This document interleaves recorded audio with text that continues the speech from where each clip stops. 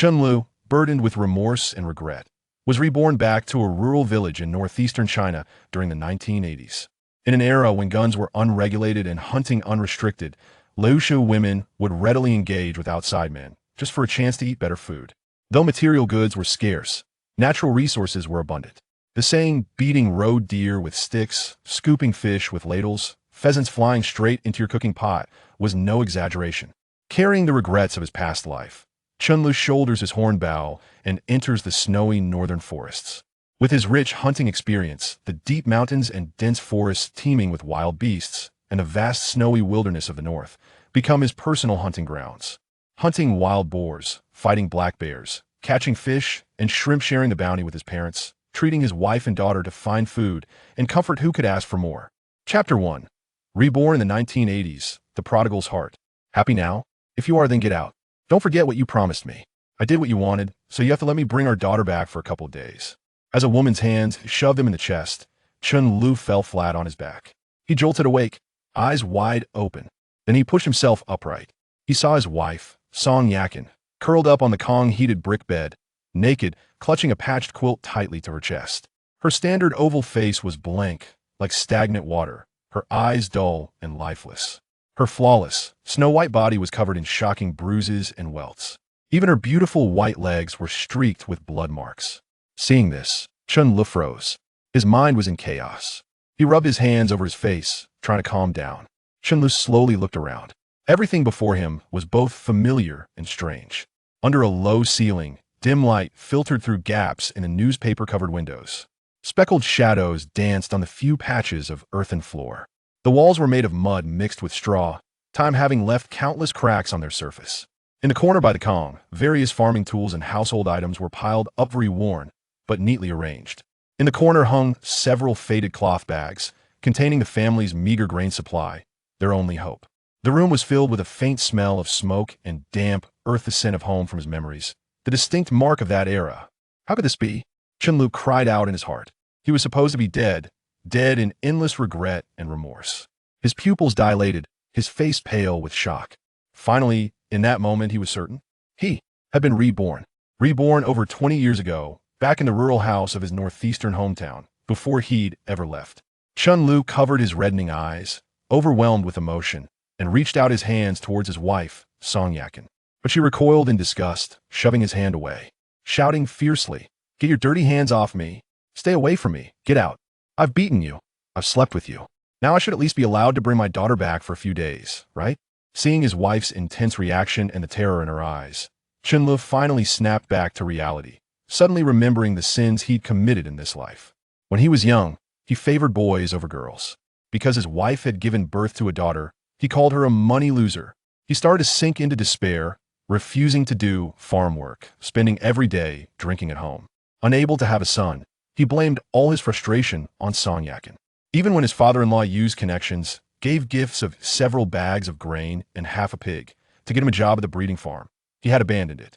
After only 3 days on the job, he was fired. Back home, he continued to lie idle and useless. With nothing to do, he'd go drinking with shady friends, straying onto the wrong path, getting into gambling. He gambled away everything the family owned. When he lost money and drank, he'd come home and beat his wife, curse his daughter. He forced his wife to send their daughter back to her parents' home, seeing her only a few times a year. But staying with her parents was still better than suffering cold and hunger at home, and being constantly beaten and terrified by Chen Lu. When Song Yakin missed her daughter, she couldn't help sneaking back to her parents' home for a glimpse. She couldn't even stay overnight, having to rush back, otherwise Chen Lu would come and cause chaos. Stealing food from his in-laws, getting drunk, and fighting with his father-in-law. These were all Chen Lu's crimes. He was simply a beast. Thinking of this, Chen Lu slapped himself several times, until his mouth bled and his face swelled. On the Kong, Song Yakin only glanced indifferently, her eyes filled with scorn. She didn't know how many times this had happened. To gamble, he was like possessed, selling everything in the house that could be turned into money, leaving no food, living a life of going hungry for 9 meals out of 3. Every time he lost money and was in a bad mood, he drowned his sorrows in alcohol. After drinking too much, he turned into a demon, beating and cursing her, sending the daughter back home. And he tortured her with perverse marital relations. For Song Yakin, this was a life without light, unable to die, unable to live. If it weren't for her young daughter and her elderly parents being threatened by Chen, sometimes Song Yakin really wanted to jump into an ice hole to end it all. But thinking of what would happen to her daughter after her death, she was only 5 years old. Her parents were already old and couldn't withstand Chen Li's torment. Especially the most vicious thing Chen Li had ever said. The moment she mentioned divorce, Chen Li grabbed a pig-killing knife, cornering her and her daughter, looking like a demon. If you dare die, I'll send your parents to join you, then sell the child. This sentence was like a curse, completely imprisoning Song Yakin's fate. After that day, Song Yakin lived like a walking corpse with no hope for life. Sometimes she thought one wrong step leads to another if only she had given birth to a son. Perhaps her husband wouldn't have changed his nature, completely turning into a madman tormenting the two of them. But why did a good person have to become a beast? I'm sorry. My wife, I'm not human, it's all my fault. From now on, I'll never drink again, never gamble. Let's live a good life, bring our daughter back. I swear, this life I'll make sure you and our daughter live in comfort. Never suffer another bit of hardship. Revisiting the sins of his past life, it was like shackles, accompanying him even in rebirth, impossible to shed. Since he had a second chance, he absolutely would not allow this to happen again. His heart burned with determination to change. After leaving those words, Chen Li rolled off the Kong, first picking up the few gene of grain left in the house. Then he put on his dogskin hat, his tattered cotton coat, hunched his neck, pushed open the door, and walked out. Seeing Chen Li leave like this, Song Yakin slowly began to put on her flowered cotton jacket, her eyes already filled with despair. By the look of it, Chen Li was taking the last bit of winter grain to exchange for gambling money again. This life was truly unbearable. With just this little grain, they couldn't even survive the winter, and it was grain brought from her parents' home. Guessing Chen Li wouldn't come back tonight, Song Yakin dragged her exhausted body, enduring the pain on her body, put on her clothes and scarf, and cautiously looked out the window a few times. After Chen Li left, she would go to her parents' home to bring her daughter back for one night, then send the daughter back before Chen Li returned. Thinking of this, Song Yakin's heart shattered, wiping away tears of rage, carefully looking out, hoping Chen Li would walk far away quickly. But the more you fear, the more it happens. After finally getting that guy to leave, originally thinking it was safe, she saw Chen Li suddenly standing still in the yard. What if he realized something, and since she hadn't fed him enough earlier, he came back to torment her again? Indeed, a gambler's words couldn't be trusted at all. Song Yakin quickly got up, trembling, ran to the outer room and picked up the cleaver, ran to the door, tightly closing her eyes. She was done. This inhuman life was truly unbearable. If he dared to come back and continue to harm her, she would fight him to the death. Chapter 2. Setting Traps, Catching Pheasants.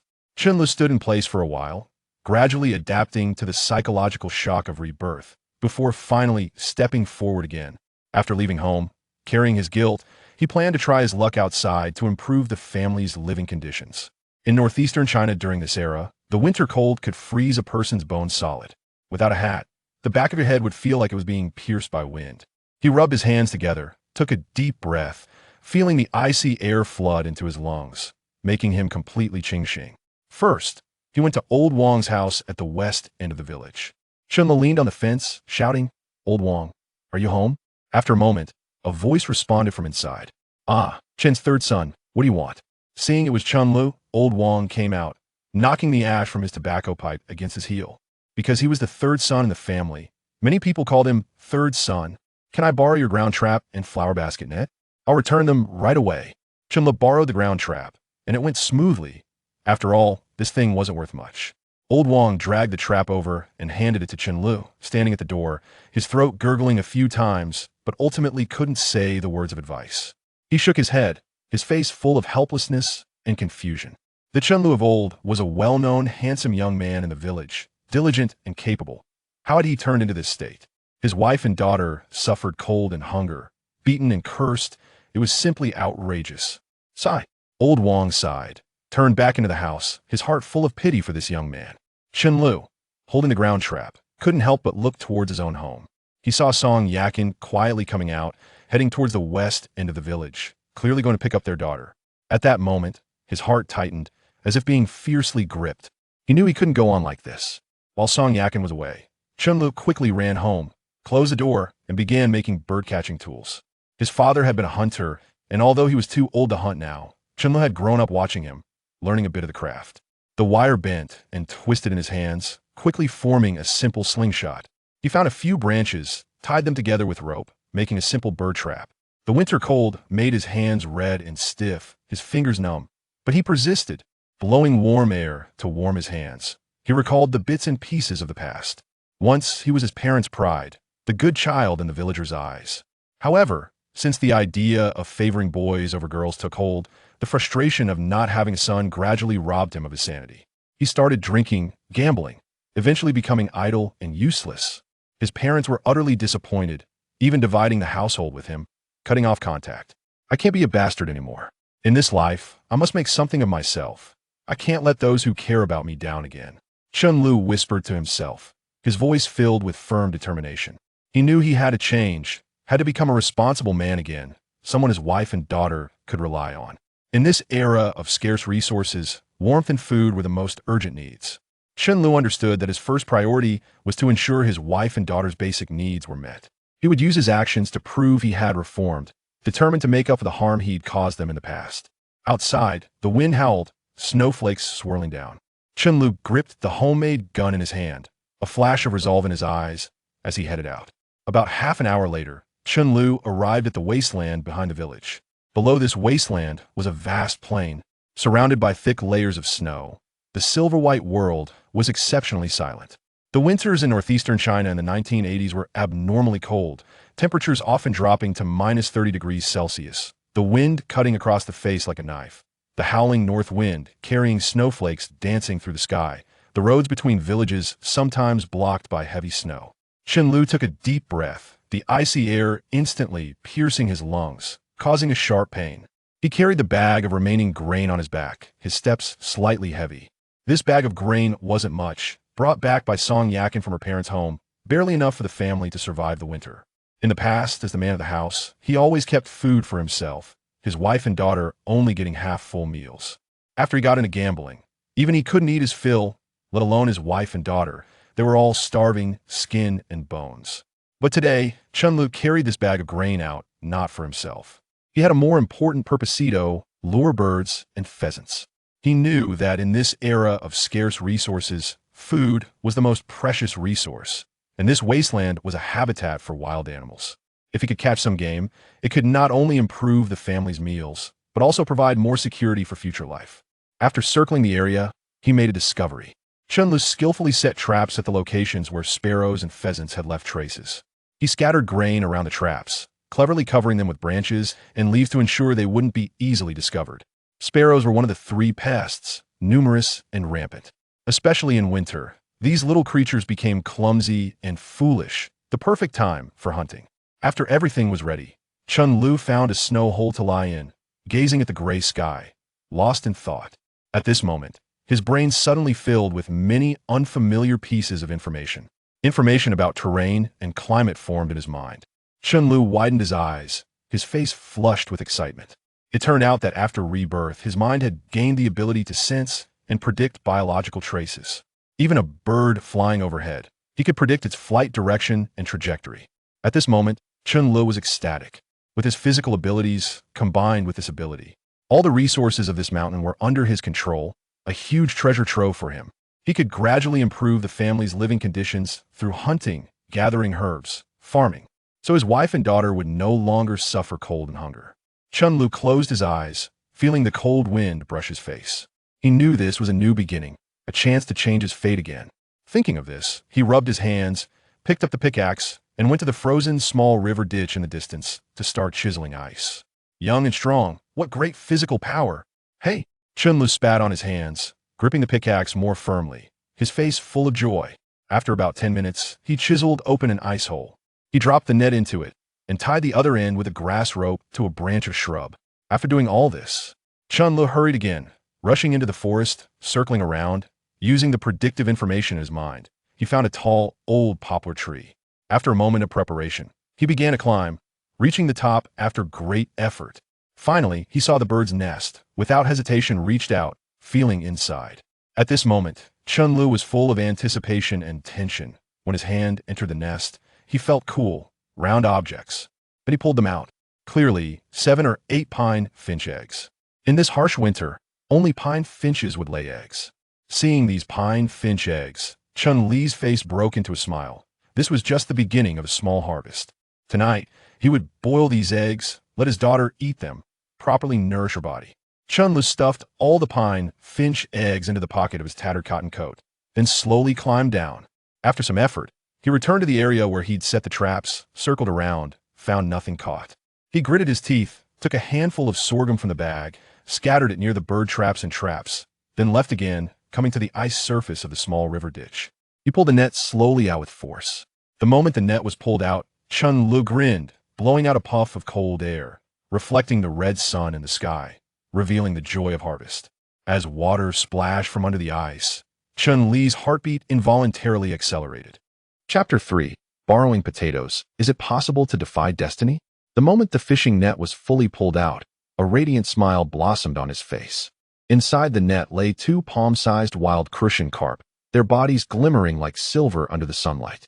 Though they were thorny, their flesh was tender and exquisite, perfect for preparing a delightful soup. Even more surprising was the small handful of river shrimp nestled within the net. These lively creatures were still wriggling energetically, seemingly protesting this unexpected capture. Chen Lu swiftly retrieved the iron tea canister he had brought along, carefully transferring the fish and shrimp inside. To ensure their escape was thwarted, he meticulously sealed the lid and tightly bound it with a rope, finally securing the canister to his waist. In that moment, despite his cheeks being reddened by the cold, his face radiated a sense of accomplishment. Returning to the vicinity of the trap, Chen Lu looked around in disappointment at the absence of any movement. It seemed that most of the sparrows and wild chickens were active only at night. He would have to come back later to check. With this thought, he cradled the large tea canister and felt the quail eggs in his pocket, bringing along the remaining sorghum grains. His heart swelling with satisfaction as he walked home with a light-hearted gait. The sky was gradually darkening. Song Yakin arrived home with a young girl in tow. The little girl, around 4 or 5 years old, was innocent and adorable, especially with her large, bright eyes resembling dark grapes. However, once inside the house, her face was filled with anxiety. "Where are Mommy and Daddy? Why aren't they here?" she asked, her voice tinged with worry. "Never mind about that," Song Yakin replied as she gently placed her daughter on the calm. "Tonight, you'll sleep with Mommy, and tomorrow morning, I will take you back to Grandma's house. If he comes back, it will be a hassle for both of us." The little girl nodded, sitting at the edge of the calm, too timid to climb up. Though this was her home, it felt strangely foreign. In her mind, Grandma's house was the place where she had grown up, while this house belonged to her father. Without his permission, she felt she could not stay the night. Watching her bewildered daughter perched cautiously at the edge of the calm, her eyes darting around, Song Yakin could not help but feel a pang of sadness. It had been nearly half a year since her daughter had last returned. Since the onset of winter, she had been sent back to her maternal home and had not come back since. She had been shuttling between the 2 homes, visiting only when longing for her daughter. But she dared not bring her back. If her husband found out, the consequences would be dire, and no one would find peace that night. If Nyonyo cried, it would incite a torrent of scolding from her husband that would last until dawn. Seeing her daughter, who seemed to resemble a child with no father, filled Song Yakin's heart with profound sorrow. How had she ended up with such a man? What had gone so wrong? With a deep sigh, she wandered around the house, only to realize that the last of their provisions had been taken by her husband, Chen Lu, to exchange for money to gamble. "The provisions at my parental home are dwindling, and with my daughter residing there, an additional mouth to feed has become a burden. There are times when I find myself so starved that I cannot endure it any longer, prompting me to return home to share a morsel. This back and forth has led to my parents' lives becoming increasingly impoverished, as the meager supplies they manage to save are primarily allocated for the 2 of us. Stay here for a moment, my dear Nyonyo. Mother will step out to borrow a few potatoes to roast for you," I reassured my daughter, who had yet to eat. With those words, I stepped outside.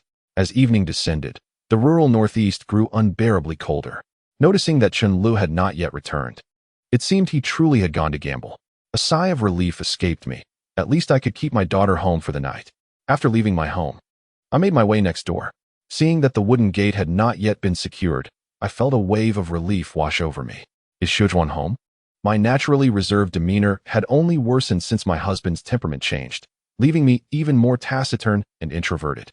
Coupled with my shyness, the thought of borrowing food filled me with an inexplicable sense of shame. Living in such dire circumstances felt like a spectacle for others to mock. Yet, I could not let my daughter go hungry. Summoning my courage, I called out. However, there was no response from within. Yet, the dim light visible through the window indicated that someone was indeed home. Is Xiaojuan there? Before I could finish my sentence, the door swung open, and my face brightened. Out stepped a woman with braided hair, clad in a floral cotton jacket and cloth shoes. This woman was my childhood friend, Xiaojuan, who had also married into Taiping village. We had shared a close bond since childhood. My father worked in the kitchen of a state-run restaurant, often bringing home food. Before my marriage, I was never lacking in provisions. While Xiaojuan's family struggled with poverty, her father was idle, and her mother was often ill. During those times, I would secretly give some of our food to Xiaojuan, and over time, we became the best of friends. However, since our marriages, our fates had utterly reversed. Xiaojuan had married a good man who worked at a forestry farm. While he toiled hard, he earned a monthly share and received ration tickets for grain, oil, and even meat. In this era, such tickets were often more valuable than money. She lived a vibrant life, and just a wall separated us, starkly contrasting my own household, where we struggled to put food on the table. Moreover, Xiaojuan had given birth to a healthy boy, elevating her status within her family, despite her humble beginnings. Yakin, what brings you here? Is something the matter? As Xiaojuan approached the wooden door, she adjusted her trousers while pulling up her floral cotton jacket. Her hair was somewhat disheveled, and a flush adorned her cheeks, not from the cold, as any discerning eye could readily discern. Song Yakin lowered her head, feeling a twinge of shyness. She had not anticipated that the couple would already be enjoying their conjugal life so early in the day. Perhaps this was a reflection of their sweet marital bliss, something truly enviable.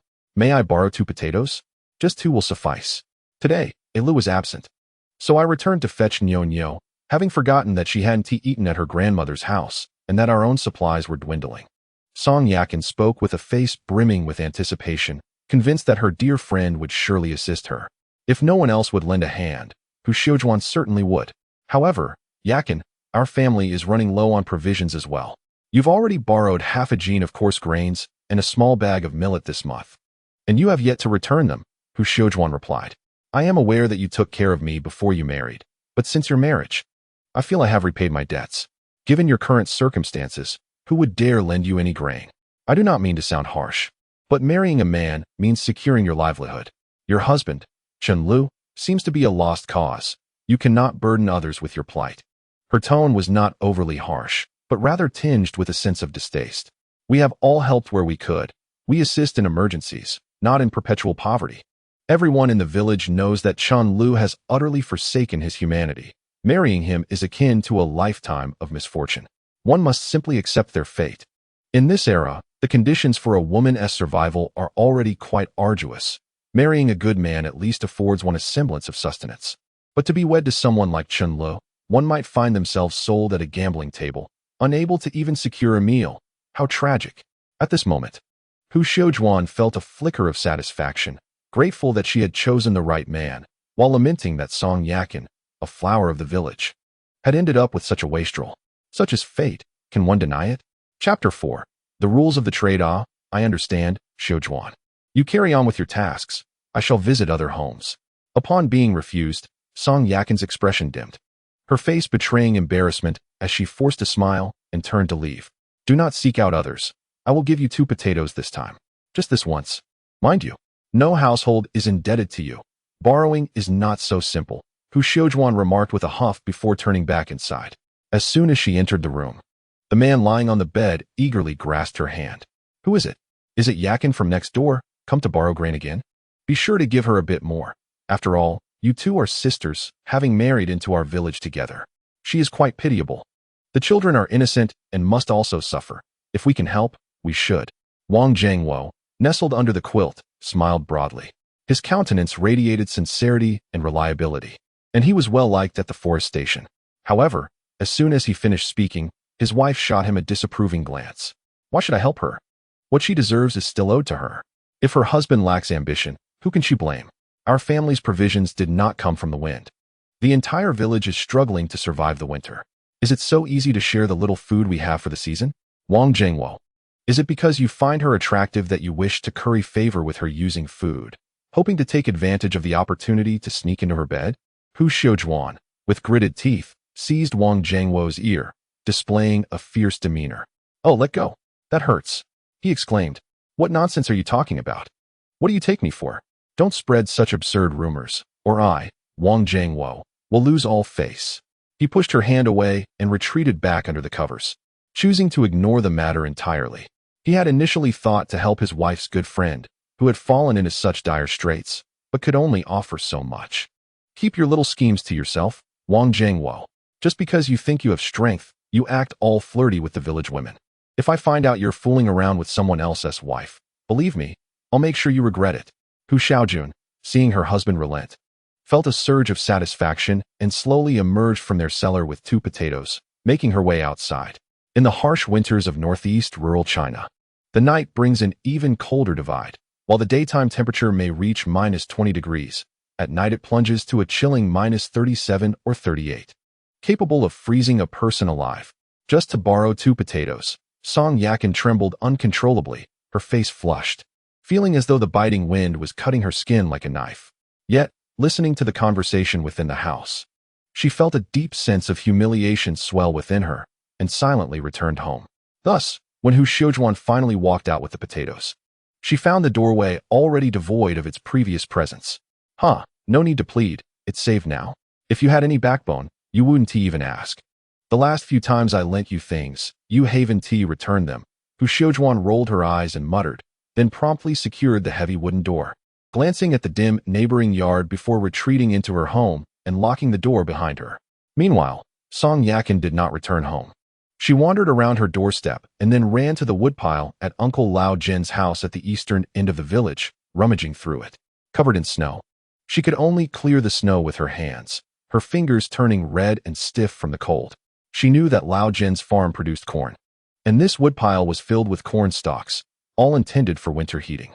With no food to borrow and unwilling to let her daughter go hungry, Song Yakin was desperate and exhausted all possible means.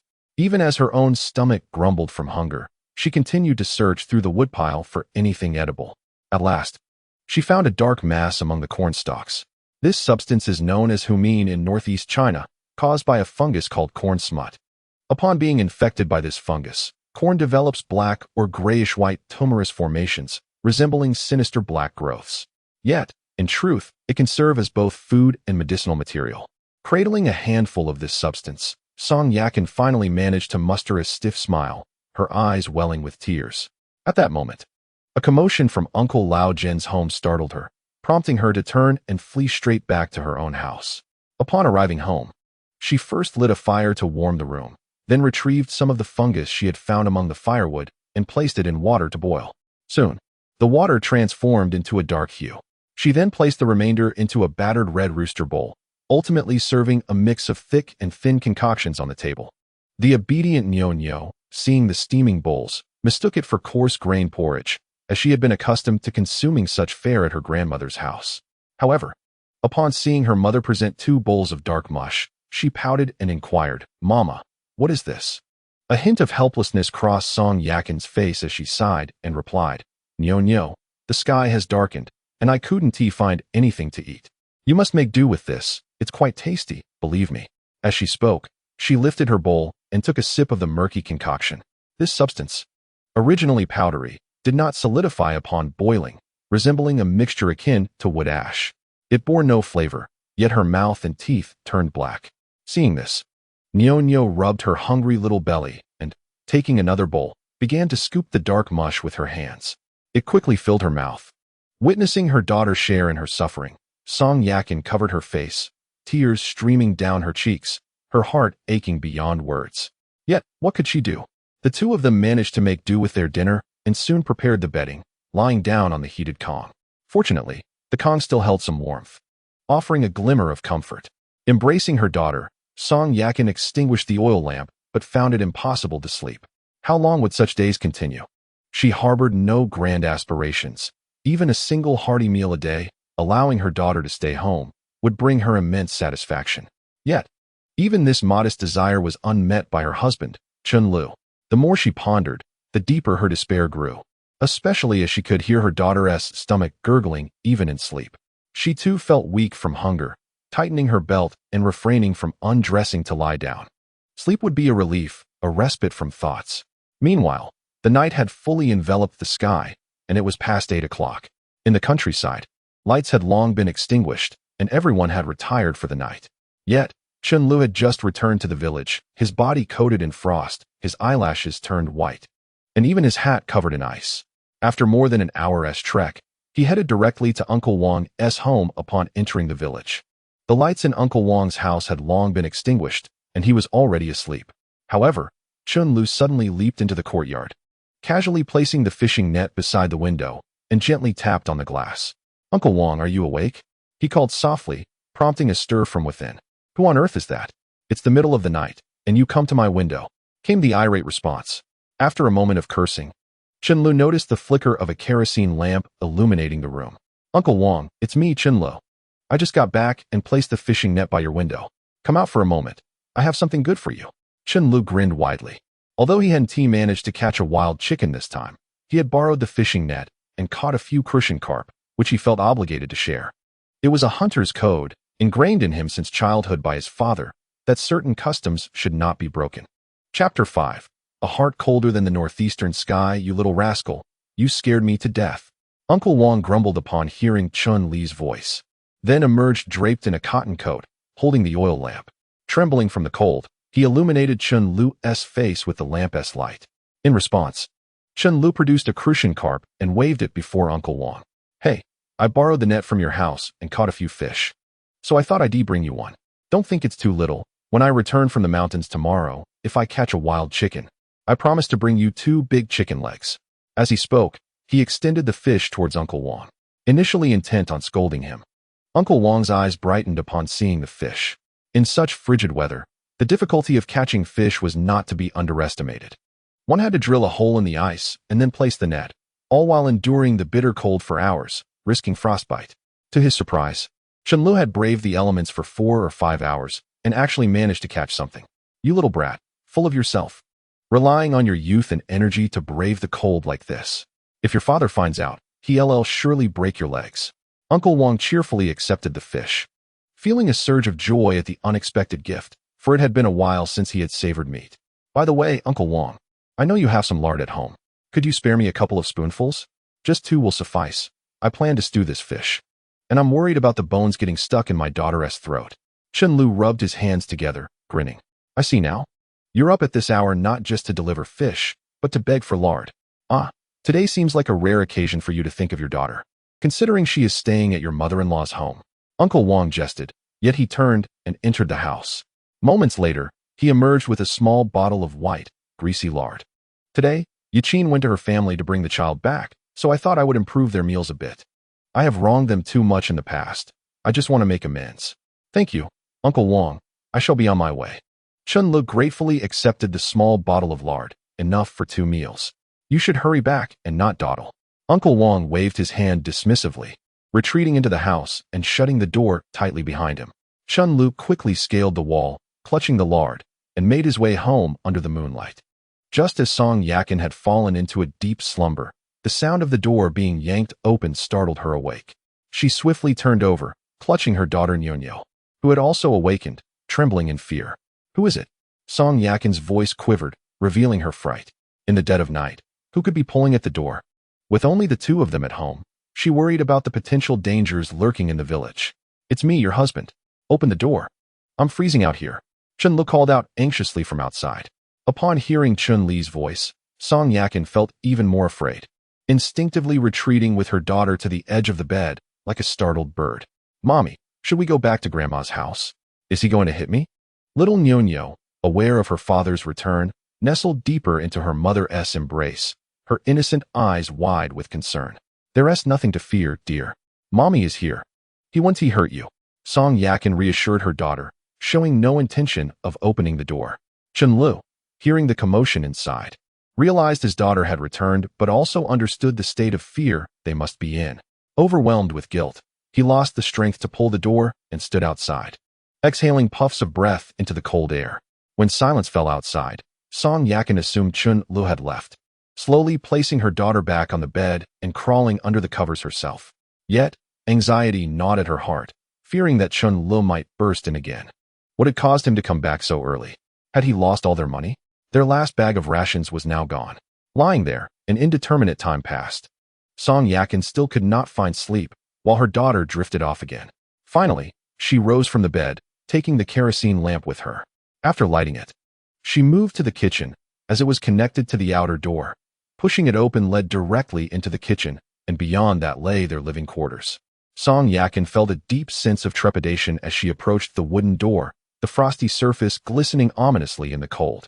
"Are you still there?"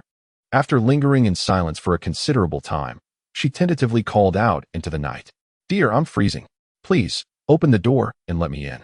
I promise I won't send our daughter back to her mother or scold you. I assure you, I will not cause any trouble." Chen Lu, fully aware of his wife's concerns, had already stood outside for an hour and a half, refraining from making any noise that might frighten her and their daughter. Initially prepared to endure the night outside, he found himself faltering under the biting cold and, upon hearing his wife's voice, could no longer restrain his pleas. Upon realizing Chen Lu was still outside, Song Yakin was taken aback, but refusing to open the door was not a viable option. The thought of him forcing his way in or succumbing to the cold filled her with dread. Resolving her fears, she approached the door, cautiously unlatched it, and knelt on the ground. When Chen Lu finally opened the door, he was met with the sight of Song Yakin kneeling, her hands clasped in supplication, her face a portrait of desperation. "Chen Lu, please, do not act recklessly. Nyo has just fallen asleep. Let her stay here tonight, and I promise to return her tomorrow. I beg you, have mercy on me." Witnessing this scene struck Chen Lu like a bolt from the blue, leaving him paralyzed with shock, his heart wrenched in agony. The suffocating weight of guilt descended upon him, rendering him immobile as he contemplated the extent of his misdeeds that had led his wife to this state of despair, reduced to begging for their daughter to stay the night. Despite feeling as if his body was succumbing to the cold, Chen Lu gritted his teeth and struck his own face twice. The sharp, numbing pain offered a fleeting relief from the guilt gnawing at his conscience, albeit only momentarily. "Please, my dear, just get up. It's freezing. I want to enter. I will wait right here. You go back in and hold our daughter." With a heart heavy with remorse, he took 2 steps back and gently pushed the door, pausing for a moment as he and Song Yakin locked eyes, the world around them falling into a hushed stillness. From Song Yakin's perspective, the harsh winter landscape surrounded them. Chun Li's face was obscured by frost, his nose and mouth encrusted with white. His rubber hat, too, was coated in frost, no longer emanating warmth.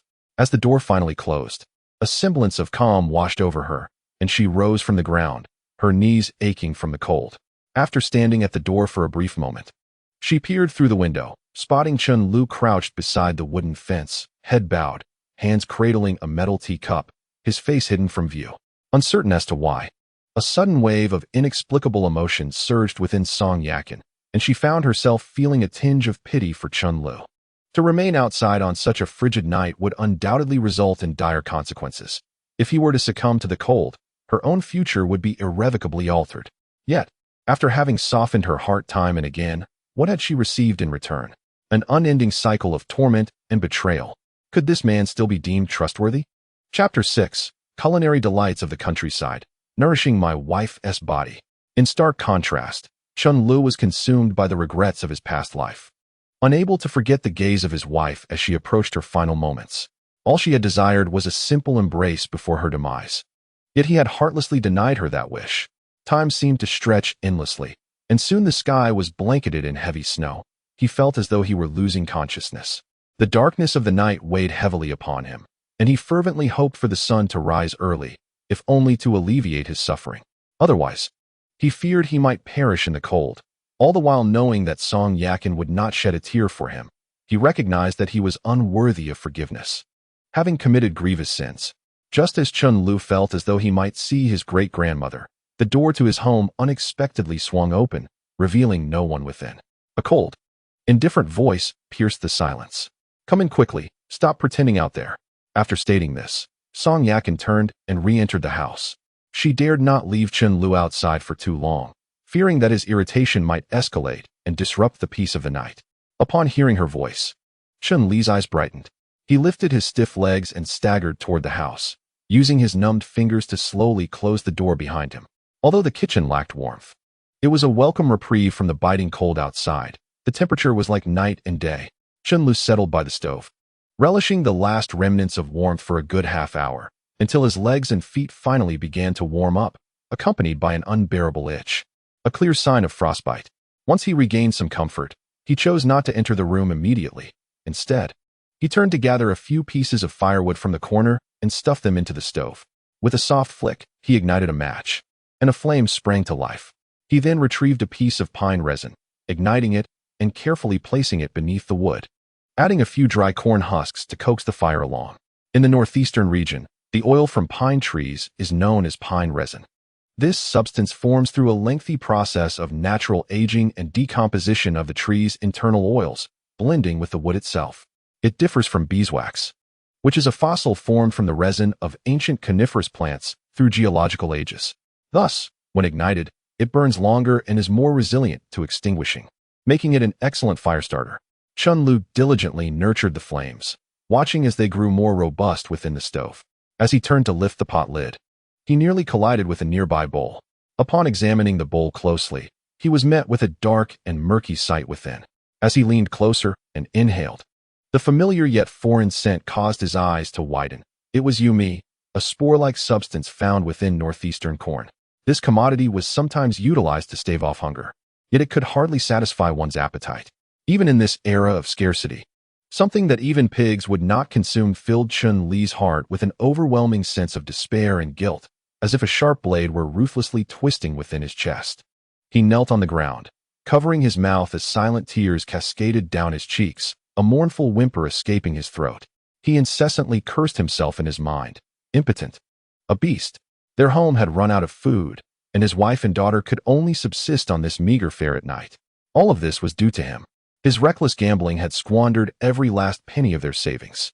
They had exhausted every neighbor's goodwill, and their reputation had plummeted because of his actions, leaving no one willing to lend them money or food. His wife not only bore the burdens of a harsh life, but also endured the scornful glances from the outside world, unable to even enjoy a full meal. As a man, he felt an immense sense of failure and self-reproach. Yet, despite the guilt that filled his heart, Chen Lu stifled his emotions and began to prepare the scant food he possessed. He retrieved the pine sparrow eggs he had hunted, a fish from the tea jar, and a handful of river shrimp. These were the meager spoils he had managed to procure that day. Gently, he took them out, thawed them, and carefully placed them into the pot. The lard borrowed from Uncle Zhang was also poured into the hot pan, his movements delicate, fearing to awaken his sleeping wife and daughter. As the fat began to heat, Chen Lu added the cleaned river shrimp and crucian carp into the pot to fry. Though they had no spices, the simplicity of these ingredients began to emit an enticing aroma as they sizzled in the hot oil. It was a delightful melange of fish and shrimp scents, a rare treat in this impoverished time and in this remote northeastern village. He found the salt jar and poured the last remnants into the pot, then added the pine sparrow eggs, along with some water, and covered the pot. Chen Lu sat quietly before the stove, watching the flames dance beneath the pot, feeling the faint warmth emanating from it. The enticing aroma wafting from the pot gradually filled the kitchen, starkly contrasting with the previous desolation. At that moment, Song Yakin was not asleep. She feared that the softened Chen Lu might turn violent against her and cast their daughter out. Thus, she held her sleeping daughter, Nyunyo, tightly, her heart racing with trepidation. Each noise from the kitchen made her pulse quicken, dreading that the next moment, the door would be yanked open, and that monstrous husband would storm in, wreaking havoc. What was he doing? Surely he had not frozen to death. How could he still be outside? How could he possibly listen to her? In times past, had such an event occurred, the first instinct after being left outside in the cold for so long would have been to inflict torment upon oneself. It has been quite a while. Why has he not yet come inside? It is often the fear of the unknown that stirs a sense of unease within the heart. The longer Chen Lu remained silent and unresponsive, the more anxious and agitated Song Yakin felt. Fortunately, dawn was approaching, and she planned to send her daughter back to her maternal home, thus alleviating any potential troubles from Chen Lu. Yet it pained her that when her daughter yearned for her, she could not be there. Mom. Suddenly, her daughter Nyunyo opened her eyes. The sky outside was already tinged with the light of dawn, and Song Yakin noticed her daughter gazing at her with curiosity. It's not quite dawn yet. Let us sleep a bit longer. Only in the presence of her daughter could Song Yakin's wounded heart find solace. It was the sole hope and obsession that sustained her will to live. Mom, do you smell something delicious? Nyonya wiggled her nose, inhaling the air like a little glutton. In her earlier anxiety, Song Yakin had overlooked the enticing aroma wafting through the air, only regaining her awareness upon her daughter's reminder. Indeed, she detected the scent of meat in the room, and the warmth from the Kong was increasing. Furrowing her brow, she was filled with uncertainty. The fragrance emanated from the kitchen, but where did the meat come from? Could it be that Chen Lu was cooking? How absurd. Not only did he lack culinary skills, he would never undertake such a task himself. Besides, where could he possibly have procured real meat? The more she pondered, the more perplexed she became. So she dismissed the thought, closed her eyes, and embraced her daughter, hoping to steal a few more moments of sleep. However, Nyonya, now awake and enticed by the delicious aroma, wore a face full of longing. In this era, simply having enough to eat was a blessing. Sometimes a month could pass without the scent of meat gracing their senses. For both adults and children, the desire for a meal of meat was not easily fulfilled. Even though Nyonya would not go hungry at her maternal home, securing a meal of meat required seizing the right opportunity. Meanwhile, in the kitchen, Chen Lu had slowly risen, lifting the pot lid, releasing a wave of steaming meat fragrance that filled the air. He too was ravenous. After all, he had left home on an empty stomach and had endured the cold for so long. Now, gazing at the crucian carp and shrimp in the large iron pot, along with several quail eggs exuding their enticing aroma, he could scarcely resist the urge to plunge his head into the pot. Yet, Chen Lu restrained himself, suppressing the desire to taste a morsel first. This food was prepared for his wife and daughter, intended to improve their meals and replenish their nutrition, serving as an act of recompense for his previous shortcomings. "Mom, I want to eat meat every day," he heard Nyonya exclaim. Thus, he added the sorghum he had brought back into the pot to steam. As the scent of the sorghum began to waft through the air, he could no longer resist and grabbed a handful to shove into his mouth, nearly fainting from hunger. The tantalizing aroma became especially alluring in moments of hunger, with the singular thought of satiating their appetites dominating his mind. As the broth in the pot began to bubble, the fish and shrimp cooked to perfection. Chen Lu hurriedly fetched 2 large bowls, each bearing noticeable chips. With a homemade wooden ladle, he carefully served the fish into one bowl, while the other was filled with tender quail eggs, accompanied by the rich, thick broth that wafted an intoxicating scent, enough to make one salivate. Observing the 2 steaming bowls of food, a look of contentment graced Chen Li's face. He carried the fragrant dishes to the front door and gently knocked. "My dear, please open the door. I have prepared fish and shrimp for you and our daughter. The day has dawned, and you too should hurry to have a bite." Chen Lu spoke softly, mindful not to disturb those within. He understood that he was solely responsible for the turmoil they faced and could only seek to atone gradually, striving to regain his wife's trust. Inside, Song Yakin was momentarily startled by the sounds from outside. She had not anticipated that Chen Lu would bring fish.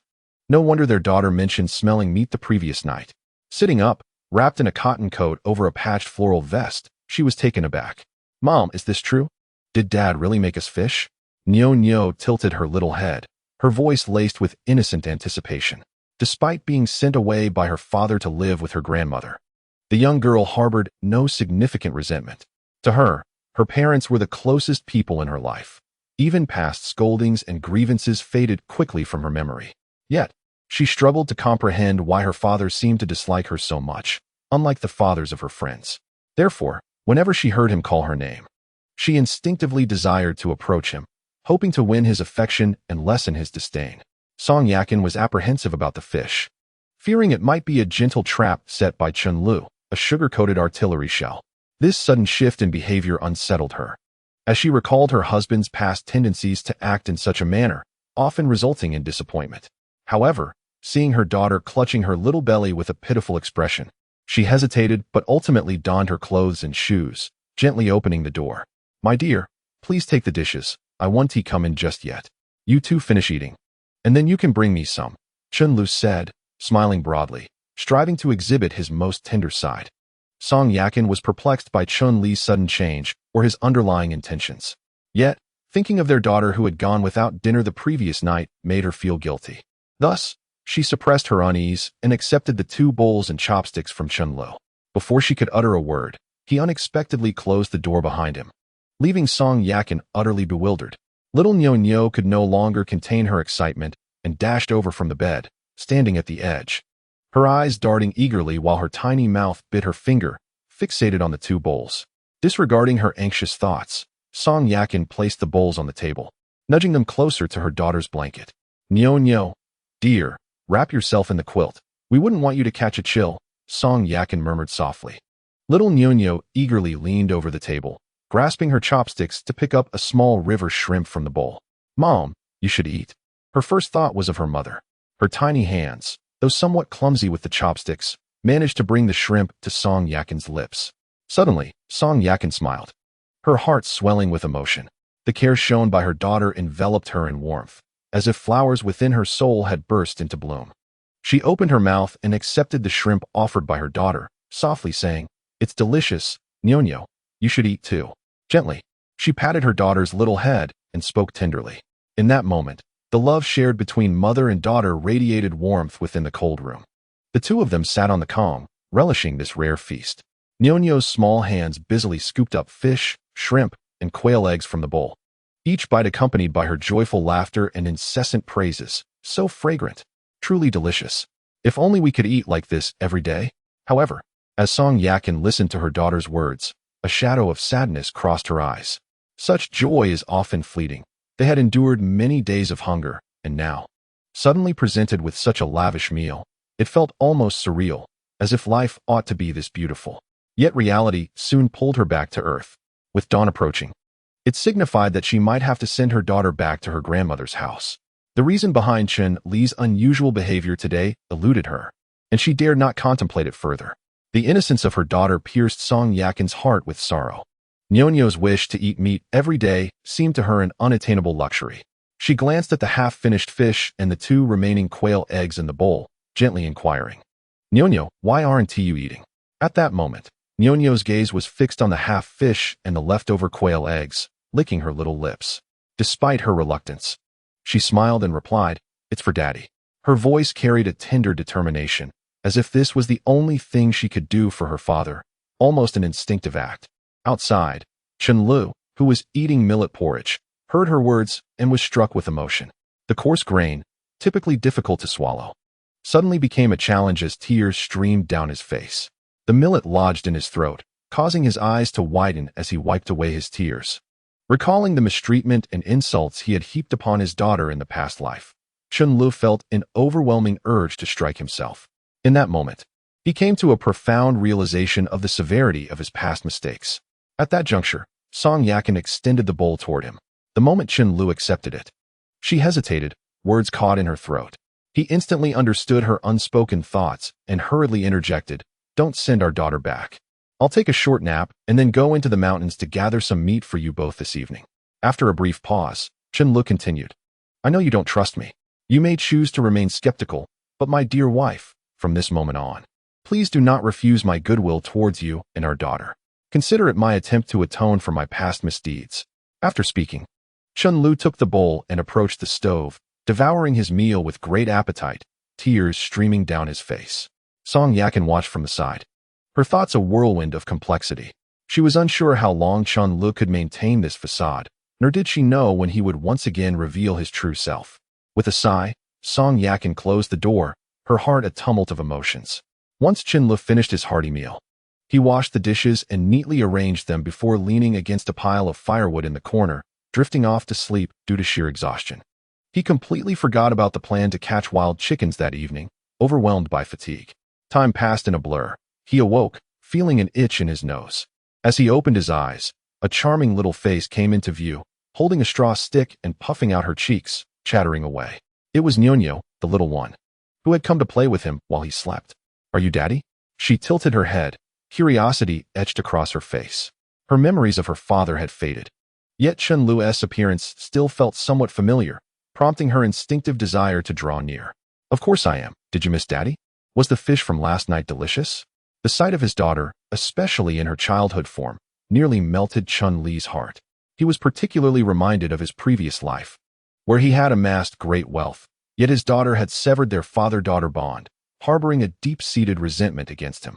The absence of paternal love during her formative years, compounded by her mother's lifelong suffering and eventual demise, had deprived Nyo of the most cherished figure in her life. Each time he reflected on this, Chen Lu felt as though his heart was being pierced by needles, recalling the frantic rush to the hospital in his last life, only to miss seeing Yakin one last time. That remained his lifelong regret, along with the haunting memory of his daughter's furious gaze. Unable to contain his emotions, Chen Lu wiped away his tears and reached out to embrace his daughter. Just then, Song Yakin returned from the restroom, having pushed the door open. Upon seeing Chen Lu reaching for Nyonyo, she was startled and rushed forward, swiftly picking up Nyonyo in her arms. "Didn't T-Mommy tell you not to come out? Why are you so disobedient? Come back with me." Song Yakin hurriedly retreated into the house, her heart racing. If she had returned even a moment later, she shuddered to think of the consequences. Chen Lu had become devoid of humanity, irredeemable, even if he momentarily showed kindness towards her and their daughter. Song Yakin understood that this was merely a fleeting phase. It wouldn't be long, perhaps not even 3 days, before his true nature would resurface. The most alarming factor was Chun Li's history. In a fit of rage one time, he had even considered selling their daughter to a childless elderly couple. Upon learning of this, Song Yakin had knelt on the ground, pleading desperately, crying out in agony, only to be met with violence, leaving her in a state of utter despair. Ultimately, she borrowed money from her family to settle the gambling debts, which allowed her to bring her daughter back home. Since then, Song Yakin has been hesitant to let her daughter spend time alone with Chen Lu. This was also one of the reasons for sending her daughter to be fostered by her family. Chen Lu, with his hands suspended in the air, watched as Song Yakin hurriedly brought their daughter inside, almost as if she were shielding her from kidnappers. Suddenly, he recalled the misdeeds of his past life, and it was no wonder his wife remained wary of him. As time passed, Chen Lu realized it was getting late and that staying in the house would only make them uncomfortable. He slowly stood up from the woodpile and approached the door, gently tapping on it. Inside, Song Yakin was dressing their daughter Nyonyo, tears streaming down her face, filled with reluctance. "I understand. I will send Nyonyo back right now. No need for you to urge me." Song Yakin summoned her courage and shouted boldly outside. Even if it meant facing repercussions, she felt compelled to say this. How could a father send his own daughter away to be raised by another family? After all, she was his flesh and blood. How could having a daughter turn into a burden? Upon hearing her words, Chen Lu realized his wife misunderstood him and hurriedly began to explain. "Wife, that is not my intention. I wanted to tell you that I need to step out for a moment. You need not send Nyonyo back. She is already home. Rest assured, I will return shortly with something to eat, and you both shall not go hungry." With a heavy sigh, Chen Lu left the house without confronting her directly. As he opened the door to the outside, the frigid air hit him, jolting him awake from his drowsiness. Meanwhile, Song Yakin, still inside dressing Nyonyo, suddenly paused, wondering if she had misheard. "Mama, that person who looked like Daddy said I could stay at home and not go back to Grandma's. Does that mean I can sleep with you tonight?" Nyonyo asked eagerly, her eyes sparkling with hope. At that moment, Song Yakin's heart was torn. How could she bear to send her daughter away, especially when it was Chen Lu who pressured her? Yet, Chen Lu had just given her a glimmer of hope by agreeing to let their daughter stay. However, she thought of his unpredictable nature. He had just left the house. And who knew if he would end up drinking or gambling again? If he lost and returned in a foul mood, he might wreak havoc at home upon seeing their daughter. How could he possibly remember his words when sober? The mere thought of this pricked Song Yakin's heart like needles, and she couldn't help but wipe away her tears. "Nyonyo, be a good girl and go to Grandma's for now. I will come to fetch you in a couple of days." Upon hearing her mother's words, Nyonyo's expression shifted from anticipation to disappointment. Reluctantly, she reached out and hugged her mother tightly, and the two of them sat on the kong, crying together. Outside, Chen Lu blew into his hands, contemplating that he must return with a wild chicken today to enhance the meals for his wife and daughter. Armed with the memories of his past life, he may not possess the expertise of a seasoned hunter like his father, but he was certainly more adept than the average person. Unfortunately, he lacked a suitable weapon. How he wished for a hunting rifle. Yet, given his current reputation, despite knowing that several families in the village owned firearms, borrowing one was utterly out of the question. Trading was not an option either, as he was so impoverished that he could scarcely afford a meal, let alone offer something in exchange. Fortunately, he had crafted some traps and snares, so he anticipated some success after a night of effort. He also planned to catch a few fish and check for bird nests on the old mountain. He would surely not go hungry. Nonetheless, Chen Lu yearned for a grand catch. With his precognitive abilities, he could easily locate the traces of wild chickens. This thought stirred a restless excitement within him. prompting him to approach Uncle Wang's home once again. Daylight had broken, and the door was unlocked, allowing him to push it open and step inside. Upon entering, he found the kitchen still ablaze with fire, a pot of hot water simmering, a clear indication that he had arrived just in time for breakfast at Uncle Wang's. Inside, he saw Uncle Wang perched on the edge of the Kong, enjoying his meal, a dark bun in hand. Sipping on a wild vegetable soup that contained the crucian carp Chen Lu had caught the previous day. A woman wrapped in a red scarf sat nearby, slurping her food noisily. When Uncle Wang spotted Chen Lu, he grinned broadly, patting the edge of the Kong. "You rascal, arriving so early for a free meal. Come, sit and have a bite. The fish you delivered last night has been turned into soup for breakfast." At this moment, Chen Li's stomach grumbled in response to the sight of others eating, realizing that he needed sustenance to pursue the wild chickens. "Little Lu, don't stand on ceremony. Your uncle invites you to sit and eat. I've steamed plenty of buns this morning. I'll fetch you a bowl," Aunt Wang chimed in warmly. Preparing to rise from the Kong, Chen Lu quickly stepped forward, gently pushing her back down.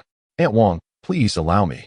I can get it myself," he said with a smile, proceeding to the bowl rack to open the wooden door. In those days in northeast China, every household possessed a bowl rack, crafted from wood, practical and resistant to water and frost, albeit lacking elegance and darkening with age. Chen Lu, however, did not mind. He retrieved a large rooster bowl and a pair of wooden chopsticks, hastening back. First, he accepted the bun Aunt Wang passed him, then filled a bowl with soup. Devouring it heartily, Uncle Wang and Aunt Wang looked on, chuckling with delight. "Little Ale, you indeed possess remarkable talent, inheriting your father's lineage. Your father is renowned in our village for his exceptional hunting prowess. Armed with a shotgun, he dares to confront bears. The village lads have ventured into the mountains several times, attempting to break the ice at the nearby reservoir, yet they have scarcely caught a few fish. You, however, have managed to bring back two. Truly commendable. Are you planning to venture into the mountains today?" Uncle Wang, having satisfied his hunger, casually picked up his pipe, placed it between his lips, pressed the tobacco down with his hand, and then set it over the nearby brazier to warm it up. This so-called brazier is a large earthen basin, molded from yellow clay and water, resembling a wash basin. Once dried, it can be filled with wood in winter to produce charcoal for warmth. "Well, let me tell you, Uncle Wang, last night I intended to catch some wild chickens. I set traps and baited with rice, but those crafty fowls have become increasingly elusive. I waited for quite some time last night, yet saw not a single shadow.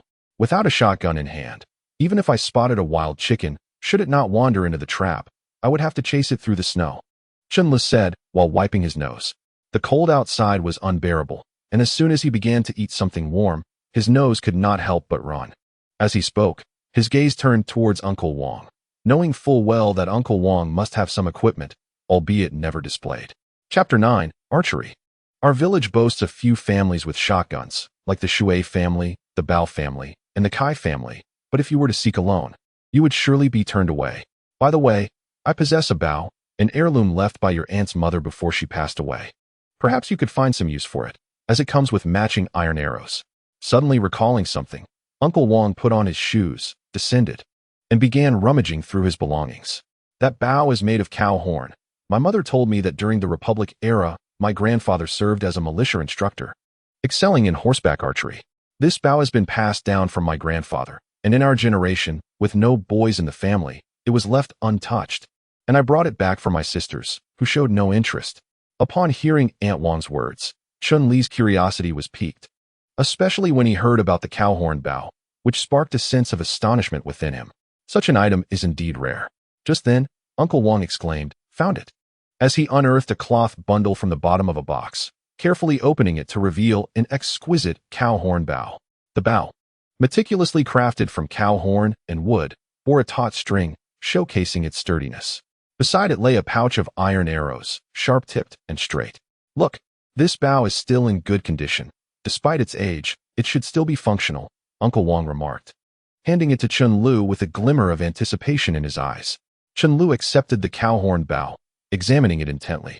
He gently pulled back the bowstring, feeling its elasticity and strength, and a wave of reverence washed over him. Chen Lu held the cowhorn Bao in his hands, weighing it thoughtfully. This object must weigh at least 20 kilograms. Its substantial heft made him acutely aware that without sufficient strength, he could never draw the bowstring. He attempted a gentle tug on the string, and indeed, the formidable resistance nearly jolted his arm. This horned bow was unlike traditional bows, Chen pondered. Conventional single-piece wooden bows are typically crafted from a single piece of wood. While they are simple to make, their power and range are limited. In contrast, the horn bow boasts a significantly greater draw weight, often requiring between 50 to 70 pounds of force to be fully drawn. Although he could not yet achieve a full draw, it did not hinder its usability. The compound bow's superior elasticity allows it to store more energy, resulting in a faster initial velocity for the arrows and an extended shooting range. This meant that during hunting, Chen could strike his target from a safer distance. He recognized that future hunting endeavors would predominantly involve bow hunting, unless he could procure a reliable firearm. Otherwise, this compound bow would be preferable. There are distinctions in hunting methods: gun hunting, bow hunting, and, of course, the more primal knife hunting. To Chen, gun hunting resembled fishing with a net, while bow hunting was akin to angling with a rod. Both required skill, yet the latter undoubtedly presented a greater challenge. However, he had no desire for such challenges. He merely wished to improve his family's quality of life, ensuring his wife and daughter had meat to eat. He raised his head, gazing at Uncle Wang and Aunt Wang, his eyes brimming with gratitude. "Thank you, Uncle Wang and Aunt Wang. This means so much to me," Chen Lu sincerely expressed. "Once I'm finished with it, I'll return it immediately." Uncle Wang chuckled and shook his head, patting Chen Lu's shoulder. "This thing will just gather dust in our home. Who knows when it might be damaged by insects? Your father was a renowned hunter in his youth, and you've inherited his skills. This bow is perfect for you, though you're a bit too lazy. In our half-formed mountains, we are connected to the small Zingenling. Venture deeper, and you'll find everything you need. For us ordinary folk, we rely on the mountains and rivers, but for seasoned hunters like you, it's a veritable treasure trove. If you don't work a bit harder, none can compel you, but it's good that you've come to this realization. Take this bow, consider it a gift."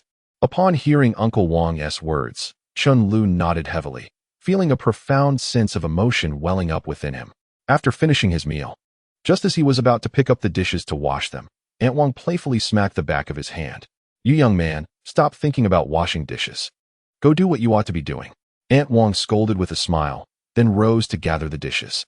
Chen Lu grinned, said goodbye to Uncle Wang, borrowed a length of rope, and stepped outside with the bow on his back. Now armed with such a formidable weapon, although he could not yet draw it to its full potential, he was confident that against ordinary game such as wild chickens or mountain hares, a single arrow would surely create a fatal wound. However, hunting wild boar would prove somewhat challenging. It would be difficult to manage alone. In the northeastern region, there exists a saying, widely circulated among hunters, that the most challenging game to hunt consists of, first, wild boars, second, black bears, and finally, tigers. The wild boar is considered the most formidable, followed closely by the black bear, with the tiger bringing up the rear. I recall my father mentioning that the wild boars in the pine forests are particularly fearsome, as they often rub against pine trees that exude a viscous resin. After rolling in the dirt, they become as impervious as if clad in armor, rendering even bullets ineffective. Should Chen Lu encounter a wild boar, he would undoubtedly turn tail and flee, for rashness could lead to dire consequences. Having been granted a second chance at life, it would be truly lamentable to perish before his wife and daughter could reap the benefits of his return. Having filled his belly, he felt invigorated, rejuvenated to the physique of his youth, brimming with boundless energy. Half an hour later, Chen Lu arrived at Halfway Mountain, first visiting the site where he had set traps the previous day. To his delight, he discovered 2 birds ensnared in the traps, evidently frozen stiff, having been caught the night before. The millet scattered on the snow's surface bore signs of pecking. Without hesitation, he extracted the 2 little creatures from their confines and placed them into the basket strapped to his back, exhaling warm breaths. At last, he had made a modest catch, enough for a delightful evening meal of roasted birds for his daughter. After cleaning them, he would skewer them with wooden sticks and roast them over the fire pit. And once the feathers were singed away, he would slather them in homemade sauce. What a delectable treat that would be. He then picked up his net and plunged it into the ice hole he had created the day before. Having completed his preparations, he clapped his hands and resolved to venture deeper into the woods to search for bird eggs. However, just as he took his first step, a sudden sharp pain struck his head, followed by a vivid image flashing through his mind. A dark figure leaped through the snow, disappearing into its depths in the blink of an eye. Intrigued, Chen Lu turned abruptly, scanning his surroundings, and began to wander nearby. Finally, he stumbled upon traces that precisely mirrored the vision he had just experienced. In the rice fields bordering the path, one misstep could lead to a snow pit, from which it would take considerable effort to emerge. Yet, as Chen Lu made his way, he found the snow only reached his knees, and he did not sink. He had already drawn his composite horn bow from his back, string taut, though the arrow was yet to be released. Uncertain of his current accuracy, he felt compelled to give it a try, having accompanied his elder into the mountains and witnessed his prowess against black bears. At this moment, excitement surged within him, for he had foreseen a mountain hare nearby. In the northeastern dialect, it is referred to as mountain jumper, a wild rabbit.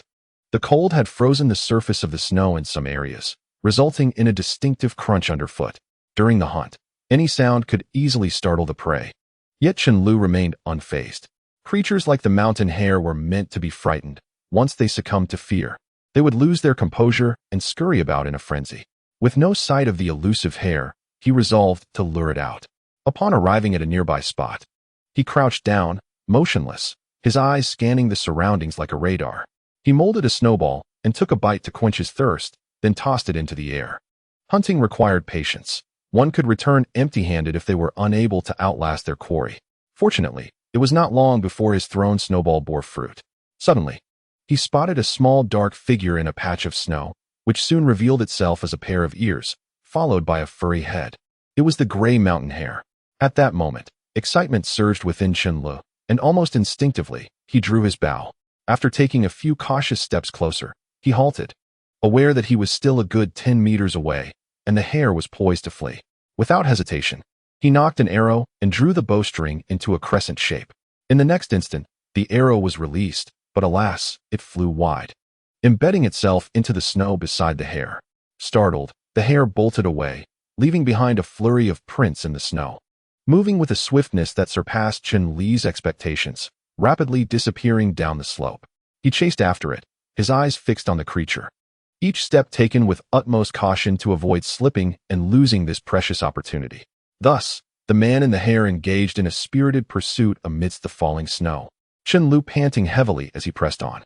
As he saw the hare leap down the slope, a pang of anxiety gripped his heart, yet he refrained from recklessness. He understood that blindly following it would only plunge him into greater peril. Fortunately, a gnarled tree nearby extended its branches, seemingly placed there for his aid. Chen Lu deftly hooked his leg around the trunk, leaning forward to steady himself. He raised his bow once more, closing his left eye and aiming with his right. The thumping of his heartbeat echoing in his ears, the only sound in the desolate wilderness. He knew this opportunity was crucial. If the hare were to plunge into the dense underbrush ahead, it would vanish like a droplet in the ocean. With an innate sense, Chen Lu anticipated the hare's next move, but this also meant he had but one chance to shoot. The bow felt particularly heavy in his hands, the act of drawing the string igniting a fiery warmth in his arm muscles, each fiber ablaze with strength. Taking a deep breath, Chen Lu let out a fierce shout and released his grip. The arrow shot forth like a bolt of black lightning, slicing through the air. In mid-flight, it appeared to veer off course, following a trajectory that suggested it would miss its mark entirely. Yet, in that fleeting moment, a miracle transpired. As the rabbit leapt over a small embankment, it was unexpectedly struck mid-air by a black arrow, subsequently plunging heavily into the ground. The entire event unfolded in a flash. Chen Lu gazed at this scene, his face blossoming with an uncontrollable smile. Although he had struck the rabbit, he understood the difficulty that lay ahead. Descending was easy, but ascending would prove challenging. Retrieving this rabbit was no simple task, as it necessitated finding a safe way to return along the path he had traversed. Nevertheless, the joy of the moment far outweighed his concerns regarding the obstacles. He descended slowly from the tree, carefully bending his waist, and cautiously made his way down the slope until he reached the ground, where he approached the lifeless rabbit, a sense of accomplishment swelling within him. He grasped the black arrow with one hand, discovering that the rabbit was not entirely lifeless, still hanging from the arrow. Ah, such a plump rabbit, whether roasted or stewed. It would surely satisfy his wife and daughter, leaving them with greasy delight. In this era, people often lacked sufficient sustenance. Even a woman indulging herself would require 2 or 3 pounds of pork to feel satiated. Some left-behind wives, while their husbands were away, would even barter with other men for a taste of good food. Consequently, the village often witnessed various scandals, yet it was an unavoidable reality. In this age, one wouldn't starve, and it wasn't too difficult to fill one's belly as long as one was diligent and capable. However, to truly savor a meal, to indulge in some rich flavors, was a monumental challenge. Just consider this wild rabbit. It could easily be exchanged for a wife, and that is no exaggeration. Wu, the cripple from the west end of the village, traded half a bag of millet for a wife, albeit one of rather unimpressive looks. Yet, she was healthy and capable, bearing him a robust son, and they lived a prosperous life. Reflecting on his own circumstances, Chen Lu felt an urge to slap himself. He had squandered a perfectly good hand. With his countenance, he was renowned as a handsome lad across the nearby villages. He was strong and robust, an ideal laborer, and had married a beautiful and poised wife like Song Yakin, yet he failed to cherish her properly. Just look at Wu the cripple, whose wife was deemed unattractive. A third or fourth tier in the village hierarchy, yet he treated her like a treasure. Day after day, he limped around her like a lost dog, fearful that she might stray with another man, seeking some fleeting romance. Chen Lu took a deep breath, realizing that the day was growing late. He resolved to hasten back, clean the rabbit, and also take 2 rabbit legs to Uncle Wang. Such is the code of the hunter. When one borrows a bow, it is customary to share the spoils. If one were to conceal the meat and fail to distribute it, it would create an air of estrangement. Should word of this spread, it would lead to whispers behind his back, and over time, the entire village would form opinions about his household. If he later wished to borrow something or seek assistance, it would be a most arduous task. Chapter 11. O heavens, return to me the man who loves me. Chun Li's hand gripped tightly around the arrow adorned with a rabbit, his heart brimming with an eagerness to return home. However, as he prepared to ascend the slope back to the original path, a vivid image suddenly surfaced in his mind. It seemed that something lay hidden on the nearby slope to his right. This was not a mere intuition. Rather, it was a response from an inexplicable precognitive ability.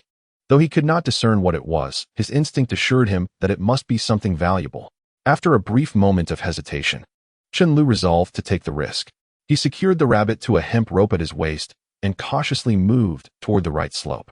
Each step proved to be remarkably arduous, as the smooth snow and loose stones rendered his footing heavy and precarious.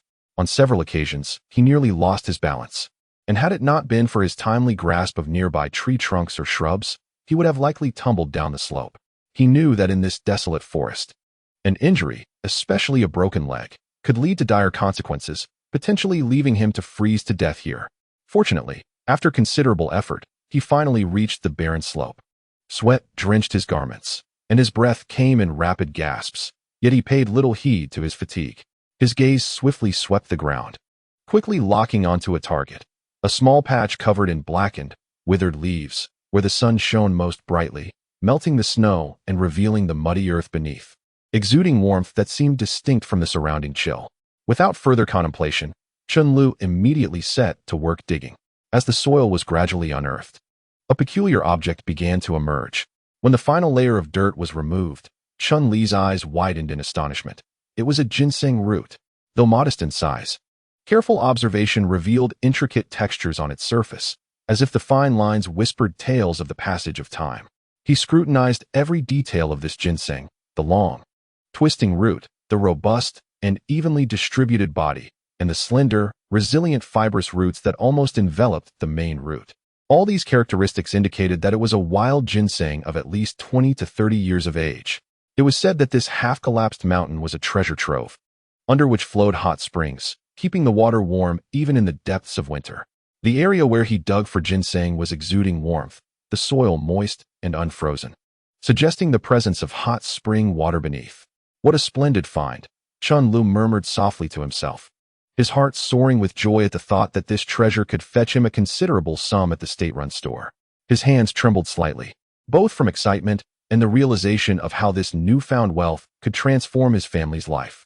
He envisioned purchasing a proper set of clothing for his wife and treating his daughter to some fine, large pieces of candy to indulge her little cravings. In that desolate mountain landscape, Chen Lu felt as though he had unearthed a hidden treasure. The wild ginseng not only symbolized monetary value, but also signified an enhancement in their future living conditions. He swiftly wrapped the ginseng and placed it in a small cloth bag he carried, anxious to avoid any misfortune. Chen Li's heart overflowed with astonishment and gratitude.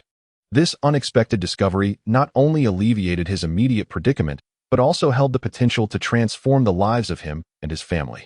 He carefully wrapped the ginseng and placed it into the small cloth bag he carried with him. As dusk settled, Chen Lu, not wishing to linger, quickened his pace towards home, burdened with his bountiful harvest. Passing by the traps he had set, he noticed with perplexity that no wild chickens had been caught. Could it be that they had begun their winter slumber? After an arduous trek in the mountains, by the time Chen Lu reached his doorstep, the sun in the west was nearly sinking, casting a fiery red hue across the sky. The term the waning sun of the northern frontier aptly describes the breathtaking scenery of northeastern winters at sunset. Upon returning, Chen Lu concealed the rabbit he had caught within his embrace, clad in a shabby, cumbersome cotton coat. When he encountered fellow villagers, he was cautious not to make any exaggerated movements, fearing that the rabbit's tail might betray his secret. This cautious behavior stemmed from the hunting rules instilled in him by his late father. When a hunter returned to the village with a catch, it was customary to share a portion of the meat with anyone encountered along the way, even if they merely greeted you. This tradition, a relic of wisdom from seasoned hunters, acknowledged the inherent dangers of hunting in the remote mountains and forests. Should misfortune strike, leaving a hunter injured, a good reputation in the village could mean the difference between life and death. Conversely, if one was well regarded and had surplus meat, it was customary to distribute some among neighbors, as many would traverse the mountains for firewood. This goodwill might one day prove invaluable. In these secluded woods, where even birds would hesitate to dwell, accessibility was severely limited. If someone were to perish here, their absence would go unnoticed. In this era, community values were simple yet fierce, particularly with those who harbored ill intentions, capable of treachery behind a friendly facade. Yet, at that moment, Chen Lu had little time to ponder such matters. His wife and daughter were still hungry, and he had no thought of sharing his hard-won meat. He dreamed of the day when his family could enjoy the luxury of meat freely, or perhaps when he could procure significant catches from the sea to share with others. The door to his home was unlocked. As Chen Lu placed his hand on the wooden door, he heard the crunching of snow behind him. Turning around, he saw Song Yakin approaching, wiping tears from her eyes. "Wife, where have you been?" Chen Lu asked, startled at the sight of her tears and filled with concern. To his surprise, Song Yakin shot him a disdainful glance, ignoring him entirely as she pushed open the door and entered their home. Chen Lu hurried after her, stepping inside and carelessly tossing the rabbit and 2 sparrows onto the floor. He also placed 3 or 4 crucian carp from the tea jar onto the stove before moving deeper into the house. Song Yakin sat cross-legged on the kong, her back to Chen Lu, gazing out the window, lost in her thoughts, appearing utterly dejected. Chen Lu stood behind her, his gaze sweeping across the room, only to discover that their daughter, Nyo, was absent. "Wife, where's Nyo? Did I not say I would return and improve your meals?" Chen Lu hastily inquired. Upon hearing this, Song Yakin slowly turned around, her eyes reddened, yet she remained silent. She feared that voicing her complaints might provoke Chen Li's notorious temper, especially since their daughter had already been sent back. Another beating would be utterly futile. "Speak, my dear aunt, my ancestor. Surely you did not send Nyo back to her maternal home?" Chen Lu asked, his eyes widening in alarm, his anxiousness prompting him to raise his voice. This startled Song Yakin, causing her to blink, as she thought Chen Lu was about to lose his temper again. "What could I do if I didn't send her back? Wait for you to return and unleash your anger on our daughter, only to have her tossed back and forth in the middle of the night. I sent her back early to spare you from getting upset. What more do you want from me? It's impossible to keep her at home, and you disapprove of sending her to my mother," Song Yakin internally lamented, feeling utterly despondent, unsure of how to appease Chen Li's mood. "I didn't mean it that way, nor was I blaming you. Why can't you trust me just once?" Compared to Song Yakin's despair, Chen Lu felt an overwhelming urge to bang his head against the wall. No matter what he said or did, his wife simply did not believe him. "Can I still trust you? Do I dare? Chen Lu, I implore you, stop tormenting me. What more do you want from me? I would even kneel before you." To his astonishment, Song Yakin truly knelt on the bed, internally pleading, "Heaven above, please return the man who once cherished and cared for me." More often than not, she believed Chen Lu had been possessed, contemplating seeking a shaman to restore him to his former self. How could he have changed so drastically? Chapter 12. Is this man after something? This scene startled Chen Lu into action, rushing forward to embrace Song Yakin, who began to struggle fiercely, more difficult to contain than a pig during the New Year festivities. Especially after having consumed hearty food, including fish, the night before, she had regained some strength. Yet, Chen Lu, exhausted from the day's turmoil, persevered until her emotions gradually calmed, allowing him to slowly release his hold. However, Song Yakin had regained her composure. I will go fetch Nyo. That should suffice to restore your trust in me. I've just caught a rabbit and am preparing to deliver its hind legs to my father-in-law and mother-in-law, Chen Lu stated, before stepping into the kitchen to tidy up. Song Yakin stood there, momentarily stunned, struggling to believe it. Chen Lu was off to hunt. Did he not vow never to engage in hunting again? Recalling the disputes from 2 years prior that had erupted over hunting, waves of unease washed over her. The fierce argument with her father-in-law, which almost escalated to violence, had led Chen Lu to swear off hunting entirely. At that time, all was well. He had yet to succumb to the vice of gambling. He was still aware of the value of earning collective points within the production team, proving himself to be a diligent laborer. Although he was not particularly affluent, he always had enough to eat, and there were no worries at home. The passage of 3 years felt exceedingly swift. The hunting rifle, once a trusty companion, had long been forsaken in a corner, now shrouded in a thick layer of rust. Now, upon learning that Chen Lu had rekindled his old skills, a subtle transformation stirred within Song Yakin's heart. After a moment's contemplation, she donned her shoes, slowly descended from her bed, and cautiously pushed open the door, leaving only a slender crack. Her gaze slipped through the opening, settling upon the figure bustling about in the yard. There stood Chen Lu, bent at the waist, wielding an axe to process his catch. Beside him lay a large, plump gray rabbit, quietly resting, accompanied by 2 small sparrows. The tea jar brimmed with freshly caught fish and river shrimp, all of it so vividly tangible. Song Yakin gently closed the door, her mind swirling with thoughts. She began to question whether Chen Lu had truly changed. The sorghum grains he had brought home yesterday had returned, albeit in lesser quantity. Yet this was sufficient to suggest they had not been exchanged for gambling stakes. The quail eggs, wild crucian carp, and that bowl of self-prepared soup constituted a breakfast that felt almost surreal. Reflecting on Chen Lu's behavior over the past few days, her doubts deepened. For 3 years, he had neither hunted nor ventured into the mountains, and their family had scarcely tasted meat. How could he suddenly seem like a different person, as if he had been touched by something unclean? Such anomalous behavior prompted Song Yakin to ponder whether she should visit the ancestral village of Chonglan, seeking the esteemed diviner Lu Sanggu to inquire about this transformation, for it seemed far too abrupt to be credible. What had suddenly sparked this enlightenment? Just as she was lost in thought, Chen Lu unexpectedly pushed open the door and grinned, saying, I'm taking these 2 fatter hind legs to our parents, and I'll need you to run an errand for me with the front legs and the rabbit's head for Uncle Wang. If it weren't for borrowing a bow from his family, I wouldn't have caught this rabbit. I'm heading out now, aiming to return early, so I can fetch our daughter before nightfall, and we can enjoy the rabbit meat for dinner. With that, Chen Lu turned and exited the house.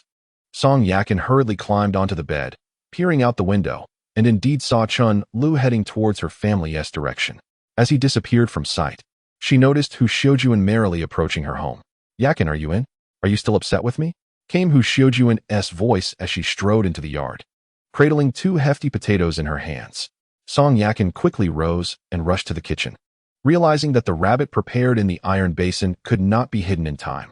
When Hu Xiujuan opened the door, her eyes widened at the sight of the large, plump rabbit resting within the basin. Oh my heavens, where did you find such a robust mountain hare? Hu Xiujuan casually placed the potato on the stove, then squatted before the large iron basin, unperturbed by the blood, as she began to rummage through it, particularly captivated by the intact rabbit skin lying beside her. Her eyes sparkled with excitement.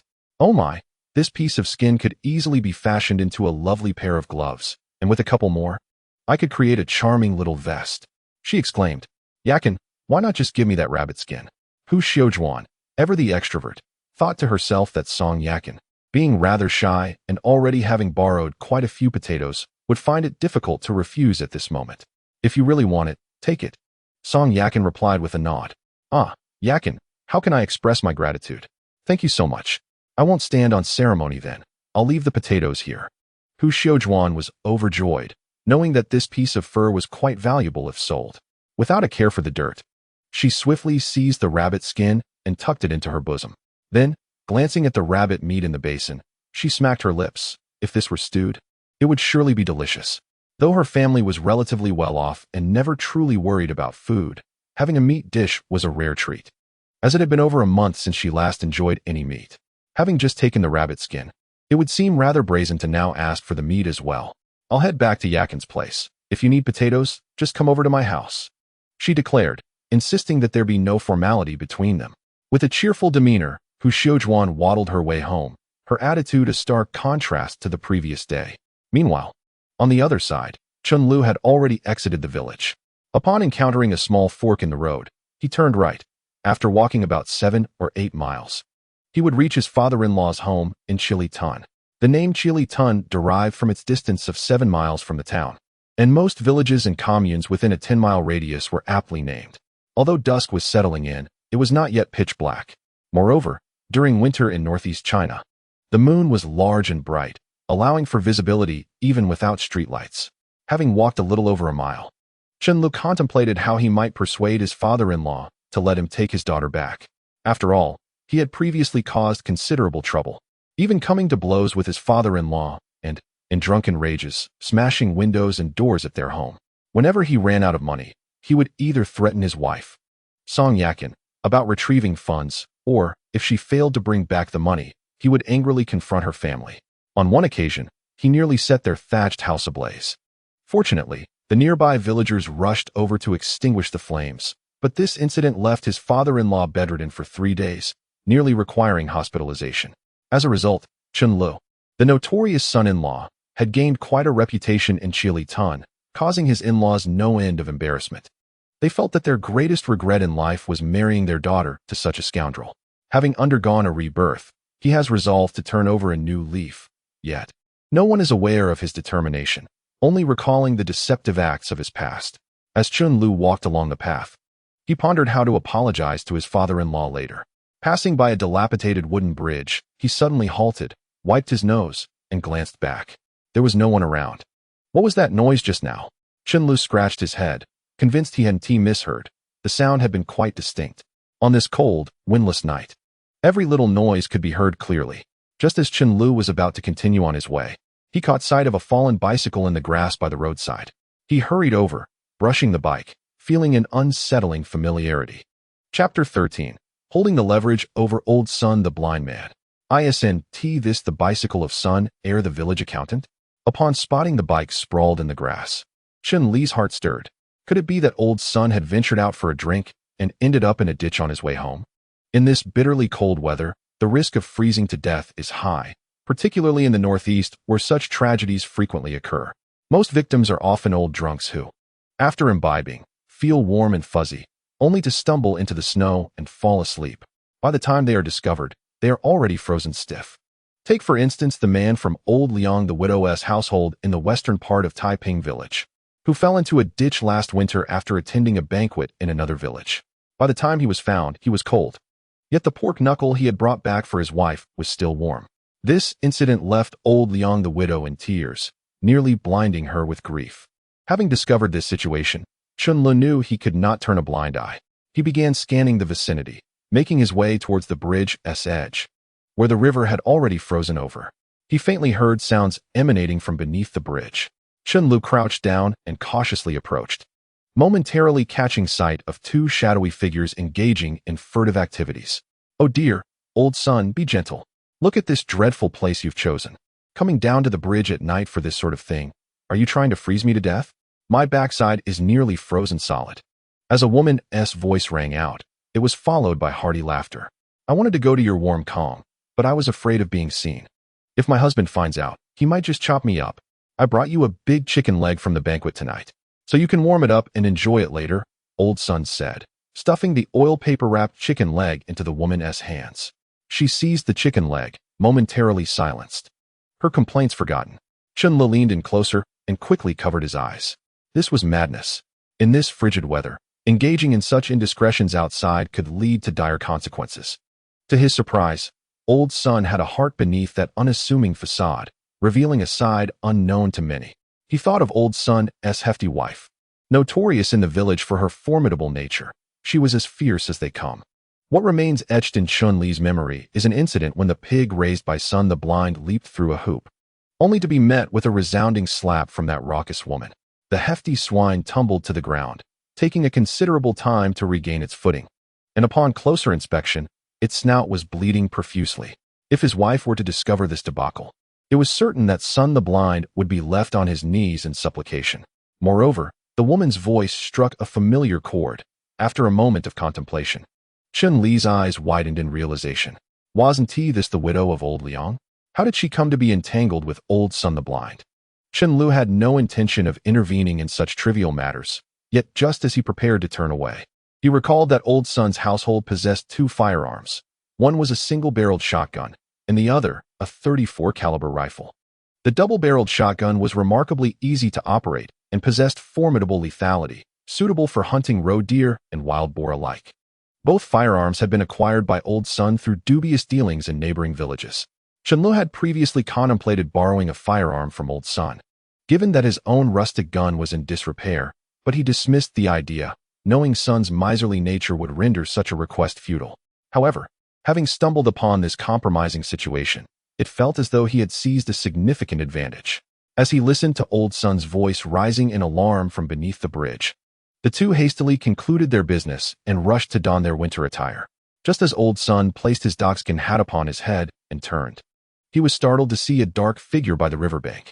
This sudden fright caused him to fall onto the icy surface, and despite several attempts to rise, he remained sprawled until the widow Liang pulled him up. "What on earth are you doing, jumping at shadows? Look at you, covered in ice," she chided. "There's someone there, keep quiet. There's someone by the riverbank," Sun the Blind exclaimed, which caused the widow Liang's legs to tremble, and she too collapsed onto the ice. If this embarrassing scene were to be witnessed by others, rumors would spread throughout the village, leaving them both humiliated. "This is all your fault, rushing me over here," she scolded him.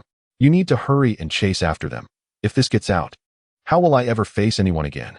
With a forceful jab to Sun's thigh, she urged him on. "Enough of your clamor. The person has already fled. Where am I to pursue them now?" Sun the Blind replied, exasperated. "Let us just go home. I must have been seeing things." Upon hearing this, the widow hesitantly stood up, and both, feeling guilty, took a few steps before glancing back nervously. After propping up a bicycle by the roadside, they made their way hurriedly back to the village. At that moment, Chun Lu emerged from the opposite side of the bridge, clapping his hands with a smug smile gracing his face. He then hastened towards his father-in-law's house, having just witnessed a spectacular scene that had delayed him for a full 2.5 minutes. Over half an hour later, Chun Lu briskly entered Chilitan, where the cold wind howled through the village, swirling the snow on the ground into billowing white mists under the cover of night. At last, he arrived at the entrance of his father-in-law's courtyard, a quintessential rural abode in northeast China. This humble earthen house is constructed from a mixture of yellow clay and straw, meticulously compacted over the years. The walls, now weathered by relentless winds and rains, bear the marks of time with several mottled cracks. The roof, thatched with reeds, shows signs of sagging in certain areas, yet remains relatively sturdy. Wisps of blue smoke ascend from the chimney, dispersing into the cold air, imparting a faint warmth. The courtyard is blanketed in ice and snow, each step crunching beneath foot with a distinct creak. In one corner of the yard stands a tall stack of firewood, neatly arranged and covered with a thick layer of straw to prevent the snowmelt from seeping in. Beside this, a dilapidated stone mill, blanketed in snow, appears to have been abandoned for quite some time. The gate, assembled from several wooden planks, creaks ominously upon being pushed, the rusty hinges protesting with a sharp, grating sound. An old iron lock dangles from the door, its metal chilled by the frost. Chen Lu finds himself shaking it vigorously to unlock it. On the outer side of the gate, a faded couplet is affixed, its characters barely discernible, yet the phrase "fortune fills the world" can still be made out. A red lantern hangs above the doorframe, its dim light casting a warm glow amidst the darkness. As Chun Lu steps into the courtyard, he notices the door of the house has swung open, and a basin of hot water is thrown out, only to freeze before it even touches the ground, shattering upon impact. With his hands tucked into his sleeves and his head drawn in, Chun Lu peers forward. At that moment, the elderly lady who opened the door spots a figure standing in her yard, startling her so much that she nearly drops the basin. Quickly regaining her composure, she ventures out cautiously, greeting with the familiar dialect of northeast China. "Who's there, wandering about my yard at such a late hour?" In this region, the term yard refers to one's own courtyard, where typically rural homes possess two yards: the front yard, known as the front courtyard, and the backyard, called the back courtyard, often used for summer vegetable cultivation or corn planting. The storage area, referred to as the lower house, typically lies adjacent to or behind the main dwelling, serving as a repository for farming tools, grains, and firewood. Due to its relatively low stature and secluded location, it is aptly named the lower house. "Mother, it's me, Chen Lu." The elderly woman approaching Chen Lu is none other than his mother-in-law, Zhang Guizhi. As she draws near, her nearsightedness clarifies the identity of the figure before her, her wayward son-in-law. Instantly, her expression shifts to one of alarm. As if she has encountered a harbinger of misfortune, her legs tremble uncontrollably. You wretched soul, what brings you here again?" Chapter 14. Anxious Arrival, Confronting the In-Laws. The memory of last month, when her daughter returned home in tears, bruised and clutching her granddaughter, shattered Zhang Guizhi's heart. The three women wept together, inciting her husband, Song Jigang, to seize a kitchen knife, intent on confronting Chen Lu for retribution. On that occasion, Song Jigang was truly incensed, resolved to exchange his life for Chen Li's, willing to sacrifice his own existence to rescue his daughter from the clutches of that scoundrel. Fortuitously, Chen Lu was not at home, having ventured out to frolic, thus narrowly escaping a dire fate. However, in the ensuing years, Chen Lu transformed into a master of mischief, frequently causing disturbances at his wife's familial abode, thereby exposing their domestic troubles to the entire village. Consequently, Yaqin's three brothers had not hesitated to confront Chen Lu, but he proved to be a rascal. A light reprimand bore no effect, while a severe thrashing only resulted in their daughter needing to tend to him. It was a predicament with no resolution. As a result, Song Jigang felt increasingly humiliated in the village, his stature diminishing with each passing day. No respectable family could withstand the turmoil Chen Lu inflicted, casting a shadow over the entire Song household due to this disgraceful son-in-law. Each of his visits turned the household into a cacophony of chaos. Thus, upon seeing Chen Lu's arrival, Zhang Guizhi's heart sank, her voice trembling as she inquired, "Mother, I am here to fetch Nyonyo. And I've brought you 2 rabbit legs as well. I had a stroke of luck while hunting today and managed to catch a mountain hare," Chen Lu declared, lifting the rabbit legs to show his mother-in-law. The elderly lady, once robust and radiant from her husband's care, had withered under the strain of Chen Li's antics, lamenting for her daughter daily. The Song family comprised 3 sons and 2 daughters, all of whom had settled down and thrived, except for her daughter, Song Yaqin, who endured a life unworthy of a decent existence. How did her once promising son-in-law devolve into such a wretched state? It was a mystery that perplexed not only their daughter, but also the elderly couple. "We cannot accept this. You must take it back," Zhang Guizhi insisted, shaking her head. "Nyonyo is asleep. Why would you come to collect her at such a late hour? How could she possibly entrust her granddaughter to Chen Lu, a rogue, especially at night? These gamblers lack humanity." Just the other time, Chen Lu nearly sold their daughter, and it was through their painstaking efforts that they managed to redeem the child. Such actions were beyond comprehension. "Mother, at least allow me to see Nyonyo for a moment. I will leave right after," Chen Lu asserted resolutely, yearning to speak a few words in front of you and my father. It seemed that refusing him would ensure an evening of unrest. Zhang Guizhi sighed, lamenting that at her age, she could hardly endure such upheaval. After a moment's hesitation, she turned warily, glancing back at Chen Lu intermittently. Inside the house, an elderly man, lean and graying yet of respectable demeanor, was Song Jigang, Chen Li's father-in-law, busy husking corn on the floor. Hearing the door creak open, he lifted his gaze to see his spouse entering, her expression stiff and apprehensive, as if she had been taken hostage. "What was that commotion just now? Did a beast descend from the mountains and intrude upon our yard?" Song Jigang inquired. "Where did this beast come from? Is it not that wretched ghost again? I cannot contend with him. You speak to him." Zhang Guizhi waved her hand dismissively and sat down on the edge of the calm. In that moment, Chen Li's figure was revealed. Upon seeing him, Song Jigang's expression turned ashen, and without a moment's hesitation, he hurled a corn cob at Chen Lu. Fortunately, Chen Lu reacted swiftly, tilting his head to evade the blow, though his head struck the doorframe with a loud thud. "You wretched scoundrel! How dare you come to my home? Get out, get out! If you don't leave, I swear I will make you regret it. Song Jigang fumed, his hand rummaging through the pile of corn kernels until he found a screwdriver, which he brandished as he charged at Chen Lu. Zhang Guizhi, realizing the gravity of the situation, interjected, "This cannot go on. Although Chen Lu is not human, as an elder, you must exercise restraint. If you injure him severely, it is your own daughter who will ultimately suffer." She hurriedly rose to restrain her husband, shouting at Chen Lu, "Speak your piece quickly and leave right after." As she spoke, tears streamed down her face. Witnessing the hostility from his father-in-law and mother-in-law was a poignant reminder of the pain and suffering he had inflicted upon them. He was wholly deserving of their ire. In the early days of his marriage, they had embraced him as their own, treating him as a beloved son. Their kindness had been boundless. Whenever there was a feast, he was the first to be invited, and the household was always generous with food. On one occasion, his mother-in-law had prepared a lavish spread, abundant with wild vegetables and preserved dishes, despite the scarcity of meat. She even placed a jar of canned peaches at his seat. His father-in-law had spared no expense, heating up the fine wine he had previously been reluctant to open for his apprentices, laying it before Chen Lu. They had even sacrificed a pig from their own stock to help him secure a job, yet Chen Lu had failed to live up to their expectations. Now, faced with their rage, Chen Lu took a deep breath and knelt down, bending his legs.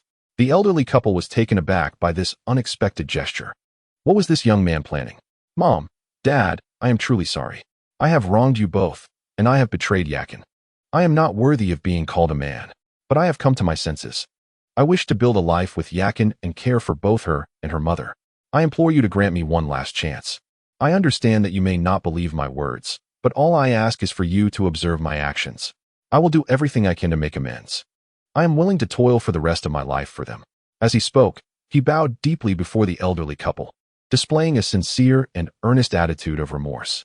However, the elderly couple let out a deep sigh. This was not the first time they had witnessed Chen Lu kneeling and begging for forgiveness, repeatedly assuring them of his intentions. Previously, this unruly young man had beaten Yakin to the point where she could not get up from the Kong, and after drinking too much, he had come to create a scene. Once sober, he would lament and apologize dramatically. Yet, each time he finished his apologies, it would only be a matter of days before his true nature resurfaced, a relentless cycle with no sign of reform. The couple had long since lost hope in him. Even his own father had severed ties over this incident. Who would dare to place their expectations upon him now? Chapter 15. He had never cooked before. Spare me your excuses. Get up quickly and don't be so conspicuous in our home. Nyo is already asleep, and it is quite late. You should head back. After a moment's hesitation, Song Jigang felt his anger gradually dissipate. Though he had not forgiven this son-in-law, he felt it inappropriate to continue his wrath. "Chen Lu, rise at once. It's pitch dark outside, and we cannot leave Yakin alone at home. If you truly wish to change, show us through your actions, rather than indulging in empty promises." Zhang Guizhi waved her hand impatiently, her disappointment in her son-in-law palpable. Hearing this, Chen Lu let out a profound sigh. Finally, rising from the floor, he placed 2 plump rabbit legs on the Kong. "Mom and Dad, these are the mountain hares I caught today. I've brought you 2 legs, and I'll keep the rest for Yakin to help her regain her strength. When I catch some wild pheasants, I'll bring them over as well." The thought of returning home without seeing his daughter pierced Chen Lu's heart, leaving him in a state of deep sorrow. Yet he understood that he must bear the consequences of his own actions. After placing the rabbit legs down, he turned and walked towards the door, his spirit heavy. Song Jigang stood staring at the 2 rabbit legs on the Kong, momentarily lost in thought. "Go call him back, now that he is here. What harm is there in sharing a meal?" he suggested. "Let him eat before he leaves." Ignoring the rabbit legs, Song Jigang turned back to continue shucking corn. Feeding him would be a waste. Does he need strength to go back and hit our daughter? Zhang Guizhi protested reluctantly. Yet, Song Jigang widened his eyes and exclaimed, "We can't let him leave hungry. It's our daughter who will suffer." Upon hearing her husband's reasoning, Zhang Guizhi conceded that it made sense.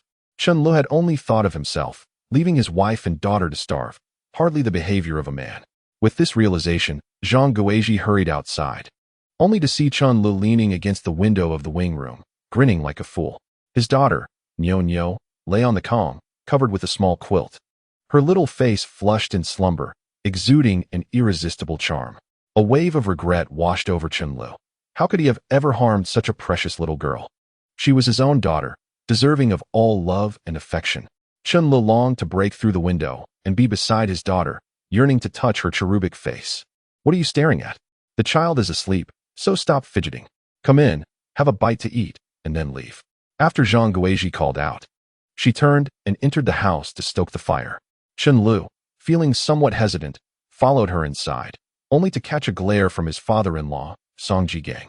He took a seat on the edge of the Kong, lowering his head to fiddle with his fingers.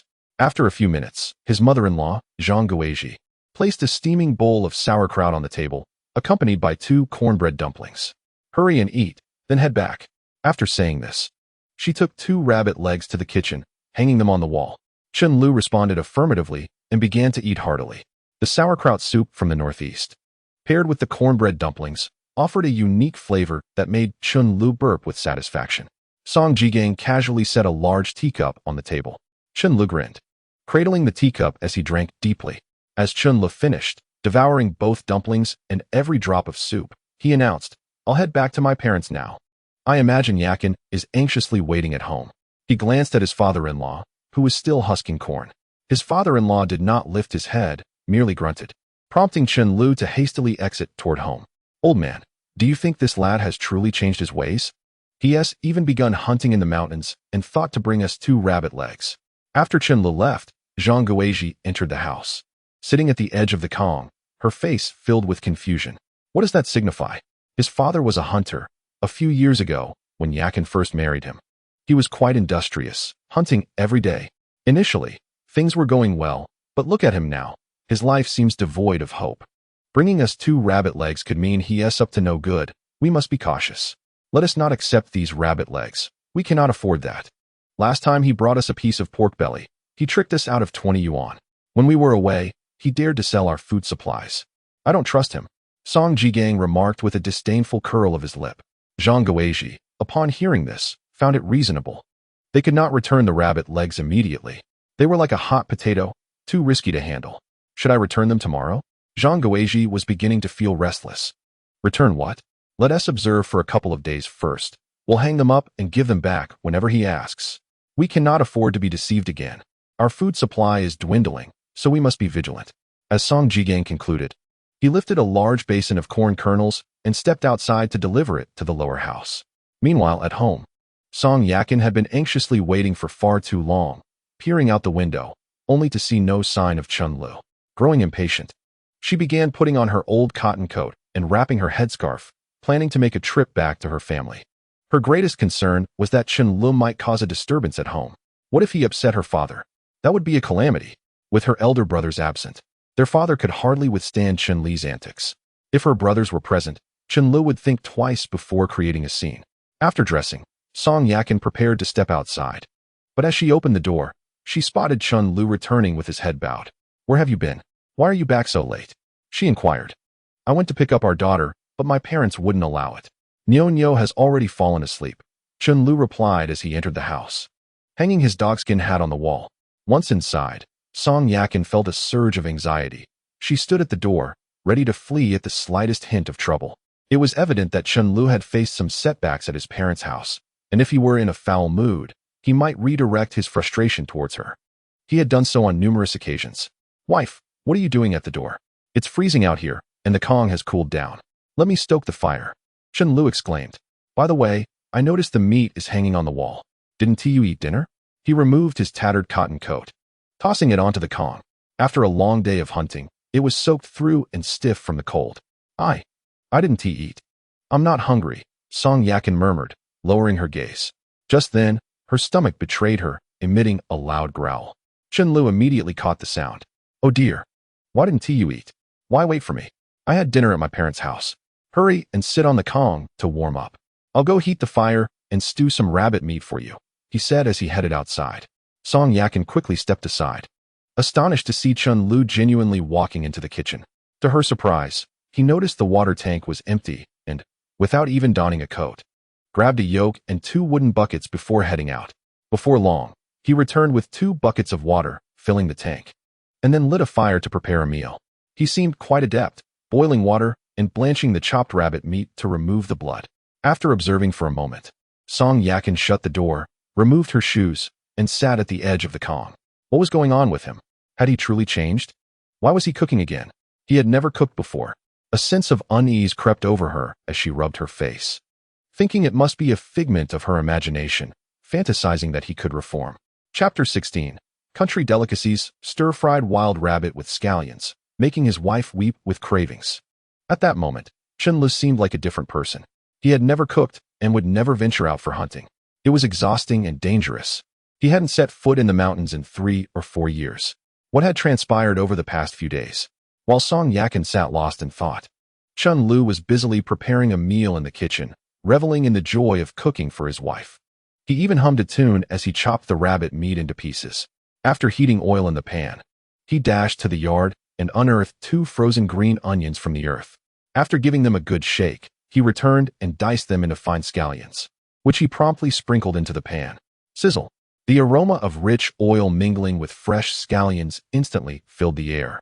Although Chen Lu had just finished his meal, the enticing scent made his nose twitch and his face illuminated with delight. Once the fragrance of the scallions wafted through the kitchen, he tossed the entire plate of rabbit meat into the pan, adding a few more logs to intensify the flames. Chen Lu skillfully added the pine nut eggs he had gathered from the mountains earlier that day into the pot, allowing them to simmer alongside the rabbit meat. He expertly poured in just the right amount of water to ensure the ingredients were all submerged in the savory broth. Next, he retrieved a small piece of homemade pickled vegetables from the rack, slicing it into thin strips before tossing it into the pot to impart a unique salty flavor to the dish. To enhance the flavor further, he ventured back outside, unearthing several frozen, hard green onions and a few slices of ginger from beneath the snow. After gently smashing them with the back of his knife, he cut them into sizable chunks and added them directly into the boiling pot. These fresh seasonings not only eliminated any gamey odors, but also enriched the broth's taste. Chen Lu rummaged through a small cabinet in the corner, retrieving a bag of dried chili peppers he had saved and tearing them into pieces, along with a handful of Sichuan peppercorns, which he tossed into the pot. Instantly, a rich fragrance permeated the entire kitchen. He covered the pot and adjusted the flame beneath, allowing the heat to become gentle yet persistent. Meanwhile, Song Yakin, seated on the heated bed, caught a whiff of the rich meaty aroma. Having not tasted meat in 2 or 3 months, her stomach audibly protested. Embarrassed, she covered her belly with her hands, hoping Chen Lu would not hear. After waiting for a while, Song Yakin set the table, and soon Chen Lu brought a steaming small iron basin to the table. He had also prepared a generous serving of sorghum rice, placing bowls and chopsticks before Song Yakin. "My dear wife, please eat first. I'll brew you some tea," he urged. "Hurry and eat. It won't tea taste as good once it cools down." After saying this, he walked outside to wash the pot before heating more water. He brewed a thermos of hot water and set it aside. He refrained from entering the house, fearing that his wife might notice his nervousness and that he wouldn't be able to eat properly. After a few minutes, upon re-entering, Chen Lu found Song Yakin still seated at the table, yet her bowls and chopsticks remained untouched. "What's wrong? Is it not tasty? Or perhaps too salty?" he inquired. Placing the thermos on the table, he picked up his chopsticks and sampled a piece of rabbit meat. A burst of delicate flavor graced his palate. It was indeed delicious. "No problem, it's quite tasty," Chen Lu remarked, glancing in confusion at Song Yakin. "You should eat first. I'll have what is left afterward," Song Yakin said, casting a glance at the meat in the basin, unable to suppress a swallow. Yet, she still held back. Chen Lu was momentarily taken aback, suddenly recalling that in the past, whenever there was something delicious at home, he would always eat the leftovers before serving his wife and children. Upon this realization, Chen Lu raised his hand and struck himself with a resounding slap, startling Song Yakin. "My dear wife, I understand that apologies hold little weight now. It is all my fault. Even if I beg you, please eat quickly. I promise I shall never behave that way again, nor will I gamble. I wish to lead a good life and bring our daughter back home." His earnest expression, with tears glistening in his eyes, conveyed his sincerity. At this moment, the long-sealed heart of Song Yakin began to soften, albeit slightly. She slowly extended her hand, accepted the chopsticks from Chen Lu, and delicately placed a generous piece of rabbit meat into her bowl, savoring it bite by bite. However, as the delightful aroma filled her senses, she could no longer contain herself and, covering her face with her hands, burst into tears. Her tears alarmed Chen Lu, who feared he had erred once more. He hastily climbed onto the bed, anxiously rubbing his hands, unsure whether to approach her. My dear wife, have I offended you again?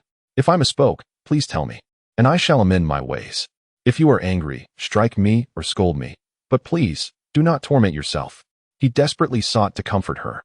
This moment transported Song Yakin back to the early days of their marriage, when Chen Lu had treated her with kindness.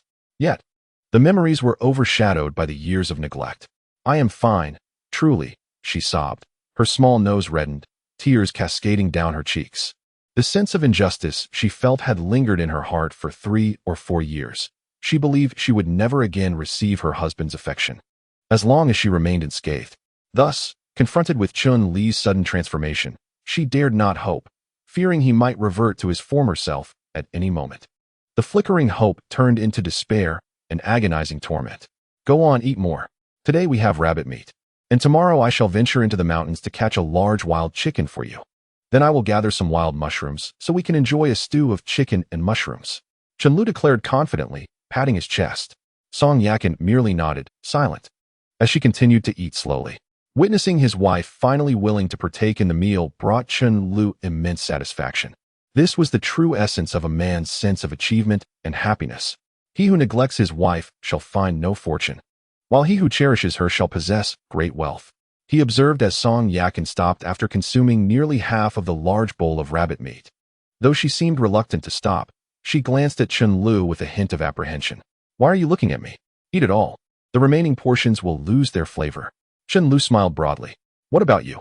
You haven't eaten any. Song Yakin responded, still unsure if Chen Lu truly intended to leave all the meat for her. What a foolish notion. It is best to finish it entirely. I plan to venture into the mountains again tomorrow. Besides, there are a few sparrows outside, and I thought I might save them for Nyo-Nyo's return and roast them for her. Do not mind me. I have just returned from my mother's house after a meal, Chen Lu promptly stated. Did my mother prepare a meal for you? Song Yakin inquired with a hint of curiosity. Indeed, she made sauerkraut soup and a plethora of dishes. So please indulge yourself. I am truly full and could not consume another bite. Chen Lu chuckled lightly. It was only then that Song Yakin added 2 pieces of rabbit meat to her bowl, taking small bites. However, as she ate, she discreetly observed Chen Lu, fearing that he might suddenly change his demeanor and shatter the bowl in her hands, possibly even overturning the table. Such scenes had unfolded countless times over the past few years, as if they were destined to replay at any moment. As she continued to eat, tears welled in her eyes, and she could no longer hold back her emotions. Chen Lu, startled, quickly asked, Wife, what is the matter? Is the food not to your liking? Shall I reheat it for you? Song Yakin merely shook her head vigorously in silence. Chapter 17. Old Son's Blindness and His Unruly Behavior. Chen Lu, feeling anxious, scratched his head and thought for a moment. It was best not to dwell on it. As long as his wife was eating, that was sufficient. He then stood up, placing a hat upon his head. I will fetch a few buckets of water to fill the cistern, so you do not have to run back and forth. Your most important task now is to rest at home. During your confinement in previous years, you were unable to enjoy good food, and I fear it may lead to lingering ailments. Just wait and see how I perform. I promise to nourish both you and our daughter until you are rosy and plump. I have also heated water in the pot. I will bring you a wooden tub so you can bathe indoors, Chen Lu said before stepping out to fetch water. Meanwhile, Song Yakin, eating the meat, felt as though she were in a dream, enveloped in a surreal haze. By the time Chen Lu returned with the water, she had already begun to clear the dishes. Chen Lu hurried over. I have fetched the water, let me handle this. You go wash up. I just obtained a large bar of soap from Uncle Jean. I had delivered him fish earlier, and he hasn't paid for the soap yet. Hurry and take a bath, he said, pressing a bar of soap into her hands along with a new towel emblazoned with the word prize, exuding a nostalgic charm. Chen Lu then began to tidy up the dishes while Song Yakin stood momentarily stunned, watching him bustle about. She then carried the warm water into the room. Only then did she draw the curtain and gently remove her clothing, pouring water over herself with a ladle, lathering the soap over her body. As the delicate scent enveloped her, a smile finally graced her face, and her tightly furrowed brow relaxed. The steam wafted through the curtain, creating a warm atmosphere. Once Chen Lu had finished tidying the kitchen, he pushed open the door, only to be met with a cacophony of splashes. Song Yakin quickly covered her chest, dropping the ladle onto the floor. I am bathing. I will be finished shortly. Please do not come in just yet. Her voice betrayed a sense of tension. He feared that Chen Lu would catch sight of him unadorned, driven by primal urges to engage in an intolerable conjugal life. "All right, I shall not intrude. I merely wish to retrieve my cotton-padded coat. Once you have finished bathing, I shall take my leave." After expressing his intent to venture out that evening in search of fortune, Chen Lu ascended the bed and pulled over the already dried coat, which felt quite comfortable against his skin. He then stationed himself in the outer room, awaiting her return. After a while, Song Yakin emerged, her head wrapped in a towel, exuding a faint fragrance, donned in her cotton coat while carrying the bath water. From behind, her alluring silhouette captivated Chen Lu. Indeed, his wife was a vision of beauty, possessing both a splendid figure and a charming face. A wife of such caliber was to be cherished rather than harmed. And pride illuminated Chen Li's countenance as he grinned foolishly beside her. "Would you not care to wash as well? I have not yet used this water. Will you still venture out tonight?" Song Yakin cast a sidelong glance at Chen Lu, tentatively inquiring. "I shall forego washing.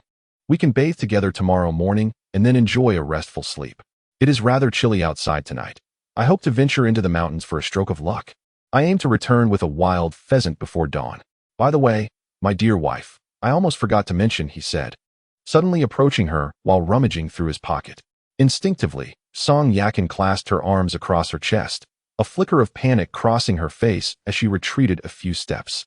"Fear not, I shall not act without your consent," Chen Lu reassured her, drawing closer until she found herself pressed against the earthen wall, at which point he revealed a cloth from his pocket. Song Yakin's curiosity piqued as she peered at what Chen Lu held. He unfolded the cloth to unveil a ginseng root, still caked in soil. Being a native of the village with a modicum of education, having attended high school, she recognized instantly that this ginseng was at least 2 to 3 decades old, still bearing the earth from which it was unearthed. "Did you find this on Banlatsi Mountain?" Her face lit up with astonishment, her complexion flushed from the recent bath, prompting Chen Lu to suppress an urge to kiss her, for her skin seemed so tender it could yield to the slightest touch. "Indeed, I discovered it on a small slope of Banlatsi Mountain. It appears fortune has smiled upon me. This could fetch a handsome price at the state-run store. My sister-in-law works there. If you have the time, please take it to sell. Use part of the proceeds for household expenses, and the remainder can go to our parents. The debts I owe outside are mine to settle. You need not concern yourself with them. I shall find a way. From this day forth, you shall be the master of our household, while I shall handle external matters. Should I unearth treasures and profit from their sale, all proceeds will be entrusted to you. Henceforth, the financial reins of our family will rest in your capable hands." As Chen Lu uttered these words, he pressed the ginseng directly into Song Yakin's hands, a wave of happiness swelling within him. He then donned his cotton coat with a cheerful demeanor, pushed open the door, and glanced back, saying, "Wife, I suspect I won't be returning tonight. Please secure the door tightly." After closing the door, he ventured outside, the crunch of snow beneath his feet echoing in the courtyard. Meanwhile, Song Yakin clutched the ginseng to her chest, her mind blank as she recalled Chen Li's earlier declaration. She instinctively rubbed her cheeks, questioning whether this was indeed a dream. If it were, it was a dream too splendid to be true. Could it be that this man had truly experienced a revelation? In that moment, Song Yakin found herself engulfed in confusion, grappling with her conflicting emotions, uncertain whether to once again place her trust in Chen Lu and grant him another chance. After exiting their home, Chen Lu made his way directly towards the second alley at the western end of the village. Taiping Village boasted over 100 households, with approximately a dozen lining each alley, arranged in a sequence that extended to 4 alleys in total. The home of Old Sun, the blind man, was situated as the 6th dwelling in the second alley. Old Sun, whose real name was Sun Yud, had been an accountant for over a decade, and his family's circumstances were among the most favorable in the village. It was no wonder he had the leisure to seek companionship with the village's widows. Their home, built of earth, stood in stark contrast to the typical wooden structures of ordinary families, radiating an air of distinction. As Chen Lu arrived at Sun Yud's doorstep, he observed that the lights within the earthen homes glowed warmly, at least 2 oil lamps illuminating the space, an indulgence not commonly afforded by typical households. "Is Old Sun at home?" Chen Lu called out, raising his voice. There was no response. Just as he prepared to call again, the door to the outer room creaked open, revealing Old Sun, adorned with glasses and wrapped in a cotton coat, keys in hand, approaching while inquiring, "Who is it?" Chen Lu smiled and knocked gently on the wooden door, replying, It's me, Chen Lu, the third son of the Chen family. I wish to discuss a matter with you. However, upon recognizing Chen Lu, Sun Yud turned on his heel without uttering a word. What a jest! The money-seeking scoundrel had arrived, and one could hardly expect any favorable tidings. He was either seeking a loan or asking for rice or perhaps even meat tickets to satisfy his cravings. Today, it seemed, misfortune had struck him hard. He had ventured out to beg and was caught in the act, returning home without a soul to confide in. Barely settling in, he was met with a barrage of inquiries from the womenfolk in his household, and he had managed to deflect their scrutiny. Now, this money-seeking scoundrel, Chen Lu, had come knocking. Observing Sun Yud's swift retreat, ignoring his presence entirely, Chen Lu boldly pushed open the wooden door and stepped into the courtyard. This simply would not do. He had come to borrow a firearm. Without a good weapon, how could he venture into the mountains? What means would he have to secure his goods? As Sun Yud opened his door, Chen Lu knew that if the door were to close, he might never gain entry again. To contemplate the matter of borrowing and looting is indeed an arduous endeavor. At that moment, a spark ignited within him. His eyes darted mischievously, and he raised his voice, calling out, "Accountant son, I heard you were out drinking today. When did you return?" "Just then, I spotted your bicycle by the roadside. Did it fall into a ditch? I hope it's not damaged." Upon hearing Chun Li's words, Sun Yud, who had just opened the door, was so startled that he stumbled forward. Landing flat on the ground, he scrambled to his feet, grasping the wooden door for support, and turned around to stare wide-eyed at Chen Lu. Chapter 18, Gun in Hand. "Come with me, old son, who was making such a racket outside." At that moment, his wife's voice echoed from within the house, further startling Sun Yud, causing beads of sweat to stream down his face in the frigid air. If it weren't for guilt, then it must be a weakness of character. "Oh, it's nothing. It's just that rascal Chen Lu from the old Chen family. I'll go see what he wants." Finally regaining his composure, Sun Yud hastily replied, "Keep your distance from that gambler. Don't pay heed to his prattle." Sun Yud merely acknowledged his wife's concern before shutting the door, tightening his cotton coat, and making his way toward Chen Lu. At this moment, Chen Lu was grinning widely, his face alight with a cheerful expression. "What nonsense are you babbling about?" Sun Yud said irritably as he approached. "Oh, I was merely worried you might have fallen and hurt yourself, so I came to check on you," Chen Lu replied. Yet he did not take a step back. "Now that I see you're fine, I can breathe easy. I must have a word with the old lady. You shouldn't be going out drinking in this bitter cold. What if you catch a chill?" Sun Yud was no fool. He was the shrewdest accountant in the village. As the old saying goes, once one gets entangled, they become a monkey. Hearing the underlying meaning in Chun Li's words, Sun Yud's composure began to wane, and he formed a conclusion in his mind. It seemed that the stealthy figure that had just slipped away was likely this scoundrel. What a stroke of misfortune it was that this rascal had stumbled upon such a delicate matter. "Enough of your rambling. Speak plainly about what you want," Sun Yud stated. Stepping closer to Chun Lu, he reached into his pocket and pulled out a handful of coupons, thrusting them into Chun Li's hands without further ado. Chen Lu examined them closely. They included meat, grain, and oil coupons. Though not abundant, the variety was commendable. He promptly tucked them away into his pocket. "Well, I must say," Chen Lu chuckled, observing that the other showed no reaction, and continued, "I've heard you have a firearm. Could I borrow it for a couple of days?" Upon hearing this, Sun Yud's eyes widened in alarm. A gun was not a rare item. Not only did every household in the village possess a firearm, but there were also homemade ones. While lending the gun was not an issue, he would even give it away without hesitation. The critical question remained, to whom should it be lent? If it were to a gambling fool like Chen Lu, the ensuing chaos could be unpredictable. If he were to injure someone, it would surely implicate Sun Yud as well. Thus, he promptly shook his head. "That simply won't do. If you take away the gun and someone gets hurt, what then? If the party investigates, how will I handle the trouble?" No. Hearing Sun Yud's concerns, Chen Lu quickly reassured him, saying, "I'm merely going up the mountain to hunt a bird or perhaps a roe deer. What trouble could I possibly stir? If you refuse to lend it, I shall seek out the old sister. She will undoubtedly lend it to me." As Chen Lu spoke, he began to step toward the house, only to be firmly pulled aside by Sun Yud. "Are you truly just going to hunt a bird?" Sun Yud inquired, his gaze lowered to Chun Li's feet. "Indeed. Merely a bird, or perhaps a chicken. I'm not foolish. If I accidentally harm someone, I would surely face consequences," Chen Lu replied earnestly. After a moment of hesitation, Sun Yud finally relented, releasing Chun Li's hand. "Wait here, I shall fetch it for you." He shook his head, and turned to head downstairs. Soon, Chen Lu heard the clinking of chains as the door swung open, and Sun Yud rummaged about inside.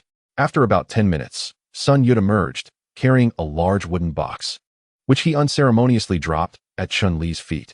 Take this. If anything goes awry, do not lay the blame at my door. It contains both gunpowder and ammunition. Sun Yud stated matter-of-factly. Upon hearing this, Chen Lu was instantly invigorated, bending down to retrieve it, only to be halted once more by Sun Yud's grip. Once you take it, you need not return it. He paused, glancing back at his home before continuing. What you observe today must not be spoken of outside. Chen Lu, licking his lips, chuckled. What could I possibly have seen? Satisfied, Sun Yud tossed the lock and chain to Chen Lu, instructing, lock the door when you leave. With that, he hurried back to his home. Chen Lu effortlessly lifted the wooden box and locked the door behind Sun Yud before departing. Upon reaching the eastern edge of the village, all was eerily quiet. He paused, producing a flashlight that pierced the night's darkness. Crouching down, he opened the large wooden box. Everything inside was clearly visible. A beautifully crafted firearm lay silently within. Joy surged through him as he gently caressed the cold metal surface, feeling the thrill and tension of this unexpected bounty.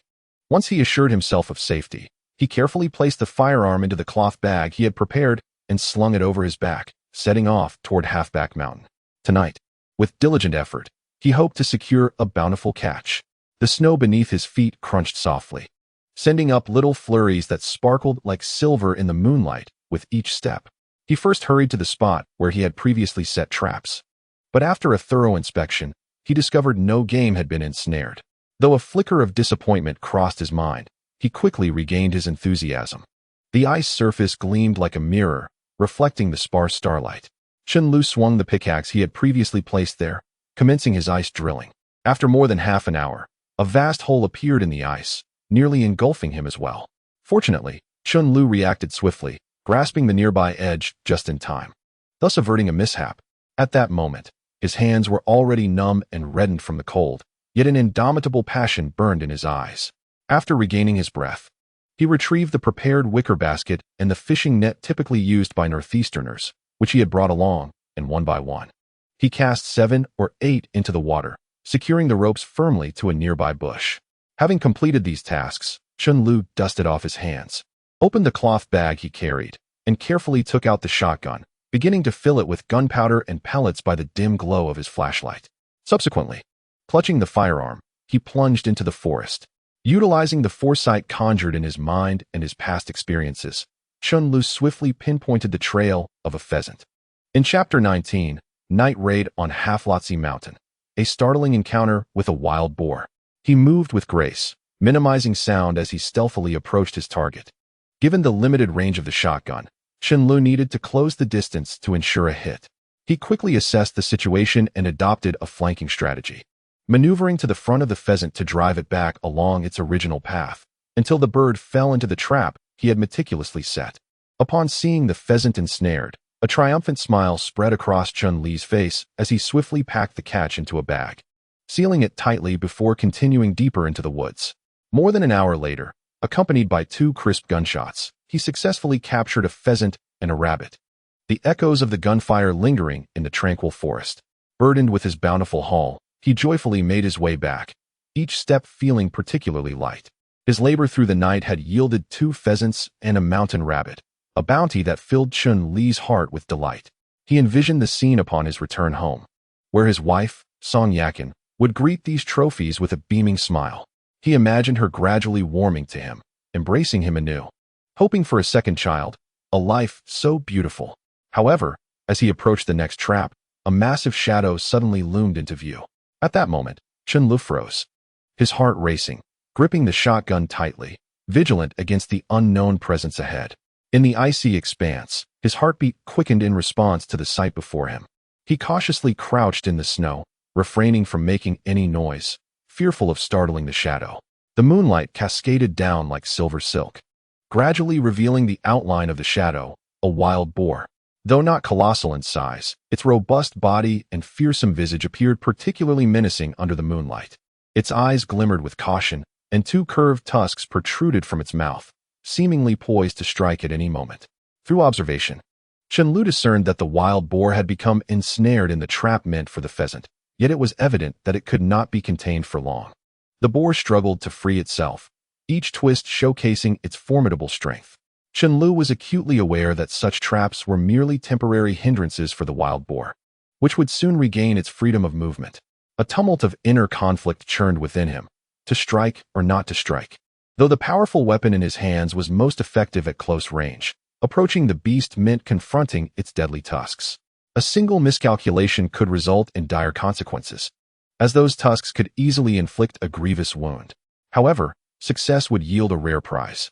Chen Lu understood that this wild boar had evidently descended from the mountains in search of food. Should he miss this opportunity, he might not encounter such a fortuitous moment again.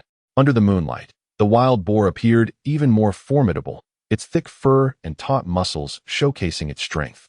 Its ears twitched occasionally, nostrils flaring as it detected changes in the air, remaining ever vigilant with half-closed eyes, prepared to respond to any looming threat. As time slipped away, Chen Li's palms grew clammy, and his breath quickened. He knew he had to make a swift decision. The wild boar, having freed itself from the snare, was now rolling in the snow, wreaking havoc on the nearby bird traps. It shook its massive head, and, to Chen Li's astonishment, began to lumber in his direction. This was an uncanny twist of fate. At that moment, Chen Lu was overcome with impatience, his hands itching to act, regardless of whether he could fell the beast. He realized that failing to take a shot in this situation would surely haunt him later. Ultimately, Chen Lu took a deep breath, gritted his teeth, and committed to his choice, casting aside the bag containing the pheasants and mountain hares. He slowly crawled forward in the snow, indifferent to the icy flakes that seeped into his sleeves, chilling his wrists to the bone. His focus was unwavering, his gaze locked on the wild boar. As he cautiously inched closer, each step imbued with trepidation. When he and the boar were within a mere 20 meters of one another, with no barriers between them, one prone in the snow, the other standing on the same surface, the boar sensed Chen Li's presence. It halted, exhaling forcefully, one leg digging into the ground, clearly agitated and alert to the scent of danger. Conversely, Chen Lu remained motionless at this range. Even a shot would lack the necessary force to penetrate its hide. In the frigid wilderness of northeast China, Chen Lu found himself alone against the irate wild boar, surrounded by an abyss of darkness, save for the stark moonlight casting its glow on the expanse of snow. The atmosphere was imbued with an unexplainable chill. Any other soul might have fled in terror, but this audacious man resolved to confront the wild boar with his gun. He understood that this was an exceedingly perilous gamble. The firearm had a limited range and power. If the wild boar were to become enraged, the consequences could be dire. Yet, the beast had evidently detected his presence, its eyes glowing a menacing crimson in the moonlight, brimming with ferocity. It stood there, nostrils flaring with steamy breath, its legs restlessly scraping the ground, as if primed for battle. Chen Li's heart thundered, yet he did not falter. After a swift survey of the surrounding terrain, a bold plan began to form in his mind, to fire a shot and then make a hasty retreat. However, just as he was poised to act, the wild boar emitted a piercing roar that shattered the night's tranquility. The sound echoed through the forest, sending shivers down one's spine. In the next moment, the massive creature charged towards Chen Lu like a locomotive, its speed astonishing. The thud of its hooves on the snow was a heavy, urgent percussion, its sharp tusks glinting ominously in the moonlight. Should he be struck, survival would be a mere fantasy. In such an environment, sustaining injury was akin to signing a death warrant. Chen Lu dared not delay. Sensing the beast's warm breath on his back, he swiftly pivoted and squeezed the trigger. A flash of fire illuminated the darkness, accompanied by the deafening crack of the gun. The bullet struck the wild boar's head, tearing through its ear, and blood sprayed forth. The creature let out a blood-curdling scream, the sound echoing hauntingly in the still night. Yet it did not relent. Instead, it pursued him with even greater ferocity, its speed unabated. At that moment, the distance between Chen Lu and the wild boar was less than 10 meters, each step intensifying the feeling of imminent death. He ran desperately, his hands working tirelessly to load gunpowder and bullets into the barrel of his firearm. His legs felt as though they were weighted with lead. Yet the boar's pace was swifter, the sound of its hooves growing ever closer. Each breath felt like it could be his last, his heartbeat threatening to leap from his chest. Chen Lu realized he must devise a means to escape this deadly chase. Otherwise, The next moment could see those razor-sharp tusks pierce his flesh. The wind howled past his ears, and he could hear his own heartbeat alongside the boar's heavy panting. Each footfall produced a faint creak in the snow, as if death itself was drawing near. His palms were clammy with sweat, only to be instantly chilled by the frigid air, his grip on the firearm trembling slightly from tension. He knew this was a moment of life and death. Any misstep could lead to his demise. Chapter 20. The wild boar falls into the hollow. Just as the wild boar was about to pounce, a spark of ingenuity struck Chen. He utilized the surrounding terrain, leaping swiftly to the side while simultaneously turning to pull the trigger once more. A flash erupted, and the bullet struck the boar again, this time hitting its shoulder. The creature let out a pained grunt, momentarily slowing its advance. Seizing the opportunity, Chen sprinted towards a nearby large tree, its sturdy trunk perhaps capable of providing shelter from the boar's assault. With reckless abandon, he dashed towards the tree, the growls of the boar closing in behind him. Just as he was nearing the safety of the tree, the boar suddenly accelerated, threatening to catch him. At a critical moment, Chen swiftly sidestepped and took refuge behind a tree. A wild boar collided forcefully with the trunk, causing a cascade of snow to plummet from the branches, some landing on Chen, while others struck the boar itself. Chen narrowly avoided being hit on the neck by a large clump of snow, almost losing his balance. Fortunately, he instinctively grounded his makeshift weapon to steady himself. The wild boar, momentarily dazed by the impact, struggled to regain its direction. Seizing this fleeting opportunity, Chen circled around the trunk and sprinted in a different direction. The boar quickly regained its composure and relentlessly pursued him. As he ran, Chen mind raced, plotting his next move. He understood that this endless flight would lead nowhere. He needed to find a chance to land a decisive blow on the boar. Suddenly, he recalled a steep slope nearby, the very spot where he had discovered ginseng and slain that mountain hare. If he could lure the wild boar down the incline, it might create an opportunity for a counterattack.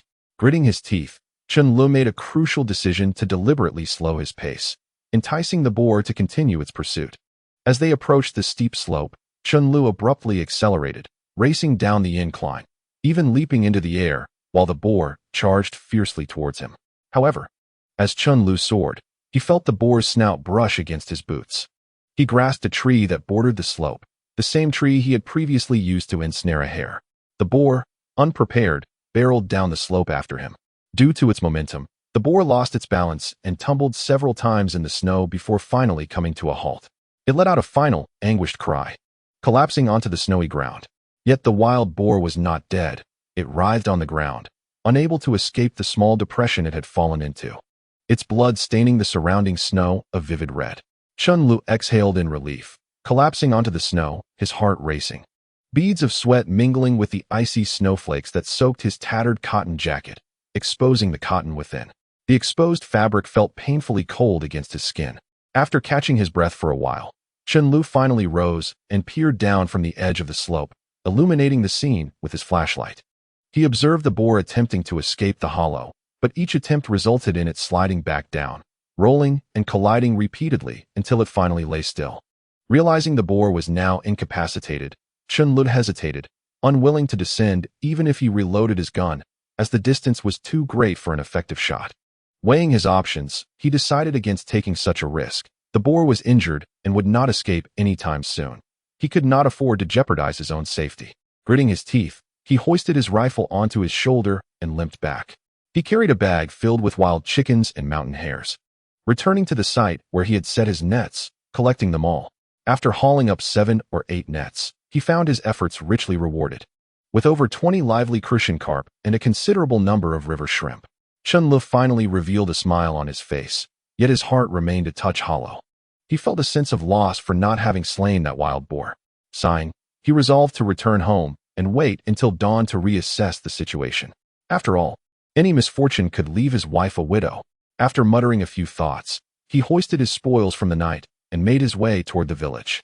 He dared not linger in the depths of the forest, uncertain of what lurked within. If a tiger or bear were to charge down the mountainside, with only a crude weapon in hand, his only option would be to flee, and even that might not be possible. Half an hour later, Chen, drenched, arrived at the gate of his home, which was securely locked. He had no choice but to scale the wall. Upon entering the yard, he found the door tightly secured. He refrained from pulling at it, fearing it might alarm his wife.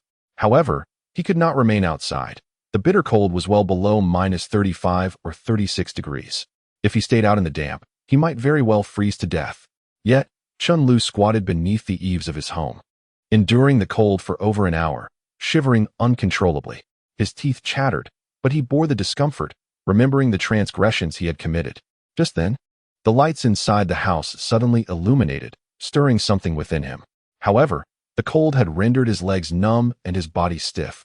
Rising took immense effort. Inside, Song Yakin, having just risen for a midnight visit, caught sight of a shadow outside the window and gasped, covering her mouth in fright. Who is out there? Is it the third one? Chen Lu ranked third among his siblings, with 2 older sisters above him.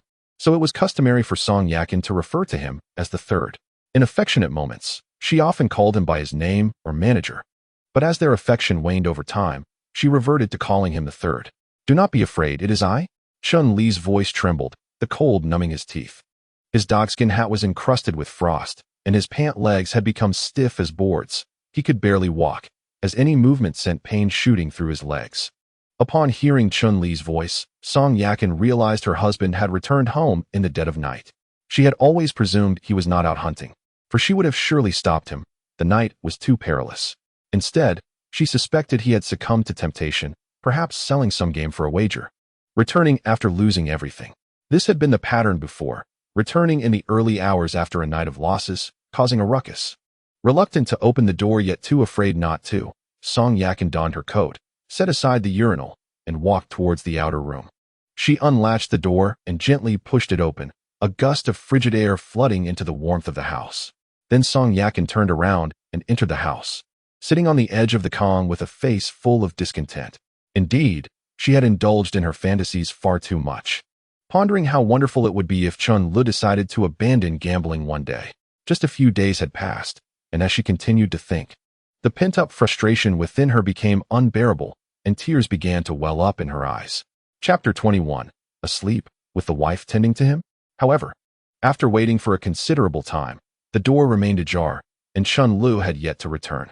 With a furrowed brow, Song Yakin glanced outside, noticing Chun Li's figure shifting slowly by the window, appearing to struggle with great effort. This puzzled her. Could it be that he had lost everything and borrowed money, only to be beaten for his debts? With this thought, she rose and walked towards the door. Peering outside, she saw Chun Lu staggering, limping, and nearly exerting all his strength to walk. My dear, please take that bag back inside. It contains the wild chickens I caught, along with a rabbit. It's freezing tonight, and my clothes are frozen stiff. Hurry, take the bag and get cozy under the blankets, lest you catch a chill. Chun Li's face was so frozen that it had become rigid, and the forced smile he managed appeared rather awkward and strained. His voice was somewhat slurred, clearly affected by the cold. Song Yakin, unsure of the situation, skeptically retrieved the bag left at the door. Upon reaching for it, she realized it was quite heavy, containing 2 large wild chickens and a mountain hare that thumped about energetically. Additionally, there was another bag hanging nearby, already frozen solid, its contents a mystery. After a while, Song Yakin finally saw Chun Lu inching towards the door. With confusion, she asked, "What happened to you? Are you hurt?" As she spoke, she approached him, grasped his hand, and guided him inside, promptly shutting the door behind them. Upon touching Chun Li's hand, she was startled, as if she had grasped a block of ice. "Why are your hands so cold?" Upon uttering this question, her heart trembled, and she incredulously asked, "Sanzi, when did you come back?" Chun Lu grinned, his face still wearing that same smile from outside. "I've been back for a while. I saw the lights were off and didn't want to wake you, so I waited outside for a bit. It's incredibly cold tonight. I'm practically frozen."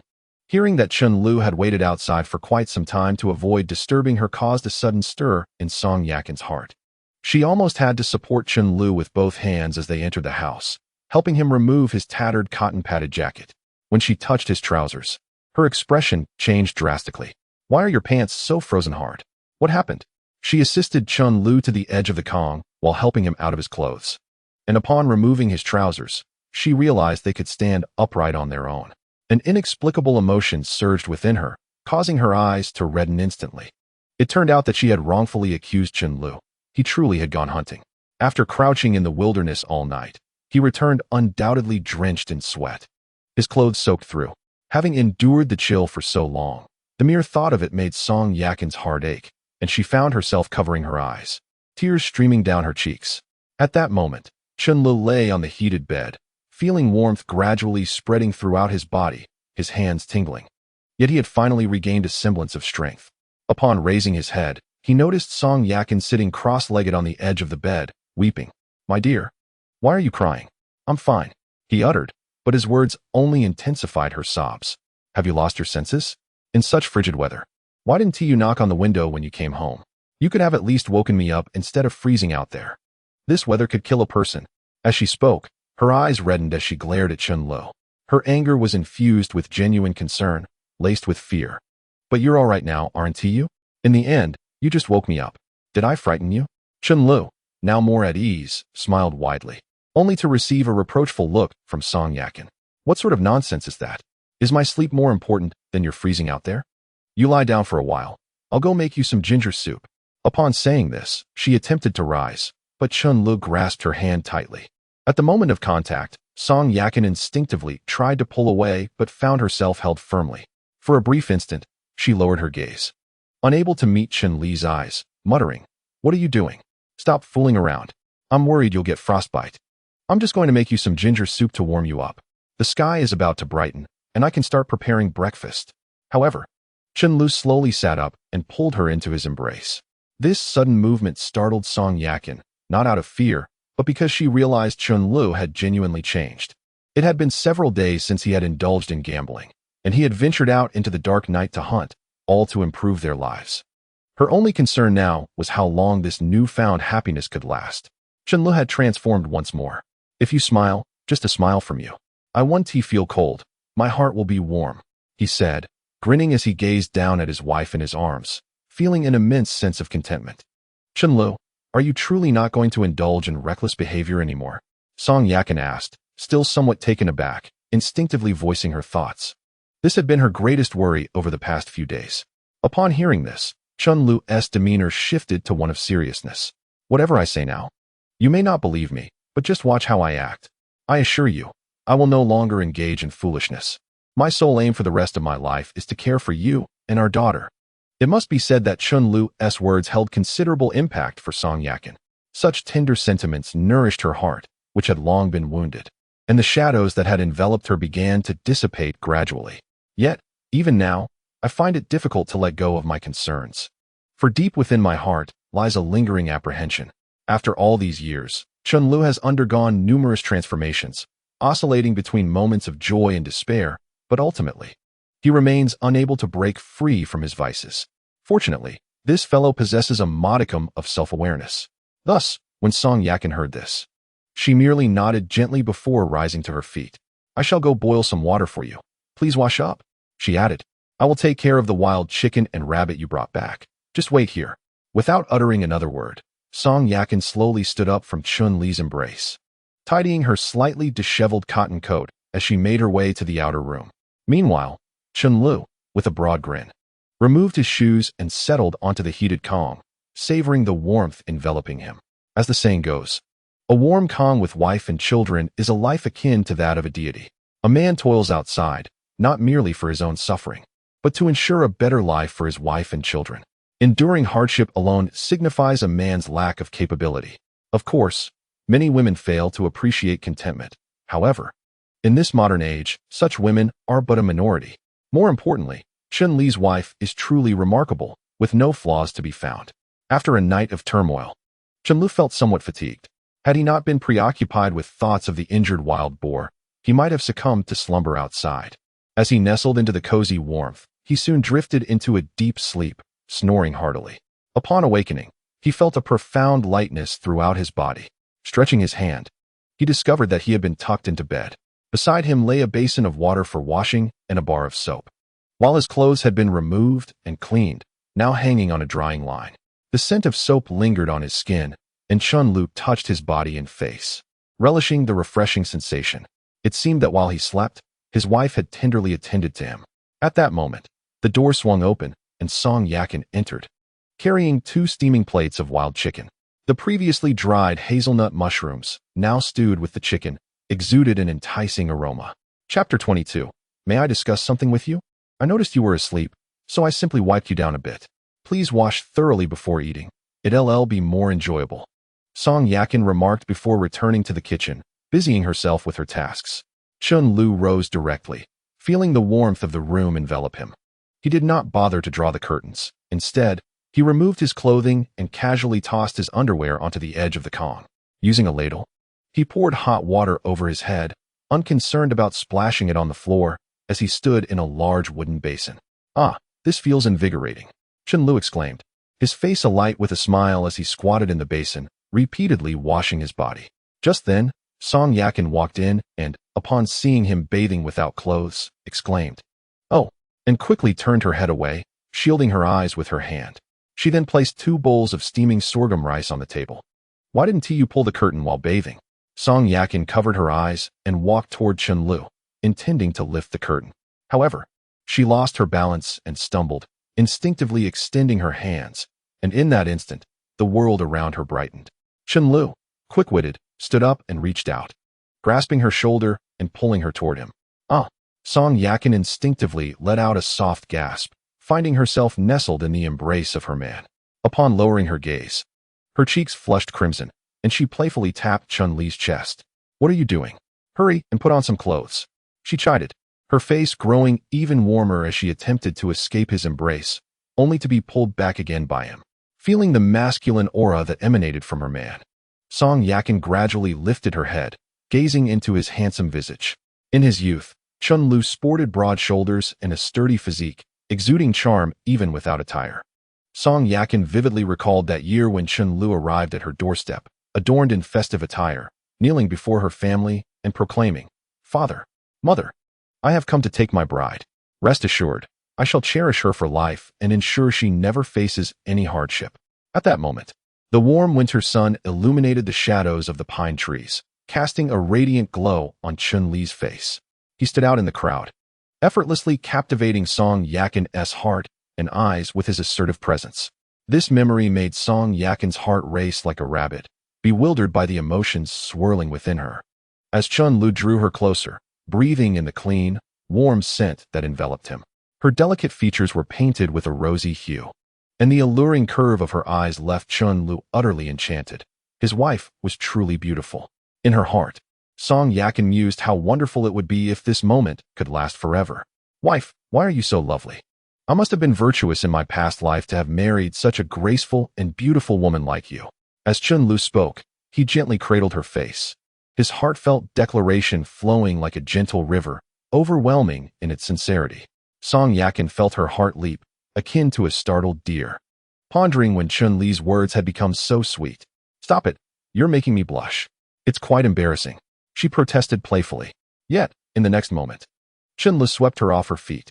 Surprised, Song Yakin didn't panic. Inexplicably, she found herself more accepting than before, despite her prior reluctance and aversion. However, that feeling has vanished, replaced by a peculiar emotion. "Hurry up and get up to eat. Stop the nonsense so early in the morning." Song Yakin, with her back turned to Chen Lu, dressed in her attire, revealed a flawless back as white as snow, glistening with a hint of rosy hue. Chen Lu's large hand began to stray, only to be swiftly swatted away by Song Yakin. Once she had donned her clothing, she stepped down from the bed, appearing somewhat unsteady, and tossed a pile of freshly washed and dried clothes in front of Chen Lu. Realizing the sun had fully risen, Chen Lu ceased his antics, quickly got dressed, and adorned himself with the hand-woven cotton trousers, feeling an immense warmth envelop him. He then seated himself at the Kong table, scooping up a bowl of sorghum rice and a piece of meat, indulging heartily. Yet, after just a few bites, he sensed something was amiss. Song Yakin stood at the edge of the Kong, watching him eat. "My dear wife, why are you just standing there? Why aren't you eating? You haven't had meat in quite some time. Come over and nourish yourself. You look so thin, almost gaunt." Each time Chen Lu beheld Song Yakin, her figure resembling a mere shadow of thinness, a wave of guilt and self-reproach washed over him. His heart ached profoundly. It was all his doing. The family struggled to satiate their hunger, often going days with scant meals. This was no way for anyone to live. Not to mention, they rarely saw any meat or even a morsel of protein. "I'll wait until you finish before I eat." Song Yakin, gazing at the plate of meat, could not help but swallow hard, her hands busy with needle and thread, mending the cotton trousers that had been torn the previous night. Chen Lu felt a sharp pang in his heart as memories flooded back. How he used to eat, while Song Yakin and their daughter dared not join him at the table. It was not a matter of custom. It was simply his earlier brutishness. In an instant, he placed his bowl and chopsticks down, moved beside Song Yakin, and gently pulled her to the table. My dear wife, I implore you, please eat. If you refuse, starting today, I shall not eat either. I will simply starve myself. Chen Lu spoke with earnest determination. Song Yakin, puzzled by his sudden intensity, found warmth in his words. I will eat now. Her eyes glistened with unshed tears. After all these years, had the man who once cherished her finally returned? Had he found his way back home? As she wiped her tears, she lowered her head and began to eat, her heart swelling with joy and emotion. Dear wife, please don't cry. It was my fault. I was inhumane. Eat more meat. It's all for you. You mustn't skip meals. Chen Lu picked up his chopsticks, placing a generous chicken leg into Song Yakin's bowl, even pouring all the sorghum rice from her bowl into his, filling it with meat and mushrooms. Oh, there's no time for meat. I can't possibly eat that much. For so many years, Song Yakin had not experienced the warmth of being cherished and loved, and at that moment, her tears of excitement flowed uncontrollably. No, it is imperative to eat. From now on, every meal must be hearty, ensuring that you grow plump and healthy. With my support, you need not worry about anything. If there is ever a meal lacking in meat, it reflects poorly on me, Chen Lu, for not being capable, Chen Lu declared, thumping his chest with conviction. Despite the tears streaming down Song Yakin's face, her heart swelled with warmth. She simply struggled to articulate her feelings. Her stomach had long been devoid of sustenance, often enduring hunger, yet as she savored the succulent meat of the wild chicken, it felt as though she were indulging in the most exquisite delicacy the world had to offer. After devouring a substantial chicken leg and several pieces of rabbit meat, Song Yakin truly began to feel satiated. She cautiously lifted her gaze, tentatively broaching a subject. She feared that Chen Lu might perceive her as being overly demanding. Chapter 23, A Woman's Whims. What is there to discuss?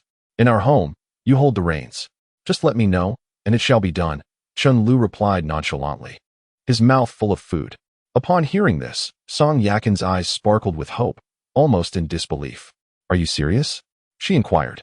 Chen Lu nodded affirmatively. There is still a platter of wild chicken in the pot. I intend to send some to Nyonyo. She hasn't had anything decent to eat at my mother's house. She has been craving meat. Would that be acceptable?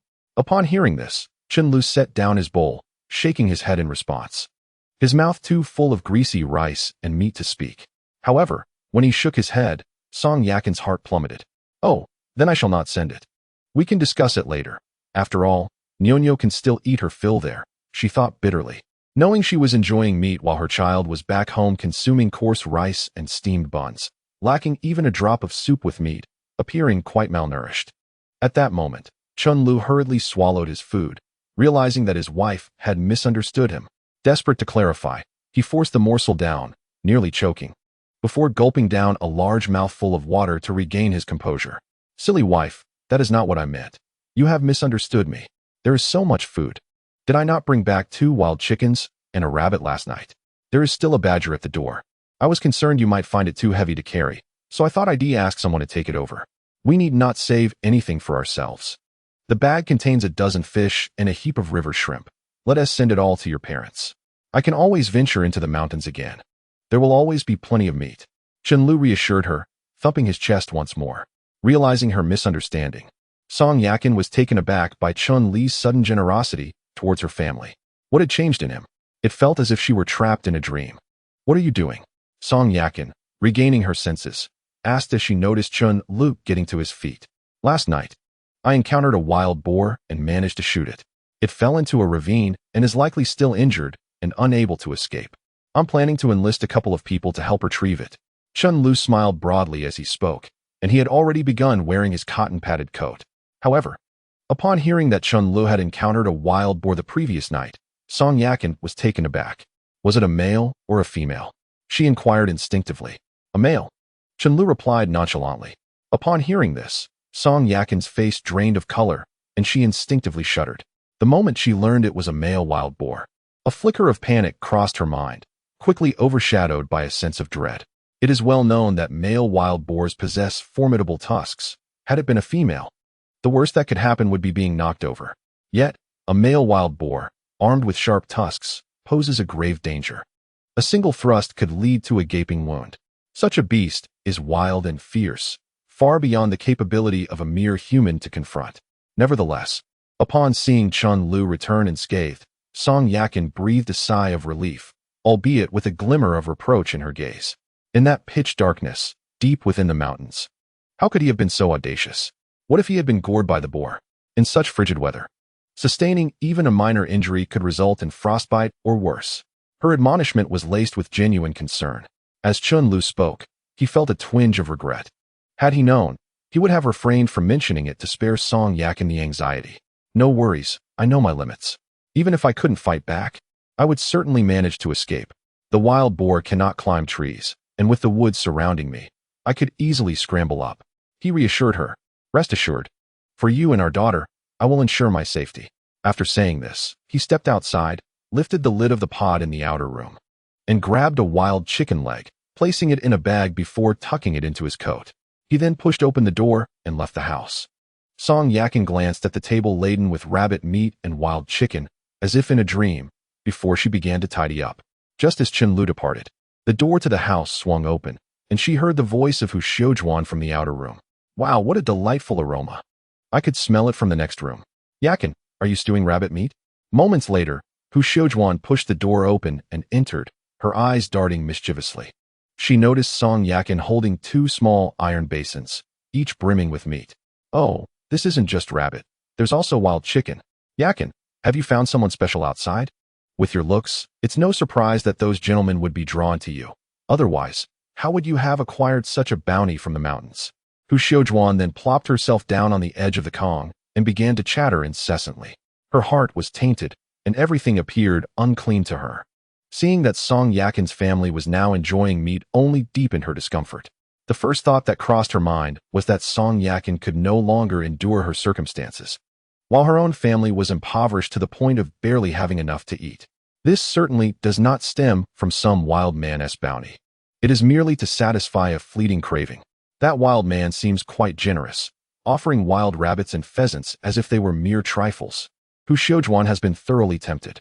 After all, in these times, to indulge in some fine food and keep one's stomach well fed. Seeking favors from men outside is not an extraordinary act. What are you saying, Xiujuan? I have not offended you in any way. Where is your decorum in disparaging others? If you can stay, then stay. If not, kindly take your leave. Although Song Yakin appears gentle and honest, that does not imply she is easily bullied. Over the years, Chen Lu's slightest misstep has earned him her scorn, and despite his attempts to intimidate her, she remains unyielding, demonstrating her fiery spirit. Now, being unjustly slandered and accused of improper conduct is a matter of great concern for one's reputation in the village. Thus, Song Yakin's expression abruptly turned frosty, and she reprimanded her sharply. Seeing her anger, Hu Xiujuan was taken aback, having never witnessed such fury from Song Yakin before.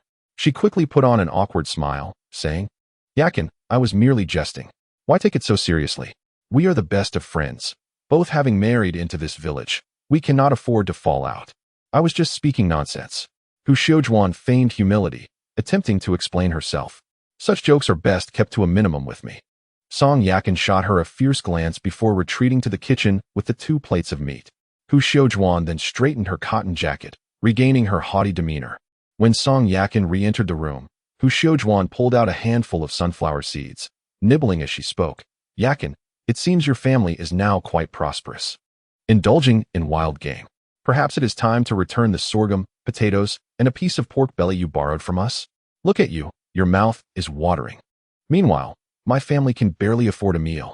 My man works at the forestry station for a meager salary, and it takes months for us to enjoy a decent meal. As she spoke, Hu Xiujuan stole a glance at Song Yakin, who had paused in her task of clearing the dishes. I understand. When Chen Lu returns, I shall have him bring them back to you.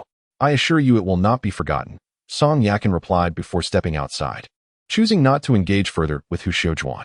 Very well, return them promptly. Our pantry is bare, unlike your family, who feasts on lavish meals. Hu Xiujuan retorted as she exited, swaying her hips, her eyes lingering on the 2 bowls of meat, mouth watering. Reluctantly, She pushed the door open and departed. Chapter 24. The Afflicted Brothers, the Great Scandal. Meanwhile, Chen Lu arrived at the doorstep of an old friend at the west end of the village, only to find the door locked, indicating that no one was home. The guardian of the village, as superstition would have it, is believed to shield the community from calamities. This individual, often perceived as mentally challenged since childhood, is referred to as a local immortal, with every village possessing one or two, often from the same family. Their hearts are pure and devoid of desires, frequently assisting others, yet their cognitive abilities are limited. For them, the greatest aspiration is merely to have enough to eat. Ordinary people, too, may initially lack desires until their hunger is sated. Once their bellies are full, an array of wants and thoughts arise. However, the village guardian, even after satisfying their hunger, is singularly preoccupied with the quest for the next meal. Indeed, Chun Li's unfortunate companion is the sole village guardian. Born with a cognitive deficiency and lacking familial support, save for a bedridden elderly mother. He appears to have no name, but the villagers affectionately call him Mai Tai, a moniker that has evolved into simply Mai Tai. His attire seems as if forged from iron, worn throughout the year without change, its exterior glossy and so rigid that, when laid upon the ground, it stands upright. Under the circumstances of that time, it was a challenge for anyone, let alone Mai Tai, to possess a few decent garments. With a heart full of excitement, Chun Lu strides towards the Zhou family's abode, where a wedding is underway, as today marks the day of the banquet. It seems his brother is there to lend a hand. The thought of this brother tugs at Chun Li's heartstrings. He feels an overwhelming sense of remorse for those he has wronged in past lives, vowing to make amends in this one. Soon, Chun Lu arrives at the Zhou household and is greeted by the sight of the entrance strewn with vibrant red flowers, remnants of firecrackers scattered about. The gateway is adorned with crimson lanterns, embellished with the character for joy. Despite the chill in the air, the sun shines brightly, casting a warm glow. In the depths of winter in northeast China, such celebrations become a communal affair, uniting the entire village. As Chun Lu steps through the threshold, he is enveloped by a lively atmosphere. The farmhouse exudes the spirit of the new year, transporting him back to a bygone era. The bright red lanterns hang high, providing a comforting warmth amidst the frigid winter air. The ground is carpeted with scattered red firecracker paper, heralding the dawn of a new life. The air is infused with the subtle scent of fireworks, mingling with the aromas of firewood and cooking, provoking an involuntary swallow. Children, clad in colorful new garments, dart through the crowd, chasing one another and filling the courtyard with their laughter. Their eyes are fixed on the candies tossed into the air, each successful catch eliciting cheers of joy. For these children, today is not just a festive occasion, it is a rare opportunity to indulge in sweet treats. Villagers of all ages gather to assist in preparations, setting the scene and preparing the feast. Groups of women huddle together, skillfully crafting dumplings while whispering soft comments about the bride's beauty. Look at that girl, she truly is a vision of loveliness. It is said that she hails from the town, a true city dweller. Young Zhou has indeed proven his merit by marrying a wife from the village. Their conversations brimmed with curiosity and envy. The courtyard was adorned with more than a dozen tables, each meticulously set with bowls and chopsticks alongside several platters of cold dishes, eagerly awaiting the main course. The head chef and his assistant busily tended to a large pot set upon a makeshift stove, their silhouettes occasionally obscured by the swirling steam. As one chef gently lifted the pot lid, a wave of steam and an enticing aroma wafted forth, the result of hours of simmering chicken, duck, fish, and a meticulously crafted broth. A large pot of pork and sauerkraut bubbled vigorously, the interplay of hot and cold intensifying the mouth-watering scent that wafted through the air. The men, meanwhile, assisted in transporting items, occasionally joining in the light-hearted banter. The entire courtyard resonated with laughter and joy, villagers teasing one another and sharing jokes, showcasing the genuine camaraderie that exists between the village and its surroundings. Despite the harsh conditions, the smiles on every face radiated sincerity and contentment. As Chun Lu stepped inside, he spotted the village accountant, old Sun, cheerfully seated at the entrance, busy with calculations. Whenever a family hosted a celebration, a tent would be set up at the entrance, where snacks and drinks were offered freely. In these times, contributions varied widely. Some offered cash, albeit modest amounts, while those with better circumstances and closer ties would donate more generously. Others brought eggs or local produce, marking the gradual rise of monetary importance in this era. Chen family's third son, are you here to offer your regards? You owe a debt of courtesy to the Zhou family, don't you? Although Chen Lu initially intended to find someone, old son's shout drew the attention of the villagers. Most shook their heads and smirked, fully aware of Chen Lu's reputation. He was merely a gambler, his family impoverished, lacking the means to contribute, and instead, he had come to mooch food and drink. As old son called out, several burly men nearby erupted in laughter. That gambler will surely lose his wife in due time. Best to steer clear of him. Who would waste their good days associating with such a character? The men of the village gathered, deliberately avoiding Chen Lu. Even their wives approached with caution, offering gentle admonitions. After all, no one wished for their husbands to end up like Chen Lu, destitute and returning home to lash out at their families. In the village hierarchy, gamblers were looked down upon. Third son, come for a meal, are you? You must contribute, or there won't be a seat for you later. Old son, with a sly demeanor, had just been threatened by Chen Lu, having lent out his gun and harbored a grudge. Seizing the opportunity presented by today's gathering, he sought to entertain himself at Chen Li's expense. Would the Zhou family allow him to sit among them? What a jest! The presence of such a notorious gambler at a joyous wedding feast was deemed most inauspicious. A woman, assisting in the kitchen, pursed her lips and uttered a remark. Initially, Chen Lu had no intention of engaging with them, particularly with the old blind man, son, who seemed relentless. After scanning the surroundings for quite some time and failing to spot his old companion, Chen Lu made his way directly towards the old blind man. What's this? You truly intend to give a gift? Son chuckled. Accountant son, had you not mentioned it, I might have forgotten. I owe old Zhou's family a gift, but alas, I ventured out today without any money. Could you kindly advance it for me? I promise to repay you later, Chen Lu replied with a grin, plucking a cigarette from the table and lighting it, taking a deep drag. How can you expect me to cover your gift? Moreover, if I do, when will you repay me? Accountant's son shook his head. If I were to lend you the money, it would be akin to throwing it away. I'm not that foolish. However, he failed to recall that he had a lever in Chen Lu's hands. Chapter 25. Inviting a brother to join. Oh, if you're unwilling, that's fine, for I have already spotted Widow Liang, Chen Lu remarked, having noticed Widow Liang amidst a group of women, laughing and chatting. He raised his hand to greet them, an action that instantly alarmed Accountant's son, as his own wife stood among that very group, right beside Widow Liang. What business do you have with that widow? I'll cover it, he hastily interjected. Don't forget to repay. Son suddenly rose, pulling Chen Lu back with a firm grip, casting a wary glance his way before resuming his seat, tightening the worn cotton coat draped over him. He retrieved $1 from his pocket, placing it into the nearby money box, then inscribed Chen Lu's name upon the ledger. In this era, $1 was still a considerable sum. Chen Lu clapped his hands, casually grabbing a handful of peanuts, munching on them while contemplating, old son. Why provoke me of all people? Those nearby seemed to grasp the situation as a shifty-eyed man, hands tucked into his sleeves, elbowed Accountant Sunday. What's the matter? Old accountant, do you have some leverage in his hands? Have you been peeping over some woman's wall, perhaps spying on her while bathing or using the restroom? No sooner had he finished speaking than Accountant's son seized an abacus from the table and swung it towards the man's head, though it was merely a jest to frighten him. Taiju, spare us your foolish prattle. Accountant's son scolded, turning his neck before returning to his seat. The village knew well of Accountant's son's proclivities. Despite his outwardly honest demeanor, he had not shied away from flirting with the village's young maidens in private. Soon, the Zhou family had commenced their banquet, and having fulfilled his obligation, Chen Lu took a seat. Reasoning that he had yet to satiate his hunger, he would partake in a meal before wandering into the mountains.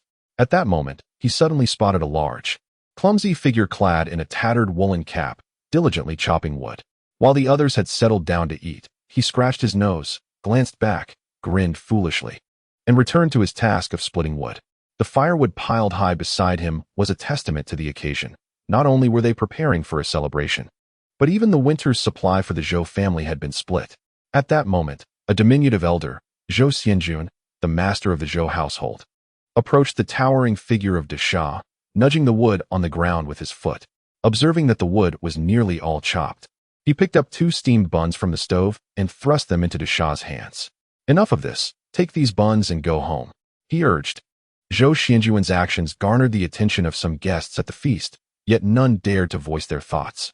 They were well aware of Zhou Xianjuan's notorious frugality, a term in the Northeast that aptly described his stinginess and narrow-mindedness. Though sparse in hair, he was quite shrewd.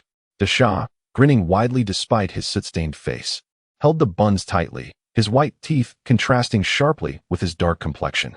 "Uncle, can you get me a piece of pork too? My brother Zhou Bingquan said if I chopped this wood, he'd give me a little something in return." Standing at over 190 centimeters tall and robustly built, De Sha devoured the buns with a few bites, appearing rather foolish. "What meat? Where do you expect to find so much meat for you? Once everyone is finished, you can help clean up the leftovers," Zhou Xianjun replied dismissively. "Go home for now. After they finish eating, I'll have your aunt pack up some for you. Hurry along." He pushed De Sha away with a gesture of disdain. Nearby, a woman tending the fire interjected, "Come now. De Sha has worked hard all day since dawn. With so many feasts laid out, can't he have just one bite? You know nothing. Why don't you invite him over to your house for a meal? One bite of his is worth 10 of ours. My humble abode cannot afford to feed him," she retorted, shaking her head. He worked for me. If he had done all this labor, while there may not be enough meat, surely those buns would fill him up." Zhou Xianjun paid her no heed, instead firmly guiding De Sha toward the exit. The other villagers remained silent, understanding that De Sha spent his days assisting anyone in need, simply trying to earn a meager living, having grown up on the kindness of many. Yet, few could afford to truly satisfy his hunger, and today, Zhou's family indeed seemed to be lacking in generosity. Though he had not tasted any meat, De Sha maintained a smile, albeit awkwardly, as he appeared uncomfortable and embarrassed. With each push from Zhou Xianjun, he shuffled slowly, occasionally scratching his head. Seeing his obstinacy, Zhou Xianjun seized a nearby shovel and struck it down near De Sha, exclaiming, "Get lost. There's no meat for you." Irritated, Zhou Xianjun pointed angrily at De Sha. Undeterred, De Sha chuckled and remained at the doorway, reluctant to leave yet too timid to re-enter, squatting with the remaining half of his bun. A dog approached, nuzzling against him, and he cautiously tore off a piece of the bun to feed the dog, as if afraid to disturb the peace. His figure appeared even more slender against the biting wind, evoking a twinge of sorrow. In these times, many families still struggle to find enough to eat, and despite feeling pity for them, one lacks the means to assist. Thus, everyone has become accustomed to this reality. For them, the big fool resembles a stray dog in the village. As long as he doesn't starve to death, that suffices. Chen Lu, seated at the table, observed all of this keenly.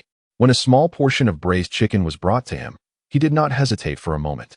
He promptly lifted the plate and stood up. "Chen family's third son, are you hoarding food?"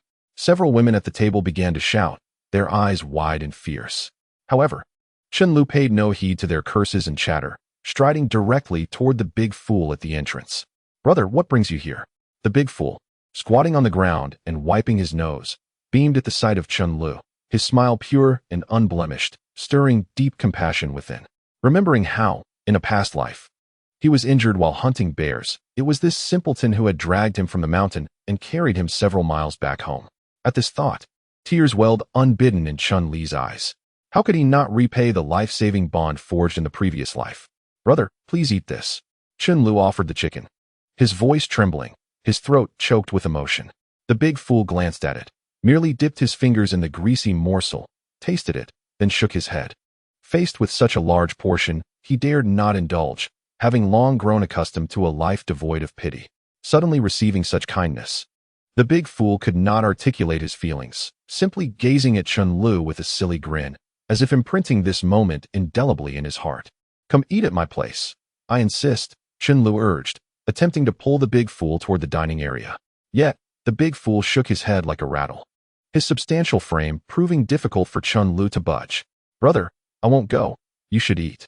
After uttering these words, he freed himself from Chun Li's grasp and hurried off to play with a little yellow dog at the entrance.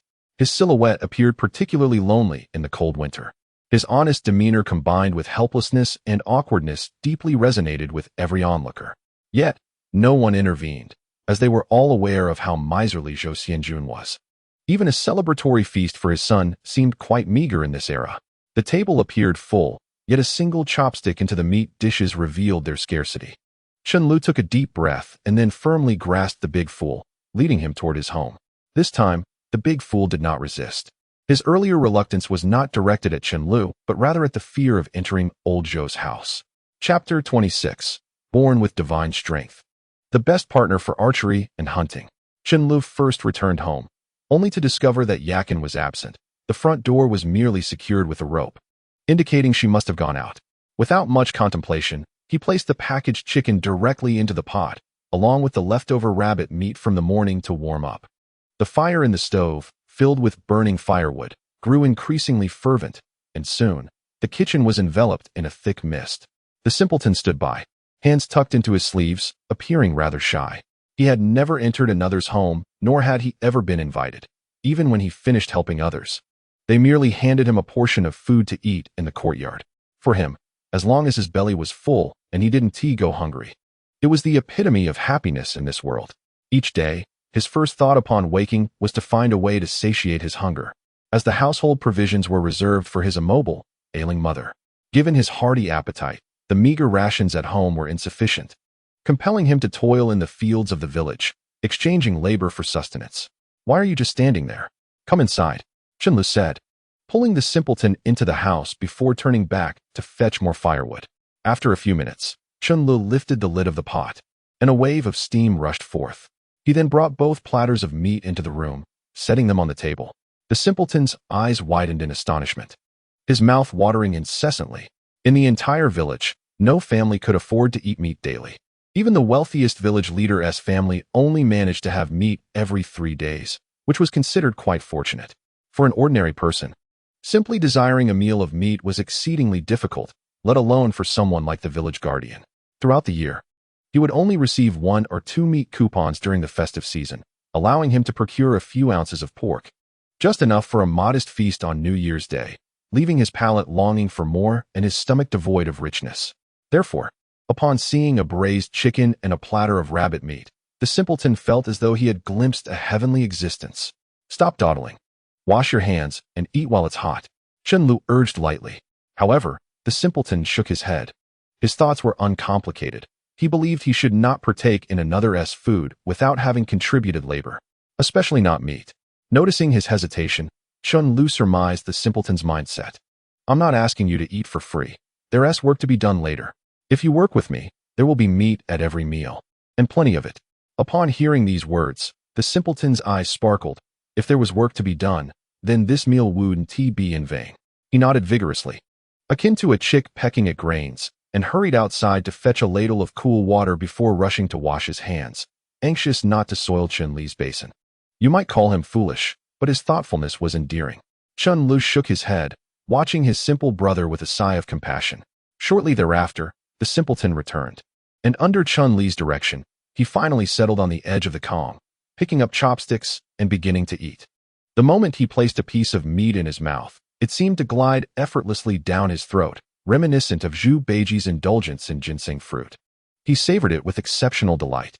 Chen Lu chose not to look, wishing to spare his foolish brother from displaying that embarrassed expression once more. Instead, he retreated to the outer room and retrieved the cowhorn bow that hung upon the wall. Upon his return, he was met with the sight of 2 plates of meat, entirely devoured. The simpleton was contentedly tidying up the table, his face a picture of satisfaction. At that time, the family-raised chicken was small, barely weighing 2 or 3 pounds. Yet its meat was firm and fragrant, leaving only a pile of bones behind. "Brother, you ate so much that the simpleton even pulled out 2 chicken legs," Chen Lu noted, realizing that he had discreetly set them aside in his bowl earlier. "I didn't say you had to eat it all. I've had my share. Hurry and eat, so we can get back to work." Chen Lu chuckled, acknowledging his brother's enduring innocence and kindness. However, this time, the simpleton insisted he would eat nothing further, instead lowering his head to wipe his nose and murmured, "I'll take it home for my mother." As if fearing Chen Lu might overhear him, his voice barely above a whisper. "Are you full? If so, prepare to work. Give it a try. Do you think you can draw this?" Chen Lu observed as the simpleton wrapped the 2 chicken legs in some oil paper and tucked them into his coat. He then extended the cowhorn bow towards him. The simpleton hesitated momentarily, scratching his head in confusion. "Brother, isn't this Uncle Wang's bow? How did you come by it?" he queried, bewildered. Before Chen Lu could respond, the simpleton grasped the bowstring with one hand and the bow handle with the other, gently pushing. Chen Lu watched in astonishment, his mouth agape, eyes wide. This was indeed a cowhorn bow. This ancient composite bow was renowned for its remarkable elasticity and lethality. Chen Lu understood that to fully draw a quality cowhorn bow to its crescent state typically required over 100 pounds, approximately 60 kilograms, of force, a feat nearly impossible for an average hunter. He had calculated that even with his strength, he could barely manage to pull the bow to a half-moon position, and maintaining that stance would quickly become taxing. Thus, when he witnessed the simpleton effortlessly draw the cowhorn bow to a half-moon state, he could hardly believe his eyes. The simpleton's movements appeared so fluid and natural, as if he exerted no effort at all. "My foolish brother, give it another go. Can you pull it back a bit further?" Chen Lu gestured with his fingers. In the next moment, the simpleton complied. He strained his muscles, his expression growing serious as he continued to exert himself. With the final surge of strength, the cowhorn bow was finally drawn to its full crescent form. At that instant, the bow emitted an ancient, deep sound, akin to a distant whisper from ages past, resonating with a weighty and powerful timbre reminiscent of a bellowing beast. This sound was not merely the result of the taut string, but rather that of a suppressed wild creature, poised to roar forth from the simpleton's grasp. The sense of power was so overwhelming, as if the simple act of drawing a bowstring was not merely a task performed by a simpleton, but rather an exertion of control over a primordial beast brimming with raw strength. Chen Lu, standing nearby, could distinctly perceive the palpable waves of power permeating the air, along with an almost penetrating sensation that seemed capable of breaching all barriers. His heart brimmed with awe and astonishment at such might, which stemmed not only from the innate potential of the simpleton, but also from his flawless mastery of the horn bow. The low hum of the horn bow reverberated, as if proclaiming its existence to everything surrounding it. Chen Lu knew he was not mistaken. The simpleton truly possessed innate strength, making him the quintessential candidate for archery. He inhaled deeply, excitement glimmering in his eyes. "Brother, you are indeed a natural hunter. With our partnership, feasting on meat daily will be no challenge." Chen Lu refrained from calling it off, eager to witness how long the simpleton could endure. He had already begun timing in his mind. As 10 minutes elapsed, the simpleton's face flushed, veins standing out prominently. It was evident he was nearing his limit. Yet, Chen Lu remained silent, allowing the challenge to continue. Chapter 27. The Great Stammerer of the Village. Truly remarkable. The simpleton's fingers were deeply pressed into the taut bowstring. "All right, let go." Upon Chen Li's command, the simpleton released the string. A deep, resonant sound erupted within the room, akin to the low bellow of an ox. In that instant, the power of the horn bow was unleashed, causing the air to reverberate subtly. The sound echoed between the walls, and the water in the teapot responded to the tremor, rippling outward in concentric circles, reflecting the room's light with vivid brilliance. Chen Lu stood in awe and admiration, fully aware of the might encapsulated within that single sound, a testament to the simpleton's utmost effort, surpassing his limits. At that moment, every corner of the room was infused with the lingering resonance of power, as if time itself had paused for an instant. "Strap that bow to your back and follow me up the mountain." With everything in readiness, Chen Lu, seizing the opportunity before his wife returned, intended to take the simpleton up the mountain to hunt the wild boar. "Brother, what are we doing? Are we going to gather wood?" The simpleton obediently slung the bow across his back and inquired. "We are going to hunt the wild boar." Once they reached halfway mountain, Chen Lu made a beeline for the spot where he had discovered the wild boar the previous night. The boar had been injured and had fallen into a hollow in the mountain. It was uncertain whether it had managed to ascend by now. If it had emerged, that would pose a problem, for in the hollow it would be a sitting target, yet once it fled, locating it again would be a formidable task. Nevertheless, Chen Lu remained resolutely confident, for he possessed the ability of foresight. Albeit with limitations, it allowed him to detect the biological information of the local fauna, but not their precise locations. Should there be even the slightest deviation, such a colossal mountain could easily break one's legs.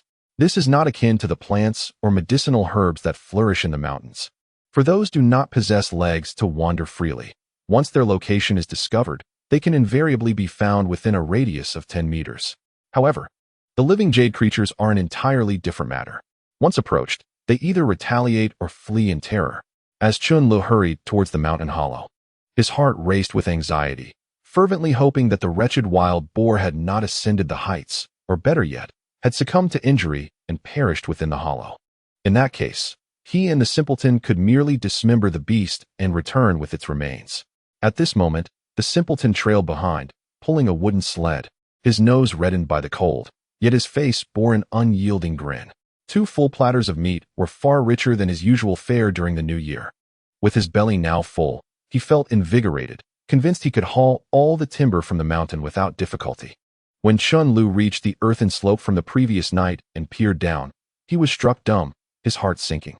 The center of the mountain hollow was stained with blood, the surroundings in disarray, and the wild boar from the night before was nowhere to be seen. It felt as though he were in a dream. He scratched his head, attempting to recall whether he had indeed slain a wild boar the night before. Yet, the vivid bloodstains, the earth disturbed by the boar's hooves, and the impressions left in the soil made it abundantly clear that this was all too real. Alas, trouble had arisen. The boar had returned to the mountains. Chen Lu squinted, scanning the vicinity, tapping into his precognitive abilities. Yet, he could not sense the escaped wild boar. He realized the limitation of his foresight. After the initial vision, the information became less distinct. However, despite the ambiguity, he was certain that the wounded boar had ascended the mountain. Pursuing it would mean searching haphazardly. Encountering a bear would only place him in peril. To pursue or not to pursue? Certainly, he would pursue, but not blindly. He needed a strategy. Brother, where is the wild boar? The simpleton had caught up, rubbing his hands and inquiring. It likely fled. You wait here. I'll go borrow a dog from Dekeba. Chen Lu had devised a plan to borrow the dog from Dekeba's household. This dog was notable. It had been specially trained by the village's seasoned hunters. And though aged, its innate talents and instincts remained intact. Go ahead, brother. I'll wait for you here. The simpleton nodded, plopping down on a nearby tree stump, only to be swiftly pulled up by Chen Lu. You must not sit carelessly. Do you not understand? This is the mountain god's pillow. If you sit upon it, you offend the mountain god. Upon hearing Chen Li's admonition, the simpleton nodded eagerly and ran to a safe distance from the tree stump. It was as if he had encountered a malevolent spirit, prompting Chen Lu to distance himself. He was not superstitious, especially considering his experience of rebirth. He merely sought to frighten the simpleton according to the village's lore. After all, discussing science with him would be futile. Yet the simpleton had been steeped in superstition since childhood, harboring a certain reverence for mountain deities.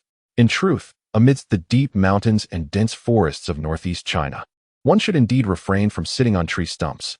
Setting aside the superstitious beliefs, the harsh and lengthy winters render the ground and tree stumps encrusted with ice and snow, resulting in dangerously low temperatures. Sitting directly upon the frigid stump allows the chill to permeate one's body through the posterior, potentially leading to health issues such as rheumatism. Although the simpleton was robust, he was not immune to such ailments. Observing the simpleton's newfound fear and respect for the stump, Chen Lu smiled and made his way home. As he passed by his doorstep, he noticed that the door remained ajar, unchanged from when he had left. It seemed his wife had truly gone far afield and had yet to return. Could it be that she had gone to her mother's to fetch the child? The mere thought filled Chen Li's heart with joy. A warm home with wife and child was his greatest aspiration since his rebirth. With a beaming smile, he arrived at the 6th house at the western end of the village, directly across from Uncle Wang's residence. The dilapidated earthen structure before him appeared on the verge of collapse, propped precariously by 2 wooden beams, presenting a clear hazard. The yard was a chaotic mess, overrun with weeds that even the heavy snow had failed to conceal, indicating prolonged neglect. In this village, a forsaken yard suggested that the inhabitants were not inclined to lead a prosperous life, much like Chen Li's own home. Though his own house was devoid of possessions, burdened by famine and lacking even basic sustenance, it was a consolation that his father-in-law would bring a few brothers to help with repairs come spring. Not for any other reason, but because if the house were to collapse, it would bury Chen Lu alive, an event the elderly couple would consider a misfortune.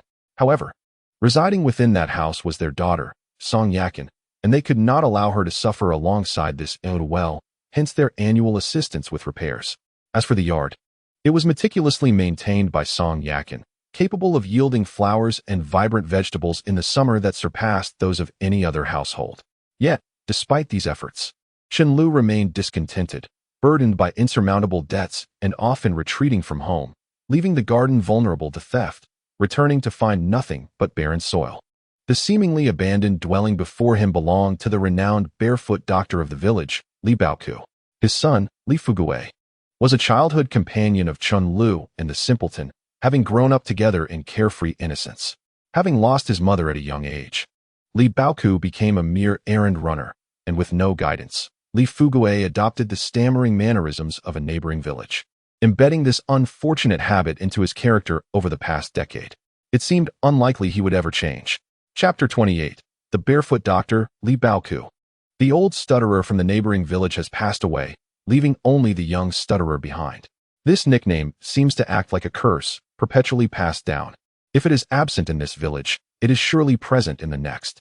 When Chen Lu arrived at the home of the old stutterer, he observed a yellow dog tethered in the yard, gnawing on a large iron basin that held frozen cornmeal. This yellow dog was emaciated, resembling little more than skin stretched over bones, with its sagging skin giving it a feeble appearance. So weak that it lacked the strength to bark even upon the arrival of a visitor. In the village, dogs typically possess a strong territorial instinct, and the sound of their barks can resonate throughout the entire community when a stranger approaches. Each household maintains the custom of keeping a dog.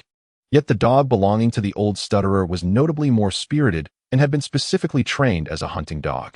This hunting dog had been trained by Chun Li's uncle, who, along with several hunters from nearby villages, had formed a small hunting party. The past few years had seen wild beasts wreak havoc on the surrounding villages, with bears descending from the mountains to prey on livestock, and even attacking humans when encountered. A single swipe from a bear could leave a person severely injured, if not worse.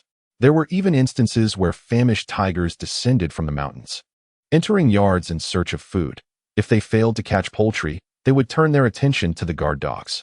In some cases, these beasts brazenly entered homes, attacking the elderly who might be resting on their beds. Such incidents were not mere folklore.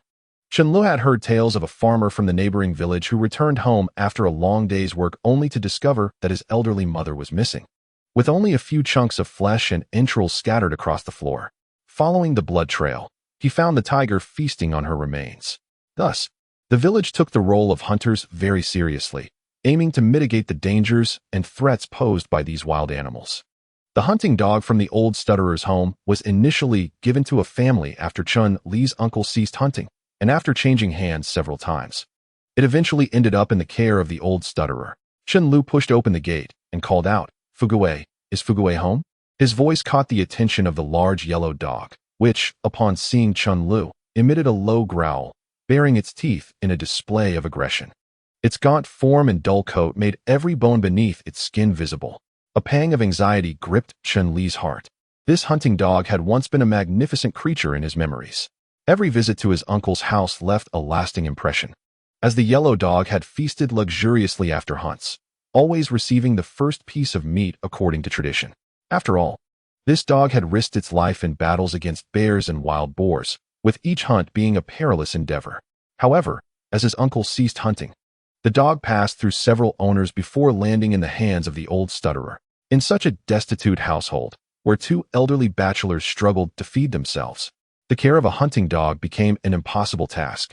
In the rural expanse, it is not uncommon for dogs to go 5 or 6 days, or even more than half a month, without a meal. In the home of Dekeba, a once proud hunting dog now lay emaciated, its bones protruding, and its eyes filled with exhaustion and despair. Chen Lu sighed deeply and approached the yellow dog with caution. Miraculously, the dog seemed to sense a familiar presence emanating from Chen Lu. Its initially wary demeanor gradually softened, its drooping tail slowly lifted, beginning to wag gently. It recognized Chen Lu, and a gentle light of submission flickered in its eyes, as if to say, "You have finally arrived." Chen Lu retrieved a sizable chicken leg from his pocket, a special treat he had prepared for the yellow dog. He crouched down and softly called, "Come here, old friend." The yellow dog devoured half the chicken leg in mere moments, clearly starved. Witnessing the dog's frenzied consumption filled Chen Lu with sorrow. This was a hunting dog, a cherished companion once meticulously trained by his uncle, whose very existence was deemed a disservice if it went without meat for a day. At this moment, Chen Lu felt not only a profound sense of pity for this once valiant creature, but also a heartache for the hardships it had endured. A flicker of resolve sparked in his eyes, as if he envisioned his noble companion rising once more. He made a vow to assist this old friend, who had accompanied his uncle and witnessed countless hunting tales, to return to the hunt. Even if it were to meet its end amidst the icy wilderness, it would not perish in the confines of a farmhouse. He yearned to see the yellow dog transformed back into the formidable hunting dog it once was, reclaiming the glorious and passionate days of its past, ruling the snowy forests and rugged terrains. "Old friend," Chen said, patting the yellow dog on the head, "let us venture into the mountains once more." The phrase "old friend" seemed to resonate as a call to the wild. The yellow dog appeared to comprehend Chen-Lu's words, emitting a low whimper from its throat, and the once dull gaze sparkled with newfound vitality. Just then, the rickety door creaked open, revealing a man who teetered unsteadily, clad in tattered, patched clothing that fluttered in the cold wind, shrinking his neck in response to the chill. He appeared to be of a similar age to Chen-Lu, yet his hair was disheveled like a bird's nest, leading one to suspect that even a fly might lose its way in it. His appearance was disheveled, eyes half closed as if he had just awakened from a dream, and a thin strand of drool hung between his teeth, crystallizing into icicles in the frigid air. "Yan, who are you? Why are you disturbing my midday slumber?" he asked, his voice laced with laziness and confusion, clearly perplexed by the unexpected visitor. It was evident that this man was the Daikeba Li Fugui that Chen-Lu remembered. His father was famously known as the medicine box, Li Baoku. "Daikeba, may I borrow your yellow dog for a while?" Upon seeing Daikeba, Chen-Lu felt a wave of warmth, for he was one of the few good brothers from his past life. In his previous life, he had rendered significant assistance, being the sole individual to offer help during his dire straits. "Chen-Lu, what are you doing with that dog? You aren't even putting up a fence." "That dog is ancient. Taking it up the mountain is utterly pointless." Li Fugui rubbed his belly, producing a rumbling sound, realizing that it was already noon upon waking. As he squinted and caught sight of the chicken leg on the ground, which had not yet been devoured by the large yellow dog, his eyes widened in astonishment, glimmering with eagerness. Before Chen-Lu could utter a word, he bent over abruptly, reaching for the remaining half of the chicken leg on the ground. However, the yellow dog was swifter, snatching the morsel and retreating to the base of the window, where it began to nibble cautiously. It glanced back nervously, fearful of its owner reclaiming the food, its pitiful demeanor evoking a pang of sympathy in onlookers. "What are you staring at? Where did this chicken leg come from? Chen-Lu, did you bring it? Feeding the dog?" As the yellow dog devoured the remaining half, even crunching the bones, Li Fugui smacked his lips, his expression a blend of disbelief and envy. "This dog is nearly starving, and you say you're living well? It's as if the dog suffers alongside you." Chen-Lu frowned at this remark. "Your words imply a comfortable life, yet you mock your brother. Meanwhile, you, the squanderer, have fed a perfectly good chicken leg to the dog. Have you forgotten me as a friend? You haven't even shared with me, since yesterday. I've subsisted on a solitary piece of dry cornbread. I am on the verge of starvation." As he spoke, the corners of his mouth twitched, betraying his hunger. Though he managed to articulate his thoughts clearly, Chen-Lu understood that this man had become a lost cause largely due to his father, who, in his reckless pursuits of practicing medicine, had rendered himself disabled. Li Baoku, his father, had ceased offering medical services in fear, instead opting to lounge with a bottle of liquor, only rousing to take a swig. A once stable household had descended into poverty over the years of turmoil. The root of their misfortunes lay with his irresponsible father, the village's infamous barefoot doctor, who had set a poor example for his son. Chapter 29, The Dog of My Second Uncle. Initially, Li Fugui had been quite industrious, laboring in the fields and taking on odd jobs in neighboring villages to contribute to the household. However, as time passed, he found it increasingly difficult to keep pace with his father's drinking habits. His father's penchant for alcohol had attracted numerous troubles and substantial debts. Consequently, Li Fugui, burdened by his father's financial irresponsibility, frequently found himself confronted and beaten by creditors. It seemed that from the previous year onward, he had completely given up, choosing to lie on the couch, doing nothing at all. Regardless, the labor is insufficient to settle debts owed by his father. Working does not fill the stomach, and neither does idleness. It would be preferable to recline at home. When hunger strikes, accompany me up the mountain. If you desire meat, let us depart now, and retrieve the gun your father has hidden. I shall make use of this large yellow dog, and I promise to return it, ensuring that nothing goes to waste. Should you also wish to join, you would contribute to our endeavor. Currently, it is just me and the simpleton. With your addition, how does that sound?" Chen-Lu slowly rose, having grasped the dog's leash, and inquired. To his surprise, Li Fugui shook his head, resembling a clanging drum. To venture up the mountain felt akin to courting death. How comfortable it is to lie at home. I cannot bear such hardship in this bitter, cold weather. I have not even left our village since winter set in. Who would endure such suffering? Just you and the simpleton, and you wish to hunt? With great effort. Dakeba managed to utter 3 sentences, his tongue stumbling over the words. Yet he conveyed his reluctance and mistrust towards the duo of Chen Lu and the simpleton. If you choose not to go, then so be it. I shall take the dog. Should I manage to catch a wild chicken or a hare, I will bring you back some legs. Chen Lu, now devoid of patience for further discourse, tugged on the dog's leash. The large yellow dog, affectionate towards him, nuzzled against his leg. You two can amuse yourselves. It's just you two babbling. Observing Li Fugui's mouth agape in disbelief, Chen Lu waved his hand and led the dog out. As Chen Lu gradually distanced himself, Li Fugui gazed at his departing figure, suddenly lost in contemplation. A glance around his surroundings prompted a deep sigh. Life, at present, seemed quite pleasant. He had no worries, waking naturally each day, solely to fill his belly. Meanwhile, Chen Lu, with the large yellow dog in tow, had arrived at the foot of Half Hill. Although the dog was familiar with him, its surroundings were entirely foreign. Having transitioned from a hyena to a household pet, its daily task was to guard the home. Yet, it seemed the dog primarily yearned to gnaw on the cornmeal frozen in its iron basin. In these mountains, life is tough. What of the dogs? Prolonged hunger had drained its strength, potentially impairing its performance. When Chen Lu tossed a wild chicken leg towards it, although it alleviated its hunger temporarily, it may have ignited a fervent craving for meat. Once they ventured into the woods, this intense appetite would heighten its awareness of everything around, sharpening its sensitivity to the scent of prey. In both dense forests and frigid snowfields, it possessed an innate ability to locate game. At that moment, Chen Lu unfastened the dog's chain. In that instant, it was as if an invisible shackle had been released. The large yellow dog regained its freedom, lifting its head to inhale the crisp air deeply, a fleeting glimmer of something indiscernible flashing in its eyes. Chen Lu gently pointed towards the hillside ahead, and the large yellow dog seemed to immediately comprehend its master's intention. With a graceful arch of its body and a light touch of its forepaws, it dashed through the snow with wild abandon. It quickly reached the top of the slope, then paused to look back at Chen Lu, barking excitedly. The barks were filled with vitality and exhilaration, entirely unlike that of a famished old dog. Instead, it radiated an extraordinary fervor. Chen Lu grinned broadly, wielding his already loaded shotgun, and strode purposefully towards the hillside. The man and dog soon reunited, with the large yellow dog eagerly nuzzling against Chen Li's leg in affection. Not far away, the clumsy fool stood frozen in the biting cold, not moving an inch until Chen Lu returned. With a runny nose, he wiped it and approached, asking, "Brother, isn't that the old yellow from Dakeba's house? How did you manage to bring it here?" Chen Lu merely smiled mysteriously, saying nothing further, but gestured towards the hollow below and called out to the large yellow dog, "Charge down."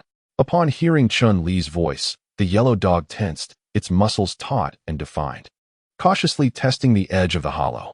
With a gentle slap on its rear, Chen Lu sent the dog plunging down the slope, resulting in several tumbles into the snow. Chen Li's heart skipped a beat, anxiety creeping in. If this old yellow truly had lost its hunting instincts and potential, it might very well perish in Dakeba's yard. The thought filled him with profound helplessness. Yet at that moment, the yellow dog's head suddenly emerged from the snow. It swiftly adjusted its stance and sprang forth, making Chen Li's eyes light up with joy. Even the clumsy fool, witnessing the scene, grinned foolishly. Once at the bottom, the yellow dog immediately caught the scent of wild boar blood lingering in the air. Moments later, Chen Lu stood atop the slope and whistled for the yellow dog, which hurried back, panting heavily, resembling an aging dog struggling with fatigue. However, Chen Lu knew this was merely due to the dog's long absence from the mountains. Once it acclimatized to the rhythm, it would undoubtedly regain its strength.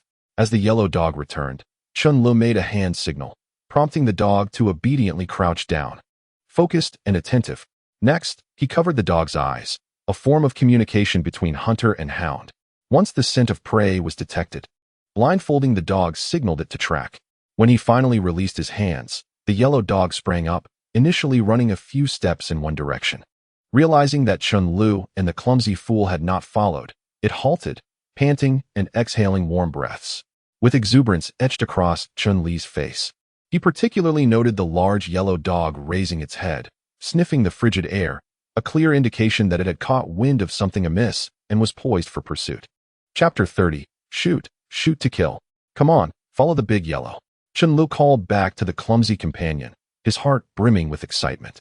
The large fellow nodded vigorously, and together they hastened after the dog.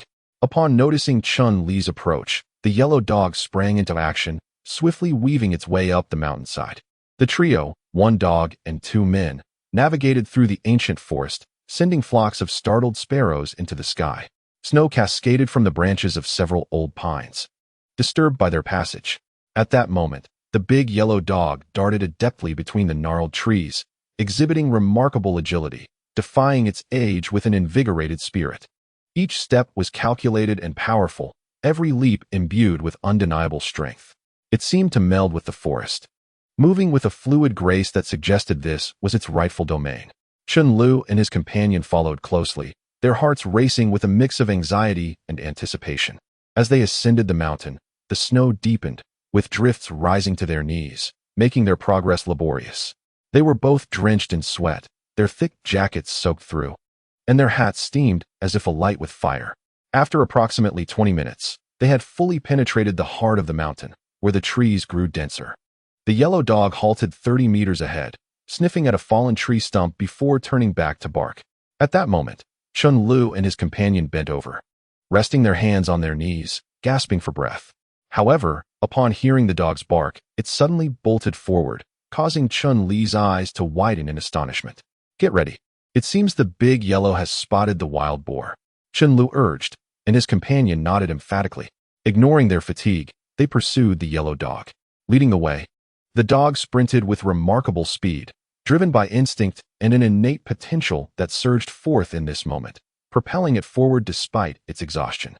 Especially upon detecting the scent of its quarry, it raced wildly through the snow. When the 2 men reached the crest of a small hill, they glimpsed a dark figure crouched beside a large rock.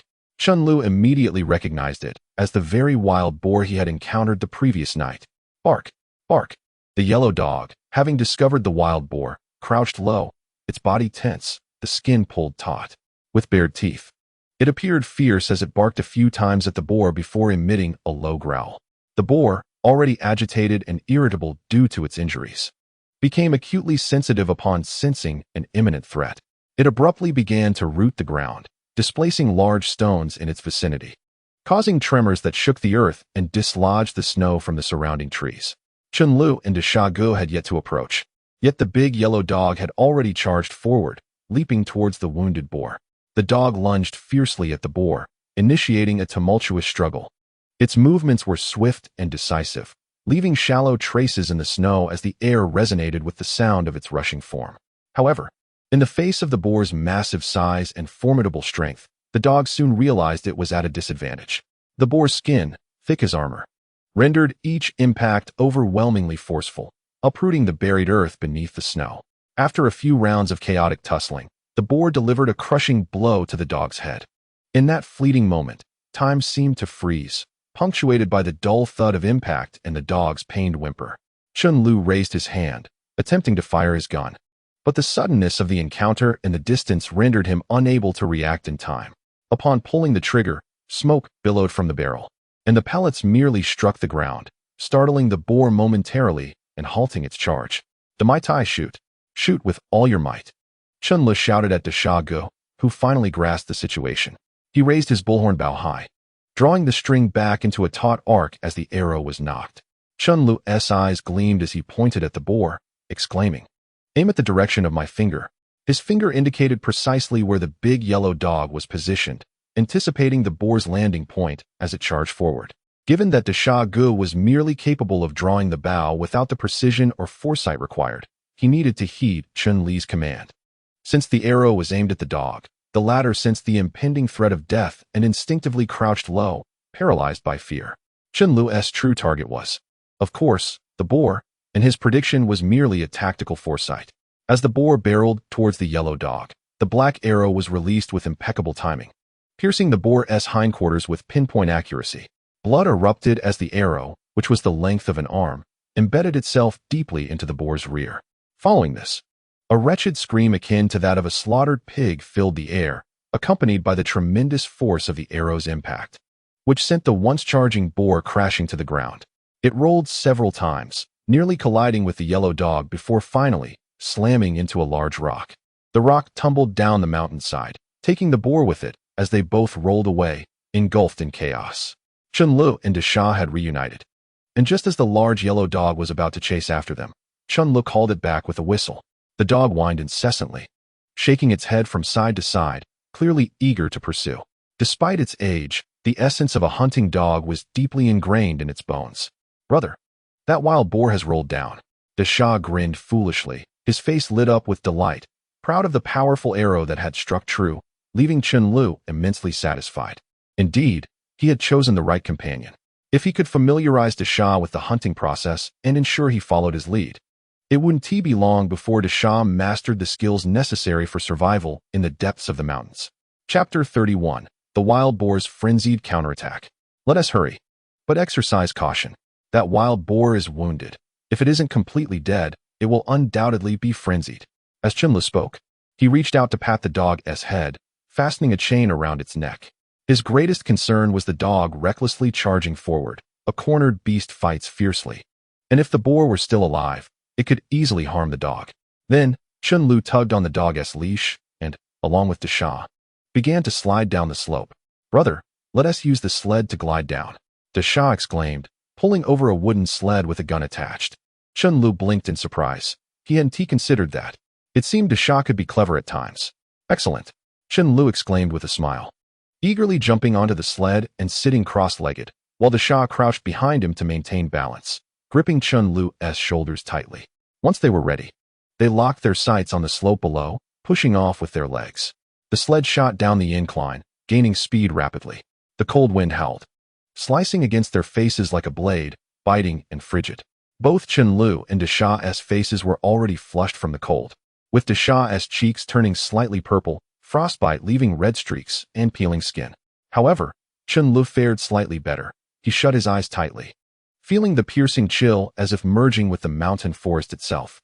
The yellow dog barked excitedly, bounding alongside them, its paws dancing in the snow, each landing sending up a flurry of snowflakes. Its eyes sparkled with exhilaration, and its tail wagged joyfully, as if its wild instincts were awakened in that moment. Chun Li's heart swelled with elation. He felt like the sovereign of this mountain realm, akin to the king of the jungle. The fervor within him spread throughout his being, and he couldn't help but let out a long, triumphant howl that echoed through the woods, as if proclaiming, "Your emperor has arrived." The dog barked in joyful response, perfectly in tune with the moment. In that instant, he genuinely experienced the exhilarating sensation he had never felt before, racing through the forest and across the snowfields. This vast wilderness was his hunting ground in his reborn life. The dog frolicked joyfully nearby as Chun Lu and Desha rode the sled, racing over the snow-covered terrain with exhilarating speed, far more thrilling than skiing. Just as they were about to collide with a snow-laden boulder, Chun Lu displayed no sign of panic. Instead, he wore an expression of sheer exhilaration. Leaning to the left, he shouted to Desha, "Brother, we're about to flip." Before Desha could comprehend the situation, Chun Lu grinned broadly, seized Desha, and together they leaped off the sled, tumbling down the snowy slope, occasionally sliding vertically. The sensation was akin to merging with nature itself, each roll ushering in fresh excitement and surprises, akin to surfing upon the snow. Their passage left unique imprints in the snow, traces of their adventure through the forest. The cold wind caressed their cheeks, and though frigid, it imbued them with an unprecedented sense of freedom. Chun Lu's heart raced with exhilaration. This pursuit, this liberty, was an experience he had never known. The large yellow dog followed closely, seemingly attuned to its owner's excitement, running with even greater fervor, occasionally glancing back at Chen Lu and Desha, its eyes sparkling with loyalty and joy. As their speed increased, the surrounding scenery blurred, leaving only the howling wind and the swiftly passing snow beneath their feet. Eventually, they came to a halt at the bottom of a small valley, encircled by towering pine trees, their branches laden with snow. The yellow dog stood up first, shaking off the snow, then joyfully circled around Chun Lu and Desha. They exchanged smiles, their eyes filled with mutual understanding and trust. As the cold wind began to subside, Sunlight filtered through the pine needles, casting dappled patterns on the ground. Chen Lu rose, brushing the snow from his clothes, and turned to look at the Shah and the yellow dog, a warmth swelling within him. Taking a deep breath, he inhaled the refreshing scent of pine and the crispness of the snow. "Hey, look over there. That wild boar hasn't gone yet," the Shah suddenly exclaimed, pointing at a wild boar that had come to a stop after crashing into a tree. Chen Lu then observed the boar unsteadily rising, exhaling hot breaths, blood trickling from its nose and mouth. With an arrow lodged in its hindquarters, blood stained the ground, and with each movement, the wild boar emitted a pained cry. Chen Lu's gaze fixated on the boar as his hands instinctively readied the gun, extracting a paper packet of gunpowder from his pocket to load it, simultaneously adding steel pellets. The Shah, stop dawdling. Aim for it. When I say shoot, you shoot. Chen Lu moved swiftly, already striding towards the wild boar. The yellow dog, brimming with excitement and courage, charged ahead of Chen Lu, heedless of danger. Threatened, the wild boar turned its head and emitted a low growl that resonated like thunder from the depths of the earth, causing a painful reverberation in Chen Li's ears. At that moment, he had already loaded his shotgun, and as the distance closed, he found himself within range, yet simultaneously ensnared in peril. With less than 10 meters separating them, the boar's hooves tore into the ground, scattering snow and soil in all directions, its eyes bleeding profusely. It was evident that this formidable beast was prepared to fight to the death, marking the most dangerous moment. After a quick assessment, Chen Lu realized that a single shot would not suffice to slay the creature, but he took solace in the presence of his loyal dog and the rather foolish companion. In an instant, the boar charged towards him, and Chen Lu could already sense the metallic tang of blood invading his nostrils. Without hesitation, he pulled the trigger, flames erupting as the pellets were unleashed. They struck the boar, but only a few managed to penetrate its tough hide. Most were deflected harmlessly away. A couple of pellets found their mark on the boar's face, blinding one eye, which only exacerbated its frenzy as it charged directly at Chen Lu. As the wild boar approached, it thrust its snout forward, sending the dog flying before it could intervene, crashing heavily to the ground, unable to rise again. In that critical moment, Chen Lu stood frozen in place, allowing the boar's tusks to lunge towards him, as if he were about to be obliterated by a speeding locomotive. Just when it seemed that disaster was imminent, he bellowed, "Deshagu, shoot towards me. Shoot." With the command issued, Chen Lu felt a rush of wind at the back of his head.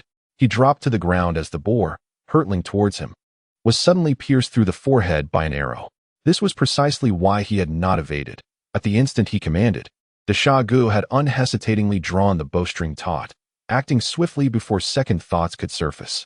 If not for Deshagu's somewhat impaired intelligence, he would have never reacted so promptly. The rapidity of his response allowed for the shot to be fired without hesitation. Had there been even a moment's pause, Chen Lu would have never dared to take such a risk. To Chen Li's astonishment, despite the arrow embedding itself in the boar's skull, the beast did not succumb immediately.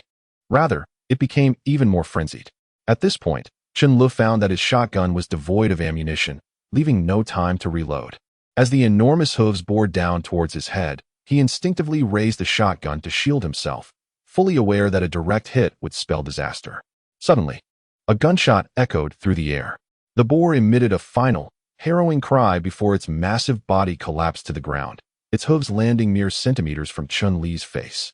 Thoroughly vanquished, the foolish fellow stood in a daze, glancing around, bewildered by the source of the gunfire. Meanwhile, Chen Lu rose from the ground, delivering a swift kick to the rear of the wild boar to ensure it was truly deceased. With a grin, he turned his gaze towards a tree ahead. To his surprise, Dekeba emerged from behind the tree, shouldering a single-barrel shotgun. He always squinted slightly, appearing rather lethargic, and approached with a sluggish gait. "What brings you here?" Chen Lu asked, raising an eyebrow with a smirk. "Didn't you say you wouldn't come?" Dekeba replied nonchalantly. "I saw you two chasing the wild boar, and thought I'd come to enjoy the spectacle. To my amazement, it turned out to be quite useful, haha. Besides, if I hadn't shown up, you might have been in a bit of trouble just now." Though Dekeba feigned bravado, he was merely hoping for a stroke of luck, thinking that since Chen Lu and the foolish fellow had ventured into the mountains, they might at least manage to catch a wild chicken or something. He was hoping for a morsel to eat, as his stomach was empty, making him feel unsteady while walking. The half-hour trek had nearly taken him an hour, and he felt on the verge of fainting in the snow. However, Upon entering the mountains, he heard the cries of wild boars, realizing that Chen Lu and the foolish fellow were indeed engaged in a serious hunt. They had forsaken hunting small game and were going after wild boars, which were no trifling matter. Thus, he tightened his belt, mustering his last bit of energy to catch up, thinking he must contribute somehow. Otherwise, if the boar was truly slain, he might not even get a taste of the broth. A smile spread across Chen Lu's face. The hunting trio from his past life had finally reunited in this one. Yet, he felt a twinge of regret for how he had wronged Dakeba and the foolish fellow in their previous existence. Now that they were together again, it seemed a chance to amend those past grievances. He patted Dakeba on the shoulder, saying nothing, but his face radiated warmth. Dakeba reclined in the snow, smoking a pipe, occasionally exhaling smoke rings with a faint smile. He had expended all his remaining strength and was now too fatigued to stand. His hunger was overwhelming. With this hefty wild boar, I won't have to worry about meat for at least half a month. Hurry and save me an ear. I'm starving. All right. But this thing needs to be skinned first, Chen Lu chuckled, pulling out a hunting knife, honed to a razor's edge, specifically for butchering pigs. This task is yours. Foolish fellow. He tossed the knife to him. The foolish fellow gazed at the motionless wild boar on the ground, a flicker of excitement and confidence gleaming in his eyes. Without hesitation, he grasped the gleaming knife, which shimmered in the sunlight, unmistakably sharp. Although the boar was not the largest among its kind, it was certainly of decent size. Nodding resolutely, he began the process of butchering the boar, meticulously cutting various parts for easier transport. After all, having frequently assisted others in laborious tasks, I have lost count of how many times I have engaged in such work over the past year. Thus I am quite adept at it. With the actions of the large, clumsy figure, the wild boar was gradually disassembled into various parts, with fresh cuts of pork neatly arranged nearby. The entrails were extracted and hung amidst the wild grass to dry and eliminate the odor. The blood was carefully collected into a large iron bucket, and as the wind blew, it quickly transformed into a rich blood stew. "Brother, this meat is ready," the large figure remarked, waving a piece of pure fat pork. Upon seeing this, the gluttonous onlooker could not help but salivate, even though it had been a while since he had enjoyed a proper meal. However, raw meat was not an option for him. He was no savage. Yet, his stomach betrayed him, clouded by the sight of the meat. As the cuts were nearly finished, Chen Lu selected a bloody piece of hindquarter and tossed it to the hunting dog, Da Huang. The dog eagerly devoured it, relishing the feast, having exerted considerable effort during the hunt. If Da Huang was not well fed, he would grow lazy, and after consuming meat, he would regain his wild instincts, becoming more daring in future encounters with wild boars. Chen Lu contemplated the necessity of coaxing Da Huang out again. Otherwise, the dog would truly become ineffectual.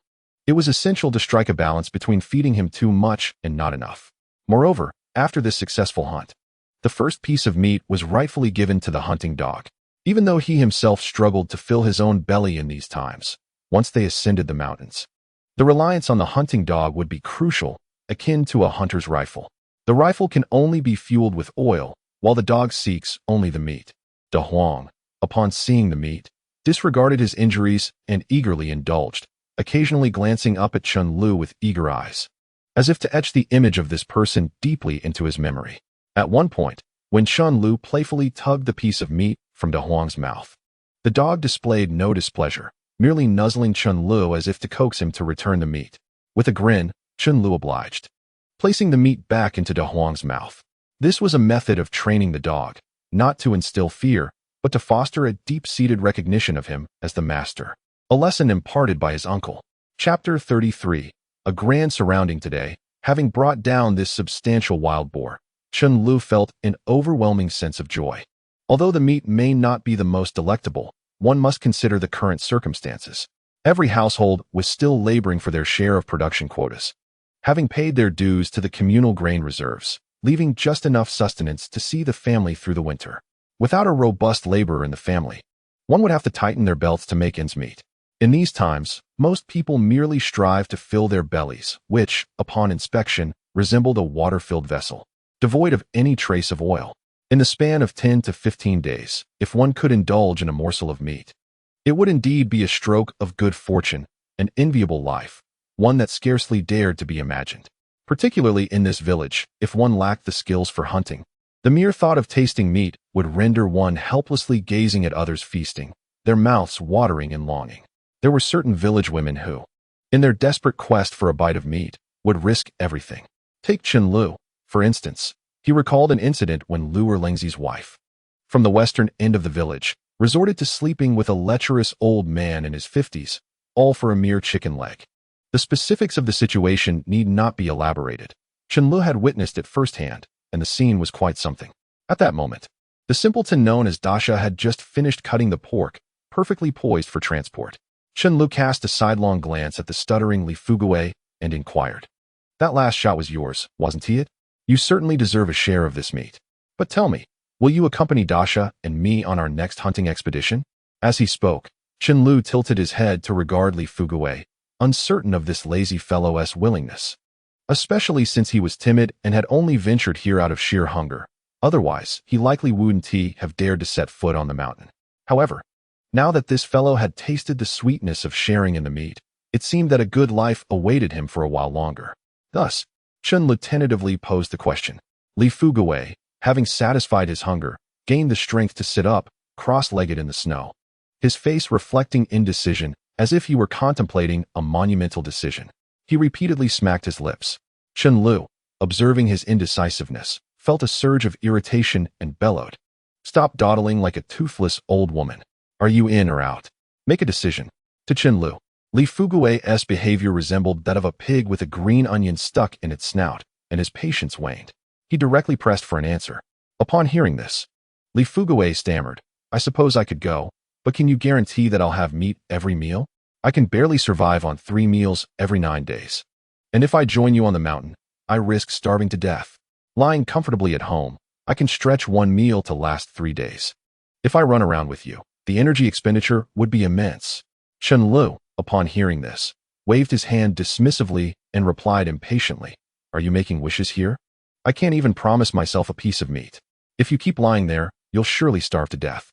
Go on, do as you please. If you don't want to come, I won't take you. Isn't that right, Dasha? We can divide the meat among ourselves." As he spoke, Chen Lu grinned widely and turned to Dasha beside him. The big fool was munching on the last skewer of meat, mumbling indistinctly, I'll do whatever brother says." He was unaware of when he had kindled the fire, roasting a skewer of meat that was only half cooked, shoving it into his mouth with the eagerness of a whirlwind, not fearing an upset stomach. Today, he had contributed by hunting a wild boar, and the weight on his heart had vanished, unlike when he was at Chen Li's house, where he always felt awkward, as if he were eating for free. Upon hearing Chen Li's words that he wouldn't be included anymore, Li Fugui immediately became agitated. His face flushed crimson as he stammered, No, Brother Sanzi, I was just joking." The more anxious he became, the less articulate he was, his mouth frothing with desperation. Observing his frantic expression, Chen Lu decided not to tease him further and replied sternly, "Then it's settled. From now on, don't be lazy. When I call you, be quick about it. You shoot well, and for a big hunt, we'll use that hornbow. I'll scout the mountains, bringing along this big yellow dog as our tracker, ensuring we catch our prey with precision." Chen Lu patted his chest, brimming with confidence. The tracker he referred to was indeed literal, akin to a positioning system. The big yellow dog would stay home, as it could not be taken back by the big fool. Otherwise, all the effort in raising it would be in vain, as it would surely starve in his care. Moreover, the dog possessed excellent tracking abilities, relying on lingering scents in the air to locate prey, capable of following trails. With the designated spot established, they would know what game to hunt next. It was reminiscent of the treasure-hunting novels Chen Lu had read in his past life, where defining a spot was of immense significance. Furthermore, Chen Lu would serve as the commander, the backbone of this improvised mountain expedition, wielding significant authority. Li Fugui nodded earnestly, saying, "Yes, as long as I can fill my belly, I will listen to Brother Sanzi." The big fool beside him grinned foolishly, continually picking at his teeth, undoubtedly due to the half-cooked meat he had hastily consumed, which had lodged between his teeth. Seeing that everyone had no objections, Chen Lu stood up and shouted, "All right, it seems everyone has had enough. Let us quickly divide the pork and load it onto the sled. It's getting dark, and the scavengers have caught the scent of blood. We mustn't let these beasts take advantage of us." After this remark, Chen Lu, Li Fugui, and the big fool joined forces, tossing the already butchered wild boar meat onto the sled. For the last large piece, the three of them grasped a corner. Shouting in unison, and with their combined strength, they hoisted the sizable chunk of pork, slamming it onto the side of the sled. Then, using their hands to secure it, they pushed it forward with a heave. The entire wild boar was securely placed on the sled. Meanwhile, they also took down the pig intestines hanging from the trees and the pig offal from the straw baskets. The pig intestines are a delicacy. Add a sprinkle of dried chili, sauté them, and pair with a couple of bottles of strong liquor, and it can leave even the most seasoned drinkers salivating. Licking the plate clean, Chen Lu then removed the hemp rope from his waist and secured it onto the sled, ensuring it was tightly bound and stable before finally harnessing the large yellow dog. The three of them pushed the sled, dragging the wild boar down the mountain at a leisurely pace. As they neared the village, they paused, not rushing to enter. Only when darkness enveloped the surroundings did they resume their trek, huffing and puffing as they made their way to Chun Li's home. After all, encountering acquaintances would make it hard to conceal their prize. In these times, any fine bounty ought to be preserved, especially since Chun Lu had his wife and daughter in mind. Dividing the spoils among the three yielded little, and he was indeed reluctant to part with any of it. He intended to venture into the mountains more often, gather more provisions, and share with the villagers later, particularly those who had supported him during his lean times. Like Uncle Wang, who, despite his own modest means and advanced age, had generously provided him with pickled vegetables and dumplings, fearing that Chen Li's family might go hungry. One must possess a certain shrewdness, but never resort to malice. Chapter 34. The 300-pound Wild Boar. It was as if Zhou Xianjun was once again embroiled in a matter he had encountered before, thus earning a tarnished reputation. Few would attend his celebrations, as they were merely repaying previous debts. Speaking of the diligent women, it was not solely Zhou Xianjuan's good fortune of having a capable wife, who managed the household and sought favors, that led to their assistance. It was all a matter of reciprocity.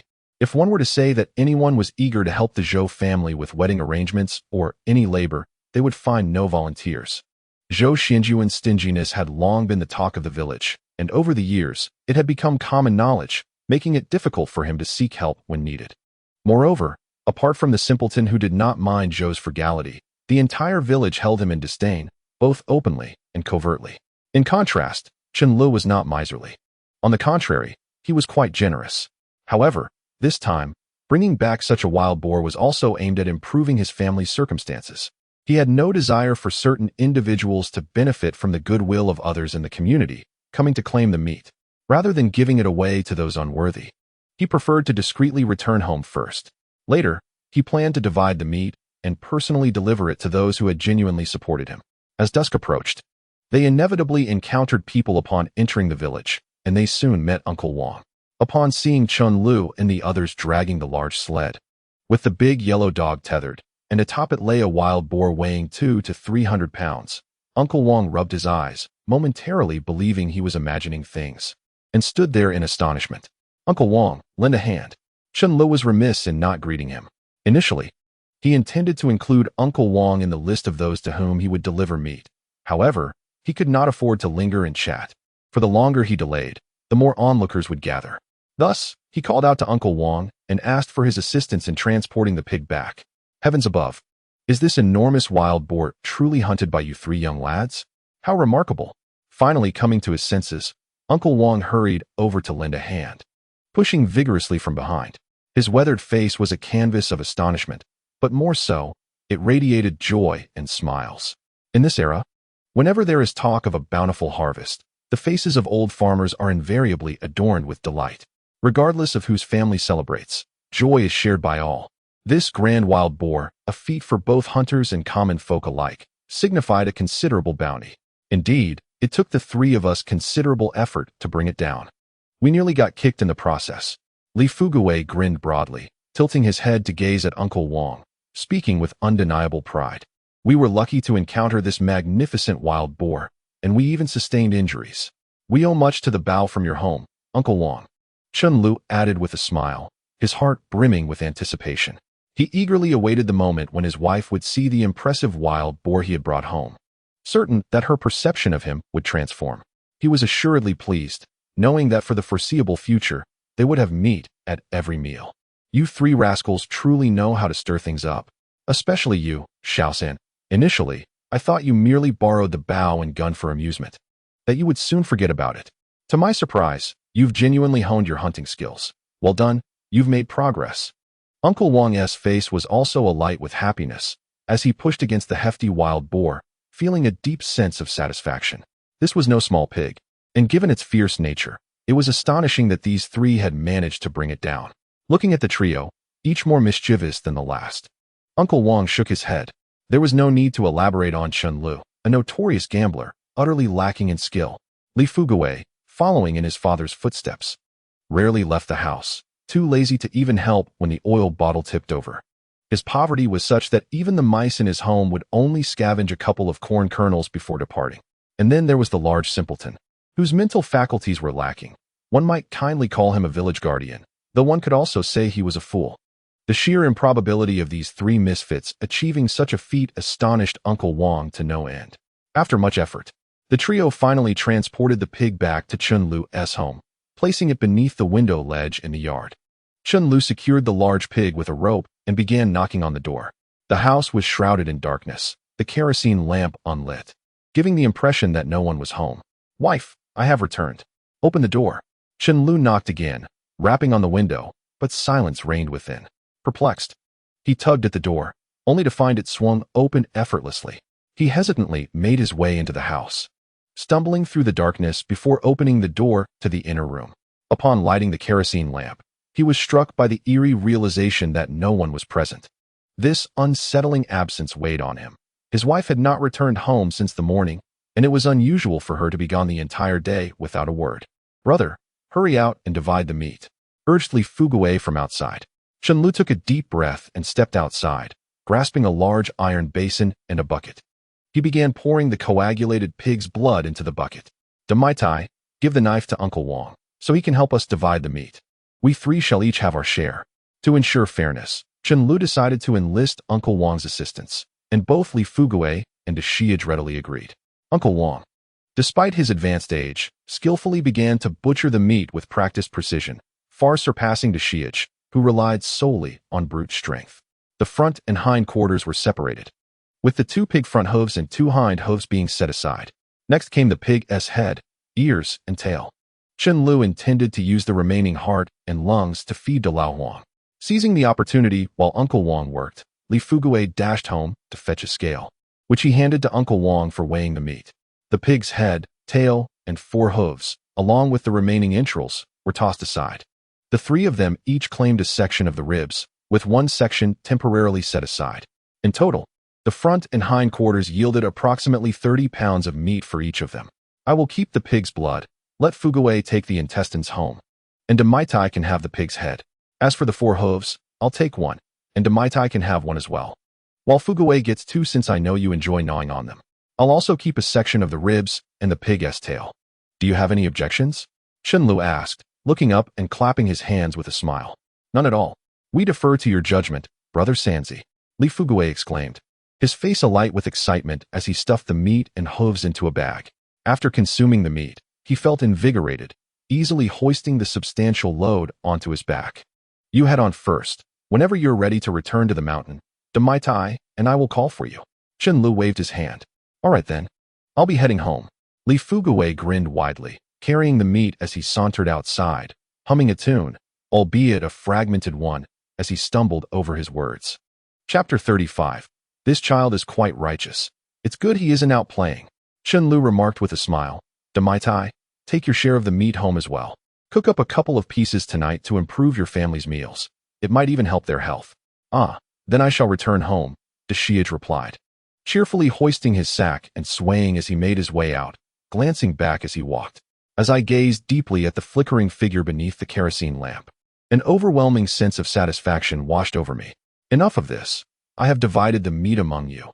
I must make haste to return. Uncle Wang, removing a rag from his person, casually wiped himself down and prepared to leave. Uncle, why the rush? How can we allow you to leave empty-handed?"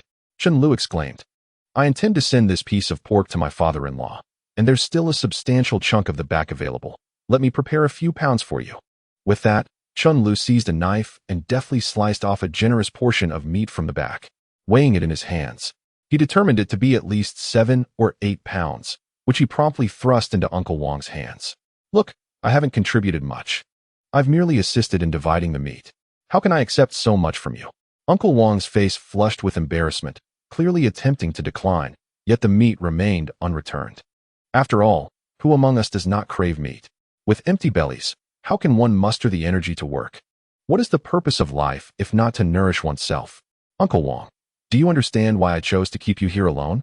Had I distributed this piece of meat in front of those two, they would undoubtedly have offered their portions to you as well. Yet, you know their circumstances are not much better than mine. Besides, I have shared enough. My household will have plenty to eat. The badger I caught remains unprocessed, and there are still more than 10 mouths to feed at home.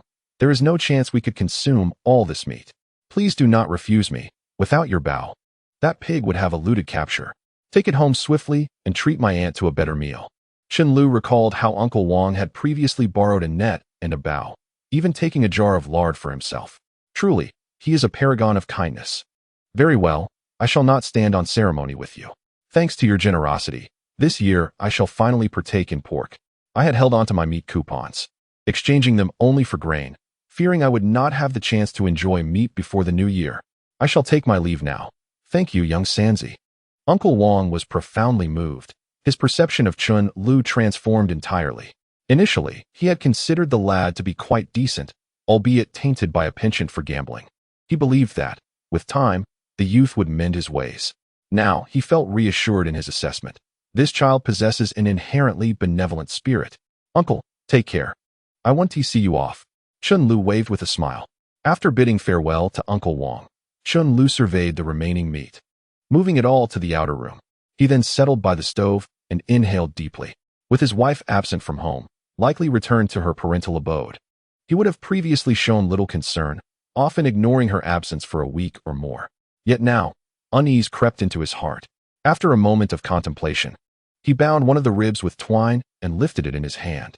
Before departing, he locked the door from the outside and secured the main entrance, intending to visit his father-in-law's house to ascertain whether his wife was there.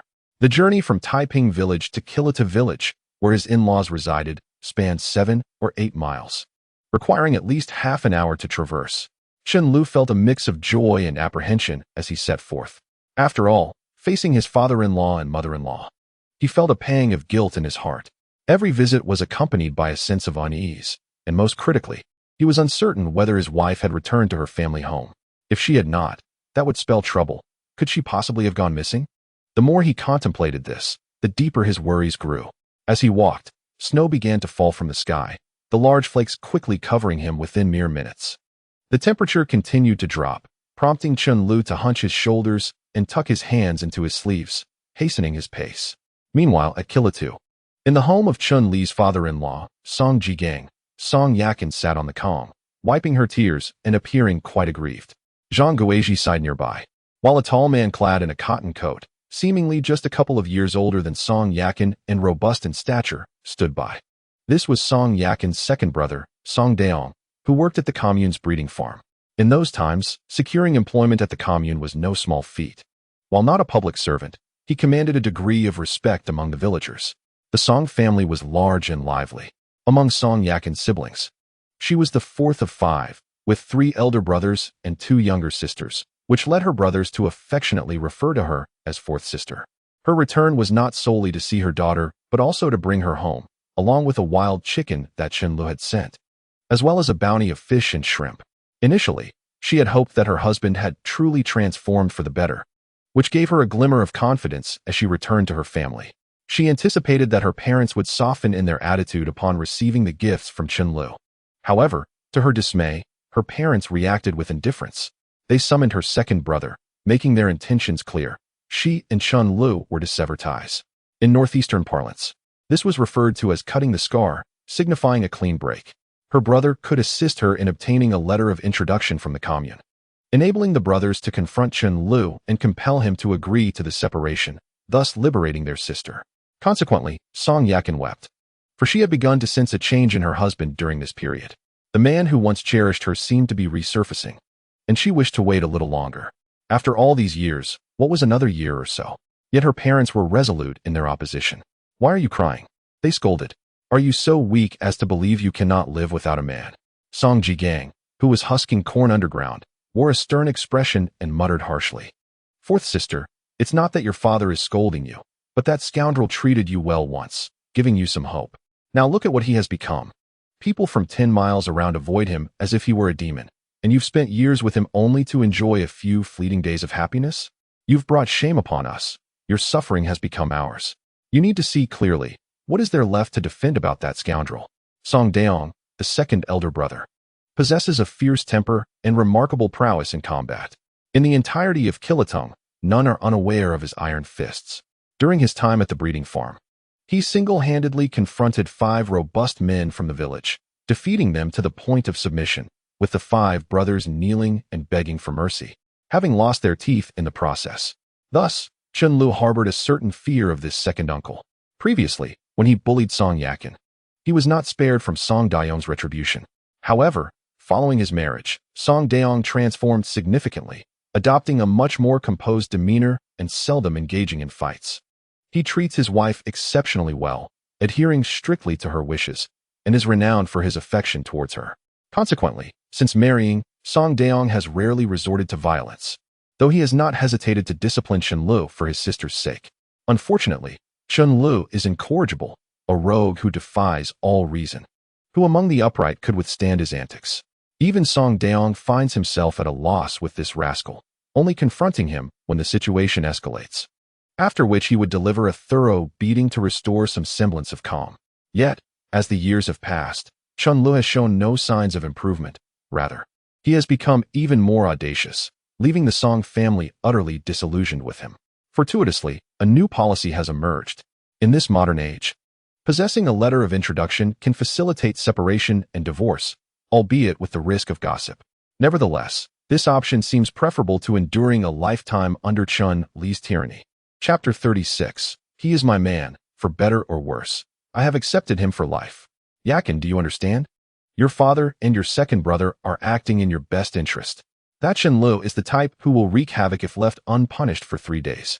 Do not be deceived by his current demeanor. Once he indulges in drink and loses money, he will revert to his former self, relentless in his torment. You are flesh of your mother's flesh. How could she not feel heartache? If it were not for her concern for you, could she have summoned your second brother to intervene? You must know that your sister-in-law is deeply troubled by matters concerning you.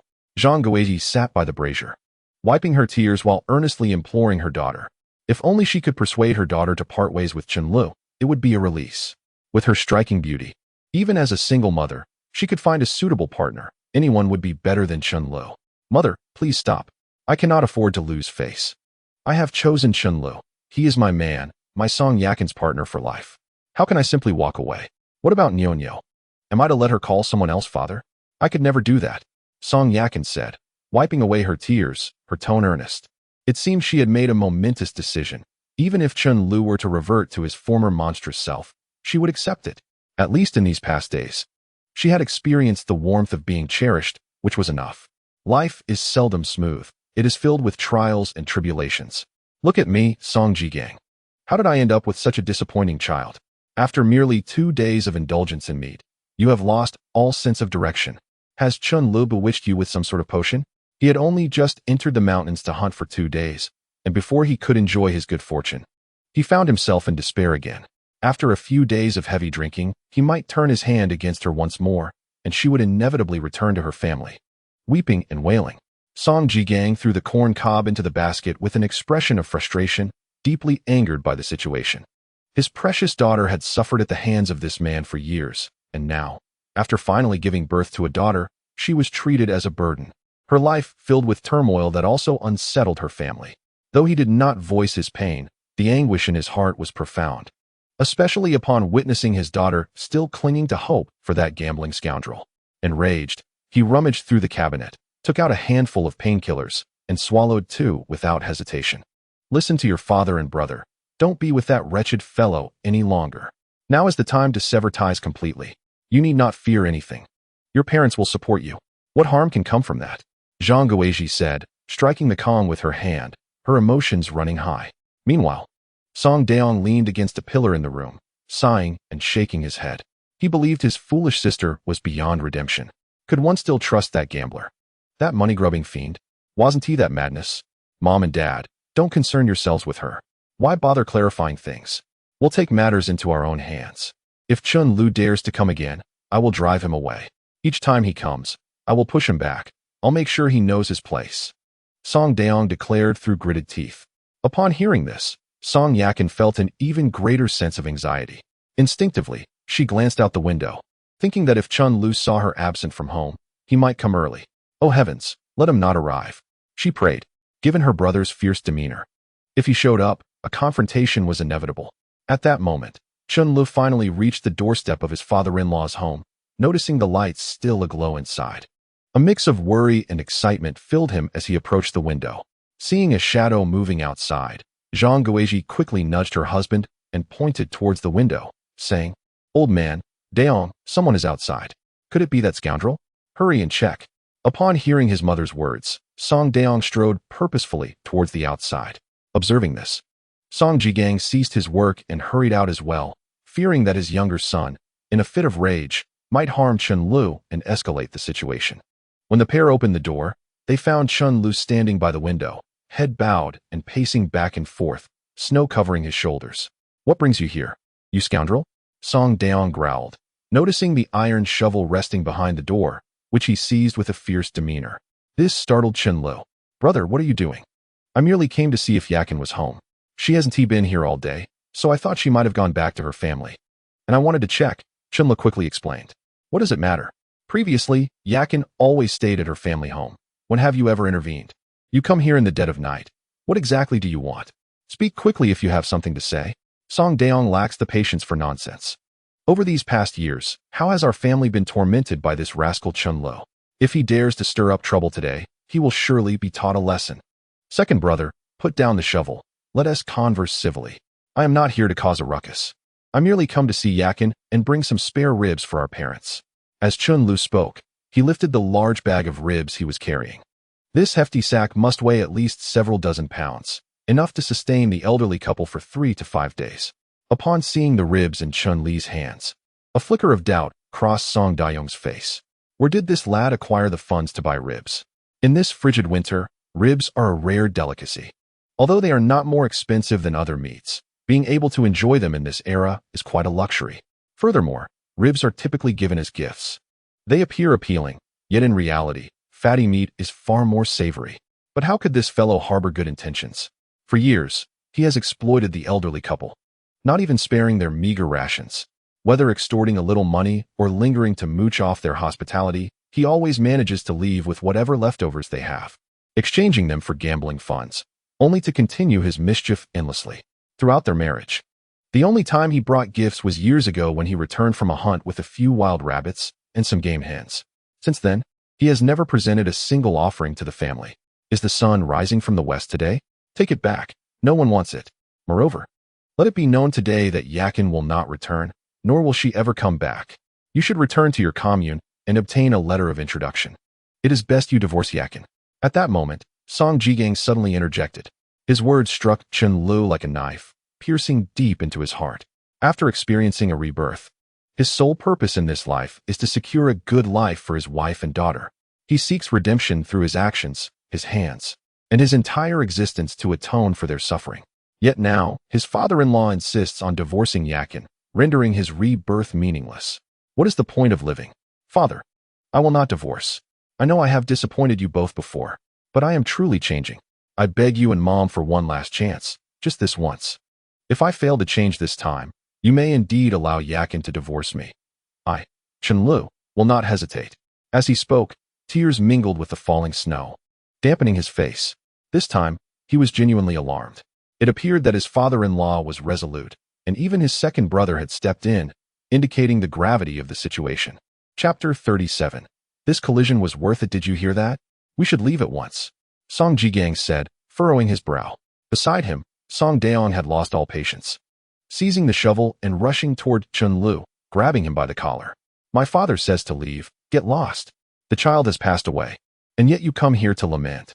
What were you thinking back then when you bullied my sister, causing chaos at my parents' home? Now, you feign pity, truly believing that the Song family is without defense, deserving of your torment?" Song Daong was utterly enraged, his face flushed, his eyes filled with ferocity. The shovel in his hand creaking under his grip. "Brother, what are you doing? Let go." At that moment, Song Yakin rushed out, disregarding her shoes. Fearing for her man's safety from her brother's wrath, desperately tugging at his hand while crying out, "Get away!" Unbeknownst to her, Song Daong forcefully shoved Song Yakin aside, nearly causing her to fall into the snow. When Chun Lu witnessed this scene, he hurriedly rushed over, intending to support his wife. However, Song Daong mistook his approach as a threat, ready to swing the shovel not to strike, but merely to block Chun Lu's path. In his haste for his wife, Chun Lu lost his footing in the darkness and, in a moment of misfortune, collided headfirst with the shovel, bleeding profusely. Chun Lu collapsed to the ground, leaving Song Daong in shock, staring at the shovel in his hand, pondering how it had come to this, questioning if it was an act of deceit.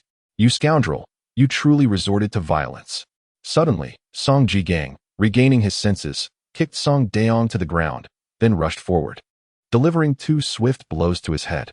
Song Jigang was terrified, believing his son had harmed Chun Lu with the shovel. A son and a son-in-law, embroiled in such a violent conflict, wielding a shovel as a weapon. Was this madness? After all, they were family. How could one be so brutal?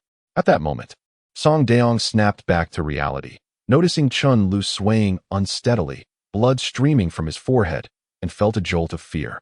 Lu, are you all right? Dad, look. What do we do now?" Song Yakin, utterly terrified at the sight, rushed to cover the wound on Chun Lu's head, frantically shouting, "Don't panic. Quickly take him inside. Have your mother fetch some cloth to staunch the bleeding. I will go to the east end of the village to find Dr. Wu." Song Jigang, disregarding everything, hurriedly dashed outside, slipping on the icy ground and tumbling several times as he made his way toward the village's edge. Song Yakin anxiously pressed her hands to Chun Lu's head, her concern palpable as she entered the house. Song Daong stood frozen in the yard, bewildered. What was happening?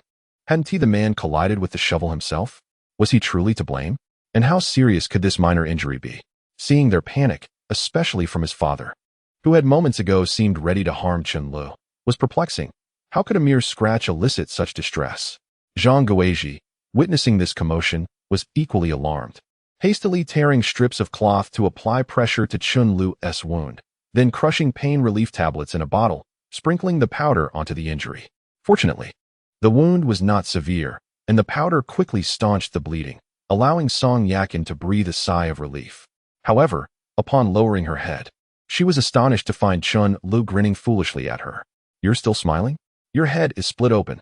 Doesn't it hurt?" Song Yakin exclaimed, wiping away tears of concern. "It doesn't hurt at all. As long as I can see you, what does a little head injury matter?" Chun Lu replied cheerfully. "Keep your voice down.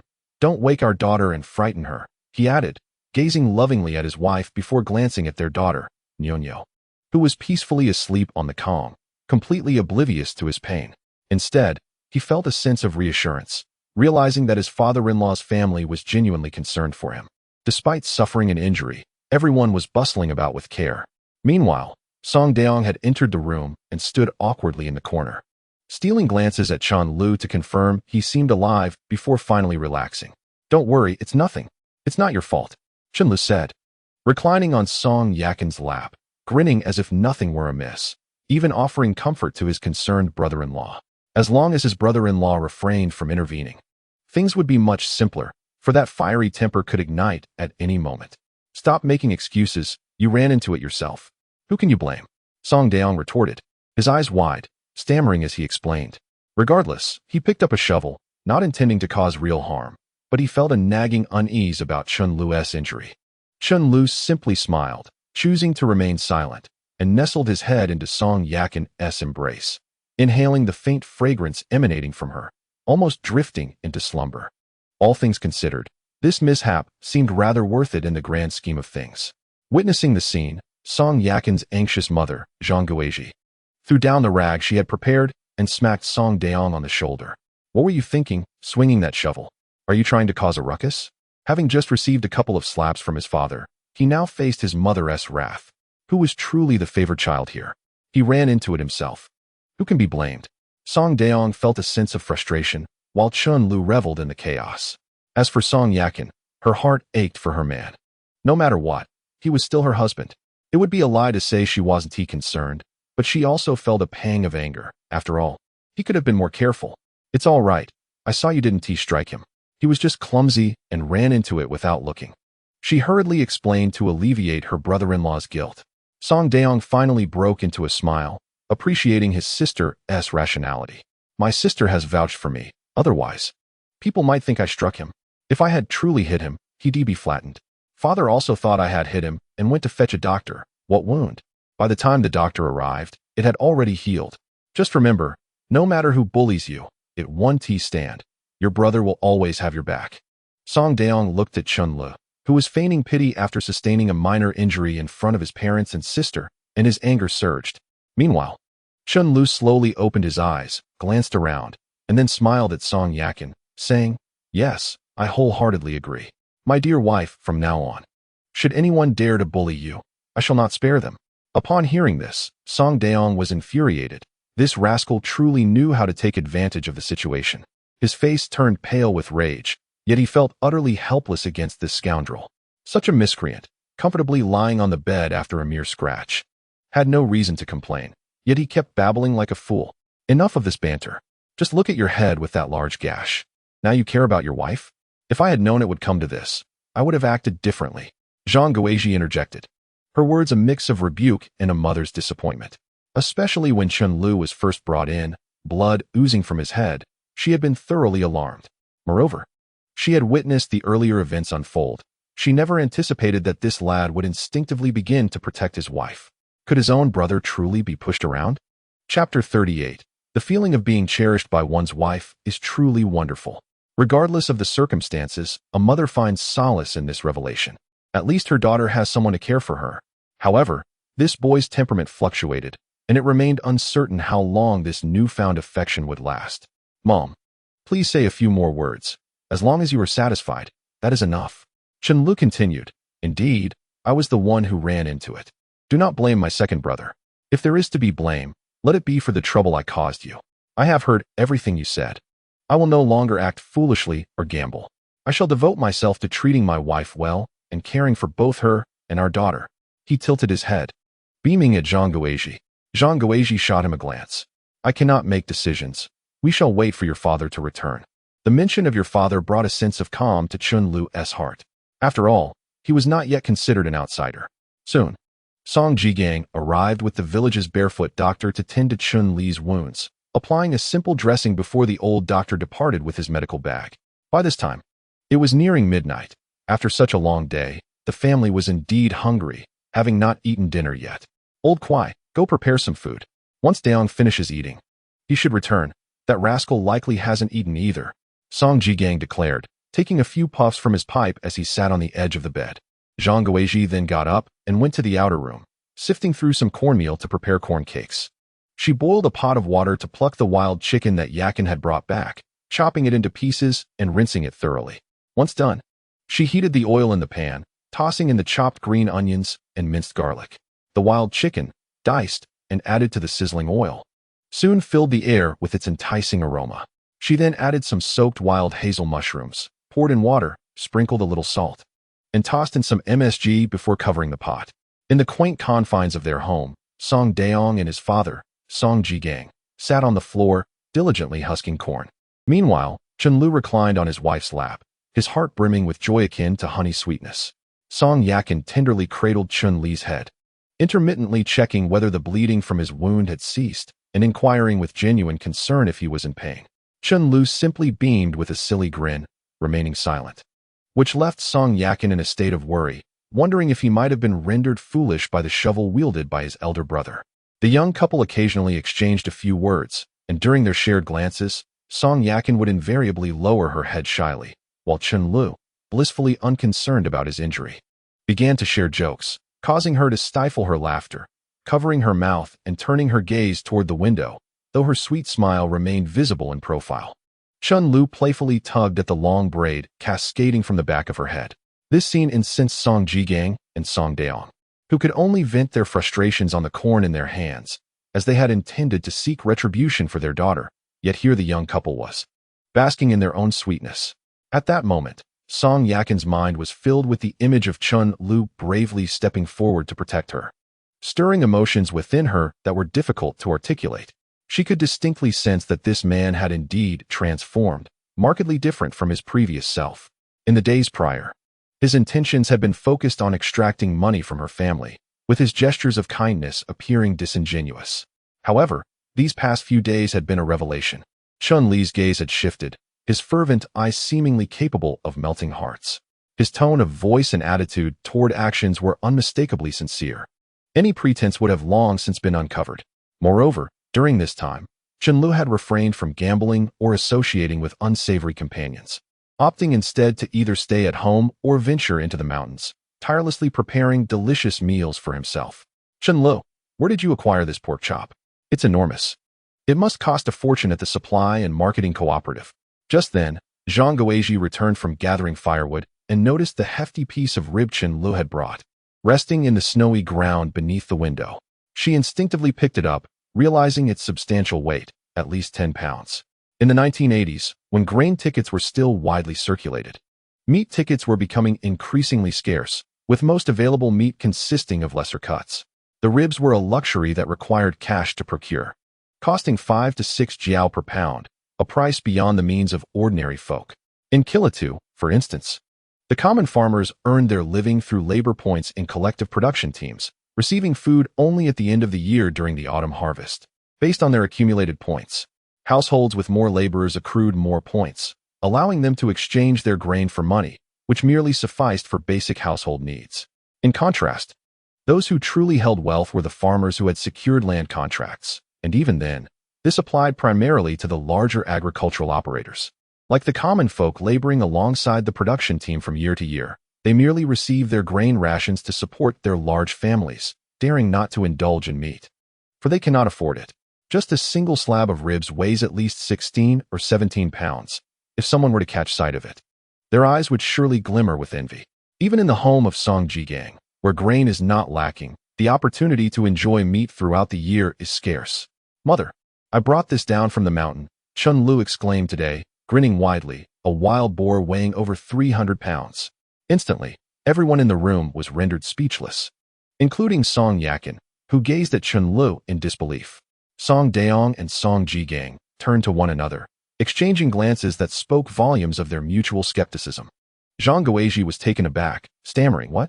You mean this is wild boar meat? You shot it down from the mountain?" Chen Lu nodded.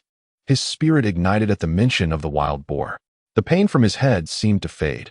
However, just as he attempted to rise and boast to his mother-in-law, he found himself lying back down again. Indeed, I went to the mountain with Demai Tai and Li Fugui, and it took quite a bit of effort. I encountered it the night before, but I didn't have enough strength in my slingshot, merely injuring the beast. Fortunately, it fell into a ravine. But when I returned the next day, it had escaped. So, I went back to the village, called a couple of people, and we ventured into the mountains once more, eventually finding the wild boar and bringing it down. Each family received over 100 pounds of meat, and I even brought you a slab of the finest ribs. Chen Lu lay on Song Yakin's lap, his tone earnest. Yet, the members of the Song family found it difficult to believe. This young man had actually ventured into the mountains to hunt wild boar. The most astonishing part was that he had succeeded. In this day and age, wild boars are rampant, and pork is quite expensive, especially as many outsiders come to the Northeast seeking a taste of game. The meat from these wild boars would fetch a handsome price at the mountain resorts, far exceeding that of regular pork. You truly went hunting for wild boar? Song Yakin chided Chen Lu. Didn't I tell you to be cautious? Just hunt a wild chicken or a rabbit. Why was he so disobedient? After a few days of behaving, he was back to his reckless ways. Chen Lu was the sole male heir of the Chen family. If anything were to happen to him, what would become of the family? To be precise, he was their only hope. He had 2 older sisters, and there had initially been a brother, but he had been given to his uncle to raise due to the family's inability to support him. It was likely that the Chen family line would not continue through him. Fortunately, Song Yakin had borne a child for the Chen family, although a girl. At least she carried the Chen surname. Observing the worried expressions of the Song family, aside from his second uncle, Chen Lu hurriedly began to explain. "Oh, it's nothing. It's not like I'm up against a bear. If I can't handle the wild boar, I can always run away." Moreover, the pig was already on the brink of death, having sustained injuries prior to my ascent up the mountain, ensnared by some unseen trap, and it had likely been starved for some time. It was a dire situation indeed. Chen Lu, sensing the concern from Song Yakin, hastily offered some words of reassurance, fabricating a rationale akin to finding a stray game, for otherwise, she would undoubtedly fret at home during his future excursions to the mountain. Chapter 39, Selling Ginseng. Meanwhile, Zhang Guizhi, with a heart full of conflicting emotions, entered the outer room carrying the spare ribs, hanging them on the wall. During winter, the walls of this earthen abode were adorned with frost, rendering them quite cold. Thus, whether hanging meat or vegetables, they could be preserved for many days. "Do you really expect me to believe you can hunt wild boars?" he scoffed. That reckless lad, heedless of the dangers, could easily provoke one and find himself injured. "You lack the prowess of your father. Do not engage in foolish bravado lest you injure yourself further," Song Jigang suddenly interjected, harboring skepticism about Chen Li's hunting capabilities but acknowledging the veracity of his tale about acquiring the game. At that moment, Chen Lu discerned the underlying goodwill and warning in his father-in-law's words, merely urging him to exercise caution and refrain from reckless bravado. "Both of you, stop your bickering. Hurry and set the table for dinner. What time do you think it is?" "After dinner, it's time for bed." Zhang Guizhi's voice resonated from the outer room. Following this, Song Daong rose to fetch the Kong table and placed it on the surface, while Song Jigang clapped his hands and entered the outer room, bringing forth the prepared wild chicken, accompanied by a large pancake, freshly cooked, which cradled 2 eggs and 2 ears of sweet corn. The aroma was simply divine. Even Chen Lu found himself twitching his nose, as if he were a hound on the scent. If only the pain would subside. "I would rise to partake in a morsel," Song Yakin whispered. Given that Chen Lu lay in her embrace, she could do little to rise and eat. Reluctantly, Chen Lu propped himself up and sat, prompting Song Jigang to push the table before him and arrange the bowls and chopsticks. "Take a hearty bite. A sip will alleviate your discomfort." To Chen Li's surprise, Song Jigang poured a glass of white liquor infused with goji berries and placed it before him. "Oh, my dear wife, I recall giving you a piece of ginseng previously. Did you manage to sell it? If not, perhaps you could take it to father for infusing in liquor." Chen Lu suddenly recollected this matter and inquired. Upon hearing this, Song Jigang's eyes widened in astonishment, and Song Daiyong's interest was piqued instantly.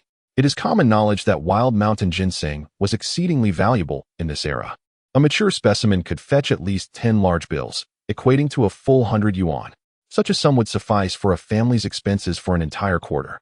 Realizing the significance, Song Yakin swiftly retrieved her cotton-padded jacket from the clothes rack, rummaged in her pocket, and produced a cloth to lay the ginseng upon the table. "I forgot to bring it back today. Brother, could you take this ginseng to my sister-in-law and ask her to help sell it? I believe this ginseng is at least 20 years old. It would be a waste to use it for liquor." As Song Yakin's voice faded, Song Daong brought the wild ginseng before him, observing it closely, noting the dirt clinging to it. Indeed, it was wild mountain ginseng, adorned with frost. "Where did you procure this?" he inquired, his curiosity piqued as he glanced at Chen Lu. "Well, it must have been dug up from the mountains." Chen Lu replied with a dismissive glance at his uncle, his tone nonchalant.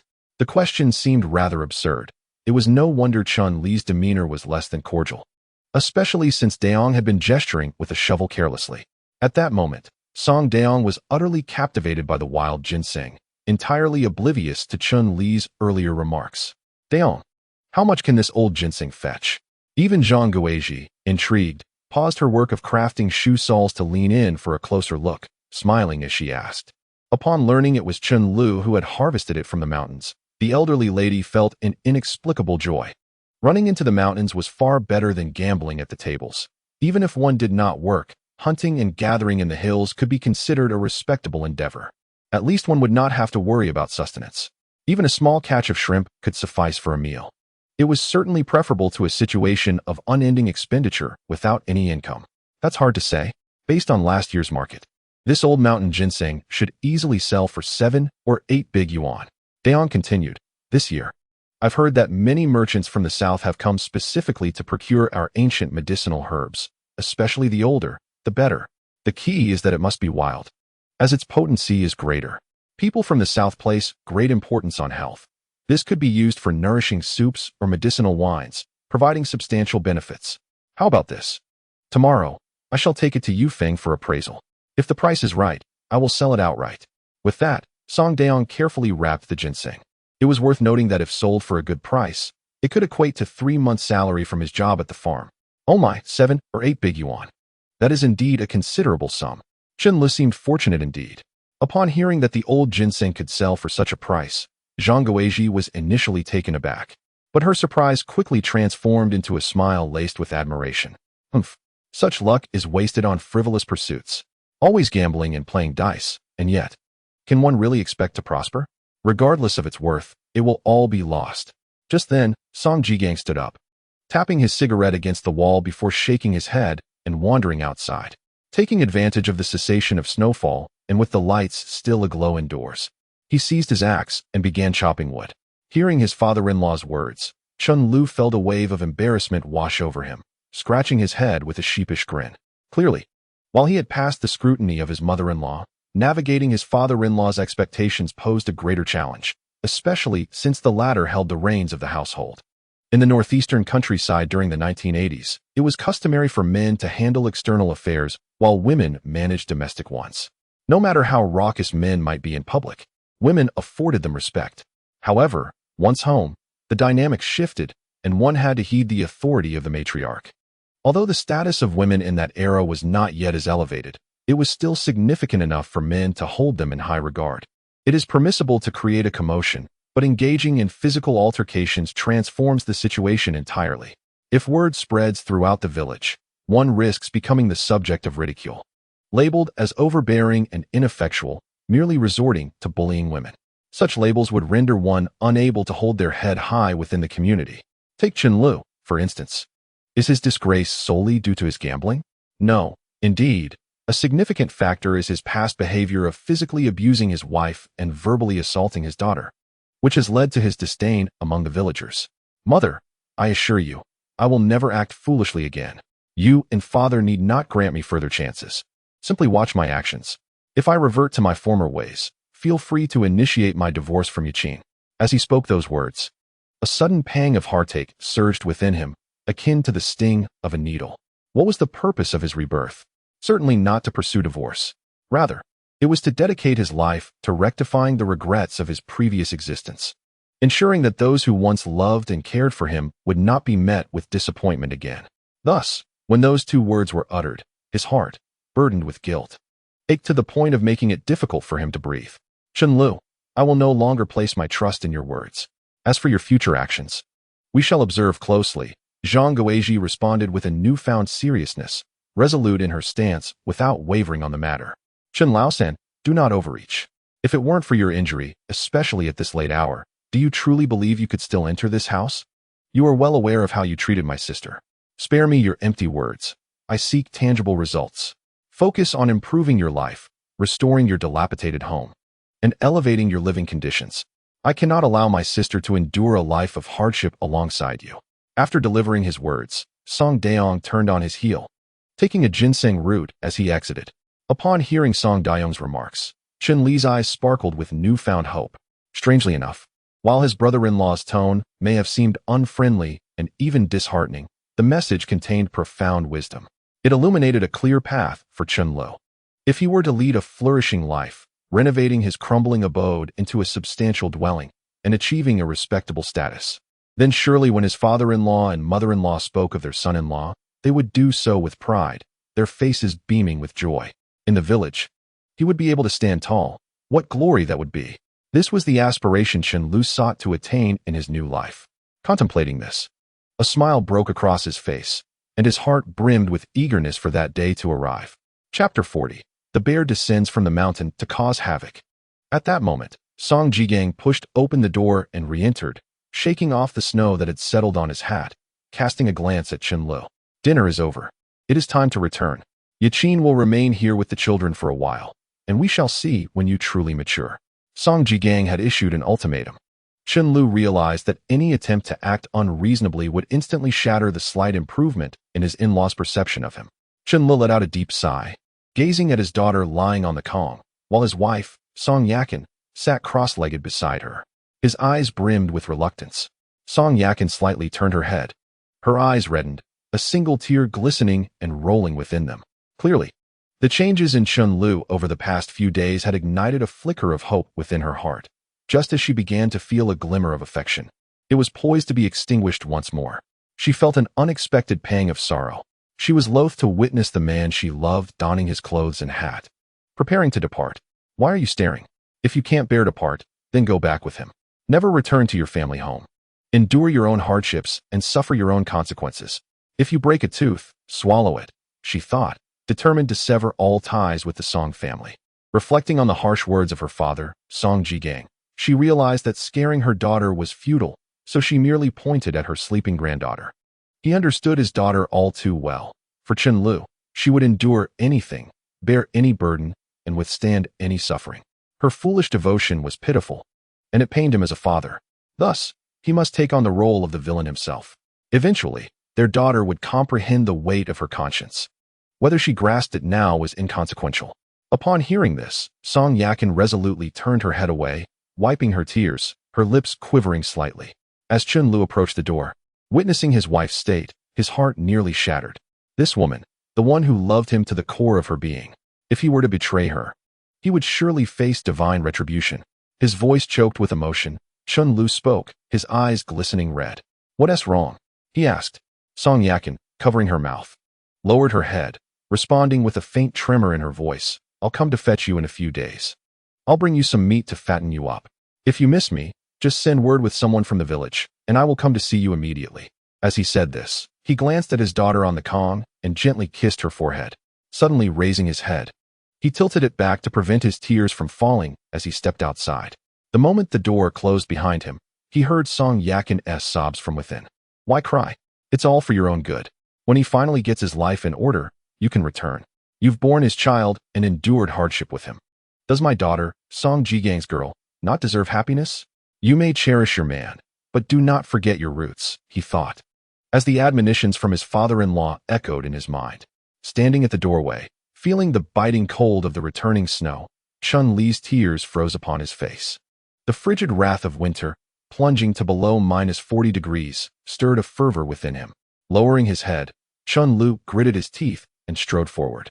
He was inexplicably reminded of the day he had come to fetch his bride, recalling which foot had first crossed the threshold. The emotions on that day mirrored his present sentiments. As Chun Lu approached the eastern edge of the village, lost in his thoughts, he was suddenly alerted by a commotion. To his surprise, he noticed that every household in the two nearby houses had lit their coal lamps. The sound of gongs and drums echoed from behind him, prompting him to turn around. There, he saw a middle-aged man wearing a hat, exhaling anxiously, his face etched with urgency. He was running and shouting, "Everyone come out. There's been a major incident. Hurry up." The village's communal sheep pen had been disturbed by a bear. The chickens and ducks from the Lao Fong and Lao Lu families had also been raided. Upon hearing the mention of the bear, Chun Lu halted, a slight frown forming on his brow. Indeed, there was a mountain behind Kilatu, but it was covered in poplar trees, making it implausible for a bear to wander into this forest. A bear, emerging from hibernation in the dead of winter to wreak havoc, could only mean it was desperately hungry. Yet, there was nothing here for the bear to eat. No honey, no hazelnuts. How could it possibly venture this far? While it was not uncommon for bears to ravage the village's grain supplies, raiding a sheep pen was an entirely different matter. The man beating the gongs was none other than Zhao Debao, the village head of Kilatu, a cultured individual said to be an intellectual who had come down to the countryside during the previous generation. He had taught in the village for many years before marrying into a landlord's family, a position of significant respect and authority. In Kilatu, he was a figure of great esteem, capable of commanding attention. His urgent call prompted every household to open their doors, with some villagers rushing out without even putting on their trousers. Others donned hats and cotton coats as they hurried outside. The men of the village gathered at their doorsteps. Peering out, "Village head, what did you say? The sheep pen has been raided?" Several villagers approached, exchanging questions with one another. As more and more villagers, carrying coal lamps, drew near, Zhao Debao, his expression serious and anxious, declared, "A bear has come down from the mountain. I just caught a glimpse of its shadow before it entered the production team's sheep pen. When I went inside, oh my, I was terrified. 7 or 8 sheep have been taken, and 2 old yellow cows have met a tragic end. They were even pregnant. Several nearby families have also lost a number of chickens, ducks, and geese. This bear poses a threat to our village and must be dealt with." As Zhao Debao spoke, his teeth clenched in frustration. The losses in the sheep pen would fall largely upon him to address. If this matter was not handled properly, he would face criticism, potentially leading to his removal from the position of village head. What? That bear has come down again to terrorize us? Goodness, even the cattle have been raided. What a cursed creature. Village head, has there been any damage to the grain storage? At that moment, there was no time for such concerns. The bear had descended multiple times this winter, specifically targeting their village. Just the other night, it had nearly attacked a villager. Village head, what are we to do? The villagers were in a state of agitation upon hearing that numerous sheep and cattle from their production team had perished. To compound their distress, the recent incursions of the bear had resulted in the deaths of several poultry and livestock. The year's harvest was already dismal, and now, after nurturing the chickens and ducks for an entire year, they had fallen victim to the bear's rampage. Could this year still hold any promise? Moreover, the bear posed a significant threat to the entire village, becoming a source of calamity. Did Chen not harbor thoughts about this? Surely he did. He felt an overwhelming urge to rush into the mountains and hunt down some wild game. However, as it was not his territory, he recognized the need to comprehend the situation better, and he suspected that this was not merely a bear. Chapter 41. Employing others. Chen had formed a rough hypothesis in his mind, but unable to interject at the moment, he listened attentively. Our village lacks professional hunters. We must seek them out. However, I intend to vent my frustrations tonight. Everyone, arm yourselves. Those with guns should take them, and those with bows should bring those as well. Let us ascend the mountain together, and should we find that wretched bear, let us put an end to it. Zhao Debao declared through clenched teeth. Upon hearing this, the other villagers were equally incensed, rushing home to gather their weapons, some even brandishing sickles as they emerged. A formidable group of 30 or 40 people, led by the village chief, prepared to embark on their mission. At that moment, Chen felt a surge of determination and dashed forward, for he noticed that his father-in-law was among the villagers. Village chief, Zhao, wait a moment. Chen called out as he ran, prompting the crowd to halt. Curiosity etched on their faces as they turned to see him approach. The villagers found Chen unfamiliar, further deepening their confusion. Only Song Jigang recognized him after a careful glance, but before he could inquire why Chen had not returned home, Zhao Debao interjected. Which village are you from, and what brings you here? Shouldn't you be in your own village at this hour? Are you here to steal our soy sauce? At the village chief's accusation, the villagers cast suspicious glances at Chen, as there had indeed been recent incidents of thieves pilfering soy sauce and frozen cabbage from the village. Wait, Zhao village chief, do not wrongfully accuse an innocent. Chen exclaimed. I heard you were going to hunt the bear and wished to offer my assistance. I am from a line of hunters. I even took down a wild boar earlier today. Chen added with a grin. Upon hearing this, Zhao Debao and the others exchanged astonished glances. They had initially planned to wait until the following day to seek a professional hunter, recognizing that tackling a bear was a task best left to experts. However, they were taken aback to learn that this young outsider was indeed a hunter. Observing Chen-Li's robust physique and swift movements, he certainly conformed to the image of the seasoned hunters they had in mind. Is that true? Do not deceive me. If you can help us capture that bear, I will reward you with bear bile, bear paws, and personally offer you 30 jin of rice, 50 jin of sorghum, and 30 farm-fresh eggs. Zhao, the village chief, indeed made considerable sacrifices to vanquish this troublesome bear. It is essential to recognize that in this era, rice is a precious staple, not something the common folk would squander on mere consumption. It is typically sold for monetary gain, enabling the purchase of essential household items. Most of the rations retained for personal use are coarse grains like sorghum, with only a meager portion of broken rice reserved for porridge. I assure you, Chief Zhao, I am not deceiving you. You may inquire within our village. Since my father's generation, we have been entrenched in the depths of the mountains. Upon hearing this, Chen felt a surge of excitement at the prospect of not only defeating the bear, but also acquiring additional funds. All right, I believe you. Go fetch your weapon, and we shall wait here. Zhao Debao nodded in agreement. At that moment, a villager of similar age to Song Jigang stepped forward. Chief, do not heed his nonsense. I recognize him. He is none other than the gambling son-in-law of old Song's family. With his history of losses, how could he possibly have the skill? The words of this individual prompted several villagers to acknowledge Chen, who then stepped forward to bear witness. They even pushed Song Jigang forward. Old Song, is this not your family's spendthrift son-in-law? When did he become a hunter? This fellow is idle and lacks any meaningful occupation. his words are not to be trusted. Tomorrow morning, the seasoned hunter Zhou from Fengshu village will arrive, and he has already staked his claim here. What will happen if he learns that other hunters have encroached upon his territory? Let alone the fact that he lacks the ability. Even if he did, it would be of no use. Upon hearing this, a flicker of anger crossed Zhao's face. Old song, quickly take your son-in-law back home. Enough of this nonsense. With that, Zhao waved his hand and summoned the villagers, urging them to head towards the mountains behind the village. Meanwhile, Song Jigang glared at Chen Lu with a scowl. You should hurry back home. Do not come here again unless necessary. Even if you possess hunting skills, what does that matter? This is Zhou the hunter's territory. Have you obtained his consent? Chen Lu wished to explain, but upon witnessing Song Jigang's belligerent demeanor, he hastily retreated a couple of steps. Father, I shall refrain from interfering. However, do remind the chief to exercise caution. The creature you are pursuing is not merely a bear. After stating this, he turned to leave. Upon hearing this, Song Jigang felt a wave of doubt wash over him. If Chen Lu were discussing any other matter, he might not have believed him. However, when it came to hunting, he could not afford to dismiss it. After all, Chen Li's father was an esteemed hunter, having spent his life in the mountains. Even if Chen Lu were inexperienced, he must have heard something about it. One who has never encountered a pig cannot claim to have never seen one run. Wait a moment, Song Jigang inquired of Chen Lu, who was preparing to depart. If it is not a bear, then what could it possibly be? Father, the mushroom-covered mountain primarily consists of poplar trees. The only creatures that could possibly conceal themselves here are a few types: weasels, badgers, wild chickens, and roe deer.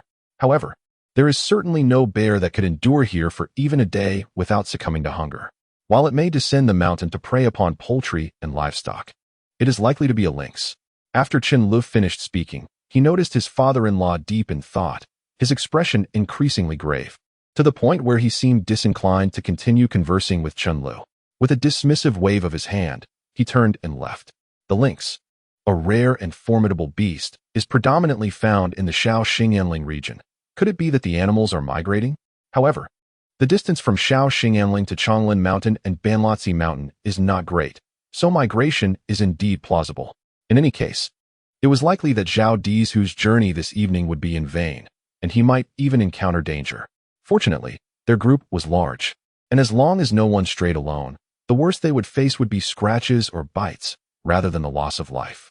As for the hunter surnamed Zhou, a peculiar smile appeared on Chen Li's face, a smile tinged with strangeness. This Zhou, known as Zhou Xianmin, was once a disciple of his father and the younger brother of Zhou Xianjun from their village. Despite being born of the same mother, the two brothers exhibited starkly contrasting personalities.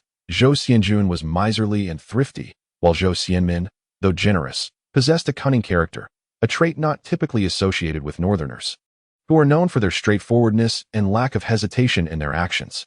On the surface, Zhou Xianmin appeared open-handed and amiable, but he was, in truth, quite opportunistic.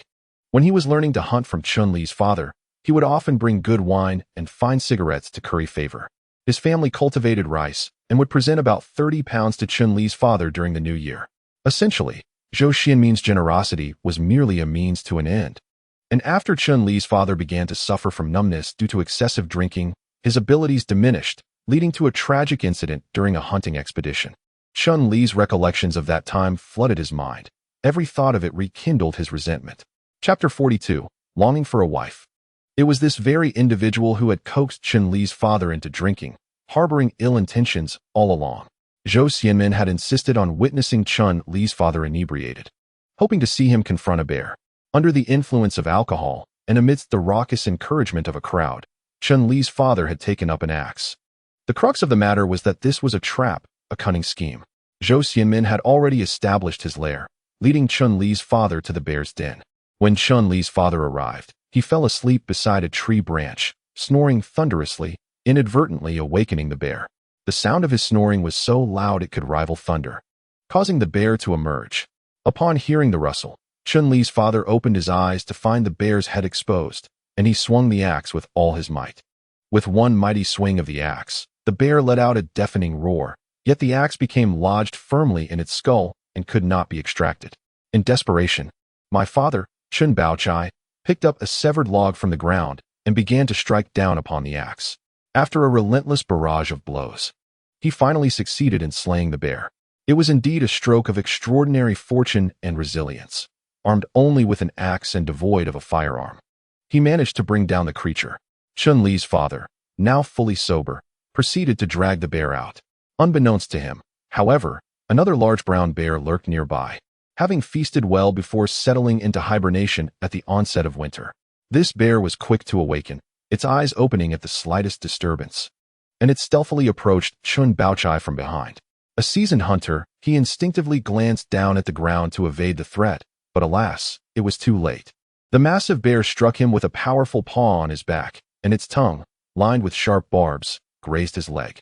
Everyone knows that a bear's tongue can strip flesh from bone, and Chen Baochai was filled with dread. Even the bravest of souls would hesitate to confront such a beast. And with the bear's gallbladder lost to the fray, he turned and fled.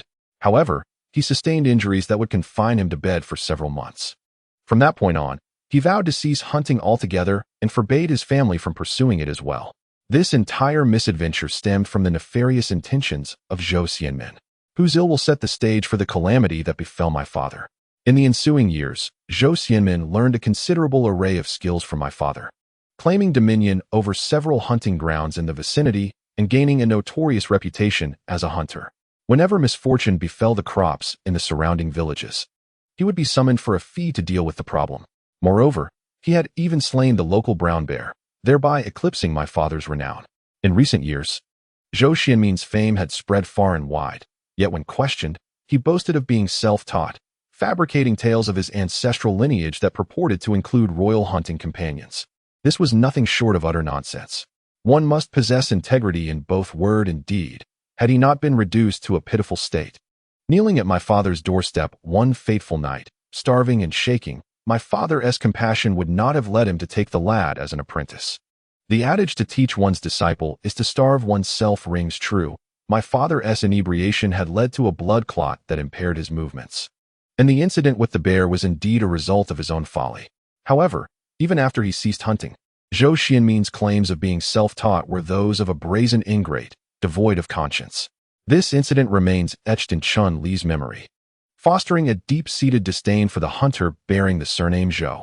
Furthermore, he recognized that Zhou's skills in tracking were rather mediocre. Despite my father's generous impartation of knowledge, Zhou's lack of intellect rendered him incapable of grasping the true essence of the craft. Conversely, Chen Lu found himself disinterested in hunting. Yet, through prolonged exposure, he grew accustomed to it, discovering an innate talent for the pursuit, which flourished the more he distanced himself from genuine interest. Now, with the appearance of a lynx in Chonglin Mountain, Chen Li's anticipation swelled at the prospect of witnessing Zhou Xianmin's downfall.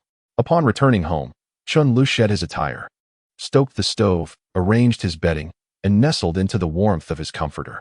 Inhaling the lingering scent of his wife within the covers, he was lulled into a serene slumber. In his dreams, he donned a vibrant red cotton coat, hand in hand with his beloved, cradling their daughter in his left arm. As they joyfully traversed the mountains, their laughter echoing through the valleys. Unbeknownst to him, a tear cascaded from the corner of Chun Li's eye. The following morning, Chen Lu arose early to neatly fold his bedding. Despite the biting cold of winter, the sun shone brightly, casting beams of warmth that streamed through the window and illuminated the room. He observed the chimneys of neighboring houses billowing wisps of white smoke. A pang of envy stirring within him. Those households, blessed with wives, had likely commenced their morning meals by now. Even if his wife were not to prepare the food, he could certainly manage, if only to share the meal with someone. With a deep sigh, he ventured to the outer room, lifted the pot lid to inspect its contents, and then approached the water tank. Grasping the gourd-shaped ladle, he shattered the ice crust on the surface, revealing triangular shards floating within. The winter in northeast China, particularly at night, could plunge to a frigid -40 degrees, an intensely biting cold. There exists an old saying in the northeast: during the coldest days of the year, the rivers freeze and the geese return. The phrase refers to the coldest period following the winter solstice, known as Sanjiu and Sijiu. When the temperatures are so low that lips turn purple, icicles form from nasal mucus, and even dogs shiver in the bitter chill. Scooping a ladle of water, Chen Lu took a sip, a daring act for a southerner, akin to self-inflicted torment.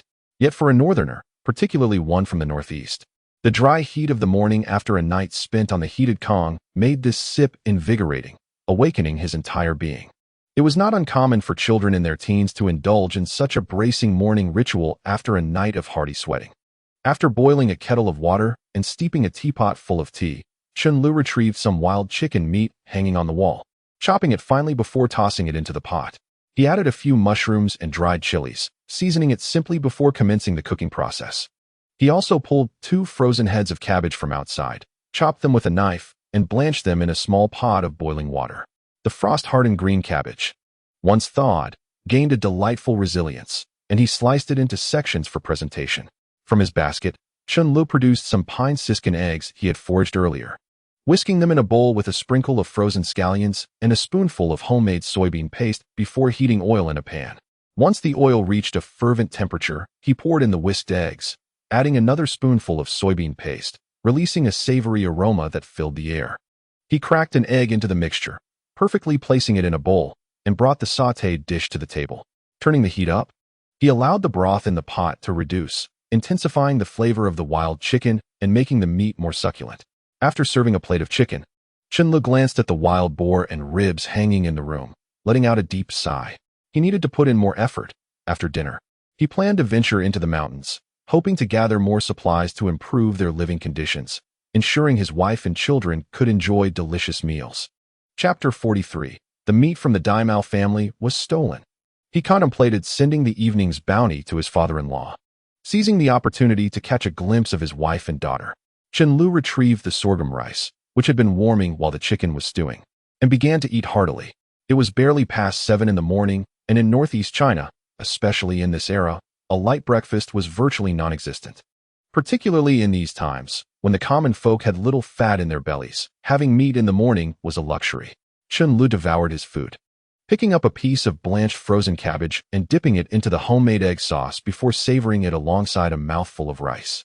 The meal was devoid of modern technological interventions, consisting entirely of organic ingredients that were both nutritious and authentically flavorful. As Chen Lu relished his meal, he suddenly heard the sound of a door opening, followed by a series of intermittent shouts. "Brother, Lu, is Lu at home?" It was unmistakably Li Fugui. Chen Lu, focused on his food, did not respond, and soon the door creaked open. Li Fugui shook off the snow from his body, shivering from the cold, and bent down to place his hands on the heated Kong behind Chen Lu, blowing his nose loudly. "Brr, it's freezing. This year is even colder than last. Brother, what are you eating?" Li Fugui inquired, noticing Chen Li's greasy lips and the drool trickling down the corners of his mouth. Without turning his head, Chen Lu gestured toward the bowl rack with his chopsticks, instructing him to help himself. "All right." Li Fugui nodded eagerly and rushed to the bowl rack, searching for what he needed. He then went to the outer room to serve himself a bowl of sorghum rice, sitting opposite Chen Lu to eat heartily.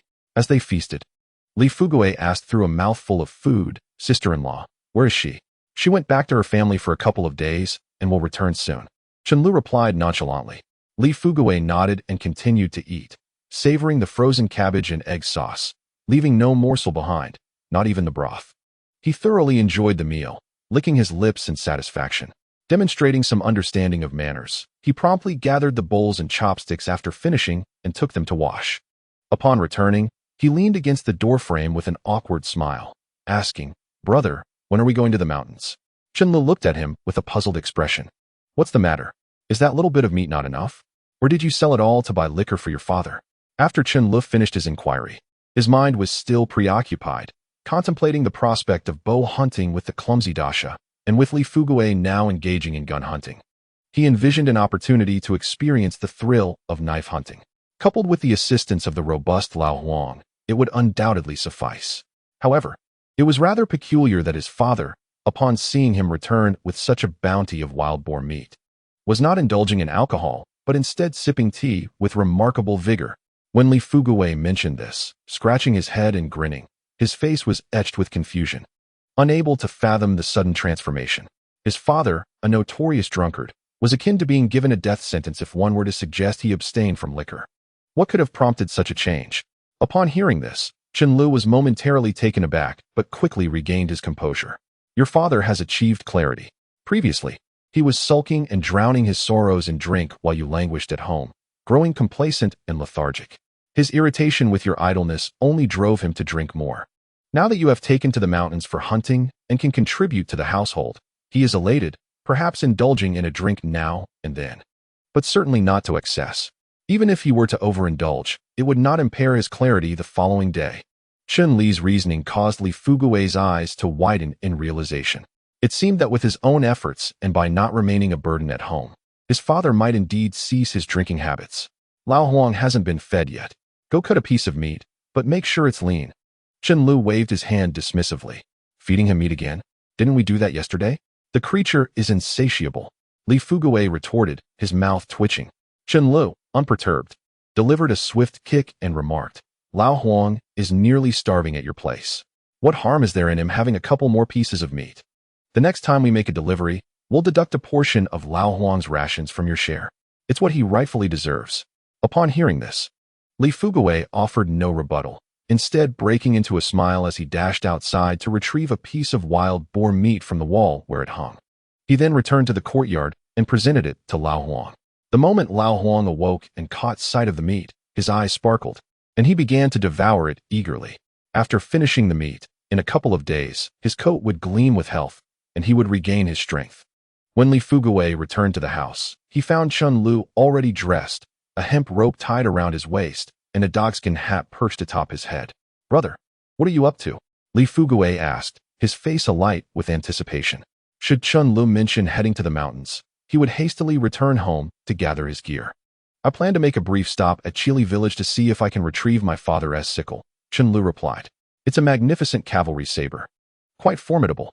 If I were to use that for knife hunting.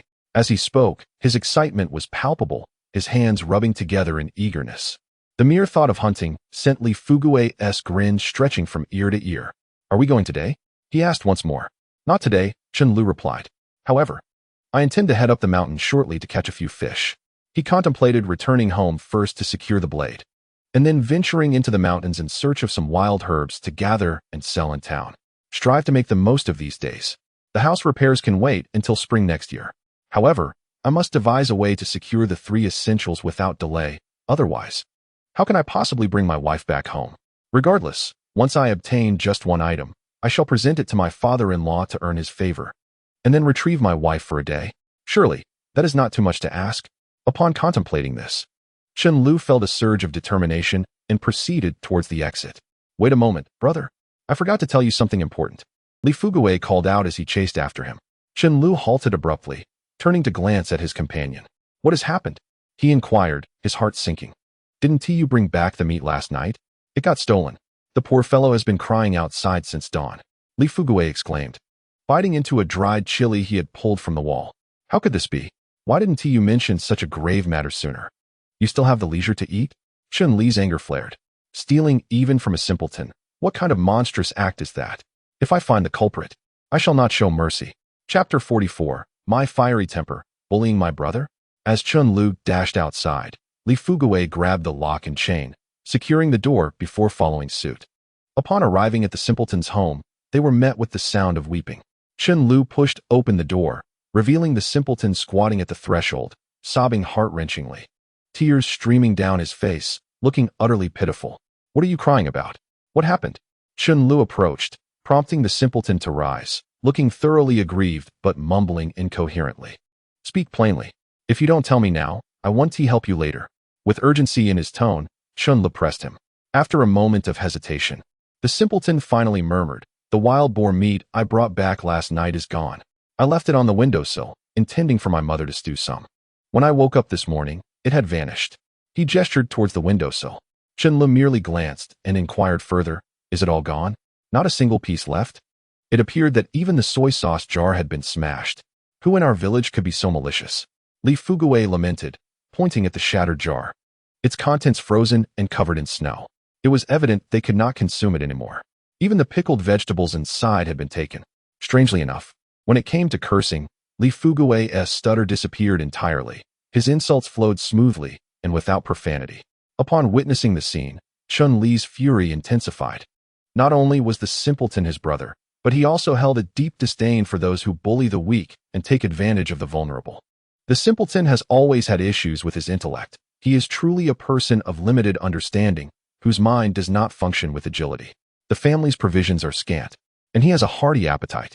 In order to ensure that his ailing mother can have her fill, he toils daily for others. After finally bringing home some pork, it was not only taken from him, but the situation escalated to the point where the jar of sauce was smashed. Such an act is hardly human. This is nothing short of bullying. Demai, stop crying and pull yourself together. Chen Li's tone turned grave. He felt compelled to stand up for the simpleton, otherwise he would continue to be victimized. Seeing Chen Li's anger was quite daunting. Demai quickly wiped away his tears, his eyelids drooping as he cautiously regarded Chen Li. His eyes darting nervously. Did you encounter anyone on your way back with the meat last night? Chen Li inquired, urging him to think carefully. Demai scratched his head, pondering for a while before slowly responding. I ran into old Zhou. The old Zhou he mentioned was none other than the notorious miser of the village, Zhou Xianjun. I even gave him a piece of meat. Demai added. This revelation ignited Chen Li's fury completely, causing his eyes to redden. Li Fugui, quick-witted as he was, immediately deduced who was responsible upon hearing Demai's words. Brother, this must be the work of that scoundrel. What should we do? Should I give Demai a couple of pieces of meat from our home? Li Fugui, reluctant to provoke Zhou Xianjun, wished to avoid the trouble altogether, for that man was notoriously timid. Why are you being such a coward, and allowing this kind of bullying? If you don't confront him this time, he will only become bolder. He dares to steal from a disabled person. What more? Demai even gave him a piece. If we don't deal with scoundrels like him, he'll think he can walk all over us. Chen Li declared with determination. Grab a weapon and come with me right now. And you, Demai, we are going to reclaim the meat. At this point, Demai surprisingly shook his head. Chen Li widened his eyes and exclaimed, You want to eat. But what about your mother? Doesn't she deserve meat? That wild boar was hunted by us, so why should it be stolen? There's no way to spoil a child this much. If you don't go, I want to take you along in the future. If you want meat later, you must listen to me. Upon hearing this, Demai nodded vigorously. His greatest fear was not having meat to eat. Even more frightening was the thought of his mother being deprived. Dekeba, if you back down this time, do not blame me for looking down on you. In the hunt, if I see you falter, I'll make sure to break your legs. Chen Li turned to Li Fugui and spoke again. Despite his own trepidation, Li Fugui knew he had to muster his courage. After Chen Li finished speaking, he turned to leave, followed closely by Demai, who kept his head down. Li Fugui, contemplating for a moment, picked up a brick from the frozen ground and hurriedly followed suit. At this moment, in Zhou Xianjuan's humble abode, the air was thick with warmth, as if breakfast was being savored. The dining table was adorned with an array of rustic delicacies, with a large platter of meat at its center, generously sprinkled with minced garlic and soy sauce, each piece cut into delectable portions, exuding an enticing aroma that made one's appetite surge at just a glance. A middle-aged woman, clad in a black vest, perched herself on the edge of the kong, picking up chopsticks to enjoy her pickled vegetables. Zhou Xianjun hummed a tune as he poured himself a glass of homemade liquor and settled onto the kong, his face beaming with pride. Honest words, shopkeeper. After we wrapped up our affairs, there was hardly any meat left. You didn't buy much, and now that the celebrations have concluded, where did this substantial portion of pork come from? I see you've even hung some on the wall, and there are pig intestines too. The middle-aged woman was Wang Guiying, Zhou Xianjuan's wife, a true rural woman. Though not particularly striking in appearance, she was undeniably industrious. This morning, witnessing her husband bustling about, and then seeing the unexpected abundance of pork, a sense of suspicion began to stir within her. This was not just a few pieces of meat. It was at least several dozen pounds, more than what other families might consume in a month. Her husband, known for his frugality, would never indulge in such extravagance, even if he desired to. Why ask so many questions? Just enjoy your food, Zhou Xianjun retorted. We will ensure there's no shortage of this in our home in the future. Just taste this pickled vegetable. It complements the meal perfectly. After his remark, he took a hefty piece of meat, paired it with the pickled vegetables, and chewed heartily, chasing it down with a gulp of liquor. He wiped his mouth with his hand, exhaling deeply, his face flushed with bliss. Stop boasting. After all these years of marriage, when has our family ever had enough meat? Not even the village head's family is this affluent. That's a significant quantity of meat. I'll take some for our son and daughter-in-law. We can't be the only ones indulging. Wang Guiying ceased her inquiries, a smile breaking across her face. In this era, being able to enjoy meat was indeed a luxury. especially pork, which invigorated the body after consumption. As the elderly couple savored their meal, the large platter of meat swiftly dwindled, just as Chen Lu and the simpleton de Sha entered the yard. Upon opening the door, they were greeted by a wave of warmth, and upon noticing the wild boar hanging on the wall, Chen Lu squinted slightly. Zhou Xianjun was utterly shameless, preying on the weak. There was no subtlety in displaying stolen meat so brazenly. Chen Li's anger intensified as he approached the door and, without hesitation, kicked it open. Chapter 45. Turn the table, teach him a lesson. The door burst open with a kick, startling the couple seated on the kong, nearly causing their bowls to topple to the ground. Zhou Xianjun spilled his liquor, eyes wide in shock as he turned to face the doorway, where Chen Lu, de Sha, and Li Fugui all strode in unceremoniously. You rascals! Are you three out of your minds? Kicking the door open, Zhou Xianjun slammed the table and erupted into a torrent of invectives, particularly disdainful upon recognizing that the visitors were none other than Chen Lu, the village fool, and the stammering simpleton. His face was a mask of contempt. Here was a notorious gambler who had squandered his entire fortune, earning the scorn of the villagers. And what of the stammerer? His speech was so halting that he too was relegated to the lower echelons of society, compounded by the presence of his drunken father. The two appeared as if they were worthless layabouts, merely staring blankly at each other. As for the fool, it was needless to elaborate. He was the epitome of foolishness. A country bumpkin in the city, oblivious to his own folly. These three were a source of ridicule. What are you three up to? Zhou Xianjun barked, irritation evident in his voice. You've come barging in like wolves, shattering my door frame in the process. Wang Guiying added her reproachful comments, her expression one of annoyance. Yet, upon hearing this, Chen Lu merely sneered coldly. His gaze fell upon a platter of meat that had been reduced to mere scraps, and he stepped forward, unabashedly snatching a piece and tossing it into his mouth. Damn you, you little rascal. Have you come to feast at my table? Zhou Xianjun's fury ignited. You think my family's food is for just anyone? Are you a dog? Suddenly, Zhou Xianjun sprang up from the kong, but in an instant, Chen Lu seized the kong table and flipped it over with a fierce motion. The crash echoed through the room. In the old northeastern countryside, overturning a dining table was a sure sign of one's wrath. Chen Lu's unexpected action startled Wang Guiying, who shielded her face with a gasp, while Zhou Xianjun too was taken aback. Though he stood tall on the kong, the ferocity in Chen Lu's expression made his heart race with trepidation. Zhou Xianjun, do not think you can intimidate me just because of your age. Chen Lu retorted. You're over 40 and have become a mere shadow of your former self. You steal from the fool's family, and as if that weren't enough, you break their jar of sauce. Do you not fear the wrath of heaven come spring? Chen Lu pointed accusingly, his voice seething with anger. He was genuinely enraged. The fool was his brother, a savior from a past life. Having been reborn, he had yet to repay that debt of gratitude, and now he found himself subjected to Zhou Xianjun's bullying. How could Chen Lu let this pass? Zhou Xianjun, you old wretch, you stoop so low as to bully a fool. You've truly become more despicable with age. We toiled to bring back wild boar, and yet you drool over our hard-earned spoils. Li Fugui, witnessing Chen Lu's outburst, felt a surge of courage and joined in, pointing an accusatory finger at Zhou Xianjun. Meanwhile, the fool, with heaving breaths and wide eyes, glared at Zhou Xianjun like an enraged bull. All right, you three. Have you grown so bold as to come to my house and cause a ruckus? Which of your eyes saw me stealing your meat? Ah, Chen Laosan. You wretched gambler, utterly destitute, reduced to mere pennies, your household struggling to make ends meet. Your wife has returned to her mother's home with your daughter, and the villagers have turned their backs on you. Yet, you still dare to create a ruckus at my abode? Do you believe I won't strike you today? Zhou Xianjun, evidently, has no regard for Chen Lu and his companions. He raises his fist and leaps down from the kong, charging directly at Chen Lu with the intention of delivering a blow. What a jest! After his rebirth, Chen Lu possesses such skill that even a bear would be no match for him, let alone Zhou Xianjun. However, Chen Lu refrains from retaliating, as the large fool nearby has already rushed forward. Seeing someone about to strike Chen Lu, his first instinct is to charge headlong, colliding fiercely with Zhou Xianjun and sending him sprawling to the ground.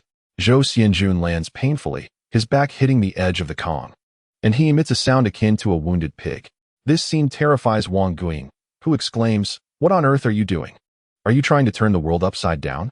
Do you believe I won't summon the village chief to have you arrested on the spot?" After her outburst, She hurriedly reaches down to pull Zhou Xianjun up from the ground. Clutching his waist in agony, Zhou Xianjun glares at the trio before him. You stingy old miser.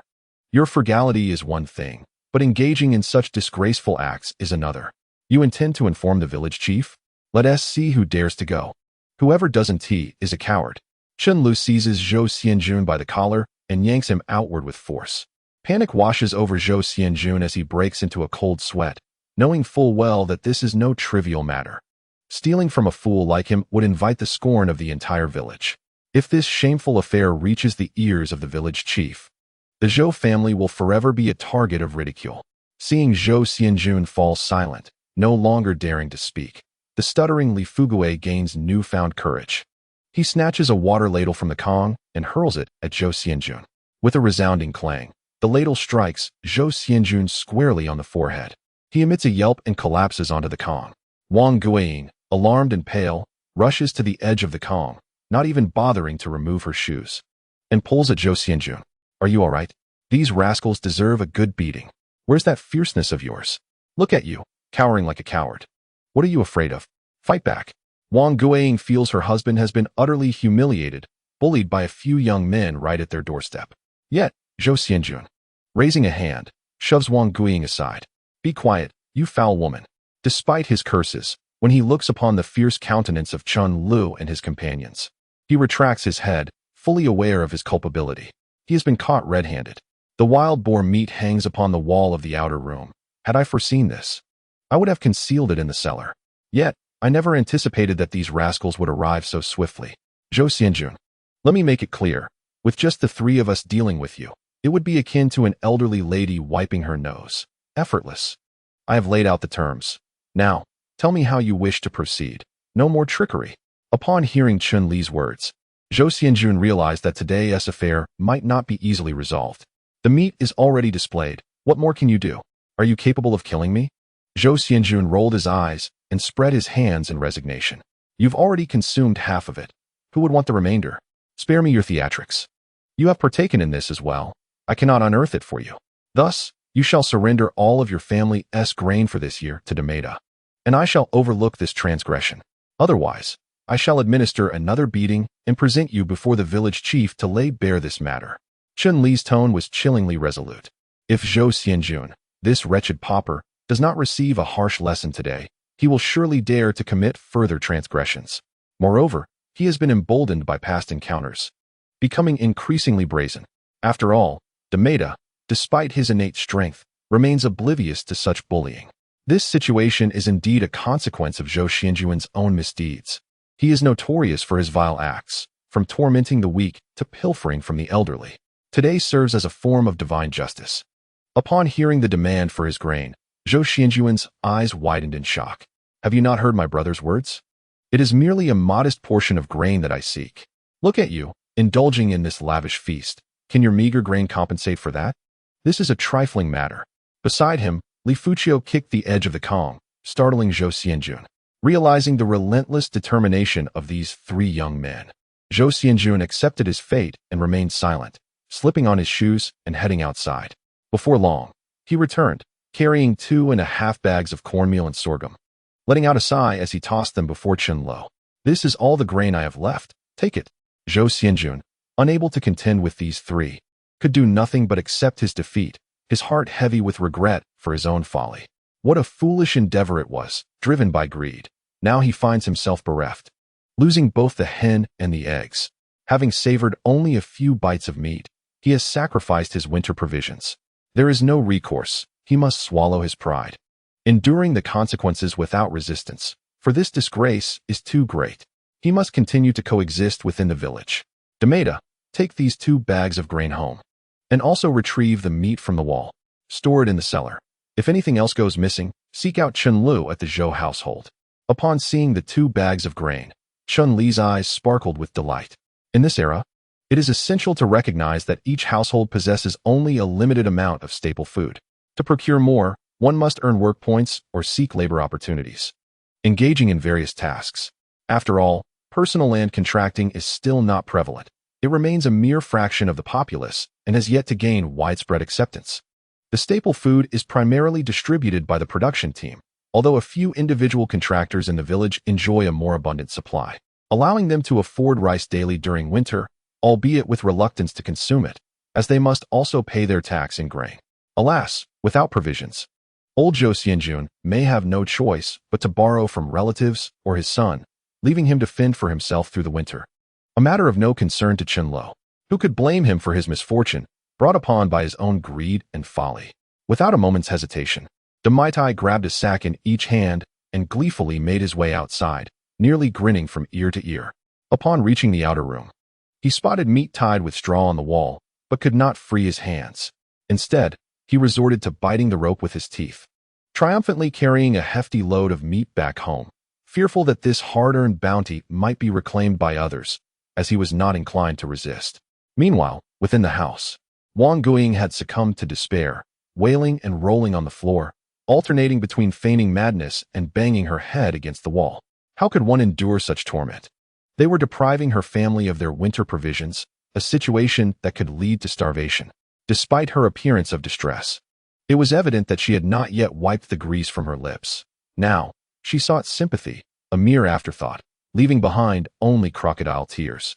Chen Lu, devoid of any compassion for such individuals, believed that one must not show leniency towards those who exploit others.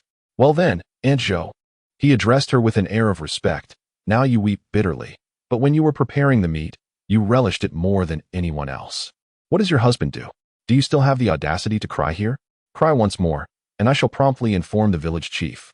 With this proclamation, Wang Guiying's cries ceased abruptly, though she continued to mutter under her breath. Chen Lu, uninterested in her lamentations, waved his hand dismissively and strode towards the exit, with Li Fuqui hastily following suit. As they stepped outside, a chill enveloped them, prompting both to tuck their hands into their sleeves as they proceeded toward the main gate. Passing by a row of wooden poles, Li Fuqui's keen eyes caught sight of snow-covered cabbages hanging out to dry. He quickly grasped Chen Li's cotton coat, inadvertently creating a hole in the fabric, leaving him embarrassed. What are you doing? Chen Lu inquired, frowning as he turned to face him. Li Fuqui merely pointed at the frozen cabbages. We cannot allow Zhou Xianjun to benefit so easily. Those cabbages should be taken to that foolish man. And the broken soy sauce jar as well. I have heard that Zhou Xianjun has already scoured every household's yard before winter arrived. Certainly, an abundance of pickled vegetables must have been brined, for they are indeed a delightful accompaniment to any meal. In the mind of Li Fuqui, there exists naught but the pursuit of sustenance, and he harbors particular preferences regarding food. Even Chen Lu was taken aback by this revelation, momentarily rendered speechless. Noticing Chen Li's silence, Li Fuqui grew anxious, fearing he may have overstepped his bounds, and hastily waved his hands in protest. But I said nothing, he exclaimed. Just as he was about to turn and leave, Chen Lu seized him by the collar. Go fetch the sled from de Maitai's place. We cannot let this large vat of sauce go untouched. Upon hearing Chen Lu's command, Li Fugui's eyes sparkled with excitement, and he vigorously nodded before dashing out, wiping his mouth in anticipation. In no time, he returned with the rope slung over his shoulder, dragging the wooden sled behind him. The two then commenced the arduous task of moving the vat of sauce. In the biting winter, a layer of ice had formed atop the vat, which was covered by a wooden lid and separated by a layer of cloth, all bound by a circle of wire to prevent it from cracking in the frost. The chill was piercing, rendering their fingers red and numb, yet the vat remained stubbornly immobile. Had de Maitai still been around, he could have lifted it with a single hand. I'll go call de Maitai, Li Fuqui exclaimed, ready to depart. Why call him? We have a perfectly capable person right here. Chen Lu retorted. Go, fetch old Zhou Xianjun. If he refuses, bring his wife. Upon hearing this, Li Fuqui paused for a moment, only to soon reveal a cunning smile. To pilfer from another's vat while requiring assistance from its owner was indeed a stroke of misfortune for Zhou Xianjun. You may steal meat, but to be caught in such a brazen act is a blunder of epic proportions. Chen Lu would not let this slide easily. All right then, Li Fuqui acquiesced, opening the door and stepping inside. After a brief while, old Zhou Xianjun and his wife emerged, both with their heads hanging low. Together, the four of them managed to hoist the large vat onto the sled, casually stacking cabbages atop it as well. Zhou Xianjun and his wife could only watch helplessly as Chen Lu and Li Fuqui each grasped a rope, dragging away their own vat of sauce. Look at you, utterly useless, Marrying you has been a curse upon my family. Our vat of sauce has been taken, and this winter you shall surely starve." Wang Guiying cried out, tears streaming down her face. This was genuine sorrow, as their food supply had been seized, leaving them with little hope of borrowing from relatives outdoors. The loss of their vat was a true indignity, a consequence of Zhou Xianjuan's own misdeeds and stealing from another's larder. This was retribution. Zhou Xianjun cast a furious glance at the retreating figures of Chen Lu and Li Fugui, his teeth nearly grinding to dust in frustration. Chapter 47. A Moment in the Mountains. Damn it, am I, Zhou Xianjun, to be bullied by those two brats? Today, with no one at home, I shall return to find my son. Do they think the Zhou family has no men left to stand up for us? Zhou Xianjun, in a fit of anger, stormed into the house, donned his hat and gloves, and strode out. He could not swallow his indignation, having two sons of his own. He felt utterly humiliated by the bullying, and it was imperative to enlist his son's support. He resolved that Chen Lu and Li Fugui would face dire consequences for their misdeeds. Meanwhile, Chen Lu and Li Fugui delivered a large vat of sauce to Deng Maitai, who, with a goofy grin and a runny nose, eagerly tugged at their hands, exclaiming, "Brothers, I've cooked meat for you both. My mother insists you should eat well." Chen Lu, however, shook his head, withdrawing his hand, and gently patted Deng Maitai on the shoulder. "Brother, you've eaten well these past days. Take care of your health and practice drawing that bow daily. Soon, I shall take you both up the mountain," he added, addressing Li Fugui, "and you, stop fixating on Deng Maitai's meat. Don't you have any at home? If it's finished, go hunt. Surely you can manage that. I'll need to venture into the mountains soon, but today, I'll just wander and scout for spots." After saying this, Chen Lu made his way outside. Seizing the opportunity, Li Fugui, with a furtive glance, whispered to Deng Maitai, "Make sure to bring me a piece of that meat later.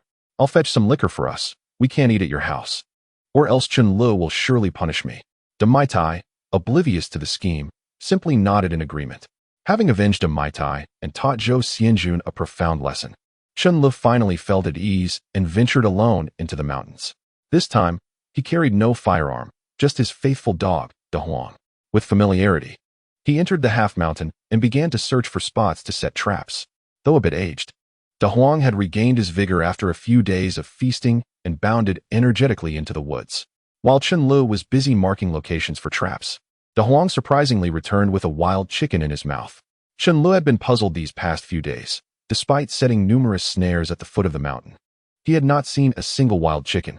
It was only a couple of days ago that he had discovered their presence in the mountains. Logically, wild chickens should be plentiful during winter, often gathering in flocks, where one could easily catch several with a single blow. Initially, he wondered if the presence of a wild boar nearby had scared them away, but upon reflection, it seemed unlikely, as wild boars typically showed no interest in chickens. This suggested that a predator had descended from the mountains, rendering the area devoid of wild chickens for miles. The thought of a predator lurking nearby exhilarated Chen Lu. In this era, hunting beasts was not solely for sustenance, but also for profit. The mountains were abundant with resources and treasures, awaiting discovery. While foraging for mountain goods was only feasible in spring, summer, and autumn, winter offered little. Though trapping raccoons could be lucrative, it required skill. The pelts of ferocious beasts, however, were the most valuable. Yet, who among the common folk would dare to hunt them, and who truly possessed the ability? In Chun Li's recollection, aside from his father, there were scarcely a handful of hunters within a radius of several dozen miles, encompassing 3 communes, 7 or 8 villages, and over 20 hamlets, who could claim the honor of having hunted formidable beasts. Moreover, with the recent sightings of wild chickens and the discovery of animal tracks in his father-in-law's village, Chun Li's suspicions were firmly established. It was evident that his conjecture was remarkably close to the truth. The creature causing a stir near the 7 Li Tuan by his father-in-law's home was most likely a lynx. At that moment, Chen Lu crouched down, affectionately patting De Huang's head, before seizing the lifeless wild chicken that had fallen victim to a predator and tossing it into the bamboo basket strapped to his back. "Let us go, De Huang, search thoroughly." He first covered De Huang's eyes, and upon lifting his hand, De Huang darted forward like an arrow, exuberantly bounding through the snowy expanse, sending plumes of powdery snow swirling into the air, which danced upon Chun Li's face like a gentle caress. Chen Lu pursued him with a grin, well aware that De Huang's sense of smell remained reliable, not having diminished significantly despite his waning combat prowess. De Huang was still more than sufficient for locating prey. In no time, De Huang had uncovered a mountain hare, plump and robust, larger than any Chen Lu had previously encountered. The hare quickly concealed itself behind a large tree, attempting to evade De Huang's pursuit. With a jubilant bark, De Huang lunged forward, yet the hare, displaying remarkable agility, darted from its hiding place and raced along a winding path. De Huang followed closely, his paws leaving deep imprints in the snow with each bound, as if painting a dynamic masterpiece upon the white canvas. Chen Lu trailed behind, his heart racing, breath quickening. Although accustomed to such chases, he could not help but feel a surge of admiration each time he witnessed De Huang's nimble movements and focused gaze. This was not merely a hunt. It was a profound expression of love and reverence for the forest. At last, De Huang caught up to the hare, sinking his teeth into its tail. The hare struggled valiantly, kicking its legs wildly against De Huang's head and face in a desperate attempt to escape. Provoked, De Huang revealed his ferocity, pressing his large paw against the hare's neck, pinning it firmly to the ground, his jaws poised to strike. In that critical moment, Chen Lu rushed forward, wrapping his arms around De Huang and covering his mouth. "Stay still, De Huang. Don't hurt it," he exclaimed, swiftly reclaiming the hare from De Huang's grasp and pinning it to the snow. Upon closer inspection of the hare, Chen Lu discovered the reason for its unusual bulk. It was pregnant. Gently caressing the hare's abdomen, he felt the presence of new life within. As a hunter, he found himself reluctant to commit an act of violence at this moment, and an idea took root in his mind: to take the expectant hare home and care for it. On one hand, the family has a side business in aquaculture that may expand in the future. Moreover, after the birth of the young rabbits, they could serve to entertain his daughter, truly a win-win situation. With this thought in mind, Chen Lu resolved not to slaughter the rabbit for meat. Instead, he carefully unfastened the hemp rope from his waist and gently bound the wild rabbit's forelegs, ensuring it could neither escape nor harm itself. The wild rabbit, clearly frightened, was too weak to resist and lay quietly on the snow, occasionally trembling slightly. "All right, be good," Chen Lu whispered soothingly, as if speaking to a child. He cautiously lifted the wild rabbit and placed it in the basket on his back, then secured the lid with an additional rope to prevent the rabbit from leaping out. To further ensure the rabbit's containment, Chen Lu double-checked the tightness of the ropes and the lid. Everything was in order, and only then did he slowly rise to his feet. "De Huang, we've struck gold this time," Chen Lu exclaimed with a smile directed at his dog. De Huang seemed to understand his master's sentiment, wagging his tail excitedly. Together, the man and his dog resumed their exploration in the mountains, searching for further discoveries. With Chen Li's heightened awareness, he was able to sense the biological presence around him. After releasing the keen-nosed De Huang, their cooperation became increasingly harmonious. In just a few short hours, they had amassed a bountiful catch, including 2 more wild rabbits, all males, along with 2 hefty wild chickens ensnared in temporary traps. Yet Chen Lu was not ready to abandon his quest. Instead, he began searching for wild walnuts and hazelnuts. Before long, he had gathered a substantial basketful. In the icy wilderness of northeast China, where flora and fauna had succumbed to slumber, the surrounding trees appeared as if they had withered away. However, this particular area exuded vitality. Upon closer inspection, Chen Lu noticed signs of melting snow on the ground, gradually spreading outward, while the shaded regions remained encased in ice and snow, forming a layered isolation. In contrast to the bleak, frozen surroundings, a few holly trees stood out, vibrant against the desolation. "Wow, this is truly a treasure," Chen Lu exclaimed joyfully, his face beaming with delight. He promptly set down his basket, unfastened a small shovel from his waist, and began diligently harvesting the precious holly plants. The frigid winds of northeast China howled around him, a biting chill. Seeing his master so exhilarated, De Huang curiously wandered nearby, occasionally sniffing the air and vigilantly observing for any potential dangers. From afar, the distant barks of other dogs echoed, seemingly responding to De Huang's curiosity. Chen Lu stood there, his face aglow with excitement and anticipation. He meticulously cut the holly branches with a sickle, crouching down to gather them. "The holly is thriving," he murmured to himself, his eyes filled with appreciation. He meticulously examined each holly plant, selecting only the most robust and vibrant specimens for collection. The deep green leaves appeared particularly resilient against the frigid air, thriving even in winter, much like the evergreens, representing the sole verdancy of the Northeast during this season. Chen shook off any excess debris from the collected hollies before placing them into the basket slung across his back. A soft bed of grass lined the basket, ensuring that these precious plants remained unharmed during transit. Beside him, De Huang stood vigilantly, occasionally emitting a low whimper, seemingly sharing in the joy of this rare haul. His nose frequently sniffed the air, alertly scanning the surroundings to ensure that no other creatures would disturb his master, serving a protective role. Chen continued his gathering, one plant after another, each meticulously selected and tended to. As the last holly was successfully collected and placed into the basket, he rose, brushing the snow off his hands, a satisfied smile illuminating his face. He carefully stowed all the gathered hollies into a cloth bag, securing its opening, before hoisting the basket back onto his shoulders. Ready to return home. Let us go, De Huang, for we are returning laden with treasures today, Chen exclaimed, patting De Huang on the head with a grin. De Huang wagged his tail joyfully and nudged against his leg before bounding ahead to lead the way. After running a few dozen meters, Chen caught up to De Huang, who was circling around what appeared to be a withered tree. Curiosity piqued, Chen followed suit, and, upon inspecting the trunk, his eyes widened in surprise. De Huang had discovered birch fungus, a treasure of even greater value than the hollies. While it may not yet be widely recognized by contemporary society, brewing it for personal consumption would certainly prove beneficial. This fungus is indeed a remedy for various ailments. Though many may not possess excess wealth to consider health concerns, it remains advantageous for the body. Moreover, if he managed to sell it at a state-run store, it could yield some monetary return, though he remained uncertain of the amount. The journey home continued to present delightful surprises, and Chen affectionately patted De Huang's head, exclaiming, "You truly are my fortunate charm." With that, he removed the wooden frame from his shoulders and began to strike the birch fungus from the tree trunk, striving to keep the pieces intact.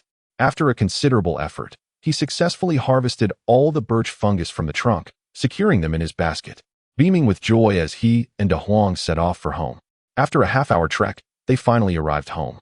Though he had not encountered an abundance of game today, the harvest was still substantial, and Chen planned to exchange these wild goods for food.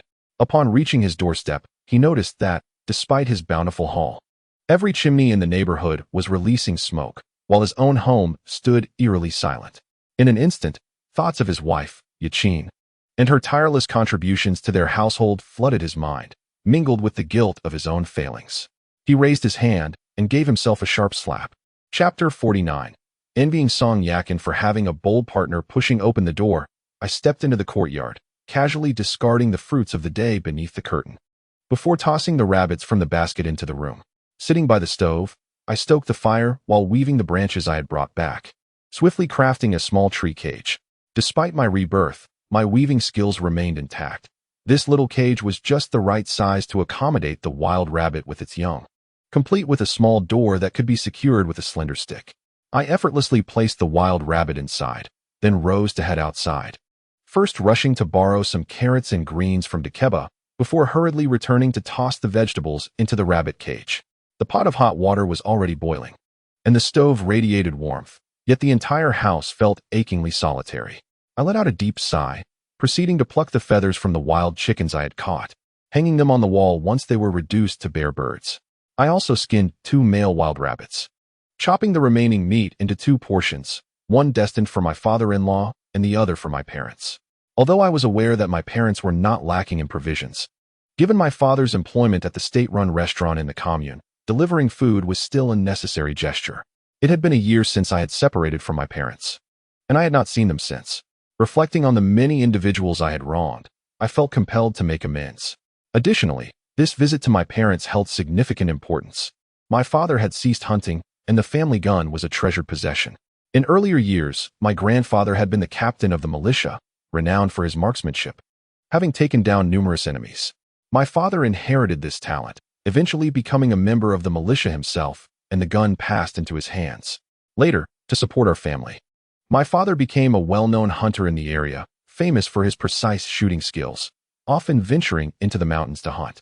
The mountains connected to Benlotsi Mountain were home to fierce beasts, and I recalled how, in those days, my father would bravely venture forth with his gun and hunting dogs, taking on wild boars and even bears.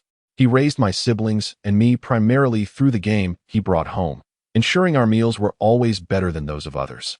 While we may not have been wealthy, we never lacked in sustenance. If only I could retrieve my father's semi-automatic rifle for Li Fugaway. Even when faced with a Siberian tiger, the three of us would dare to stand our ground. Thus, as I prepared to return home, I steeled myself for the inevitable onslaught of my father's wrath, fully expecting to be met with harsh words and perhaps even a beating. Before heading home, Chen decided to visit his father-in-law's house first, bringing along a bag of rabbit meat. As for the remaining wild chickens, he intended to exchange them for some money at the game restaurant run by Southerners in Chonglin village. By establishing this channel, he could later sell his goods from the mountains to accumulate some savings, allowing him to procure a three-wheeled vehicle sooner and renovate his house. Shortening this process would also help him gain his father-in-law's trust more quickly, enabling him to bring his wife and child back home. After a busy spell, Chen finally picked up a bag of rabbit meat and pushed the door open to step outside. Just as he was about to lock the door, he heard laughter coming from the wall nearby. Frowning, he looked out to find Hu Xiujuan, a woman he found quite distasteful. Since marrying into the village, she had grown distant from his wife, Yakin, and even looked down on her, attempting to persuade Yakin to leave him for a more respectable man. Many women in the village, including Hu Xiujuan, often sought favors from men outside their homes for a meal, which further fueled Chen Li's disdain for her. He merely shot her a glance and remained silent. Yet, Hu Xiujuan initiated a conversation, leaning against the dilapidated wooden wall, munching on sunflower seeds and grinning as she said, "Oh, isn't this Yakin's husband back? Where have you been? All bagged up. What's in there?" After speaking, she pushed against the wooden wall, creating a gap and squeezing her ample figure through. It's worth noting that in northeast China, the notion of a slender bride is virtually non-existent. Men prefer their wives to be pleasantly plump, not excessively so, but rather with a healthy fullness. As the saying goes, a well-rounded wife brings fortune. Hu Xiujuan's ample rear and bosom did not appear cumbersome. Rather, they seemed robust, causing the wooden wall to yield to her presence. Curiously, she approached the bottom of the curtain and reached for the bag, intent on untying it. Seeing this, Chen quickly locked the door and stepped on the bag with his foot. As he did so, two lively roosters inside began to flap and jump about. Hu Xiujuan squatted on the ground, her substantial form nearly straining the nylon fabric of her pants, her head wrapped in a green and black striped scarf. Glancing up at Chen, "Why are you being so stingy?" "Yakin's husband, I'm just having a look. You've been out and about every day, coming back with bags. Are you off hunting again? I can hear the commotion. It must be chickens, am I right?" Hu Xiujuan stood up, her gaze fixed on Chen, who simply nodded in response, remaining silent. "Then let me take a look. What is the harm in that? It's not like you'll lose any meat. I have long known that you have been hunting in the mountains during this period. Just a few days ago, you even brought back a large wild rabbit. It seems that Yaqin is quite fortunate. After all this time, the gentleman has awakened and truly remembers his own woman. Regardless of the circumstances, there will still be meat on the table." Hu Xiujuan cast a furtive glance at Chen, pondering over how this man had changed recently. He exuded an indescribable vigor. Previously, he appeared frail, often indulging in excessive drinking or gambling late into the night, disheveled and lacking any semblance of spirit. However, in recent times, he has become increasingly pleasing to the eye. Every time Hu Xiujuan glimpses Chen Li's robust silhouette striding down the village snow path through the window, she feels utterly captivated. Her heart is stirred, akin to a cat scratching inside her, and she cannot help but yearn to engage him in conversation. Though marrying a man who is diligent and family-oriented is commendable, there is a certain deficiency in that aspect. Otherwise, he would be flawless. The household does not suffer from hunger or thirst, yet the quality of food leaves much to be desired. And then there's Song Yakin, who, despite marrying a gambling man, possesses striking looks and a strong physique. Now that he has resumed hunting, regardless of his moral standing, there is meat to be had both day and night. This only deepens Hu Xiujuan's jealousy towards Song Yakin, who has such a robust partner. It is said that a man's size can be gauged by the size of his nose. Up close, Hu Xiujuan quickly comes to a realization regarding Chen. She imagines that Song Yakin must be exceedingly happy at night, enjoying meat at every meal. What's so extraordinary about that? Your family, Jiangua, also works on a farm, earning points and quite a bit of money each month. Your family's circumstances are not lacking in our village. Chen spoke calmly. As he noticed the woman lingering, his patience began to wane. Yet, Being from the same village, he could not leave her unattended. He contemplated exchanging a few words to send her on her way, allowing him to deliver the rabbit meat to his father-in-law's house before nightfall and perhaps trade the 2 wild chickens at the villa for some money.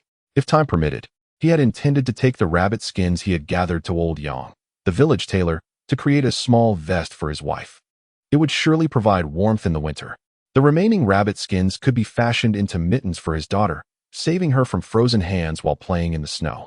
Oh my goodness, who can eat meat every day and not worry about living? Who can do what you do? Casually diving into the mountains to catch a chicken or slay a rabbit, indulging in meat whenever you desire? We are merely ordinary folk, unable to afford such luxuries. We can only labor modestly, earn a few points, and let us not even speak of eating meat daily. Seeing it once a month is already a blessing. Hu Xiaojuan exclaimed loudly. Her keen eyes darted toward the 2 bags on the ground, nearly bursting with curiosity to see what rare treasures lay within. Deep down, she harbored resentment. How did this gambling man, once so impoverished, suddenly think of hunting?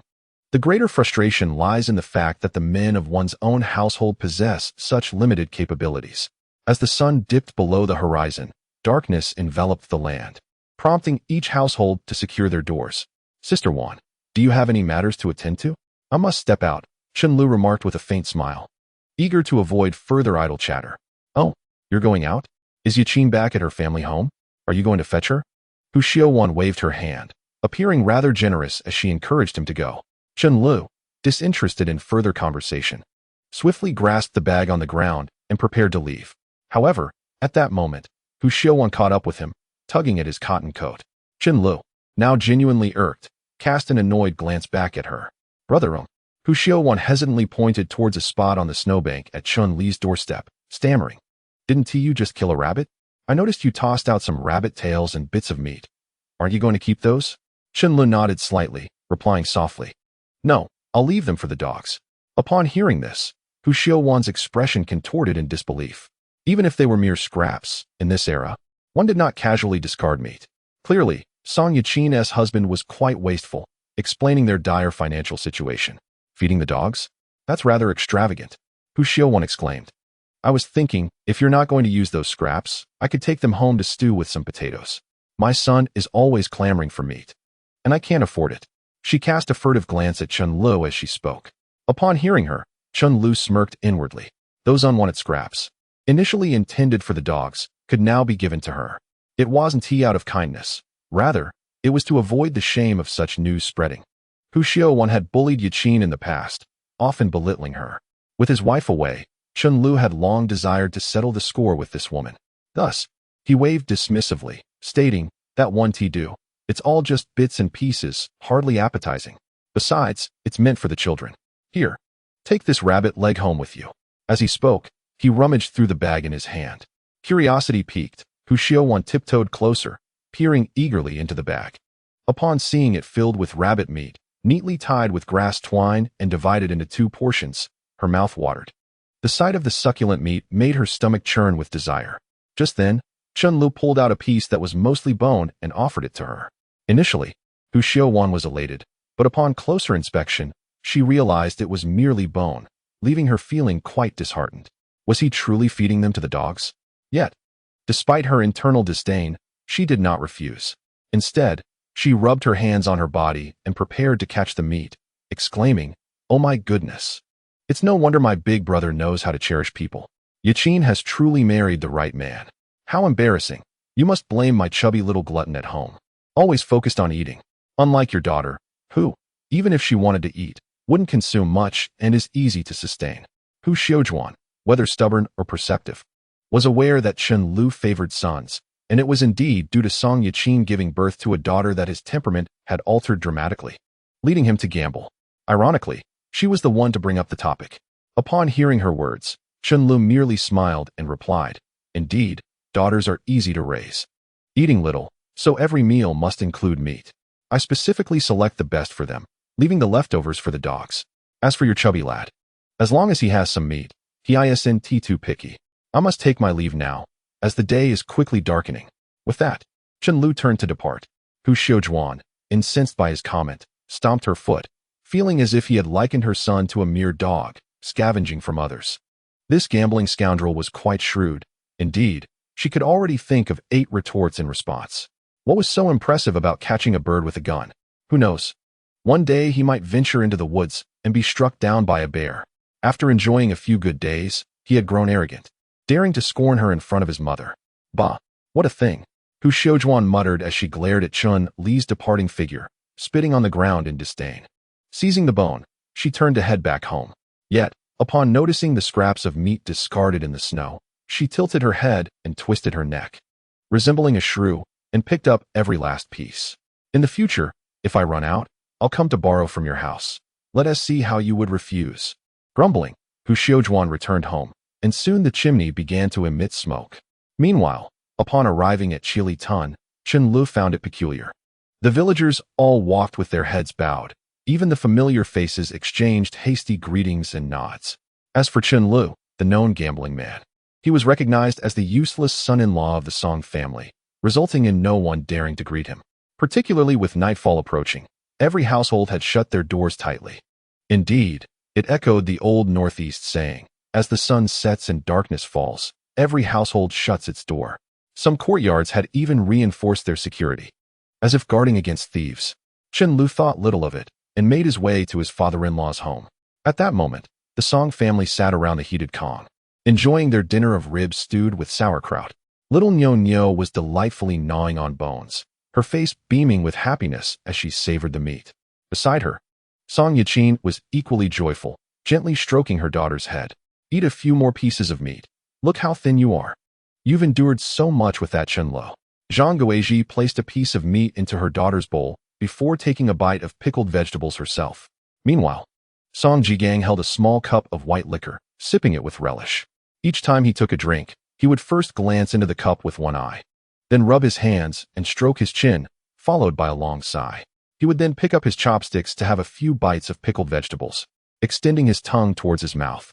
This entire ritual made it abundantly clear that he was undoubtedly a heavy drinker. However, Song Jigang maintained a measure of restraint and never acted inebriated. At most, he would become industrious after drinking, working off the effects of the alcohol, before exchanging a few words with his family and then retiring for the night. At that moment, Song Yakin, upon hearing her mother's words, slowly lowered her head, unable to shake the thought of whether Chen Lu had eaten yet or if he was still nibbling on something while climbing the mountains. In such frigid weather, what would happen if he didn't eat enough and encountered trouble in the mountains? She couldn't quite recall when it began, but ever since returning to her parental home, she found herself preoccupied with thoughts of Chen Lu. In previous years, her visits home were often driven by necessity, merely to fill her stomach when the kitchen was bare. Once home, she had no desire to leave. Yet now, things had changed. She longed to return home to tidy the house and organize the firewood. Moreover, after so many days, Chun Li's clothes needed washing, and his cotton jacket had developed numerous holes. Surely it was cold for him while climbing the mountains. Most importantly, Chen Lu had ceased his former ways and was wholly devoted to hunting, striving to improve the family's meals. Each morning, before she awoke, she could hear him in the kitchen preparing delicious food, ensuring she had meat to eat upon rising. That profound sense of happiness and contentment lingered in her heart, especially after being tenderly cared for by her husband a couple of days prior. Chapter 51. A Wayward Son's Return is worth more than anything. With a sigh, Song Yakin glanced out the window, uncertain of what she was looking for, yet aware that her parents acted out of concern for her. She feared that if Chen Lu did not maintain his newfound resolve, he might soon return to his old habits of gambling, spiraling into despair once more. This was why they had kept her from returning home. They wanted to observe whether Chen Lu would exhibit any new changes or mischief in this period. What was she even looking for outside? Such a useless fellow. He had only just begun to mend his ways. Furthermore, considering the dismal state of their lives, even if he refrained from gambling now, would she still have to suffer alongside him? Did he not think of his daughter, who often went without food? Today, he might have brought back some game. But what if he chose not to go hunting tomorrow, succumbing to laziness? This time, she resolved to correct his troublesome behavior.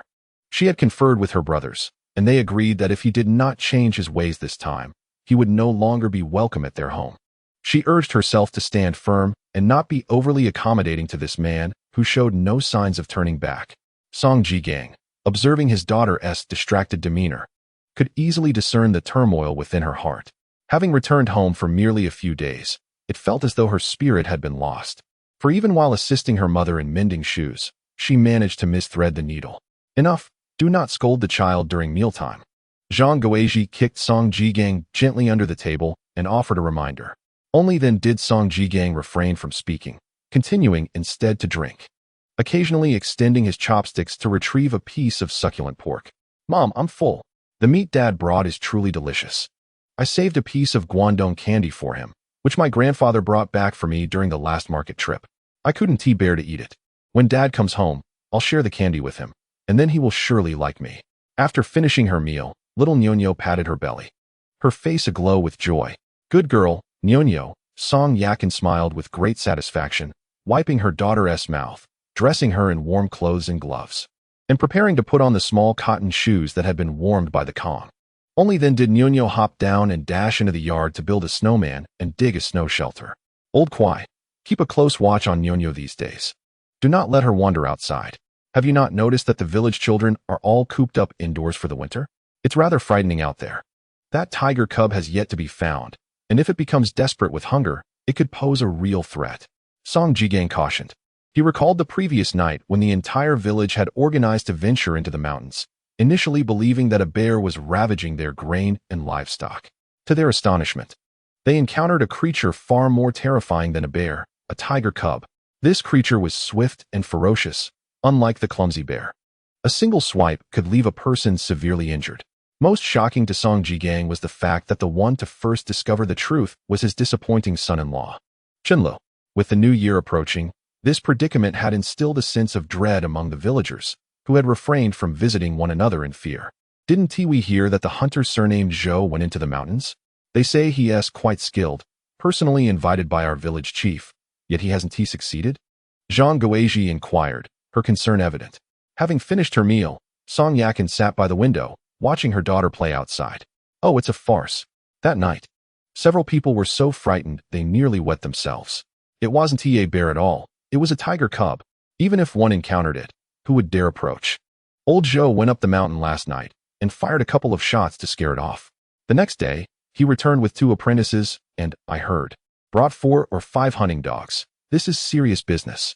He still hasn't come down from the mountain, and the entire village awaits news. If he manages to take down that tiger cub, old Zhou will become renowned in our village, and we must express our gratitude. Otherwise, this year's celebrations will be quite challenging. After finishing his last sip of wine, Song Jigang casually pulled his cotton coat from the clothesline and donned it. It's getting dark. Don't run around recklessly. With your old bones, you might end up hurting yourself. What are you up to? Zhang Guizhi exclaimed, noticing her husband's intention to head out. I visited my second son's home, as that lad took the ginseng a few days ago and has yet to provide any news. If he has sold it, I must reclaim my money. After all, this little girl is soon to start kindergarten, and that money will certainly come in handy. Song Jigang donned his tattered hat, tucked his hands into his sleeves, and hunched over as he stepped outside. The evening air grew increasingly frigid, and upon opening the door, a gust of icy chill rushed into the room. Frost and ice adorned both the entrance and the walls. Although there was no wind outside, the cold was biting. One must commend the resilience of Northeasterners born in this era. Yakin, you should hasten outside and bring the girl back. Do not let her frolic with those children outside. That little rascal could descend from the mountain at any moment, so we must exercise caution. Zhang Guizhi spoke up, prompting Song Yakin to set down the shoe sole she was working on and hurriedly make her way to the door. As she opened the door and stepped into the yard, she beheld 3 figures gathered at the entrance. Each stood in a different position, their eyes wide in mutual surprise. There was Chen Lu, clutching a small burlap sack, from which blood was seeping. The second was her brother, Song Daong, holding a piece of cloth, a smile adorning his face. Finally, there was Song Jigang, who had just emerged from the house, colliding at the threshold with his son-in-law and son, holding an extinguished pipe in his hand. The atmosphere shifted palpably among the 3. Initially, when Song Jigang spotted his second son approaching, a smile graced his face, thinking it saved him the trouble of making the trip. After all, ISNT had said that father and son share an unspoken bond. However, upon seeing Chen Lu, the prodigal son-in-law, arriving at their doorstep, he couldn't help but wonder what the villagers would say.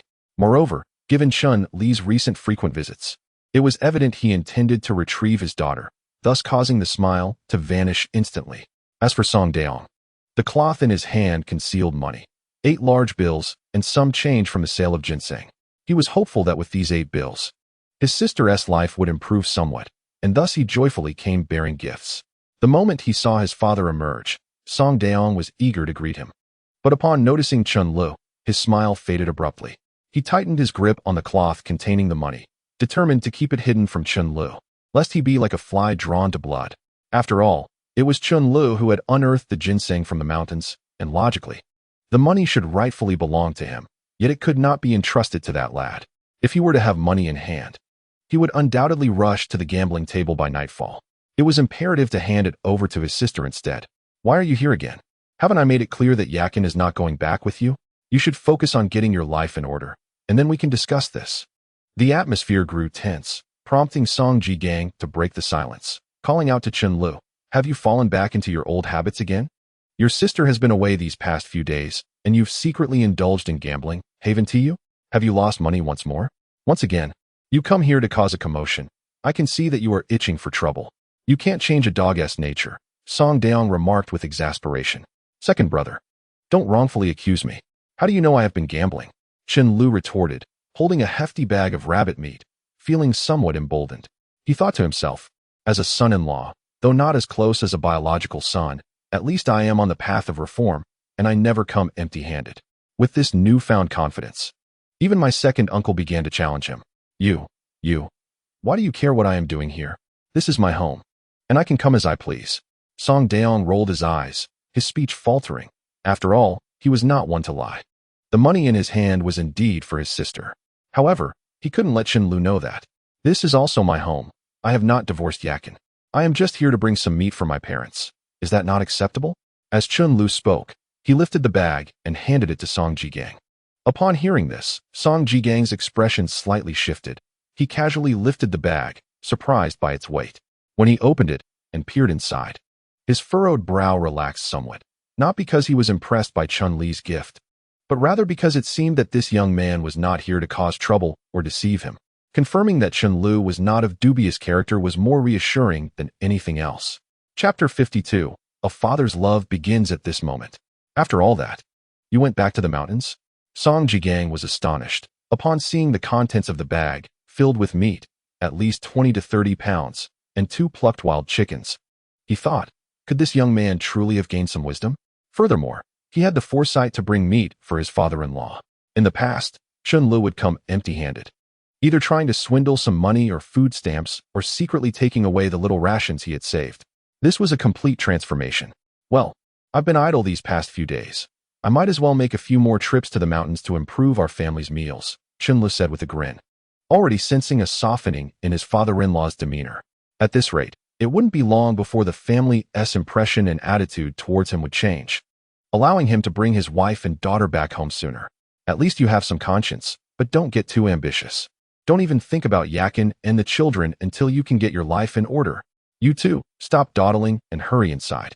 It's not safe outside. Hesitated Song Jigang, reluctant to send Chen Lu away, and he turned to wave his hand.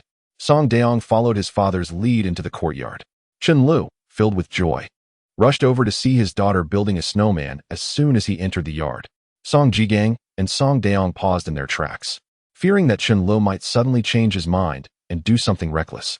If he were to take the child away, they would have to chase after him. However, at this moment, it was they who were overly cautious. As Chen Lu crouched beside the little girl Nyonyo, a radiant smile graced his face, and his eyes brimmed with affection. "Nyonyo, look at what Daddy has brought for you," Chen Lu exclaimed, revealing the colorful candies and snacks he had taken from his pocket. These treats were gifts from Aunt Wang during his last visit. The vibrant wrappers of the candies were particularly appealing to children, and Nyonyo was no exception. Her eyes sparkled with delight upon seeing Chun Li's offerings. Yet, just as she reached out her hand, she hesitated and cautiously withdrew it, substituting her little pinky finger for her mouth, casting a pitiful glance at Chen Lu. "Is this really for me, Daddy? If I eat it, will you scold me?" At this moment, Chen Li's heart clenched painfully. Although Nyonyo was but a child, her memory was remarkably vivid, for such an incident had indeed transpired before. In a previous attempt to extract some money from Song Yakin, Chen Lu had run to the small shop to buy candies on credit, hoping to learn from Nyonyo where Song Yakin had hidden her money. However, upon receiving the candies, Nyonyo, being innocent and unaware, had promptly disclosed the location of the scant remaining change that Song Yakin had concealed. In that instant, Chen Lu had snatched the candies back, unwilling to part with what he had acquired on credit. Nyonyo had burst into tears, feeling wronged, as in her innocent mind. Her parents were the closest and most trustworthy figures. After finding the money, Chen Lu, feeling irritated by Nyonyo's tears, had reacted harshly, scolding and hitting her. Poor Nyonyo not only missed out on the candies, but also suffered a deep emotional wound. Left sobbing in a corner, she had watched in dismay as Chen Lu returned the candies to the shopkeeper. Reflecting on this memory now, Chen Lu felt an overwhelming wave of guilt wash over him, magnifying 100-fold from the depths of his heart. Thus, when he witnessed Nyonyo's wary and cautious expression, it felt as though a knife had been driven into his heart, and tears involuntarily spilled from the corners of his eyes. "No, Daddy would never hurt you. These candies are from Aunt Wang at the shop," Chen Lu reassured her, his voice choked with emotion. He knelt in the snow, his frostbitten hands gently placing each candy into Nyonyo's pocket as she hesitated to accept them. Seeing this scene, Song Jigang sighed and opened the door, entering the house with his son. Chen Lu, however, chose to remain outside, playing with his daughter in the yard. They built a snowman and engaged in a snowball fight, and after over an hour of play, as dusk approached, Chen Lu felt their bond grow significantly closer. Nyonyo, no longer on guard, joyfully played with him, casting aside the shadows of the past. They chased each other around the yard, frolicked, and even slid on the ground, with Chen Lu using a stick to spin a piece of ice. Each time the ice spun faster, Nyonyo clapped her hands in delight, cheering with glee. "Father is truly remarkable. I wish to play too." With that, Chen Lu embraced Nyonyo, swinging the small whip with its red string to strike at the ice monkey. Inside the house, the entire Song family occasionally glanced out the window, especially Song Yakin, who, while stitching a shoe sole, would lift her head to steal a glance outside. Each time she witnessed the exuberance of Chen Lu and Nyonyo playing together, a radiant smile of happiness would unfurl across her delicate face. The scene before her was a picture she had not dared to dream of for so many years. The only lingering worry she harbored was whether this was merely a facade crafted by Chen Lu. Yet, if it were indeed a masquerade, it had lasted far too long, without revealing its true nature. Or perhaps he harbored ulterior motives. Zhang Guizhi also leaned against the window for a brief look, her heart stirred by an indescribable sensation. As for Song Jigang, he watched like a vigilant guard, fearful that at any moment, Chen Lu might whisk the child away as a threat, subsequently demanding some unreasonable favor. "Daddy, I want to ride a horse, and I want a hug." In the yard, little Nyonyo was thoroughly enjoying herself, extending her arms and looking up at Chen Lu, bouncing with excitement. Upon hearing her, Chen Lu, without hesitation, flopped down onto the ground. "Here comes the horse. Giddy up." He rolled on the snow-covered ground, oblivious to the dirt, fulfilling every request made by his daughter. To perform more authentically as a horse, he supported himself on all fours, bouncing a few times, ignoring the sharp pain in his knees and hands. Little Nyonyo, brimming with joy, clung tightly to Chun Li's neck, swinging her legs over him, riding upon his back. Her tiny face glowed with delight, rosy-cheeked and radiating happiness. Once she was securely perched, Chen Lu began to crawl around the yard, emitting horse-like sounds, eliciting peals of laughter from Nyonyo that rang through the air like the sweetest of bells. Inside, the entire Song family was rendered speechless. Even Song Yakin clasped her mouth in astonishment, her stitching halted, her beautiful eyes wide with disbelief. Even Song Jigang momentarily forgot to chew on his pipe. The fire within nearly extinguished, his gaze fixated outside. Zhang Guizhi rubbed her eyes, convinced she must be seeing things due to her aging vision. Chapter 53. Blood is thicker than water. I want Daddy. When did Chen Lu become so indulgent towards his daughter? A grown man, crawling around the yard with his daughter on his back, frolicking and rolling about. If outsiders were to witness this in today's era, they would surely find it laughable. After all, in this day and age, no one has spoiled their children to such an extent. It is indeed a rarity, especially coming from Chen Lu. This was utterly extraordinary. Even Song Daong found it hard to believe this scene, though he too felt a pang of sympathy for his wife and child. He could never make such a monumental sacrifice as to allow his children to ride on his back, while he crawled around the yard. What on earth had gotten into this fellow?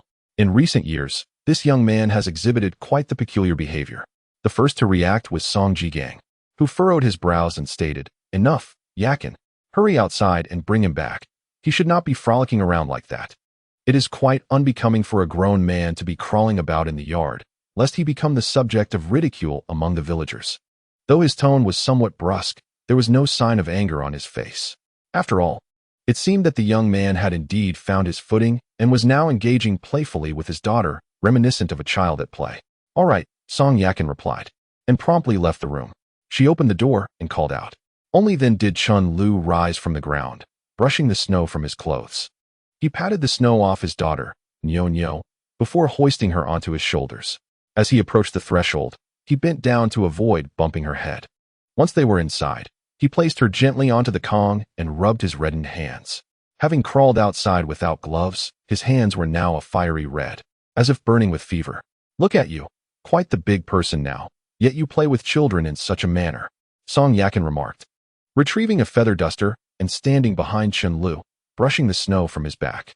Upon noticing the tattered state of his cotton jacket, with several new holes, she exclaimed, "Quickly take off that jacket. I shall mend it for you. It has several large holes. Were you not cold while rolling around in the snow?" Hearing his wife offer to mend his jacket, Chen Lu beamed with delight and hurriedly removed it. Song Yakin rolled her eyes at him, took the jacket, and cheerfully made her way to the fire Kong, grabbing a needle and thread. She positioned herself by the window to take advantage of the remaining daylight and began her sewing. Given their modest circumstances, she truly wished to repair the jacket thoroughly and even stuff it with new cotton, but for now, they had to make do with what they had. "By the way, Yakin, remember when you asked me to sell the ginseng? I had your sister-in-law find a buyer, and we sold it for a total of 8 yuan, plus some change. It's all here," Song Daong said, revealing a bundle of cloth he had been holding. Upon hearing the amount, Song Yakin's face registered surprise. She bit through the thread with her teeth and reached out for the bundle, her gaze instinctively darting towards Chen Lu. At that moment, Chen Lu was warming himself by the brazier, while Nyo roasted a potato nearby, chatting merrily with him. Her little face was aglow with joy. "Daddy, when will you take me to play again? Grandpa said the small reservoir behind our house has frozen over. I want to go sledding." After removing her coat, it was evident she wore a charming vest made by Yakin, adorned with bright red flowers, adding a festive touch to her appearance. "In a couple of days, I will take you," Chen Lu replied. "I will make you a sled, the kind with a steering mechanism. And soon, I shall bring you 2 little rabbits," he added, affectionately brushing his fingers against his daughter's small nose. Once again, the delightful laughter of the little girl filled the air, melting his heart. He longed to take his daughter home, cherishing her every day. Upon hearing the mention of a bunny, her eyes sparkled with excitement, and she eagerly sprang up from the bed. "I love bunnies," she exclaimed, bouncing with joy. Indeed, children possess an astonishing capacity for happiness. On the other hand, Song Yakin noticed that Chen Lu paid no heed to the money from selling ginseng and casually accepted it, yet refrained from taking action, waiting instead for Chen Lu to speak. "Why do you keep staring at him? Didn't he say the money from selling ginseng is yours? You will be in charge from now on." She was wary of letting the money fall into his hands. Despite his seemingly respectable appearance, if he were to acquire it, he would surely squander it at the gambling table. Song Daong observed his sister with a look of indecision and anxiety, clearly unaccustomed to managing the family finances or asserting authority over Chen Lu. The money felt as if it were burning in his hands. Song Yakin lowered her gaze slightly, yet occasionally glanced at Chen Lu. Even their father, Song Jigang, could hardly bear to watch. "If you truly cannot take charge, just hand the money over to him," he advised, patting the edge of the bed. Upon hearing his father-in-law's words, Chen Lu turned around, previously oblivious to the unfolding situation. Upon hearing about the ginseng money and seeing Song Yakin's cautious demeanor, everything became clear to him. "My dear wife, didn't we agree that you would manage our finances from now on? I plan to sell all the wild goods I've gathered from the mountains at the Communist resort. No matter how much we earn, I will bring it to you. You will handle the household affairs while I take care of everything outside," Chen Lu declared earnestly. Upon hearing this, Song Yakin finally exhaled in relief, nodding as she tucked the money into her coat pocket. "Chen Lu, have you eaten dinner yet?" inquired Song Jigang. "I've already eaten, Dad," Chen Lu replied with a nod. "Finish your meal quickly and don't linger here. Recently, Chili Tun has been rather unsettled. What you mentioned last time was indeed no bear, but a tiger cub. It could sneak into the village any night.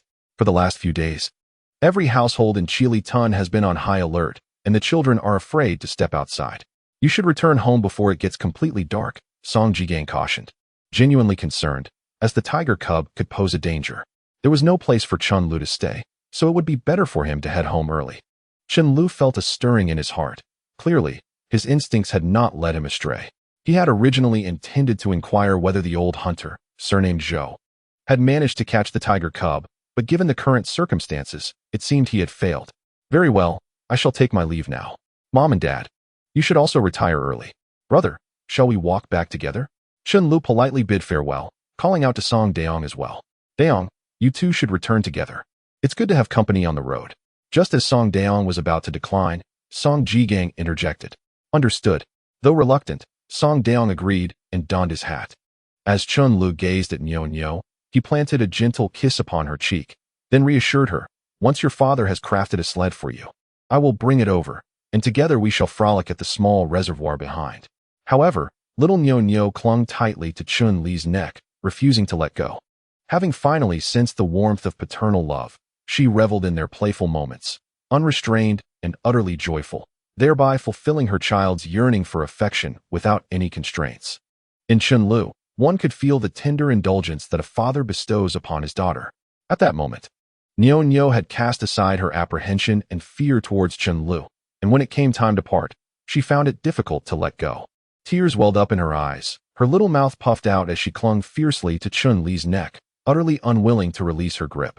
The entire Song family, witnessing this poignant scene, felt a profound and indescribable emotion. Regardless of the circumstances, there remained an undeniable bond of blood. Niu Niu was a child of the Chen lineage, the flesh and blood of Chen Lu, a connection that could never be severed. At this moment, it felt inappropriate to speak. Niu Niu obediently complied and hurried over to prepare for bed.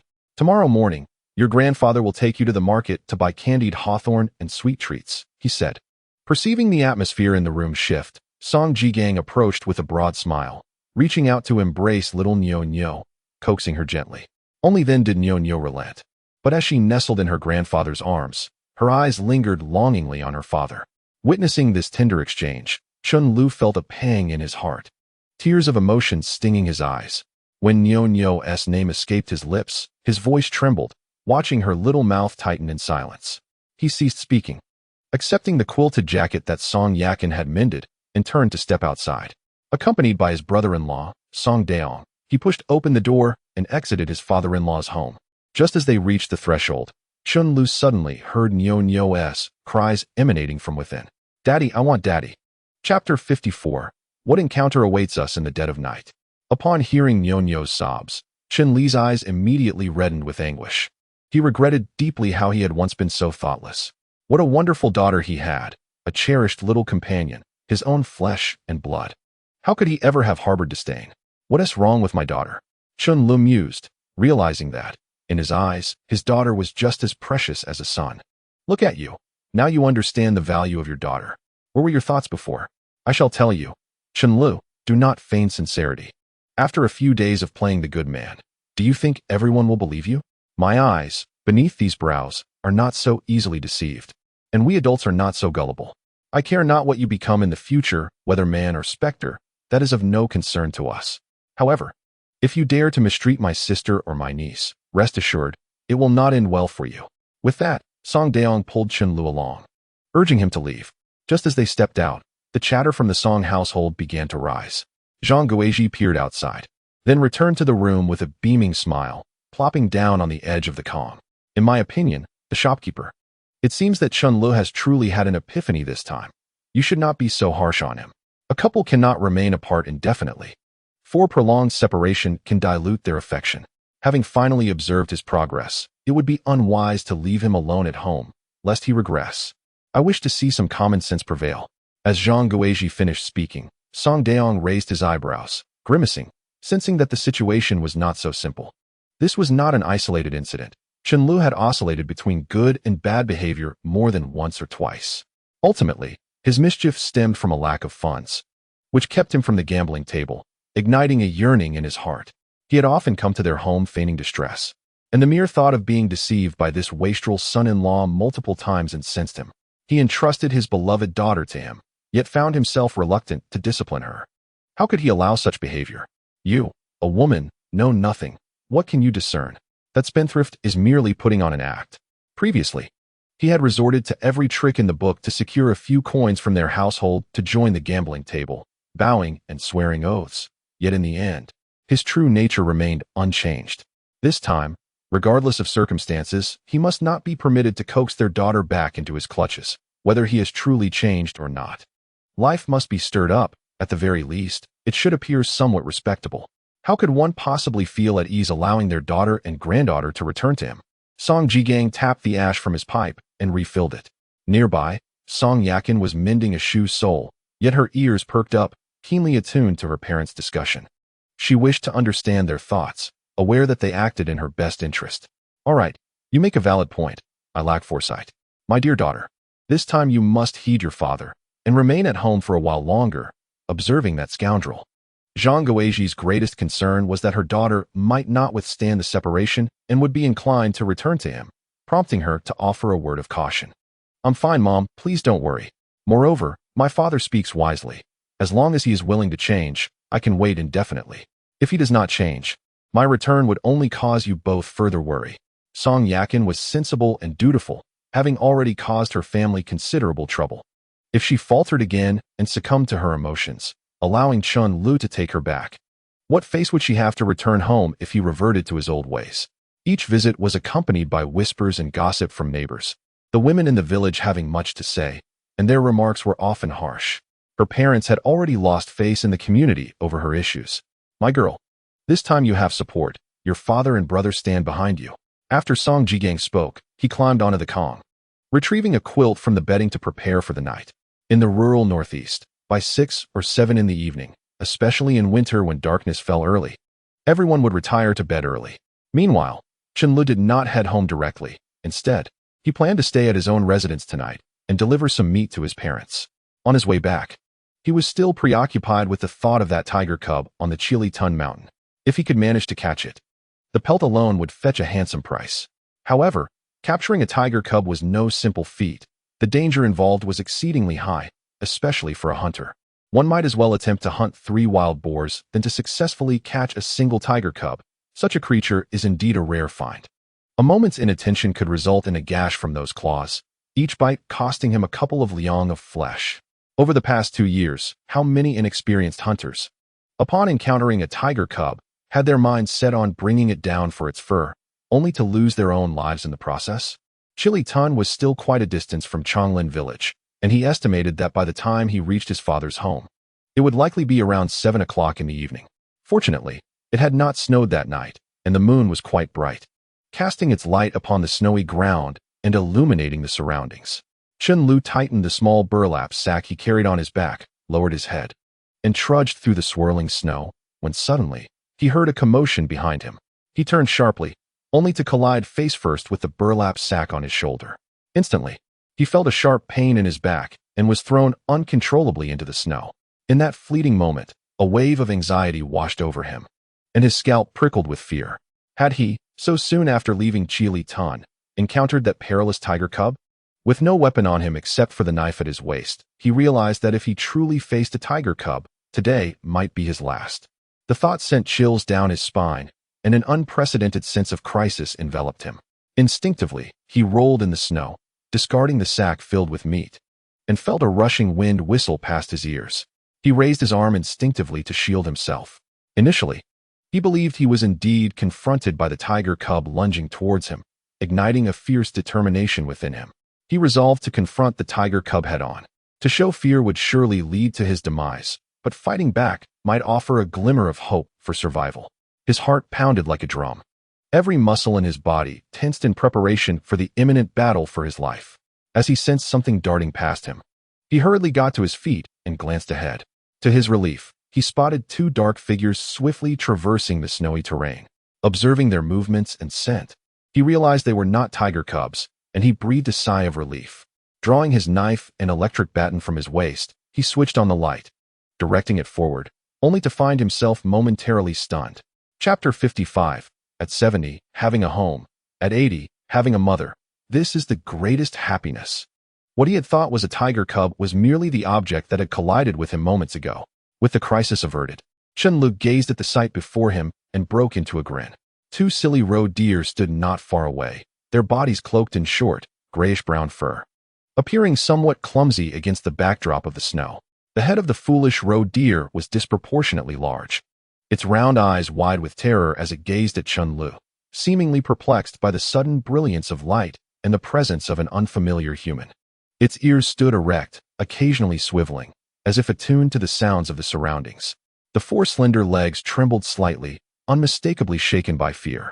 Among the pair of roe deer, one was somewhat larger, likely an adult, while the other appeared rather juvenile, presumably its offspring.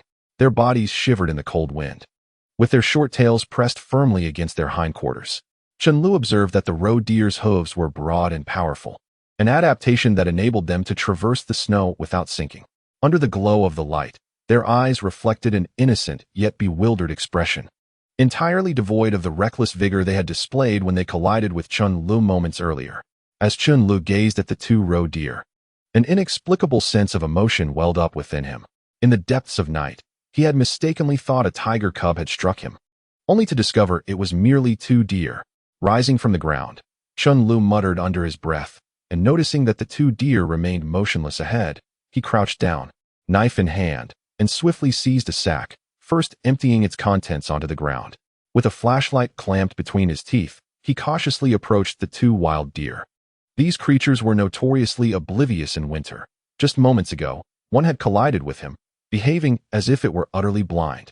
Chen felt a surge of excitement, never anticipating that he would encounter such beings on his way to his father's home. On previous trips to Half-Lift Mountain, he had not encountered a single foolish roe deer, but today seemed fortuitous. He moved with utmost stealth, wary of startling the two deer. His heart raced as he drew nearer, quickening with each diminishing distance. When he was merely a few meters away, one of the deer seemed to sense danger and abruptly turned to flee. The other, however, appeared stunned, charging directly towards Chen. He felt a rush of delight. Indeed, this foolish roe deer lived up to its reputation, delivering itself right to his doorstep.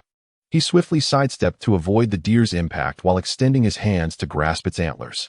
Yet, the roe deer demonstrated surprising agility, lowering its head at the last moment and thrusting its antlers towards Chun-Li's abdomen.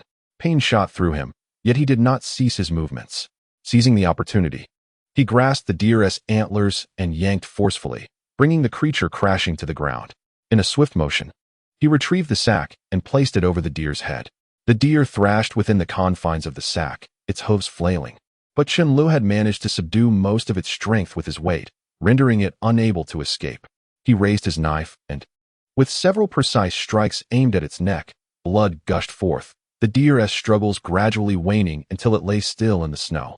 Chen let out a long breath, wiping the sweat from his brow, filled with a sense of accomplishment. He stood up, gazing in the direction of the fleeing deer, shaking his head with a silent acknowledgement. You were swift to escape. He then began to gather his spoils, dragging the carcass of the foolish roe deer aside and picking up the scattered pieces of meat from the snow, placing them back into the burlap sack. Chen hoisted the sack over his shoulder, feeling its weight, a satisfied smile spreading across his face. This trip was not in vain. The unexpected catch of a foolish roe deer was indeed a delightful surprise. He tightened his clothing against the biting cold wind and strode forward with determined steps, continuing on his way to his parents' home. Along the journey, Chen felt an unusual lightness in his heart. He knew that with this roe deer, the provisions for his family would be more assured this winter. After carrying the deer for quite a while, he was grateful for his sturdy physique. Otherwise, he would have struggled to bear the weight. The 3 or 4 miles felt particularly long in the snowy landscape. At last, he arrived at Chonglin village. The night had deepened, and nearly every household had extinguished their lights, plunging the entire village into a shroud of darkness and silence. Following the path etched in his memory, he located his parents' home. The old house appeared especially desolate against the icy night. The earthen walls were crumbling, riddled with gaps, as if they were narrating the relentless erosion of time. The wooden door was also decayed, filled with holes, seemingly on the verge of collapsing with a gust of wind. All of this silently bore witness to the family's poverty and hardships. A wave of guilt surged within Chen Lu. As a son, he had failed to provide his parents with a better life, instead leading them to endure his own struggles. The windows of the house emitted no glimmer of light, and the interior was enveloped in darkness.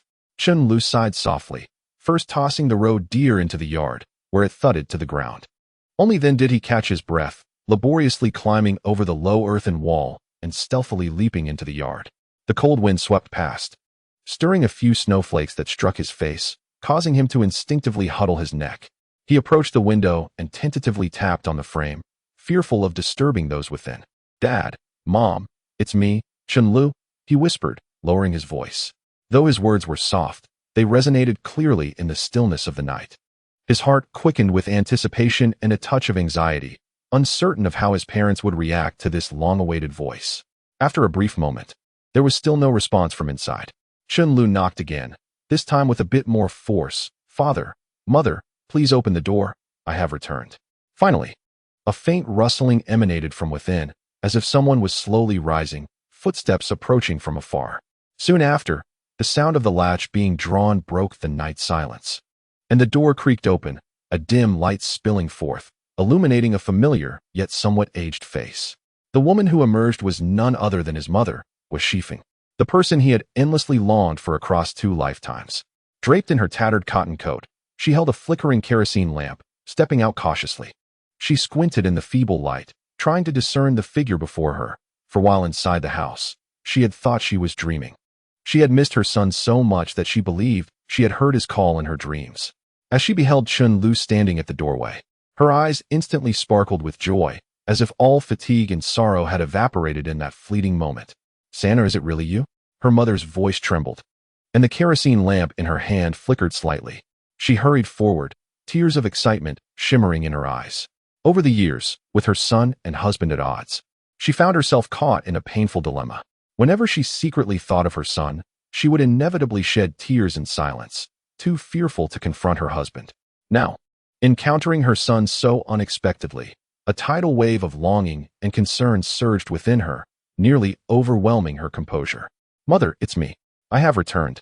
Chen Lu quickly approached to support her, his heart aching as he observed her frail figure shivering in the biting cold. Outside, the temperature plummeted below 30 degrees.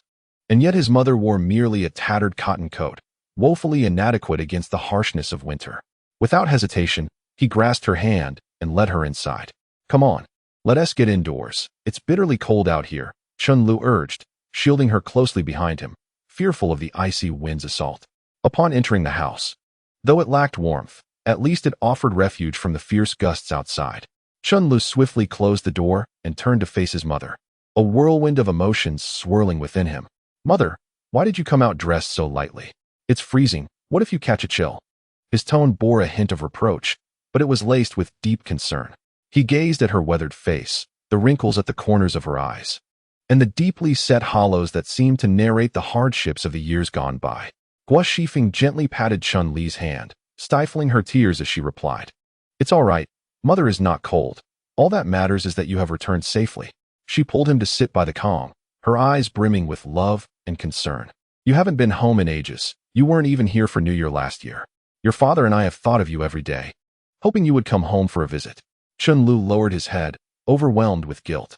He knew how much he had worried his parents over the years, especially his mother, who had endured significant distress caught between him and his father. In that moment, he silently vowed to make amends and ensure they would enjoy a life free from suffering.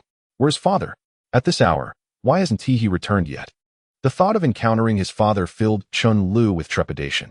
He dreaded the potential awkwardness, even imagining being chased away with a shovel before he even entered the house. Yet, upon arrival, he discovered that his father, Chen Baokai, was not home. It was well known that Chun Li's father was the most intimidating figure in his life, stern on the surface, yet profoundly thoughtful. He employed various methods to discipline Chen Lu, who had often found himself in trouble since childhood, frequently facing punishment and then being made to apologize contritely. "Your father has gone to a neighboring commune to lend a hand. We cannot refuse family obligations," she explained. "Everyone in the vicinity knows of your father's skills. It's likely he was retained to partake in a celebration. I believe he should be returning soon. Sanner, heed your mother's words. Even though I am your mother, I implore you to remain unperturbed by your father's harsh words when he arrives. Let everything rest upon me, shall we? At this moment, Gua Shifeng grasped Chen Li's hand, her tone tinged with desperation. She was acutely aware of her husband's temperament and her son's disposition. The two appeared as adversaries, their encounters often culminating in conflict. Although Chen Lu refrained from physical altercation with his father, his stubbornness could be quite intimidating, particularly in recent years. It seemed as though her son had fallen under some nefarious influence, succumbing to various vices since the birth of his daughter. He indulged in excessive drinking, gambling, and mistreating his wife and children, earning ridicule in the neighboring villages. Yet, as a mother, she felt powerless. Her attempts at counsel met with disdain, leaving her in a state of anxious helplessness. Her thoughts were consumed with concern for her daughter-in-law and granddaughter, lamenting the unfulfilled potential of her aging son. As she observed her son's demeanor, she could offer no assistance. He was plagued by sleepless nights and an incessant worry for his well-being, especially since he was the only male heir of the Chen family. Although her husband appeared stern, it was rooted in his aspirations for their son, which had ultimately crumbled, leaving them to witness their son descend into a life of recklessness and disrepute. The emotional burden on parents is often heavier than one might imagine. Mother, I do not wish to argue with him. I have changed. I no longer gamble. My sole desire is to lead a fulfilling life, to honor you and father, and to treat my wife and children with the utmost care. I now comprehend what truly matters to me. Chen Lu clasped his mother's hand, tears welling in his eyes. He could not pinpoint the moment when his mother had begun to tread lightly in their conversations. As if recalling the previous year's New Year's Eve dinner when he had upended the table, a pivotal moment that severed ties with his family. His father had disowned him, forbidding his mother from visiting and preventing his return home. Once, his mother had been a formidable woman, capable of instilling fear even in his father, Chen Baokai, when angered. Yet, in her interactions with her son, this fiery woman had grown cautious, fearful of uttering a word that might provoke him to leave. Reflecting on his past, Chen Lu returned to his ancestral home, gazing upon the dilapidated old house, reminiscing about the cherished moments of his childhood, now devoid of his elders. With parents still alive, there remained a sense of home. Without them, only the journey back remained. The greatest happiness lay in returning home, calling out father and mother, and receiving warm smiles and freshly prepared meals in response. My Sanner has grown wise, understanding the importance of caring for his mother. I trust you, my son. You must not gamble again. Focus on living a good life with your wonderful wife and daughter. One must learn to be content. Upon hearing her son's words, Gua Shifeng felt an overwhelming sense of relief, raising a hand to wipe away her tears. Even though she had heard such falsehoods countless times, she chose to believe her son's words. After all, he was a piece of her flesh. If she couldn't trust him, who could she trust? Haven't you eaten yet? I have some pig entrails your father brought back yesterday. I will prepare them for you, Gua Shifeng exclaimed as she prepared to rise. However, at that moment, Chen Lu abruptly tugged her back. Mom, please don't fuss. I just came from my father-in-law's place and have eaten there. I came to bring you this meat, Chen Lu explained, pointing to a small sack on the ground. Upon hearing that her son had dined at his father-in-law's home, Gua Shifeng felt a flicker of surprise. Yet, when she heard about his hunting trip in the mountains, concern etched itself across her face, prompting her to open the bag and look inside. Why did you go up the mountain again? Did you encounter any bears or anything? Don't go back. We can find you stable work at a farm instead, earning a steady income that suffices for our needs, without the risk. Last year, you and your father quarreled precisely because you wanted to go hunting, didn't you? Your father worries about your safety. After all, you are the only man in the Chen family.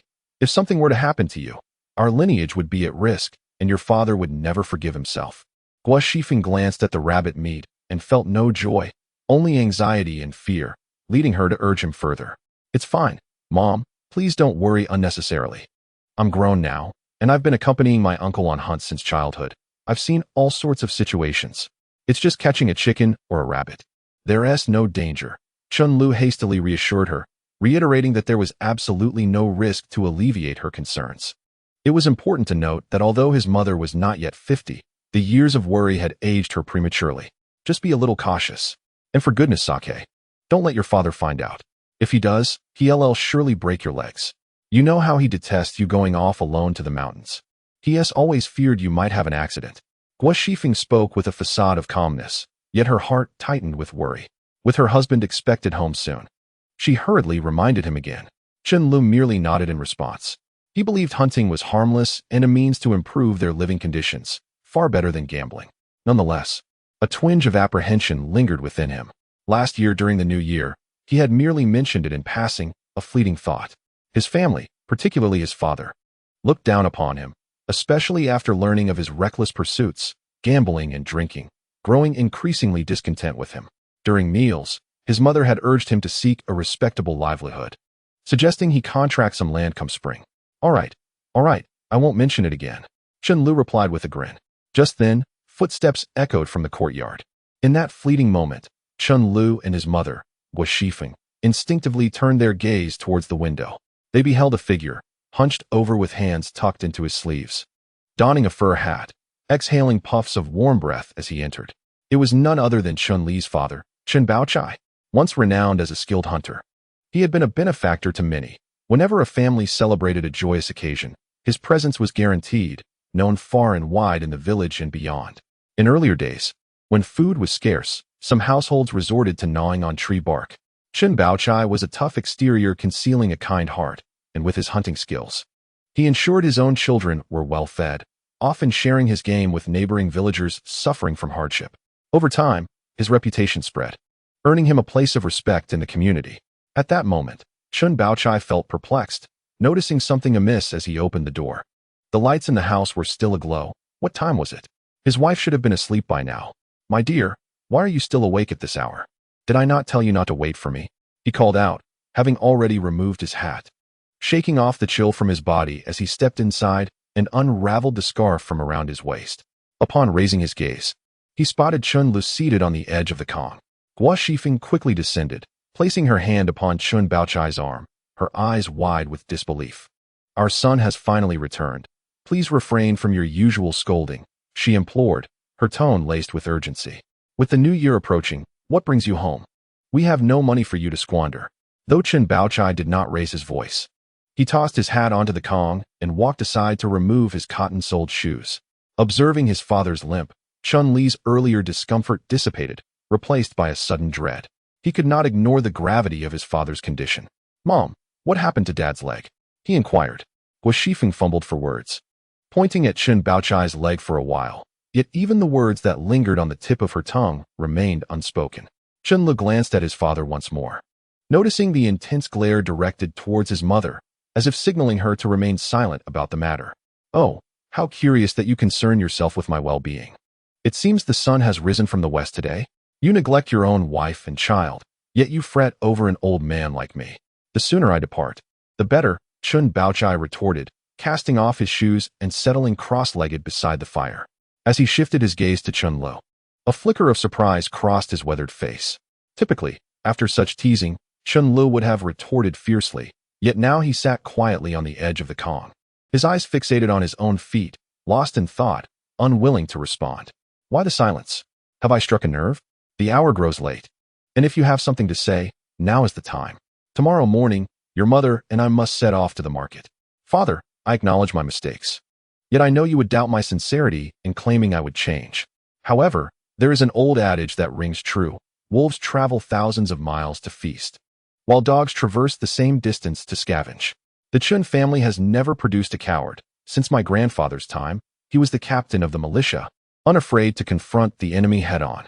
In your generation, you have upheld his honor. In years past, when the bear descended from the mountains to ravage the crops, and the tiger posed a threat to the villagers, you rallied your brothers armed with nothing but rifles and ventured into the Chongling Mountains, bravely facing both wolves and tigers, earning your place as a renowned hero by protecting the villagers from the bear. As Chun Lu recounted these tales, he leaped down from the edge of the bed, standing before Chen Baochai. Enough with the idle chatter, he said gruffly. It's late. What brings you back at this hour? A father knows his son well, and Chen Baochai was skeptical that his wayward son would return merely to flatter him. After all, he had raised Chen Lu and knew all too well the character of this boy. Before he fell into gambling, he was a fine young man, but since then, he had become unrecognizable, devoid of humanity. It was at this point that Baochai began to lose his grasp on his son's nature. Suddenly, to his astonishment, Chen Lu bent his knees and crashed to the ground before Chen Baochai, kneeling in front of him. The sight startled Bao Chai so much that he dropped his cigarette into the fire pit and hastily rose from his seat. Gua Shifeng hurriedly got off the bed, nearly stumbling in her haste, rushing over without even putting on her shoes.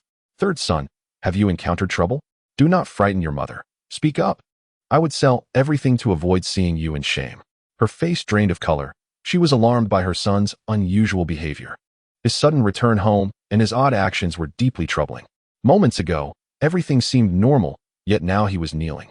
This surely indicated that something significant had transpired. Even the typically composed Chun Baochai felt a surge of panic. He had faced countless adversities without fear. Yet witnessing his son kneel before him sent a chill down his spine. He sensed that something grave had occurred. "Look at how anxious you've made your mother. Why won't you speak?" Baochai exclaimed, slapping the edge of the bed in agitation, his body trembling with emotion. "There's nothing to worry about. If there were, I wouldn't have come back. I still have some sense left. You two should stop fretting over me. I simply feel remorseful and have come to a realization. Father, mother, please do not delay your rest. I must return home. The hearth still needs tending." Chen Lu took a deep breath and reluctantly stood up. The matter of borrowing a gun remained unspoken. Just as he prepared to leave, his mother hurried to follow him. Upon reaching the doorway, they heard Chun Baochai's voice echoing from within the room. "Why are you leaving? You still need to heat the Kong. The inner room can be tidied up for you to stay. I'll ask your mother to warm it up for you. You can stay tonight, and after breakfast tomorrow, you can quickly be on your way." Upon hearing these words from her husband, Gua Shifeng's face lit up with joy as she grasped Chun Li's hand. It had been nearly a year since they had last seen each other, and now her son could stay for the evening, allowing them to chat more freely. She was overjoyed. The old man had indeed softened, and the relationship between father and son was no longer as strained as before, something Gua Shifeng had never dared to imagine in the past. Their relationship resembled a powder keg, easily ignited, and their home felt anything but warm. A single wrong word could lead to chaos. "Third son, your father has spoken. He isn't leaving tonight. I'll go outside to gather some firewood and heat the Kong for you." Gua Shifeng cheerfully donned her coat and pushed Chen Lu back into the room, preparing to venture out for firewood. Just then, Chun Baochai limped out from inside, wearing a hat. "You two don't need to worry. I'll fetch some firewood and prepare a meal. I barely ate anything over there. I'll also swing by the east side of the village to grab a bottle of wine," Chun Baochai declared, casting a glance at Chen Lu before stepping out the door. Once Chen Lu saw his father had walked far enough away, he pulled his mother back inside. "Mom, you need to tell me what happened to Dad's leg. He seemed fine before. Why is he limping now?" Chen Lu furrowed his brow, his curiosity piqued. "Don't ask. Your father won't let me say. With his temperament, it wouldn't matter anyway."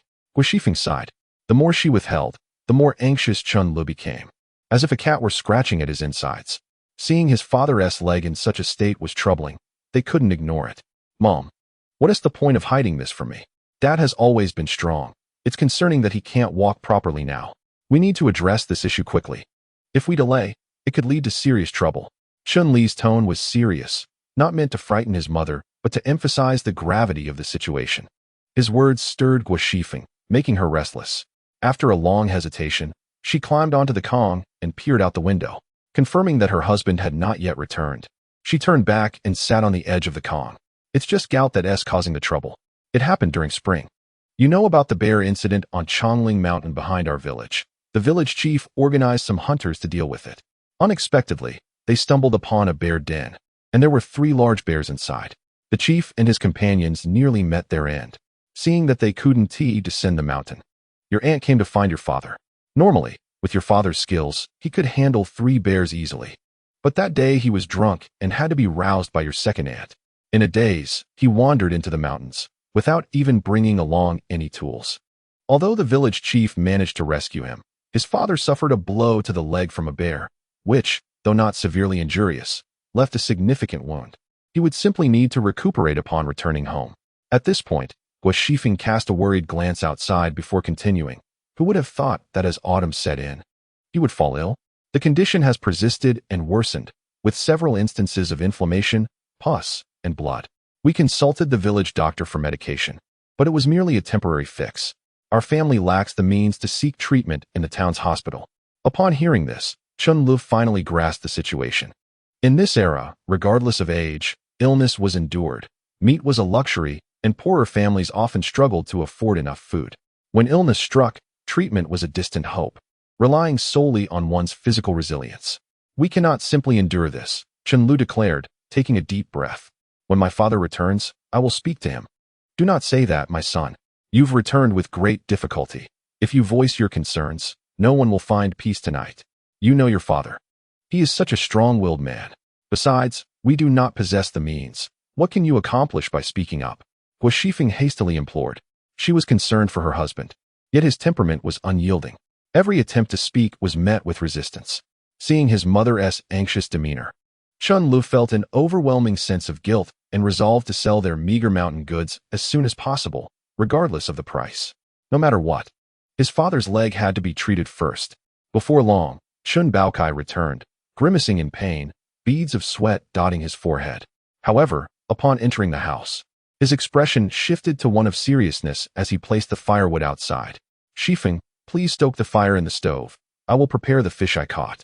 Despite his evident pain, Chun Baokai insisted on cooking, bustling around the stove and retrieving the large grass carp from the water tank, scraping its scales with determination. Chen Lu sat by the window of the small room, which was partitioned off from the main house. It had been his own space before he married.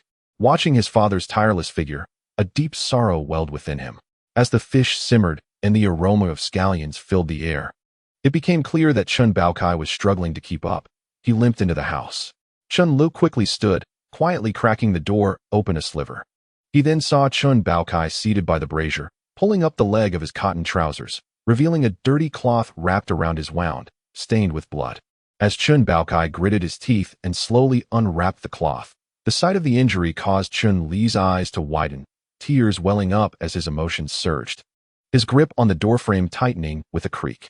Chun Baokai slowly rolled up his pant leg, the motion seemingly burdened with immense pressure. As the fabric ascended, a ghastly wound was starkly unveiled to the air. He then proceeded to evenly sprinkle a fine powder, made from crushed painkillers, onto the injury. The powder mingled with pus and blood, as if the wound were being mercilessly torn apart. Chun Baokai pressed his lips tightly, almost biting them until they bled. His body trembling noticeably, yet he resolutely clenched his jaw, refusing to utter a single groan. Standing behind the door, Chun Lu peered through the crack, clearly witnessing every contour of pain etched upon his father's face. His heart felt as though it were being mercilessly struck by a heavy hammer, an unbearable ache consuming him. He knew that his father had endured countless hardships throughout his life, whether it be accidents in the mountains or the weight of life's burdens, yet he had never succumbed. However, at this moment, the wound on his leg seemed to touch the most tender and painful part of his father's heart.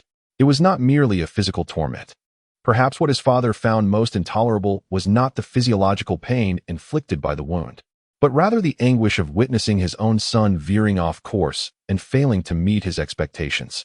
As he silently observed his father bravely enduring the pain to tend to his injury, a surge of guilt and determination welled up within him. He could not allow his father to continue bearing such dual torment, both physically and mentally. He must swiftly gather funds to seek medical treatment for him. Chun Lu gently closed the door, but did not enter, fully aware of his father's temperament. Stepping in now would only earn him a torrent of reproach. After dinner, Chun Lu lay in the small room, tossing and turning, unable to find rest, his mind filled with thoughts of his father's injured leg. Meanwhile, inside the house, Chun Baokai remained awake, his back turned to his wife's gaze, staring at the fire pit, a smile unexpectedly gracing his aged face. For today, his youngest son had returned. With that thought, he slowly sat up and donned his cotton coat. Guo Shifeng, noticing this, hurriedly inquired, "Master, where are you off to? Haven't you placed the urinal on the floor?" "Nothing in particular. By the way, I have a question for you. Is the wild rabbit meat in that small sack from that mischievous boy?" Chun Baokai casually asked. Guo Shifeng hesitated, fearful that her words would reveal to her husband that their son had gone hunting. After all, the rift between the two had stemmed from a hunting trip, leading to a disastrous meal during the new year.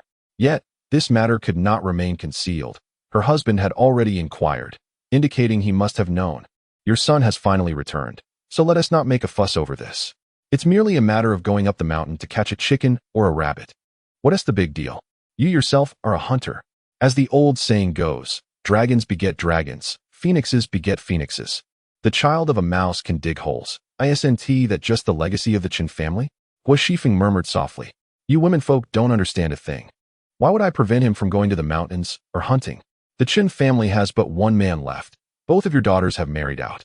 If anything were to happen to him, wouldn't the Chen lineage come to an end? Do you think I relish running to the mountains? In those youthful days, when hunger gnawed at our bellies, we were compelled to endure harsh conditions. Nowadays, with 2 hands and 2 feet, one can find employment or cultivate the land to stave off starvation. Why then venture into the mountains? If one were to encounter a bear or a tiger, do you truly believe they could prevail? Upon hearing Chen Baochai's words, Gua Shifeng finally comprehended the reason behind her husband's steadfast opposition to their son's pursuit of hunting in the mountains. It was evident that he understood the inherent dangers. A moment's carelessness could result in losing one's life. Should one encounter a pack of wolves, there would be nothing left but bones. What hunter does not bear the scars of their profession, and who can claim a fortunate end? Chapter 59. No matter what, he must not be allowed to venture into the mountains any longer. Are you unaware of your brother's predicament? Last time, I nearly lost my life trying to save him. Chen Baochai, his face darkened, spoke to Gua Shifeng in a deep, resonant tone, filled with frustration and reproach. His furrowed brows and the twisted lines on his face reflected his anger. Gua Shifeng, seated at the edge of the Kong with needle and thread in hand, was startled, causing her needle to tremble at his sudden outburst. This very matter had led to an explosive confrontation between the two during the New Year's feast. It was uncertain how long their discord would persist. Ultimately, it was this child's profound lack of understanding that lay at the heart of the issue. How could she not grasp why her husband vehemently opposed their son's foray into hunting? She recalled his stern demeanor. Whenever their son mentioned hunting, he would ignite like a firecracker, instantly consumed by rage. He was acutely aware of the perils lurking within the mountains. Hunting there was akin to teetering on the brink of death. If one's luck were to run out and they encountered wolves, there would be nothing left to bury. Gua Shifeng set down her needlework, propping herself on the Kong, raising her gaze filled with understanding and remorse as she softly addressed her husband. My dear, now that you mention it, I comprehend your concern. Tomorrow, I shall speak with our son and forbid him from going up the mountain again. Hearing this, Chen Baochai stomped his foot in exasperation, exclaiming loudly, by the time you speak to him, he might already be 6 feet under. Sensing his agitation, Gua Shifeng felt a twinge of anxiety and quickly climbed out from under the covers, grasping Chen Baochai's hand tightly, her voice tinged with hesitation. Besides, he merely aims to hunt a wild chicken or catch a rabbit. How serious can it be? Chen Baochai violently shook off her hand. His face flushed with anger as he shouted. He has gone to hunt wild boars. Do you understand? He even took a dog along, looking all too proud. If he dares to hunt wild boars today, tomorrow he will seek to confront bears. His agitation grew, words flying from his lips as he gestured animatedly. Had I not encountered old Wang from the village earlier today, who had indulged a bit too much in drink, I would still be unaware of this folly. He flaunted his exploits, sharing the spoils. He certainly remembers the hunter-esque code. Chen Baochai gritted his teeth, his fists clenched so tightly that his knuckles turned white. Despite the strained relationship between father and son, often leading to quarrels over trivial matters, how could a father turn a blind eye to such recklessness? In these times, the instances of hunting mishaps abound. In the village, 9 out of 10 hunters have been left with disabilities, whether it be limbs lost or faces mangled by wild beasts. The gruesome sight is truly unbearable. Gua Shifeng, upon hearing her husband's words, felt a twinge of fear, yet she still deemed it inappropriate. After all, their child had returned home after much hardship, and the family should enjoy their reunion without further turmoil. Moreover, it was late at night, and the child was already asleep. Nothing said now would penetrate his slumber. It would be wiser to wait until dawn, where she, as a mother, could have a heartfelt discussion with her son, urging him to hunt only chickens and ducks and to avoid venturing deep into the mountains. Let us speak of this tomorrow, shall we? Gua Shifeng hesitated for a moment and softly suggested, this child responds better to gentle persuasion than harshness. Chen Baochai sighed in resignation, shaking his head, and burrowed back under the covers, muttering, you just indulge him. It's your pampering that has spoiled him. Otherwise, would he dare venture to that gambling table? I'll tell you, if anything happens in the future, I shall not concern myself with his fate. With that, he pulled the quilt over his head. And soon the sound of his snoring filled the room, thunderous as a storm. Gua Shifeng regarded her husband's back with a sense of helplessness and sighed. She rose and gently pushed open the door. A gust of cold wind met her, causing her to shiver involuntarily. "San, are you asleep?" she called softly. There was no response from within, indicating that her child had indeed fallen into slumber. She turned back inside, softly extinguishing the kerosene lamp, plunging the room into darkness. Lying on the Kong, Guashifeng found herself unable to drift into sleep. Her mind was plagued with visions of her son encountering peril in the woods. And the more she contemplated, the greater her fear and anxiety became. She tossed and turned throughout the night, eventually succumbing to a restless slumber. At the break of dawn, before the sun had risen, Chen Baokai stealthily rose from the Kong. He moved with utmost care, apprehensive of disturbing his slumbering family. Guashifeng, however, had been awake for quite some time, keeping a watchful eye on her husband's movements. Upon seeing Chen Baokai rise, her heart tightened, fearing he might seek to confront their son. The tempers of the two were remarkably alike, and it took but a few exchanged words for them to quarrel, sometimes even coming to blows. Guashifeng hastily interjected, "What are you up to? It's so early, and the child is still asleep." He finally returned home. "Can't you just settle down for once?" Her voice carried a note of urgency and concern. Chen Baokai shot her a glance, but remained silent, striding directly to the cabinet to rummage through it. After a prolonged search, he finally unearthed a set of nets and deftly donned his cotton coat, shouldering the nets. Guashifeng observed her husband's actions, momentarily taken aback, before a smile broke upon her face. She understood, although he had not spoken. He had retrieved their best fishing gear, signaling his intent to catch fish. Despite his silence, he was mindful of their son's return, wishing to prepare something delectable for him. With that thought, Guashifeng chose not to voice any further objections, silently watching her husband step out of their home. Chen Baokai arrived at the riverbank, where a thin layer of ice still covered the surface, and he swung his pickaxe to begin chipping away at it. After creating a hole in the ice, he found a suitable spot and began to meticulously set up the snare. His movements were deft, each step executed with precision. The biting cold wind howled, striking his face like a blade, yet he paid it no heed. Simultaneously, Guashifeng busied herself in the kitchen, preparing a sumptuous breakfast for her son. She cracked eggs, washed wild greens, and mixed them into cornmeal, readying them for steaming. A pot of hot water simmered, alongside a steaming batch of sticky bean buns, accompanied by a tangy sauerkraut soup, an exquisite combination. As she cooked, she envisioned the moment her son would wake, anticipating the warmth that enveloped the outer room. In Chapter 60, a roe deer for the family, Chen Lu, still drowsy, vaguely heard commotion outside, seemingly indicating his father had departed. His mother, Guashifeng, had also risen to prepare breakfast, borrowing a few eggs from a neighbor to make egg cakes, which she placed beside his pillow. One must ask, do northeastern families indulge their children? Indeed, on a morning like this, a mother would bring food to her child still nestled in bed. Yet, it depended on the situation. If one were to misbehave, punishment would surely follow. It was no mere indulgence. Discipline was administered when necessary. Chen Lu vividly recalled a time when, as a child, he had erred, and his father had administered a true beating. Such was the norm in every household. By midday, Chen Lu finally opened his eyes, his stomach growling like thunder. He reached out, grabbing the egg cake and devouring it eagerly. By this time, Guashifeng stood at the stove, poised to add meat to the pot as her son awakened. She tossed in dried green bean strands from autumn, added chunks of rabbit meat that Chen Lu had brought home the previous night, and sprinkled in some scallions and salt. The tantalizing aroma wafted up, teasing his senses. "What are you getting up for? Stay in bed a bit longer. You've just returned home, after all." As Chen Lu emerged from under the covers, fully dressed, including his cotton coat, Guashifeng hurriedly lifted the door curtain to call out, "I can't stay. I didn't even sleep at home last night, and I need to return and tidy up." Chen Lu replied, donning his hat, but Guashifeng pulled him back. "Where do you think you're going?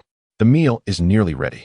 She yanked him back as she hastily lifted the pot lid, placing the well-prepared pancakes onto a plate. She filled another plate with the tender beans and meat, rushing out again to retrieve some pickled cucumbers from the brine jar, still adorned with ice crystals, and set them all on the stove. Just as Chen Lu was about to enjoy a bite before leaving, Chen Baokai returned, pushing the door open with a sullen expression. Guashifeng sensed that something was amiss. "Old man, what has happened to you?" Chen Baochai remained silent, casually tossing the water container to the ground, causing several crucian carp to flop about. Chen Lu, witnessing the commotion, hurriedly stepped back. "You foolish brat. I warned you not to venture into the mountains. What do you think that silly roe deer is doing outside?" Chen Baochai shouted. "What roe deer?" Guo Shifeng, bewildered, urgently inquired. In the next moment, Chen Baochai charged forward, raising his iron hand to strike Chen Lu on the head. Chen Lu quickly dashed towards the small room, as the door to the large room was shut. Guo Shifeng, anxious, thought, "You foolish child, running into the small room will only lead to more trouble." Finally, Chen Baochai seized the opportunity and stormed into the small room. Guo Shifeng dared not intervene, especially knowing that Chen Lu had audaciously harmed a roe deer. Her anger simmered inside her. A light beating would suffice to teach him a lesson. "Dad, what are you doing? Are you really going to hit me?" Chen Lu protested while attempting to flee, only to be pulled back by a swift slap. Before he could comprehend the situation, Chen Baochai had already leapt onto the bed, pulling out a belt and unleashing a flurry of blows upon Chen Lu. Previously, when Chen Lu had gone gambling, he had faced punishment, but the thrill had drawn him back, even after suffering greatly. Chen Baochai, desperate, thought it impossible to beat his son to death.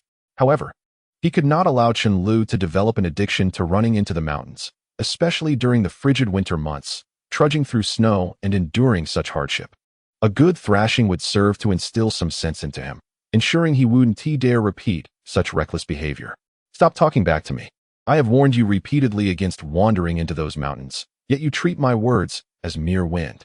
You have ignored my advice, and while I cannot control your gambling, nor your treatment of your wife and children, I will not allow you to endanger yourself in those mountains. If it means breaking your legs today, so be it." Chen Baochai exclaimed, brandishing his iron hand towards Chen Lu. "Dad, if you hit me again, I will retaliate." Chen Lu grimaced, cornered and unable to escape. Chen Baochai, sensing his son's defiance, seemed like a vengeful spirit, effortlessly lifting Chen Lu by his collar from the heated bed. Despite his age, Chen Baochai was a former militia member, his body still robust with muscle, and he could strike fiercely when provoked. Chen Lu's bravado was misplaced. After all, did he truly dare to fight back against his father? Yet, he was indeed deserving of punishment, having lost all sense of humanity, deceiving his parents and pushing boundaries until he was left with nothing but the urge to lash out. The rift that had formed between them had instilled fear in Chen Lu, for he could not simply run from Chonglin village to Taiping village every day to escape his father's wrath. Moreover, at that time, Chen Baochai was utterly disillusioned with his son, to the extent that he could hardly muster the energy to raise a hand against him. Observing his father's rising temper, Chen Lu, in pain, grimaced and urgently shouted outside, "Mother, aren't you coming to see? Your husband is about to beat your son to death." Meanwhile, by the stove, Guo Shifeng, upon hearing her son plead for mercy, astonishingly remained still, not moving an inch. Ordinarily, if Chen Lu ventured outside with insufficient clothing, this mother would fret over him catching a chill. Yet now, as he faced his father's violent outburst, Guo Shifeng felt no sympathy, believing it was all for her son's own good. After all, those who frequently tread near the river inevitably get their shoes wet. Did one need to elaborate on her husband's prowess in the rugged mountains? In the end, it was not unexpected that he would be caught by the fierce bear.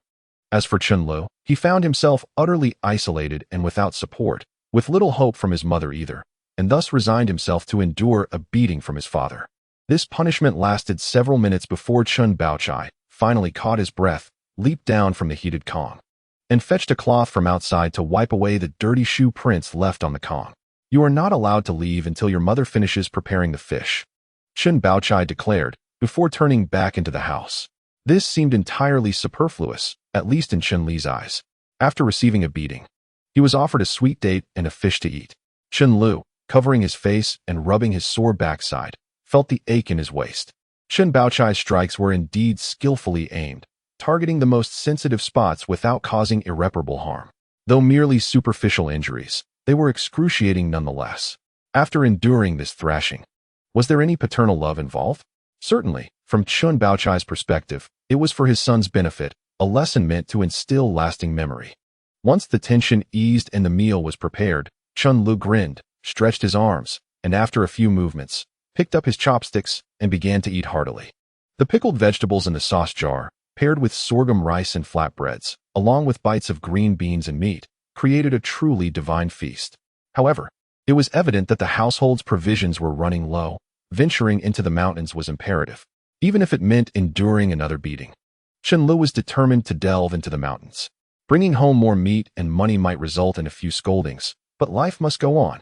After eating until he was quite full, Chen Lu belched and drew a ladle of water from the cistern, gulping it down.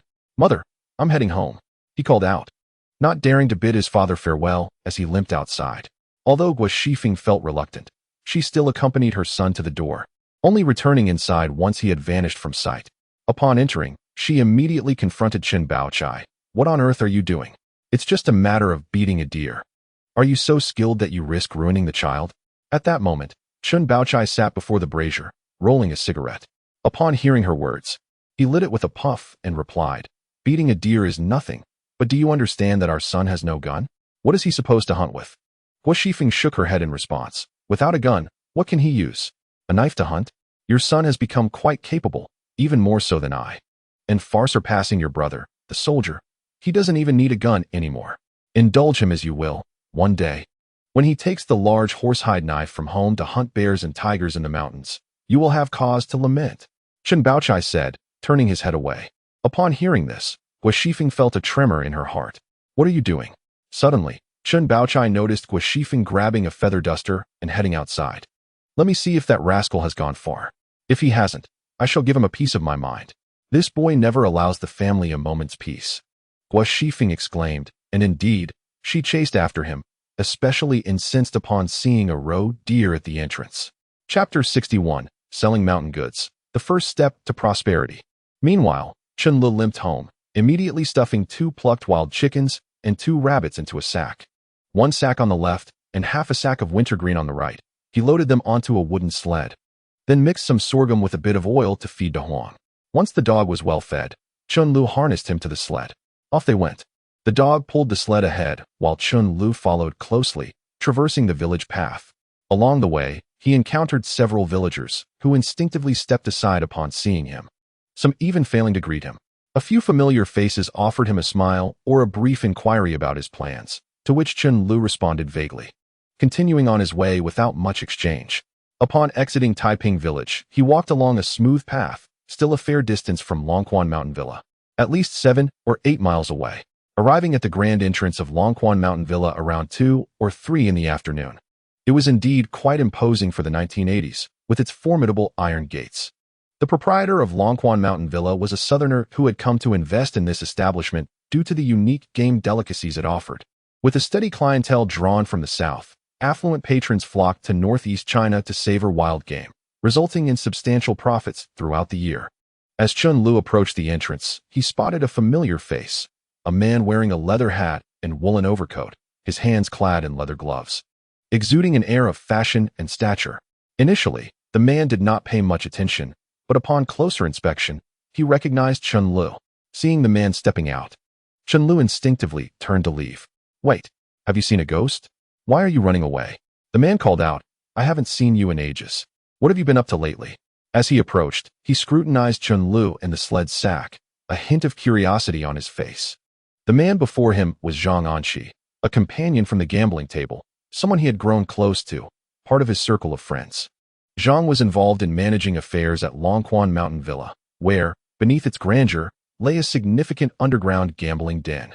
It is said that each session of drawing water can yield 2,000 to 3,000 yuan. In these times, a village with hundreds of households might struggle to gather such an amount. Zhang Anqi has several brothers, all from nearby villages, and they hold a certain influence in the area, enabling them to secure such work.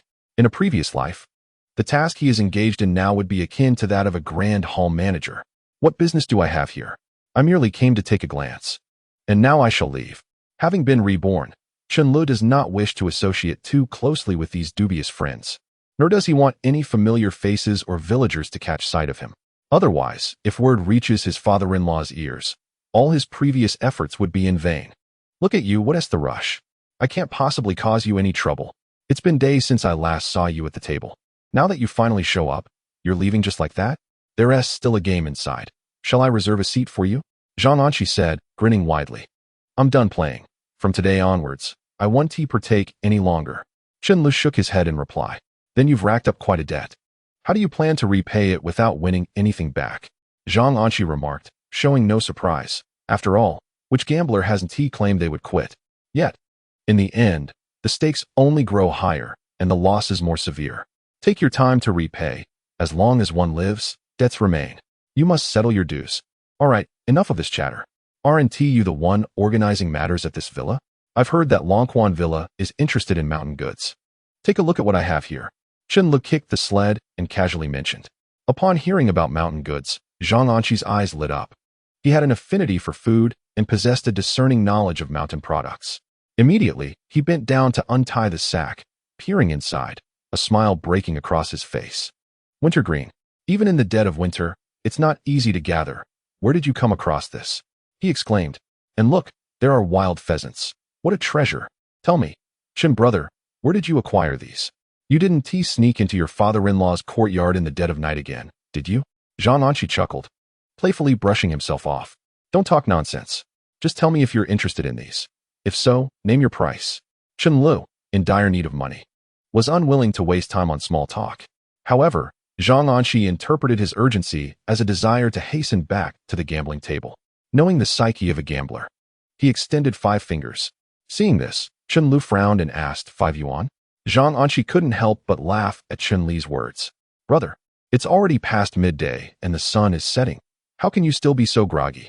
For such a small amount, you want me to pay 50 yuan? Have you lost your mind? With a clever glint in his eye, Zhang Anqi continued, for this little bit, I'd pay a maximum of 1 yuan. If not, then so be it. Understanding Chen Li's pressing need for money, Zhang Anqi had already calculated the situation down to its core. Do not speak of a mere ticket for steel production. It is as if those gamblers, desperate for their chance at the gaming table, would yield to the whims of a single utterance. Yet, Zhang Anqi remained unfazed, awaiting the next proclamation, as Chen Lu declared a deal, exchanging cash for goods. But unexpectedly, Chen Lu seized the dog, tugged the leash, and turned to depart, showing no inclination to look back. Zhang Anqi's heart stirred. He had not anticipated the boy's resolve. Was it possible that he had not come merely to gamble? Brother Chen, why are you in such a frantic rush? As Chen Lu appeared to distance himself, seemingly sincere in his intent, Zhang Anqi hastened to catch up, calling out, if you are dissatisfied with the price, let us negotiate further. With Zhang Anqi now obstructing his path, Chen Lu, visibly irritated, retorted, what are you trying to pull? This isn't some trivial matter. The value of wild game is negligible. And in this biting winter, offering me a mere ticket for steel production is absurd. Enough of this nonsense. Chen Lu was ready to unleash the dog upon him. All right. I simply thought you were eager to play a few hands and aimed to offer you a fair price. If that is your stance, let us be straightforward. How about a full ticket for unity? Surely, that would suffice? Zhang Anqi spoke again, this time proposing a reasonable offer. Yet Chen Lu remained unsatisfied. He could not compromise on the mountain goods he had gathered, insisting that a reduction of 10 yuan was simply unacceptable. In this era, a mere 2 or 3 yuan could procure several kilograms of pork. Fine, let's assess the hazelnuts, acorns, and wild walnuts at 50 cents each. If that doesn't suffice, then let it be, Chen Lu asserted firmly. Observing Zhang Anqi's expression, it was evident that he would not concede easily. With Chen Lu poised to depart, Zhang Anqi clenched his teeth, rummaged through his pocket, and produced a ticket for unity along with a handful of change, 1 dime, 2 dimes, and a few cents, totaling 12 yuan. Yet he still fell short by 50 cents. Chapter 62. The value of winter's Harchin mare is unparalleled. Let us procure one tonight. This is all I have on me. Otherwise, I would need to return for more, which would be quite troublesome. If you have any rare mountain goods, feel free to send them my way, and I shall make it right next time. Seeing that Zhang Anqi had finally revealed the cash, Chen Lu wasted no time, casually tossing 2 burlap sacks onto the ground. He then grasped Zhang Anqi's wrist and gently twisted it, while his other hand collected the money and change, swiftly pocketing them. Zhang Anqi chuckled, refraining from further comment. But noting the weight of the 2 sacks, he remarked, you cannot leave them here.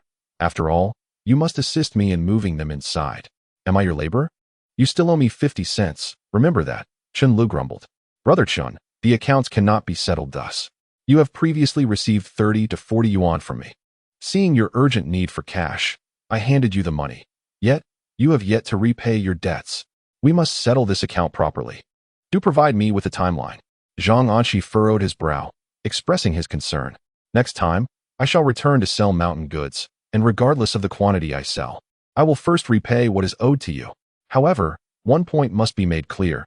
If my wife or my father-in-law comes to repay the debt, you shall not take a single cent. Otherwise, I shall demand every last penny from you." A fierce glint appeared on Chen Li's face. Zhang Anqi felt a twinge of fear towards Chen Lu, for after all, Chen Lu's father, Chen Baochai, was not one to be trifled with. Moreover, Chen Lu was quite formidable himself, and he fought with great intensity. It was truly unwise for Zhang Anqi to offend him unless absolutely necessary. With so many debts to collect, Chen Lu had various methods to recover them, yet he approached the task of collecting from Chen Lu with utmost politeness. Never daring to provoke him, this man was truly willing to fight to the death. All right, brother Chen, since you've said so, what more can I say?" The day was drawing to a close, and with the cooking taking place inside, Zhang Anqi politely inquired, "Shall we not go in for a bite?" But Chen Lu shook his head, glancing up at the still bright sky, intending to take a stroll in the mountains. After all, these items were worth money. Just as Chen Lu prepared to leave with his sled, Zhang Anqi suddenly recalled something and hurriedly called out, "Brother Chen, don't leave just yet. I have another matter to discuss." Zhang Anqi set down the sack and rushed after him. Chen Lu struck a distinctive northeast posture, standing on tiptoe to listen. "Are there any hachi matzi in your village? This is quite valuable. Recently, many southerners have come to our resort specifically for this delicacy. They are here for health purposes.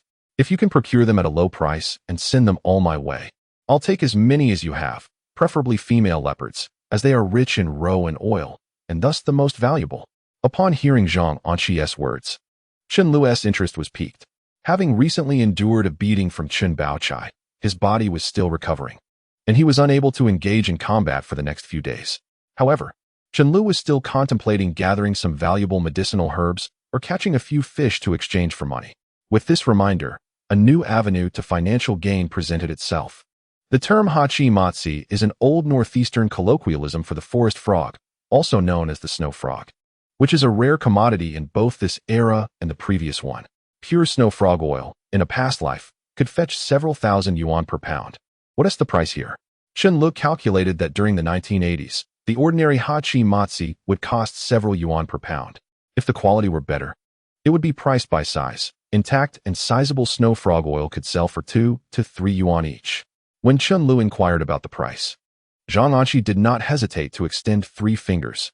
3 yuan per pound for the males. I'll take as many as you have. Though this price was slightly above market value, it was not exorbitant, as he could account for it with his boss. Especially since the resort was currently in dire need of hachi matzi. The boss had declared that several important southern relatives and partners were soon to visit northeast China for this delicacy. Thus, high prices were warranted for stockpiling. A procurement price of 3 yuan per kilogram has been established, and for high-quality female leopards, compensation will be calculated based on size. Therefore, the price reported by Zhang Anqi is undoubtedly influenced by intermediaries who are certain to profit from the transaction. Upon hearing the quotation, Chen Lu felt a stir of realization. He surmised that this old fellow surely intends to make a profit as well, though it is evident that his greed knows no bounds. Let me return and assess the situation. This endeavor is not easily undertaken in winter. Wait for my news in the next couple of days. Chen Lu declared before turning away. Zhang Anqi, watching Chen Lu depart, smirked and muttered to himself, "It certainly seems plausible. I wonder whose household he intends to mislead next. Could your father-in-law possibly have such creatures?" Nevertheless, Chen Baochai should be able to procure the goods. Zhang Anqi's mention of this was not due to his belief in Chen Lu's capabilities, but rather his conviction that Chen Li's father, Chen Baochai, possessed the necessary expertise. After all, having spent a lifetime traversing the mountains, he has accumulated considerable experience. Particularly in winter when capturing hachi matzi is most challenging and scarce, as most have already entered hibernation. Yet, it is precisely because of this hibernation that the hachi matzi, especially the female leopards, are particularly valuable, as they are laden with rich reserves. While others may hesitate, Chen Lu is confident in his ability to acquire the goods, especially now when they are even more sought after and the prices are soaring. He is indeed tempted. At this moment, Chen Lu hastened his steps homeward, as dusk was approaching. In northeast China during winter, darkness falls swiftly. By 4 or 5 o'clock, the sun has already dipped below the horizon, and by 6, it is enveloped in pitch darkness. However, Chen Lu was prepared to act under the cover of night. Venturing into the mountains during the day would inevitably lead to gossip within the village. Should he happen to ensnare a bear or trap a roe deer, it would be impossible to keep it under wraps. Moreover, when it comes to digging for Hachi Mazi, it is imperative that the villagers remain oblivious, for he must first secure his own prosperity before revealing his endeavors. By the time Chen Lu returned home, it was already past 4, and darkness was creeping in. He did not rush to act. Instead, he collected firewood from outside and filled the stove pit, warming the calm. After preparing a simple meal, he set about crafting his tools. Squatting before the stove, the flickering flames cast a warm glow on his somewhat stern countenance. He held a shovel, an essential tool, as the ground in the winter forest becomes hard and frozen, making the shovel invaluable. He meticulously examined the shovel's blade to ensure it was sharp and undamaged, then used a piece of coarse cloth to wipe down the handle, ensuring a firm grip. Next, he began to prepare the ice chiseling tools. From a corner, he retrieved a sturdy wooden stick, one end affixed with a handmade iron chisel. This chisel, fashioned from discarded metal scraps, boasted a sharp wedge shape, ideal for penetrating thick ice layers. He tested it against a frozen log beside the stove, adjusting the angle of the chisel and the force applied to the stick until he was satisfied. On the stick's grip, Chen Lu thoughtfully wrapped a layer of ragged cloth, which would enhance friction and protect his hands from frostbite. As for the critical net for capturing forest frogs, Chen Lu devoted even greater care and attention. He unearthed an old fishing net from within the house. Although the net showed signs of wear, it remained robust and durable thanks to Chen Li's skilled repairs. He meticulously reinforced the edges of the net with a fine string, ensuring that it would not easily tear while capturing the forest frogs.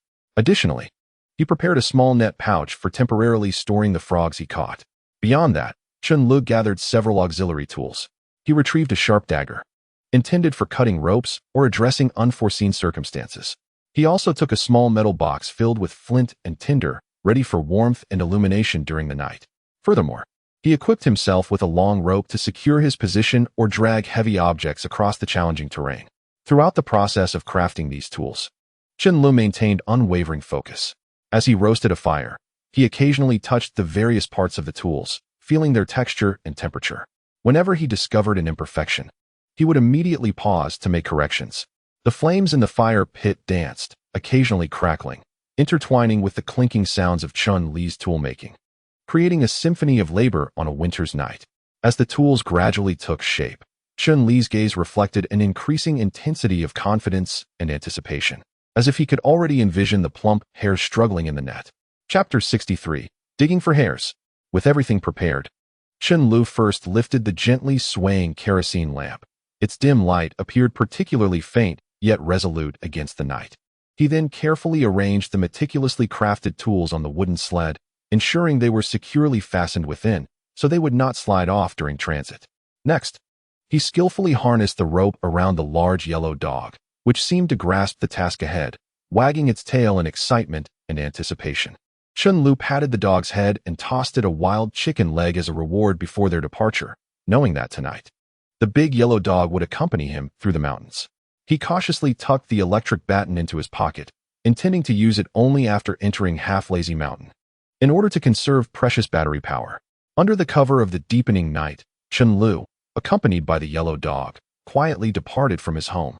Pulling the tool-laden sled behind him, he wrapped his wife's scarf tightly around his face, ensuring he was well protected, for he would be busy throughout the night in the frigid wilderness, crouched in the icy hollows capturing forest frogs, and could not afford to succumb to the cold.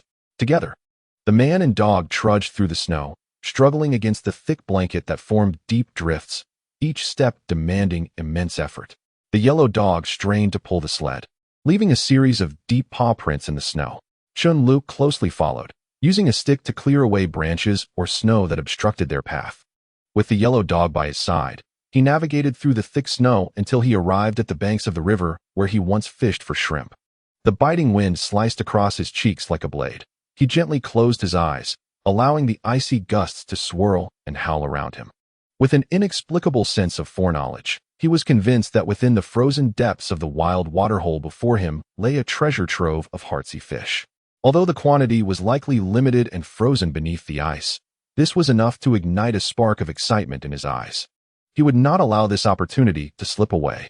Chen Lu swiftly retrieved his ice-cutting tool from the dog's sled and, following the instinct that guided him, focused on the ice surface bordering the overgrown weeds. He began to strike vigorously.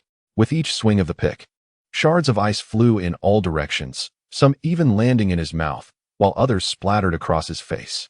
Wiping his face absent-mindedly, he continued to toil relentlessly.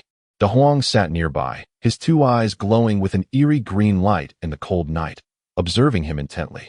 After a considerable time of labor, his arms were weary from wielding the pick, yet the pain from the wounds inflicted by Chun Baochai had lessened. Chen Lu found himself unwilling to pause, for he knew that stopping would allow the pain to return, sharp as needles. Better to excavate a sizable hole in the ice and collect the heartsea fish, which would undoubtedly yield a handsome profit. The wild grasses along the waterhole had long since withered in the winter chill, firmly trapped within the ice. Occasionally, his pick would snag on the stubborn weeds, requiring considerable effort to free them. However, Chun Lu possessed ample patience, for the knowledge of the heartsea fish's worth ignited a fervor within him. Thump, thump, thump. In the stillness of the night, a figure could be seen beneath the bright moon, laboriously chiseling away at the ice in the wild waterhole, as if intent on breaking through the surface entirely. Crack! The ice began to yield, and Chun Lu had successfully excavated a large hole. With another strike, water began to bubble forth. He quickly grabbed a small shovel and flung the surrounding shards of ice aside, then removed his insulated gloves and crouched before the newly formed opening. Shining his flashlight into the icy abyss, he discovered a row of heartsea fish, already frozen in place. With a swift motion, he pulled out a cluster. At least 4 or 5, all entangled together. Chen Lu paid no heed to whether the fish were male or female. All that mattered was their market value. He tossed them into a prepared net without hesitation. As the pick struck down once more, the ice surrounding the opening began to crack and splinter. However, the hole remained too narrow. Spotting another cluster of heartsea fish within, his heart soared with joy, yet he understood that he needed to widen the opening to retrieve them. Thus, he set down the pick and picked up an ice auger and hammer, carefully tapping at the ice surface. With each rhythmic strike, the auger penetrated deeper into the ice layer. After approximately 10 minutes of diligent work, the opening had expanded sufficiently. Chen Lu crouched low, extending his hand into the frigid, biting cold of the hole. As his hand brushed against the frigid heartsea mice, a smile instantly illuminated his face. Despite the bitter cold of winter, which could freeze a person solid, he was well aware that these heartsea mice were not lifeless. Once placed in a warmer environment, even if merely tossed into a basin of water at home for a night, they would surely spring back to life. Chen Lu cautiously explored within the cave, each time feeling several heartsea mice nestled within his palm. With a determined effort, he soon extracted more than 10 of them, though they varied in size. Each one seemed imbued with hope. While this haul may not have been particularly bountiful, Chen Li's smile radiated satisfaction. He understood that even the smallest male heartsea mouse could fetch 2.5 yuan, enough to improve his circumstances significantly. Gently placing the heartsea mice into his net bag, he felt a deep sense of fulfillment. The ice hole grew larger, yet the yield diminished. After meticulously inspecting the hole and confirming that no more heartsea mice remained, he contentedly turned to retrieve his net bag. Peering inside, he estimated about 17 or 18 heartsea mice, predominantly males with only 4 or 5 females. Although these heartsea mice were not particularly large, Chen Li's mind was clear. A rough calculation suggested that, based on their sizes and weights, they could sell for around 20 yuan. He pondered to himself how elusive these creatures were during winter. If they were easy to find, everyone would have already collected them for profit, and their price would not be so inflated. Reflecting on his innate ability to sense and locate heartsea mice with such swiftness and accuracy, Chen Lu felt invigorated. It was a divine gift, a natural advantage bestowed upon him. With this gift, as long as he guarded the mountains, he was akin to a custodian of a treasure trove, harboring immeasurable wealth. He envisioned himself as the master of these mountains, planning to venture into the vast and expansive snow-covered wilderness of Chongling Mountain behind his father's village once he had conquered the nearby hills.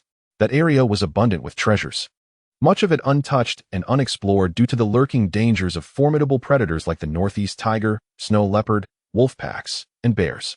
Typically, those who wandered into the mountains and lost their way, or encountered these beasts by misfortune, met a dire fate. In this moment, Chen Lu gazed at the wild marsh before him, stealing his resolve to venture deeper into the hills. He casually tossed a heartsy mouse to his large yellow dog. The dog sniffed it, licking it with its tongue, but showing no inclination to bite. Chen Lu chuckled, retrieving the heartsy mouse and tossing it back into the net bag, muttering, "This is a nourishing delicacy, and your ignorance is a blessing.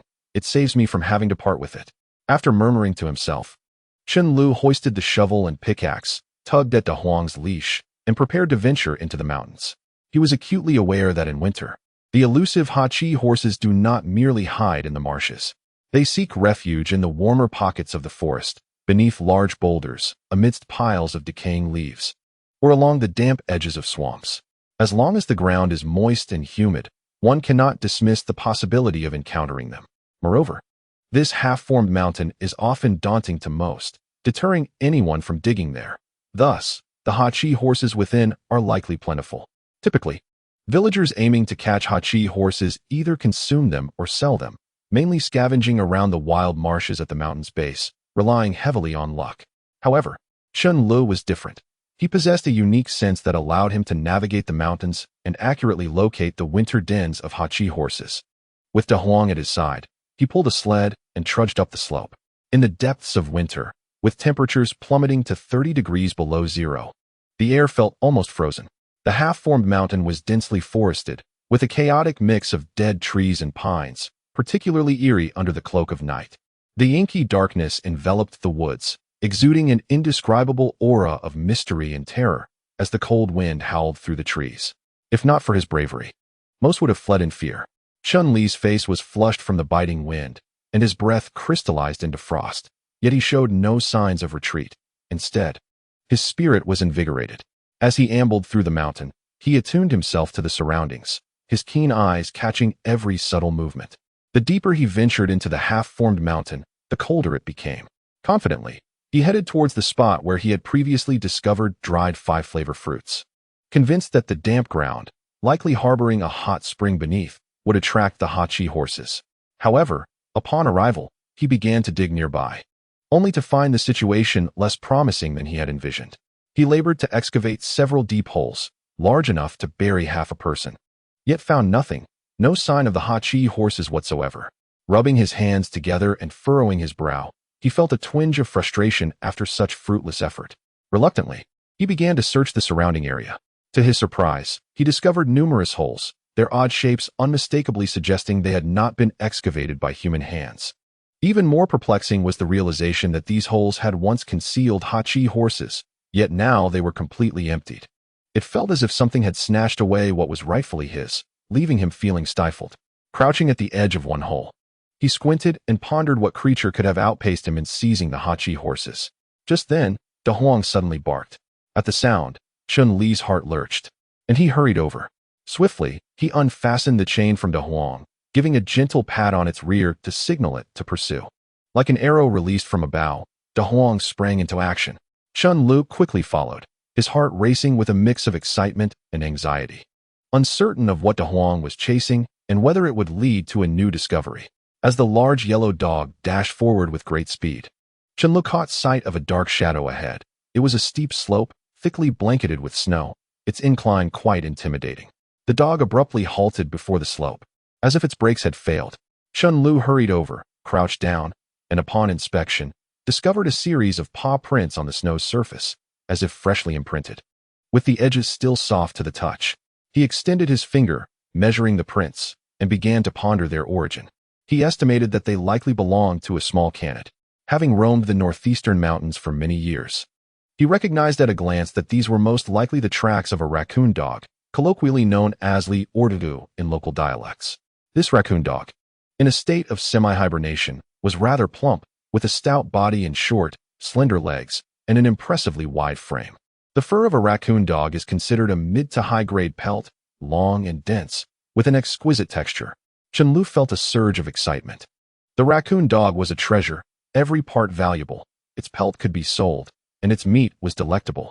He contemplated following the tracks, hoping to capture the creature.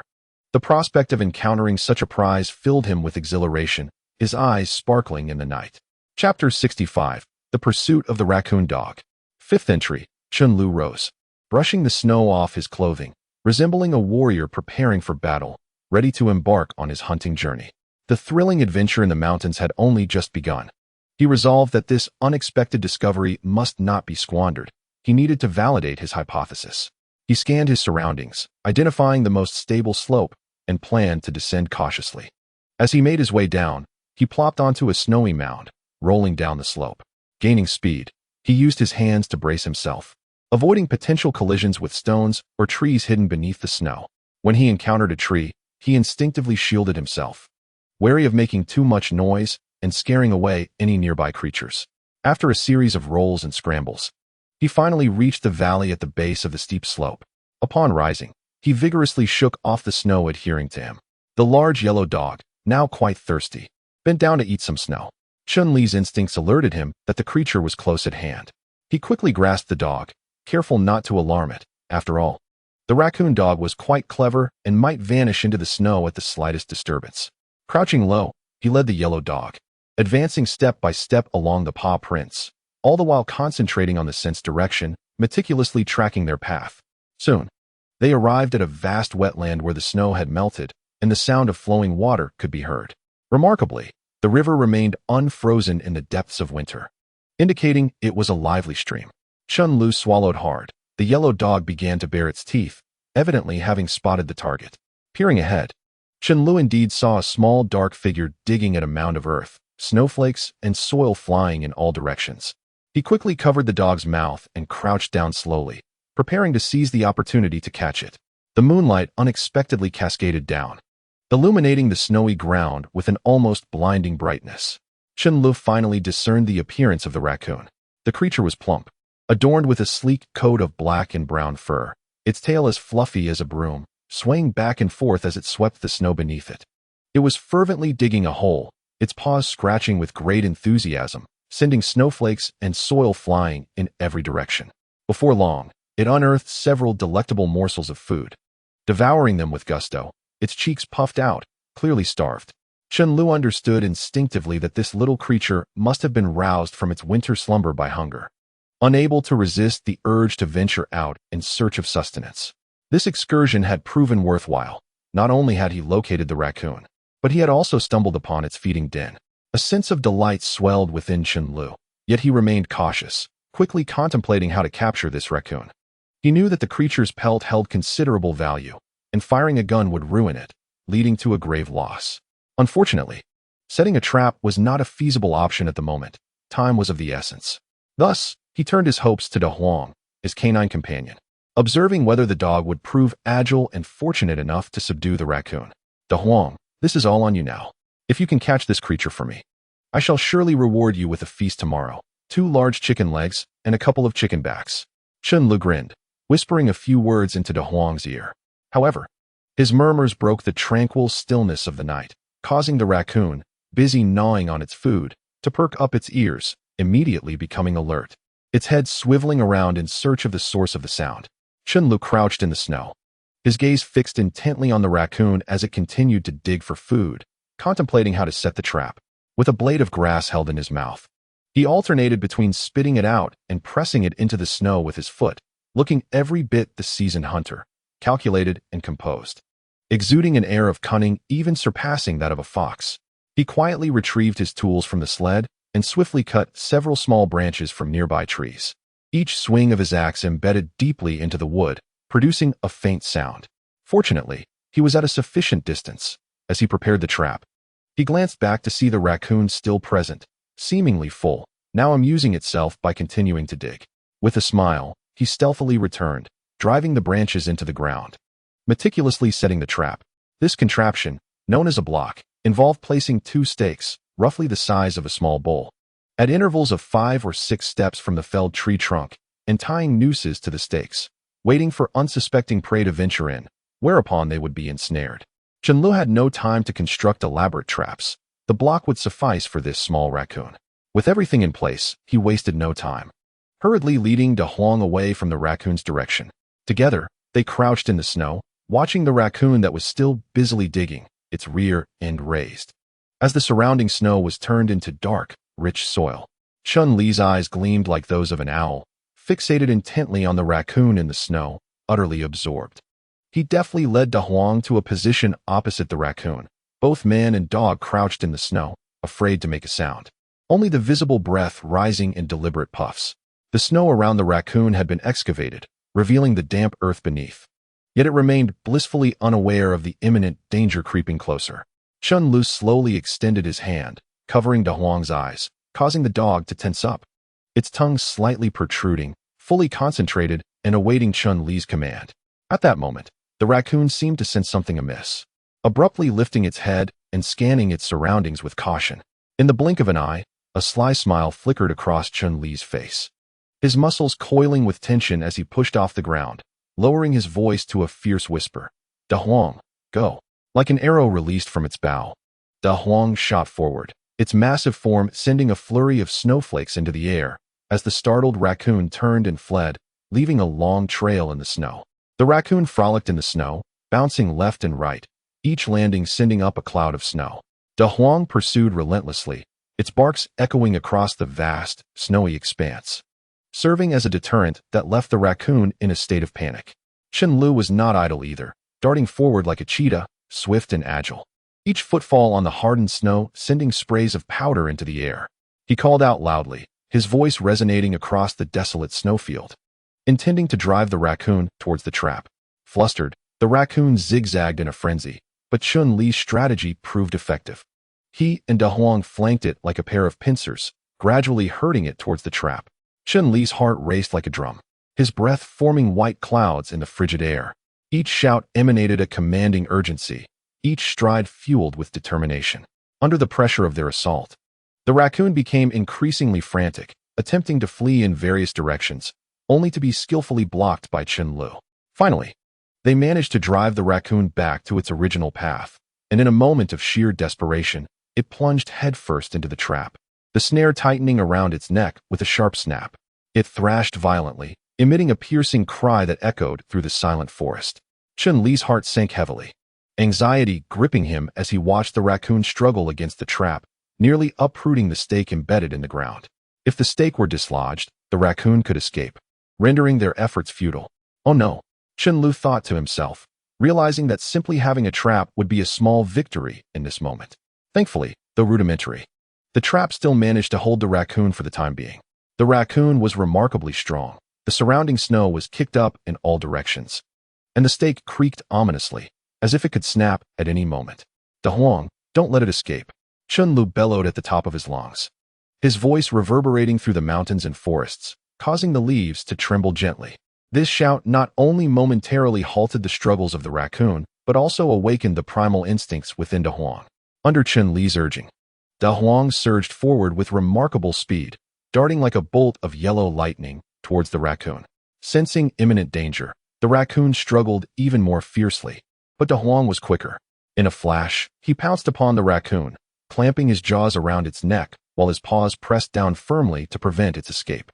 Anxious, Chen Lu feared that De Huang might damage the raccoon's fur, which would diminish its value. He hurriedly made his way toward the trap, praying fervently that De Huang would heed his commands. Upon arrival, he noticed that De Huang had subdued the raccoon. Without hesitation, he rushed over, exerting all his strength to restrain De Huang, then gently tapped his mouth while calling out, "Release." Obediently, De Huang opened his mouth, though his eyes remained fixed on the raccoon, poised to pounce again at any moment. Swiftly, Chen Lu grabbed a rope and securely bound the raccoon. He circled it several times, wrapping the rope tightly around its body and tying a sturdy knot. Next, he dashed to the dog's sled, opened the pre-prepared basket, and shoved the raccoon inside. The raccoon, restless in the basket, thrashed about, prompting Chen Lu to quickly secure the lid and reinforce it with wire, ensuring the creature could not escape. With everything in order, he clapped his hands and let out a long sigh of relief, a satisfied smile spreading across his face as he gazed at the tightly bound raccoon. Finally, I have you under control, little creature. After settling the raccoon, Chen Lu licked his lips and began to follow the footprints it had left behind, searching through the crevices of stones and the burrows in the earth. Each discovery brought him joy, for the raccoon, awakened in the frigid weather, must have been desperate for food, risking venturing out. The places it had disturbed were sure to yield hares. At present, Chen Lu was excavating a substantial burrow, evidently first uncovered by the raccoon in search of food. However, The ground was frozen solid, and he had only made partial progress before abandoning the effort, which fortuitously benefited Chen Lu. As he widened the burrow to over 2 meters deep, he plunged his shovel down and, to his delight, unearthed a shovelful of female hairs. Each one was plump and round, adorned with a layer of frosty ice, yet all were still alive, much to Chen Li's elation. He retrieved the burlap sack and net he had prepared earlier, gritted his teeth, and leaped into the burrow, eagerly beginning to scoop out the bounty. With each handful he extracted, his rewards increased. As the mountain winds howled through the night, slicing against his face like knives, Chen Li's heart brimmed with sweetness and satisfaction. After a restless night, Chen Lu had filled 2 nets and a small sack with a considerable number of hachi mazi. Though he could not recall the exact count, the harvest was bountiful, and as the temperature dropped, hinting at impending snow, he decided it was time to conclude his work and return home. While the dawn had yet to break, he loaded the bags and nets onto the dog sled, securing them tightly before harnessing De Huang and taking the nearest path down the mountain. Upon finally arriving home, he found the Kong had grown cold. Chen Lu tossed the firewood he had gathered in the mountains into the stove and ignited a flame. After about half an hour, the room began to warm up, enveloped in a comforting heat. Only then did he bring his night's bounty inside to begin sorting through it. First, he examined the lively raccoon under the lamp. Noting its substantial size and glossy fur that gleamed as if coated in lard, it appeared well fed, promising a good price at market. Satisfied, he set the raccoon aside and began sorting the hachi mazi. Crouching on the floor, he patiently categorized the little creatures, quickly filling a large iron basin. He separated them by gender, 3 or 4 dozen males and about 15 or 16 females. With practiced hands, he placed them into pre-prepared bags and rinsed them in the water tank. After completing this task, Chen Lu gave himself a quick wash, feeling somewhat rejuvenated. He tossed his damp clothes onto the Kong to dry in its residual warmth. Subsequently, he burrowed into his bedding and fell into a deep slumber, utterly exhausted from the night's exertions, as if his body had come apart at the seams. When he awoke the next morning, it was already around 7 or 8 o'clock. The sounds of hawkers outside roused him. It was the tofu vendor. With his stomach rumbling, Chen Lu hastily emerged from his warm cocoon, rushing to the door. He called out into the crisp morning air, "Tofu vendor, wait a moment, I'll fetch some tofu." His voice echoed in the stillness of dawn. After calling out a couple of times, he saw a middle-aged man wearing a dogskin hat and pushing a bicycle returning toward him. Chen Lu quickly returned to dress, took the money he had earned selling mountain goods the previous day, and stepped outside. The biting winter wind of northeast China was harsh, yet a warmth filled his heart. Approaching the tofu vendor with a smile, he requested a large piece of tofu. The vendor, equally cheerful, skillfully sliced a steaming piece of tofu and handed it to Chen Lu. The tofu made with local brine was renowned for its exceptional quality. Accepting the tofu, Chen Lu couldn't help but exclaim, "This tofu is truly excellent." The vendor chuckled, "Indeed, our tofu is crafted with traditional expertise." Chen Lu fished out a few coins, all 2 cents, and handed them over as he made his way back home, thoughts swirling in his mind. The tofu can be transformed into a delightful dish when paired with sauce. However, he primarily purchased the tofu to stew with the meat of the wild horse, known as cha hachi mazi. Upon returning home, Chen Lu set the tofu aside and began to clear out the ash from the stove pit. He wrapped it in a burlap sack and took it outside to dispose of it, burying it under snow to let it sit through the winter. By the time spring arrived, this ash would turn into a soft, fertile soil, perfect for growing vegetables or germinating seeds. Afterward, he rekindled the fire, heated some water to rinse the pot, and then heated oil, rendered from wild boar fat he had collected a few days prior. He chopped the frozen scallions into fine pieces and, with the oil sizzling, tossed them in to stir-fry, releasing their aromatic fragrance. He also diced some ginger and cleaned the horse meat before adding it to the pan, where it too was subjected to a vigorous stir-fry. Once the enticing aroma filled the air, he gently added the cubed tofu. Careful not to use a spatula, lest he crush the tofu and turn his dish into mere fragments. He layered the tofu over the horse meat, added a generous spoonful of farmhouse fermented soybean paste, and poured in 2 ladles of water before covering the pot. Taking a moment to tidy the stove, he lifted the lid of a smaller pot and poured sorghum into a basin of water to soak, placing it on top to steam. With everything prepared, Chen Lu retreated inside, setting the Kong table and checking the clothes he had hung to dry the night before. They were crisp and fresh. While waiting for the meal to finish, he fed the rabbits and tidied the somewhat disordered room. After a bustling half-hour, he returned to the outer room. The instant he lifted the lid, a wave of enticing aroma enveloped him. The broth bubbled, and both the tofu and horse meat were perfectly cooked. Chen Lu served the stewed dish onto the Kong table. Chapter 67. Reminiscing. This tofu stew with cha ha chi ma zi is a quintessential delicacy of northeastern cuisine. The tofu is pristine and tender, while the horse meat is firm and succulent. Together, they emanate a unique fragrance harmonized by the farmhouse soybean paste. This dish is both nutritious and wholesome, steaming with warmth and igniting one's appetite at first glance. Eagerly, he scooped a bowl of rice, picked up a piece of the horse meat, and tossed it into his mouth. The meat, tender and well-stewed, yielded effortlessly with just a gentle suck, requiring no chewing as it fell off the bone. With a light tug at the leg bone, the entire skeleton was effortlessly removed and discarded on the table. The savory essence of the horse meat spread through his palate, its exquisite flavor tinged with sweetness, mingling with the tofu's smoothness and the rich aroma of the sauce. Leaving a lingering aftertaste, Chen Lu savored each bite, immersed in satisfaction.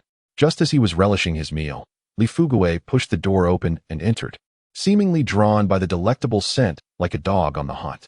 Upon entering the room, one is greeted by the sight of Chen Lu indulging in his meal, his mouth glistening with the remnants of his feast, causing an involuntary swallow.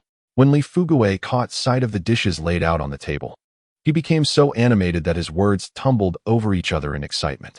"Oh my goodness, what a delightful dish, braised tofu with hare meat. Brother, how could you feast alone without inviting your kin? This is truly a treasure." It is no wonder that Li Fuguei, with his boisterous appetite, always arrives just in time for Chen Li's meals. Chen Lu, having swallowed his mouthful, picked up another piece of tofu and tossed it into his mouth. Casting a sidelong glance at Li Fuguei, "What superfluous chatter. Do I need your approval for what I choose to eat? Fetch your own bowl and chopsticks." After delivering this retort, he resumed eating heartily, the aroma wafting delightfully around him. "Ah, that is precisely what I was waiting for. You eat as you please. Who am I to object? Your words are utterly redundant. Just let me sit and enjoy my meal." Li Fuguei grinned widely, his mouth nearly watering, eyes sparkling with anticipation like a wolf spotting its prey. He rushed to the bowl rack, rummaging excitedly. "Brother, save me some, just a little to taste," he called back as he grabbed a bowl and hastily filled it with sorghum rice, plopping down on the edge of the Kong, and began to devour his meal with gusto. This generous bowl of tofu, accompanied by 7 or 8 hares, all male, was something Chen Lu had refrained from eating, planning instead to sell them at the mountain lodge today for some cash. "Brother, if you finish soon, I might just dive into the broth," Li Fuguei exclaimed. But even as he spoke, he was already lifting a small iron basin, grinning widely as he poured the tofu and broth, along with a couple of hares, straight into his bowl. He buried his head in the meal, consuming it with such fervor that he nearly outpaced Chen Lu. Chen Lu merely glanced at him, unperturbed, having already satisfied his hunger. This fellow possessed an uncanny sense of smell and an insatiable appetite. Any delectable dish prepared was bound to be discovered by him. Once Chen Lu felt sated, he retrieved the cigarette he had rolled the night before, lighting one and inhaling deeply, a look of pure contentment spreading across his face. Indulging in the simple pleasure of a post-meal smoke. Nothing surpasses the bliss of a cigarette after a hearty meal. Watching Chen Lu revel in his smoke, Li Fuguei redoubled his efforts, meticulously licking his bowl clean of rice and broth before finally setting down his utensils with a satisfied thump on his belly. "That was exquisite. Brother, your hospitality is unparalleled, feasting on hares so early in the morning." "Ha ha." Li Fuguei appeared to linger in delight, clearly not yet sated, though he refrained from voicing his hunger. These hares were indeed a rare delicacy, not something the average household could often enjoy. Moreover, this year they were even harder to catch, making them a precious commodity with prices soaring compared to previous years. Ordinary villagers, if they were fortunate enough to catch such a prize, would undoubtedly eschew consumption in favor of trading it for money. What else is there to eat? I toiled all night. My father gave me a sound thrashing when I returned home, so I thought I might treat myself to something nourishing. After all, I must venture into the mountains again soon. Isn't your meat about to run out as well? Chen Lu took 2 more puffs of his cigarette before carelessly discarding the butt onto the ground, casually inquiring, "Is there still some left?" My father didn't dare to eat the spare ribs. He wanted to exchange them. Ah, he's at it again, trying to trade for liquor? You should urge him to drink less. He can barely afford a meal. After all, it's hard enough to get some goods. He shouldn't squander it away. Otherwise, it will become a never-ending pit for you. Chen Lu kindly advised. It was a struggle to get Li Fugui back on the right path, and he hoped he wouldn't be led astray again by his irresponsible father.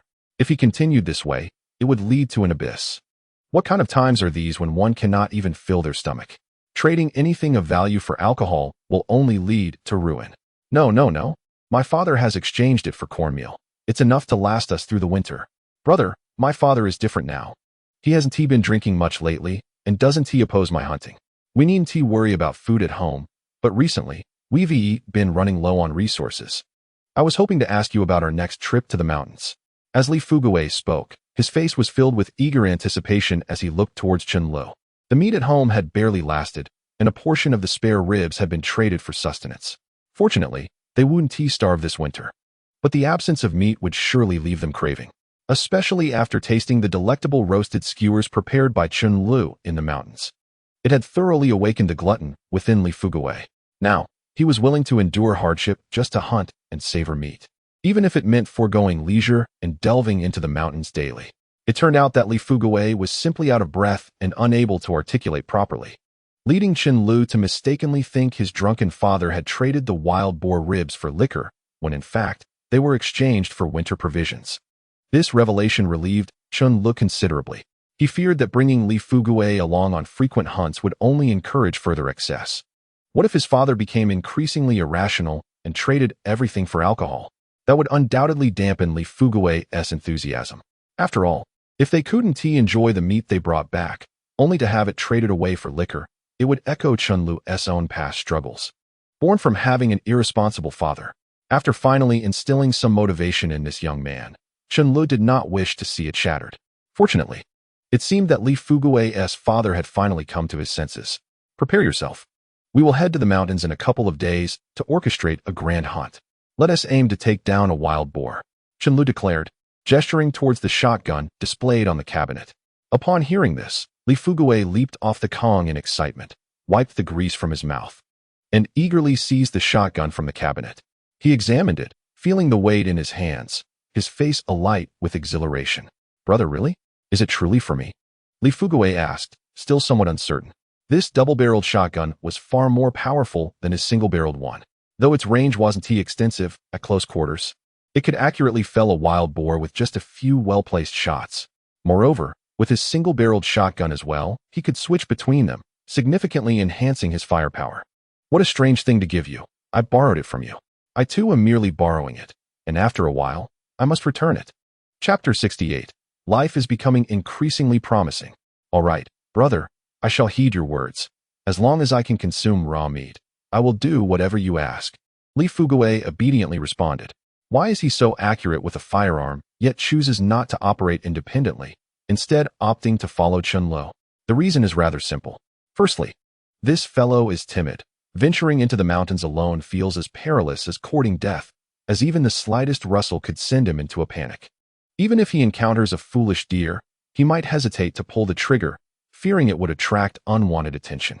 This lad had been traumatized 2 years prior, having been chased by wolves, leaving him with lingering shadows of fear. Only in recent years has he begun to recover.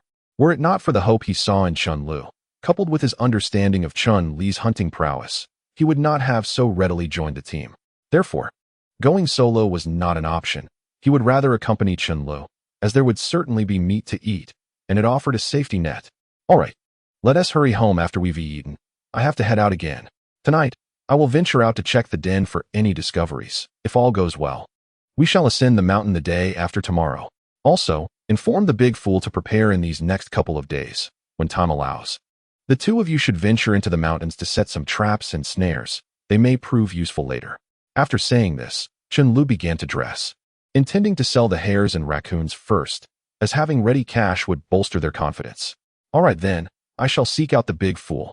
Upon hearing that they might ascend the mountain the day after tomorrow, Li Fugui was elated, clutching his firearm and merrily trotting outside.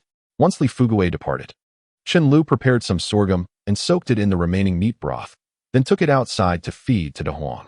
Da Huang devoured it more eagerly than Li Fugui, finishing an entire bowl in mere moments.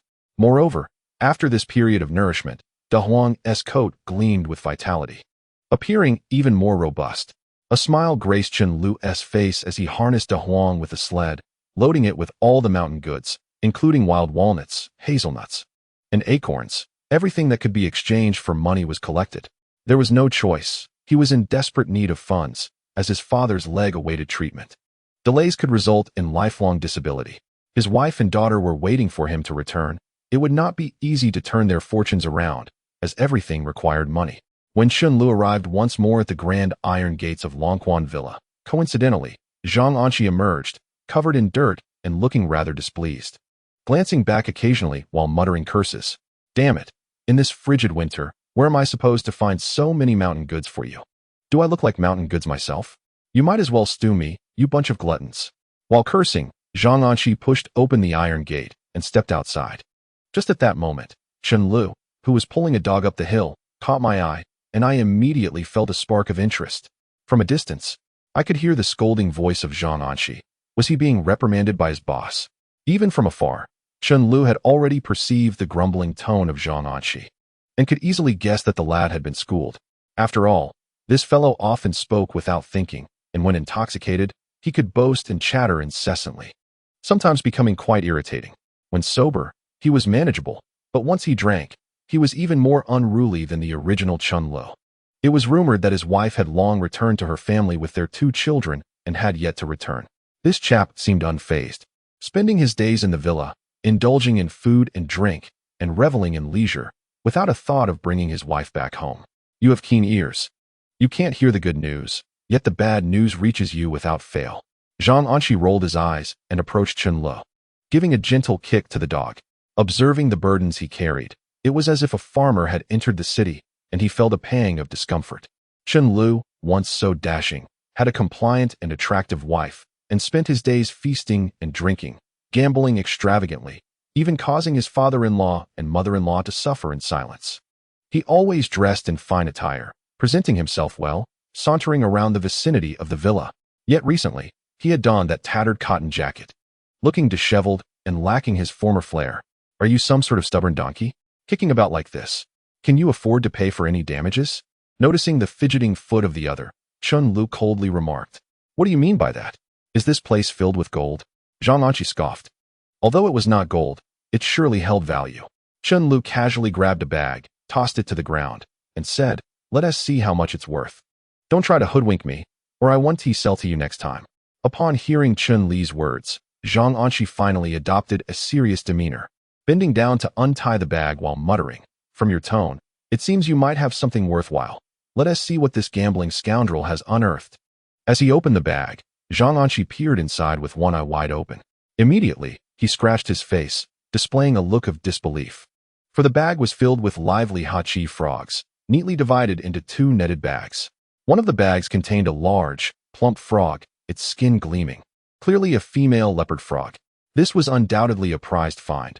Otherwise, how could the winter hachi frogs be dubbed snow frogs, while the spring and autumn ones were merely referred to as forest frogs? The winter forest frogs are renowned for their exquisite flavor, for during winter, these frogs enter hibernation, ceasing to feed, allowing their bodies to accumulate fats and proteins, resulting in a richer, more delectable meat. During hibernation, the cessation of food intake gradually expels toxins from their bodies, diminishing bitterness and fishiness, thereby enhancing their palatability. The frigid temperatures have caused a decrease in the activity of the harbin horses, allowing their muscle fibers ample opportunity to rest. Consequently, the meat becomes tenderer and more delectable.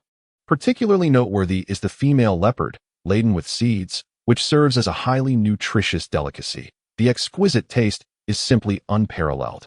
After several days of relentless effort, I, Chen, have notified every village and community, broadcasting announcements far and wide, yet the collection of these creatures has proven meager. Where have you procured such an abundance? Zhang Anqi, finally regaining his composure, wore a smile upon his face. Just moments ago, the boss had been questioning him as to why the quantity of harbin horses had not increased despite his efforts. The truth is, these creatures are exceedingly elusive during the harsh winter months. Not to mention the female leopards, even the males must be sought out amidst the snowy expanse. akin to searching for a needle in a haystack. With the arrival of spring, the soil softens, making them easier to locate, particularly along the banks of small rivers or within crevices of stones, as per the wisdom of seasoned farmers. Additionally, the marshlands in the mountains often yield some as well. However, in the depths of winter, when the ground is blanketed in snow, visibility is severely compromised. The thick snow can bury a person, and even the ice on the river could be frozen solid, rendering the harbin horses a rare find. Furthermore, the winter variety is the most delectable, naturally commanding a higher price. Although the quantity collected over these few days is not insignificant, it has been accumulated from several villages and communities, and it is astonishing that one individual could offer such a bounty. There are more than a dozen female leopards, each plump and substantial. Enough with the small talk. I care not where you found them. Just give me a price, Chen Lu interjected, furrowing his brow, eager to expedite the transaction. Your impatience is quite evident. Am I not a trustworthy friend? Rest assured, I shall not shortchange you. For these 12 female leopards, I will calculate based on the head. Typically, they fetch a maximum of 5 yuan in the market, but I will offer you 3. As for the males, they hold little value, so we shall price them by weight at 3 yuan per gene. This time, Zhang Anshi was markedly more straightforward, abandoning his previous attempts to inflate the price for personal gain. Chapter 69. This is indeed a prized commodity. Chen Lu was fully aware of the current market prices and approached the negotiation with a clear objective. Should this young man continue to be disingenuous, he would sell him nothing in the future. The harbin horses do not command high prices in northeast China unless transported to the south, where the precious snow frog oil is extracted, significantly elevating its worth. Coupled with transportation costs, the price skyrockets upon reaching southern markets. Furthermore, the extraction of snow frog oil is highly regarded in the south, leading to generous purchasing prices. In northeast China, particularly during the autumn season when supply is plentiful, prices tend to be lower. However, in winter, the value of these creatures remains quite favorable. To calculate, at 3 yuan each, rather than by weight for the males. The female leopards, rich in oil and seeds, along with Zhang Anshi's boss purchasing in bulk, have driven the market price from 5 yuan to 3. Thus, for these 12, the total amounts to 36 yuan. As for those males, although their numbers are considerable, they are typically measured by the pound, and they certainly weigh in at around 3 or 4 pounds. Fine, I shall trust you once more. This is the price. Chen Lu was well aware of the situation, hence he readily agreed. In doing so, he helped Zhang Anshi resolve a pressing dilemma. After all, in this harsh winter, it is not easy for anyone to acquire these hachi horses, let alone the females. Finding males is equally challenging. If it were so effortlessly obtainable, who would still go to work, tend to fields, or toil away? They would simply meander about in the mountains or linger by the ponds, and with a casual stroll, they could gather a dozen or so, nearly matching the salary of a laborer for an entire month. The scarcity of these creatures, especially during the winter months, compounded the difficulty exponentially, which is why he had received so little over the past 3 or 4 days. Otherwise, how could he have been reprimanded by his employer? In essence, Chen Lu had alleviated his urgent need by delivering such a substantial number of female leopards. Today, those patrons at the table would consider themselves fortunate. Brother, your luck is remarkable. I must tell you, even the hunters from the villages struggle to find these creatures. I have solicited several connections, running to the mountains daily and loitering near the ponds, yet I could not procure any. Yet here you are, bringing in more than I gathered in 3 days. Zhang Anshi exclaimed as he rummaged through his pockets for money, moistening his fingers with saliva to begin counting. He first handed Chen Lu 36 yuan for the female leopards. The vibrant colors of the 3 large bills were tightly gripped by Chen Lu, who swiftly tucked them into his pocket. Coughing discreetly, Zhang Anshi, noticing how quickly Chen Lu stashed the money away, attempted to clear his throat. Chen Lu glanced at him and recalled that this fellow was hinting at repaying a debt, as he had borrowed a considerable sum from him previously. No need for such trivialities. I urgently require funds at the moment, but I assure you I will repay you in due time, down to the last cent, with interest. Chen Lu waved his hand dismissively. What are you on about? Who mentioned money? You seem to have completely misunderstood my intention. Recently, our resort has seen an influx of southern merchants, many of whom are affluent business owners. Some come specifically for these delicacies, while others wish to extract snow oil. The southerners place great importance on health. They value these creatures more than gold, and the prices are generous. If you have any connections, Please send as many as you can my way. I guarantee you, for each female leopard, I will pay you 5 yuan, while we shall weigh the males. Zhang Anqi leaned closer to Chen Lu, his demeanor resembling that of a sly fox, his face brimming with cunning as he raised 5 fingers. Chen Lu was not oblivious to the boy's intentions. It seemed likely that he had secretly negotiated with those southern merchants behind the back of the resort owner. By bypassing the resort owner, he could engage in covert dealings and pocket the difference. If Chun Li's conjecture was accurate, the southern merchant's offer to this lad must have been between 5 to 8 yuan for each creature. After all, this mother leopard has extracted snow leopard oil, which commands an exorbitant price in the southern markets, a price that is simply ludicrous. But that is a matter for another time. I shall speak on it once I acquire it. This winter, the female Harchin horses are even more challenging to handle than those foxes, as you are well aware. First, weigh those males for me and settle the accounts promptly. I have matters to attend to at home. Chen Lu did not acquiesce so readily, for it would imply that he truly had connections, which would only draw this fellow's attention. In this era, one must keep wealth discreet. One can be ostentatious, yet not excessively so, particularly for one from a hunter's background. Should one attract unwanted scrutiny, entering the deep woods could lead to a fate unknown, even in death. Fortunately, Chun Li's ties with this group were superficial. They only knew his father as a skilled hunter and were unaware of his own expertise in such matters. You seem quite anxious. The money from these 2 sales is substantial. Are you not planning to indulge a little? Zhang Anqi rolled his eyes and turned to fetch the scale. Chen Lu remained silent. What was there to enjoy? One might as well lose a wife, like you, who seems to have no serious pursuits. When Zhang Anqi returned with the scale to weigh the male Harchin horses, they barely reached 3 pounds, yet were counted as 3 pounds each. They fetched a total of $12. In comparison to the females, while there were more males, they could only be weighed, not counted individually, resulting in lesser profit. Thus, capturing female leopards proved to be the most lucrative endeavor, albeit significantly rarer than males.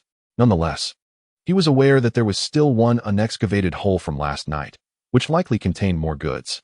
Your luck is quite remarkable. Over the past few days, you have sold nearly $100 worth, almost matching a worker's wage for a month and a half.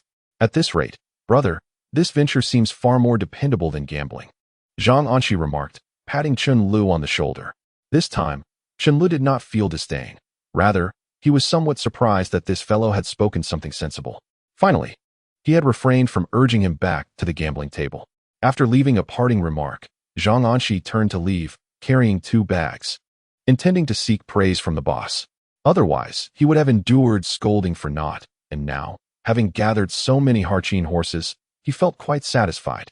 With goods in hand, he would have more confidence in front of his employer. Do you accept anything at all? Just as Zhang Anqi was about to depart, Chen Lu suddenly called out, when it's valuable, who wants worthless junk?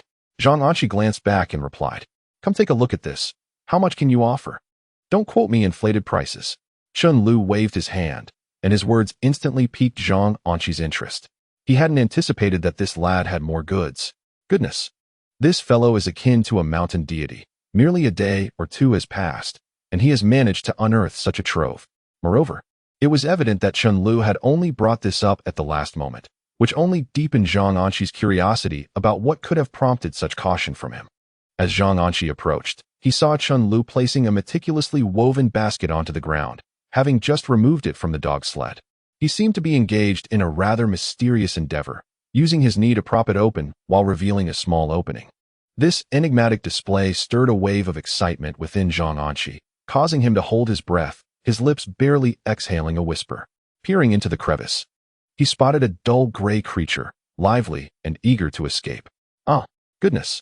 Zhang Anqi exclaimed, suddenly lifting his head, his expression reflecting astonishment as he gazed at Chen Lu.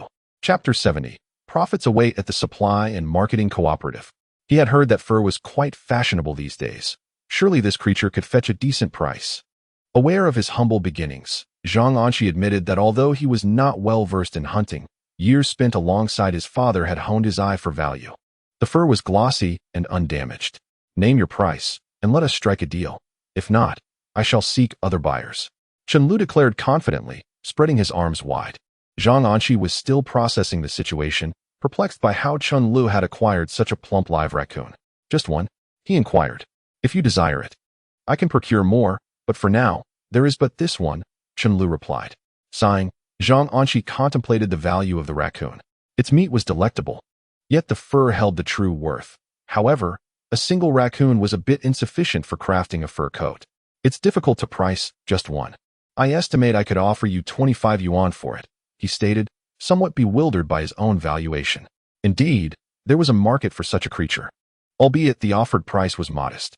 Should the fur be of higher quality, it could command a greater price, but a complete hide was essential for significant worth.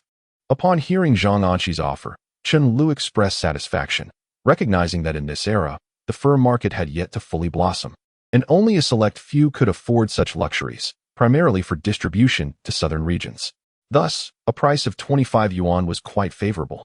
Without hesitation, Chen Lu nodded in agreement. Then it is settled. However, upon Chen Li's acceptance, Zhang Anqi felt a twinge of regret, fearing he had overvalued the raccoon. Yet, retreating now would only complicate matters, especially as he hoped Chen Lu would provide him with additional game in the future. Very well, I shall retrieve the money. Please wait for me here, Zhang Anqi said, turning to enter the house. A few minutes later, he emerged with 2 large bills and an additional 5 yuan, totaling 25 yuan, which he handed over to Chen Lu. Moreover, adding the earnings from the wild chickens and rabbits sold a few days prior, along with 5 yuan from the wintergreen sales, Chen Lu now possessed a substantial sum of 875 yuan. This amount held significant potential for Chen Lu at this juncture. For the time being, he had no intention of repaying debts, especially since Zhang Anqi was currently reliant on him. He would wait until his resources were more abundant before addressing that matter. Upon receiving the money, the first thought that crossed Chen Li's mind was to procure some anti-inflammatory medication for his father. Visiting a hospital was out of the question in this modern era. Even typical rural families, let alone the working-class households in town, seldom allocate funds for hospital visits.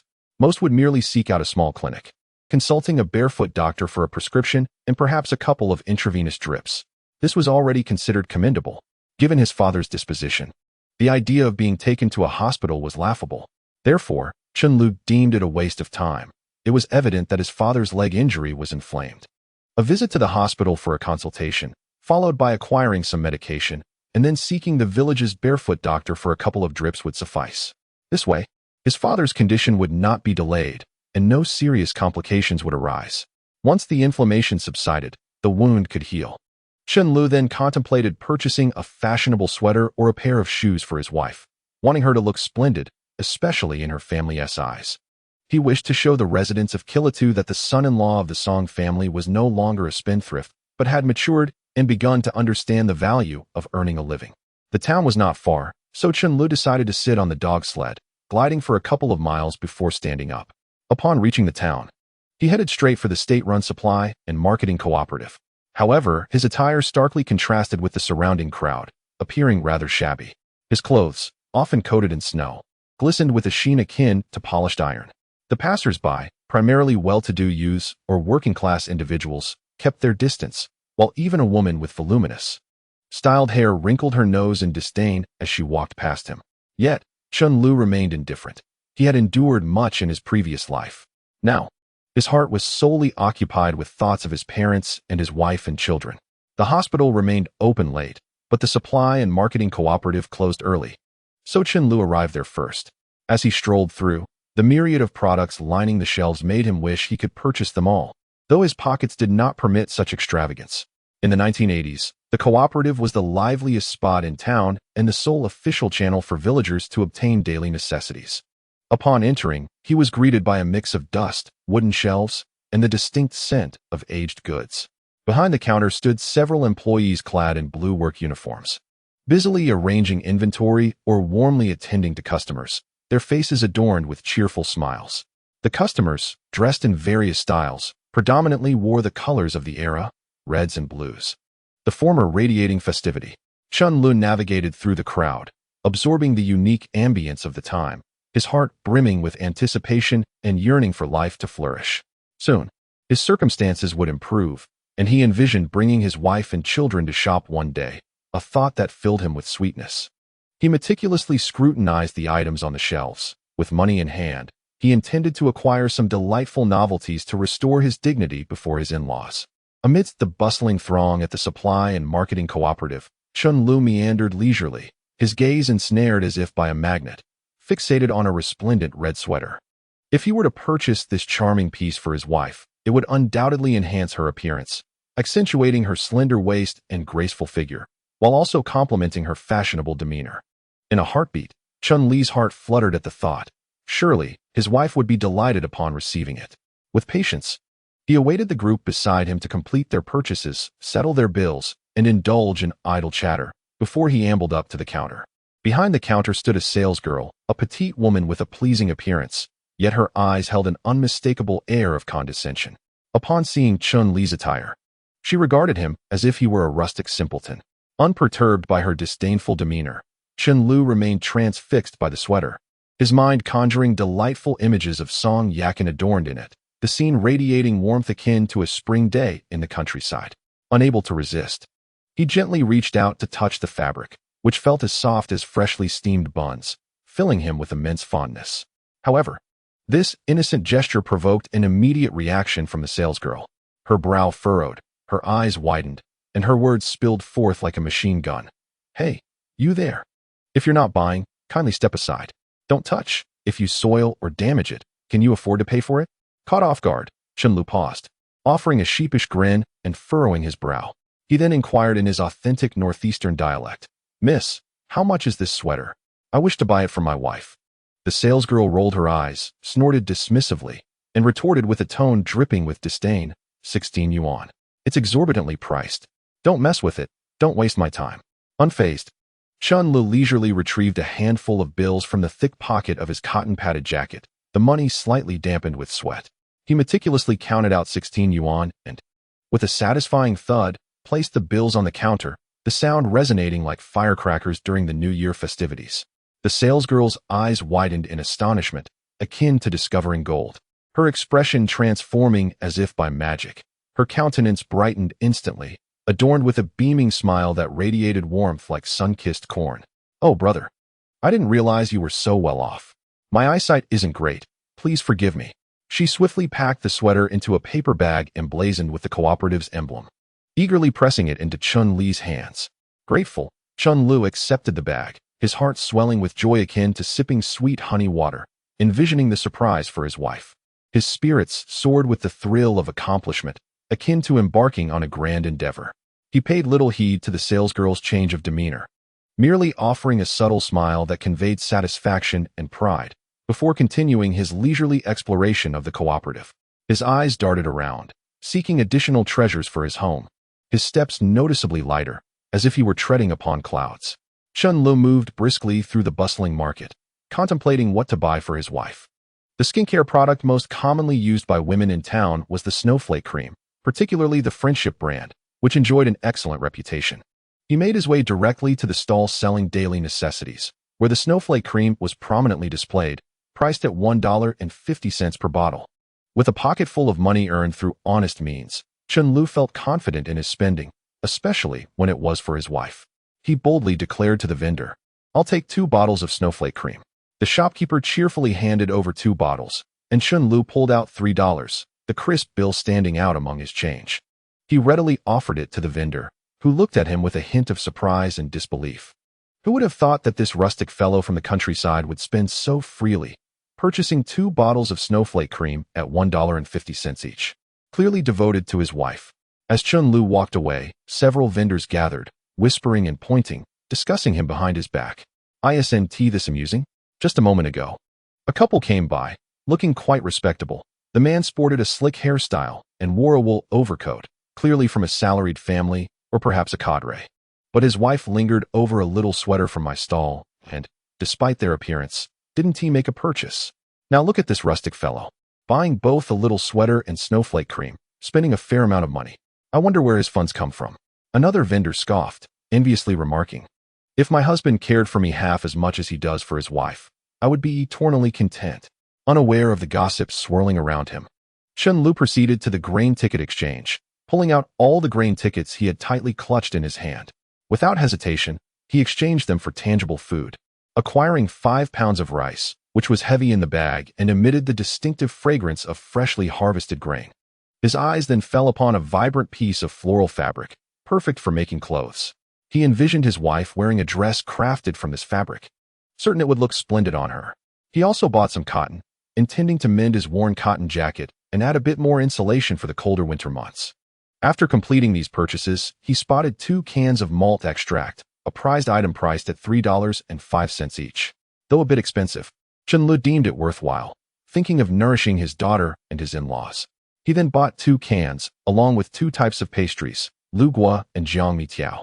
Additionally, he picked up a bag of seagull shampoo, a packet of golden rooster tooth powder, and 3 sets of Chinese batteries, finally deeming his shopping complete.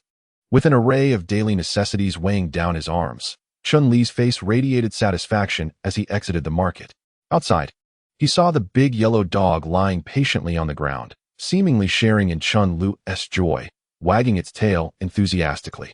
Chun Lu loaded all his belongings onto the dog sled, and De Huang seemed to have grown accustomed to this task, obediently standing up, ready to set off. Chen Lu pulled the sled towards the town's hospital. Upon entering, he found the doctor and recounted his father's condition in detail. The doctor listened attentively, occasionally nodding, before swiftly jotting down a prescription. After preparing 2 prescriptions, both for anti-inflammatory medication, the doctor assured Chen Lu that following these 2 courses of treatment would likely resolve his father's ailment, though it would be beneficial to consult a local barefoot doctor for an injection for enhanced efficacy. Chen Lu diligently noted the doctor's advice and spent over 10 yuan on the medicine.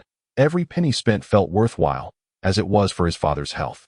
Exiting the hospital, he fortuitously encountered a villager from Chonglin village. After exchanging greetings, Chen Lu entrusted the medicine to the villager, asking him to deliver it home. He feared that if he returned himself, he would be bombarded with questions and perhaps even face a beating. Once he had passed the medicine to someone from his father's village, he felt a sense of relief. After all, he had purchased the medicine, and his father wouldn't know where to return it in any case, so it would inevitably be used, even if it meant being scolded a few times. Glancing at the sky, he noticed the sun had begun its descent. Having walked this far, he felt a pang of hunger. He spotted a wooden shed by the roadside, furnished with a few rudimentary tables, selling coarse corn noodles. He approached and ordered a bowl of the noodles with some sauce, costing only 6 cents.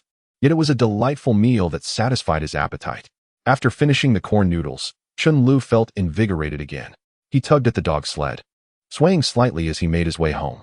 The return journey was accompanied by a biting wind, and as he gazed at the fading sun in the western sky, it resembled the rosy blush on a maiden's cheek, casting a warm glow upon his own face. Smiling broadly, with his hands tucked into his sleeves, he exhaled warm breaths, feeling immensely content. Chapter 72. This old woman needs a lesson. 4th update. Having spent a substantial sum of 35 yuan, equivalent to a month's wages for an ordinary worker's family at that time, or 2 to 3 months' living expenses in the countryside, Chen Lu felt no regret. He believed that for the sake of his family, his wife, and his father's health, the expenditure was justified.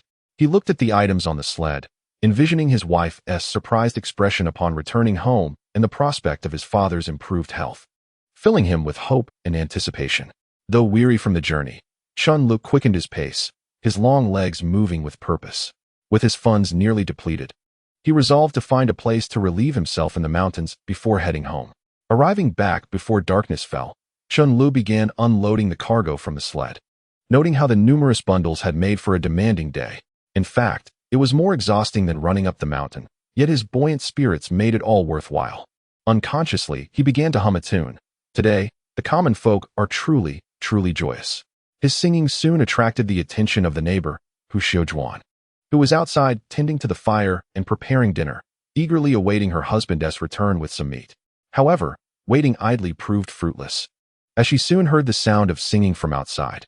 Intrigued, she pushed open the door, and the warmth from the room billowed out. The cold wind rushed in, and Hu Xiujuan crouched by the door, her ear following the wooden cane, realizing that the melody originated from Song Yakin's house. It seemed to be sung by the young Chen Lu, intensifying her curiosity. She stepped outside, leaning over the wall to peek into the courtyard. Instantly, her eyes widened in disbelief, captivated by the colorful array of items piled high by the dog. Her face reflected incredulity as she gasped repeatedly. At that moment, Chen Lu emerged from the house, humming a tune, making several trips without unloading the items. He noticed Hu Xiujuan peering over the wall, her eyes sparkling with excitement. as she swallowed hard.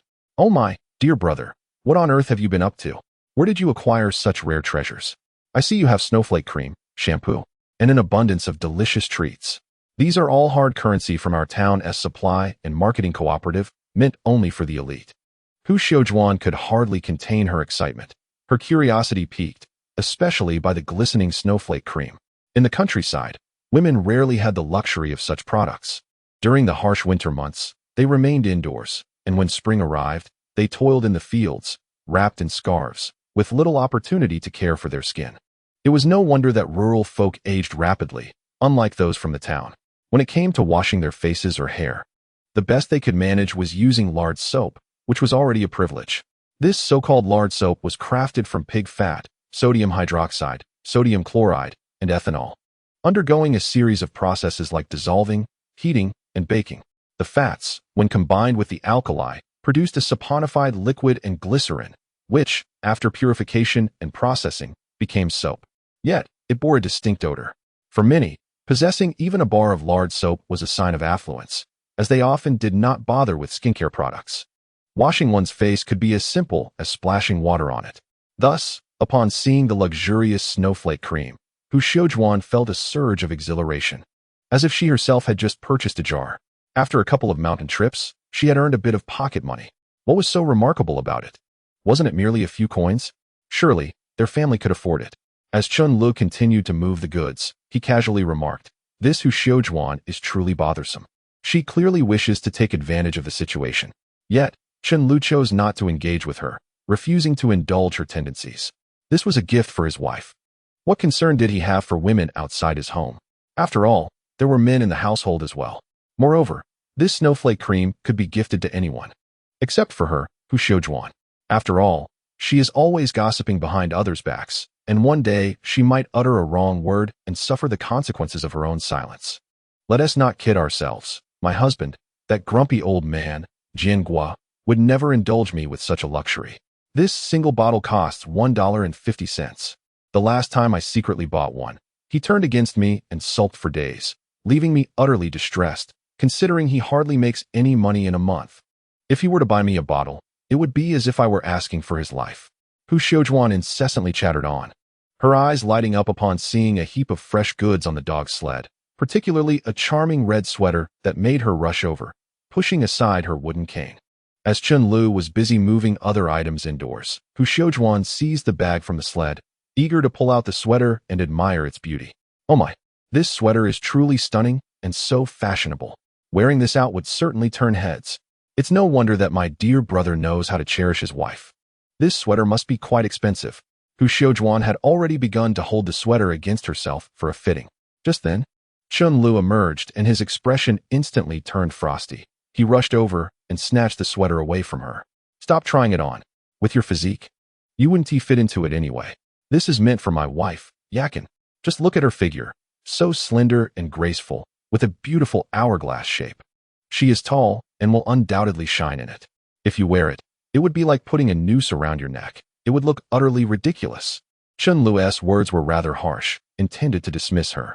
However, Hu Xiaojuan, unfazed, simply grinned awkwardly, chuckling to herself. "Look at you being so stingy. I wasn't serious about wanting it. I was just admiring it. Even if it were given to us, we couldn't afford to wear such a thing. I know your wife is beautiful and has an enviable figure. Even I, as a woman, find myself salivating at the sight of her tiny waist. You better keep a close eye. With her looking so stunning, who knows when someone might steal her away, and you'll be left lamenting." As Hu Xiaojuan continued her banter, she bent down, her ample backside nearly bursting through her pants. No wonder she could give birth to such a chubby child. With her sturdy frame, her backside was broader than her shoulders, almost akin to a divine being. It's no surprise that Wang Jiangwo, before marriage, had a robust physique. Strong and sturdy, but after tying the knot, he had become lethargic, trudging about the farm with his head down, as if his soul had been drained, appearing utterly hollow. After hearing Hu Xiaojuan's relentless teasing, Chen Li's patience wore thin. Holding the sweater, he raised his foot and kicked at Hu Xiaojuan's ample backside. With a yelp, she plopped down onto the ground. Certainly, Chen Lu would never truly exert himself. After all, it would be unbecoming to squabble like a woman in this vast northeast. Engaging in a dispute with a woman would only elicit laughter from others, especially if one were to resort to physical confrontation. No matter how commendable one's reputation may be, one would inevitably earn scorn as a cowardly brute who resorts to violence against women. Thus, when Chen Lu delivered that kick, those acquainted with him understood it to be mere jest, for if he were to act seriously, he would certainly find himself ignored in the future. What nonsense! You think my wife would run away? She knows how to appreciate what she has. During my lean years, she remained steadfast, and now that my fortunes have turned, where could she possibly flee? Moreover, I must say, Sister Wang, you are no less than a flower in our village. My brother Wang Er is indeed fortunate to have married you. Thankfully, your family sleeps on a heated kong, unlike those in the south who sleep on beds. Otherwise, your long legs might have been quite the burden. Please, spare my brother from your antics. Just look at his dark circles. They're almost reaching his chin. In these times, only the overworked ox perishes, while the land remains unscathed. With such a voracious appetite, my brother must surely be unable to pay his dues by now. As Chen Lu spoke, a grin stretched from ear to ear, his mischievous smile impossible to conceal. This woman needed to be put in her place, always gossiping behind others' backs. However, he was soon taken aback when Hu Xiujuan, the recipient of his kick, cast a flirtatious glance in his direction, sending shivers down his spine. Is there a trend for masochism in this day and age? Chapter 73. Find another to pamper. Oh, what a jest. Why did you kick me, you disrespectful fool? And what nonsense are you spouting? What have I done to him? Just because I have a large appetite. It's not my fault he is lacking in prowess. Though Hu Xiujuan complained, she wasn't truly angry about the kick. Instead, her ire was directed at her own husband. Initially, he was quite the spirited man, but after marriage and children, he had grown increasingly lackluster, no longer possessing the vigor he once had. With time, how could Hu Xiujuan not harbor resentment? Thus, she often exchanged glances with the strong and handsome men in the village. Luckily, she had not yet crossed any lines that would lead to scandal. Hu Xiujuan was not naive. She understood that those men were often fixated on her figure, and she was well aware of their unspoken thoughts. She could not allow her good life to be jeopardized over trivial matters, especially as she lacked the heart, the courage, and indeed, any man worthy of taking such a risk. Enough of your domestic squabbles. That is a matter between you two. Here, take this bag of rice cakes back for the children. Chen Lu generously tossed a bag of rice cakes her way. Hu Xiujuan caught it in her arms, a smile gracing her face, though her eyes still glimmered with a hint of greed as they darted toward Chen Lu's sled. Brother Chen, it seems you've truly been thriving lately. No wonder you keep venturing into the hills. I heard from Zhou Xianjun in the village that you, along with Dekeba and our village's de Mai Tai, have returned with a wild boar. Is there any truth to this? Hu Xiujuan began to indulge in gossip, feeling an intense mix of envy and jealousy within. Chen Lu had been impoverished for years, yet after a few trips to the mountains, he suddenly became affluent, purchasing high-end goods that even her family could not afford. That little sweater alone cost more than 10 or 8 yuan. After all, she often strolled with a few women from the village to the commune in town, fully aware of the prices of goods there. This sweater cost more than 2 yuan over what her husband earned in a month working on the farm. The majority of their compensation came in the form of grain coupons, with only a small portion being actual money. Zhou Xianjun, that scoundrel, how could you trust his words? Didn't he also mention stealing meat from de Mai Tai's house and smashing their vat? Chen Lu had anticipated that Zhou Xianjun would surely spread the news about their wild boar hunt. No wonder more villagers had been loitering around their doorstep these past few days. The news had already circulated. And as for this matter, Zhou Xianjun truly lacked integrity. He dared to steal from a fool's household, completely unafraid of being ridiculed. Brother, judging by your words, the Mai Tai must have meat at home now. Could it be that the three of you genuinely brought back a wild boar? How come I didn't see it? As Hu Xiujuan spoke, she pulled open the door, peering into the courtyard. In an instant, she covered her mouth, her eyes widening in shock at the sight before her. What were those hanging on the earthen wall outside? A whole rack of wild boar ribs was suspended there, already coated in white frost. There were also 2 plucked wild chickens, frozen, along with fish and shrimp in a water tank, and a large jar of mixed oil. Particularly striking was the sizable bag of white rice on the ground. Oh my heavens! This rivals the commune's warehouse. Hu Xiujuan was utterly taken aback. Chen Lu had not anticipated that this woman would be so quick. Before he could stash these items in the cellar, she had already seen them. The crucial point was that this woman never seemed to stop chattering. And if she learned of this, who knows where the news would spread next? Brother, I have a favor to ask of you. Hu Xiaojuan suddenly turned around. Looking earnestly at Chen Lu, he swiftly closed the door, casting her a skeptical glance. What do you want from me? He thought she was trying to seize an opportunity. It was likely that she was eyeing that jar of snowflake cream, which he certainly could not part with. Providing her with some food and drink was already a generous gesture, and it was only out of gratitude for the potatoes and cabbages borrowed from her family previously. Then, Hu Xiaojuan moved closer to Chen Lu, glancing around furtively to ensure no one was watching. Once satisfied with her surroundings, she nudged his arm with her elbow, her eyes brimming with implication. From this day forth, I shall accompany you daily. Ascend the mountain with me. Once the goods are delivered, a mere morsel will suffice.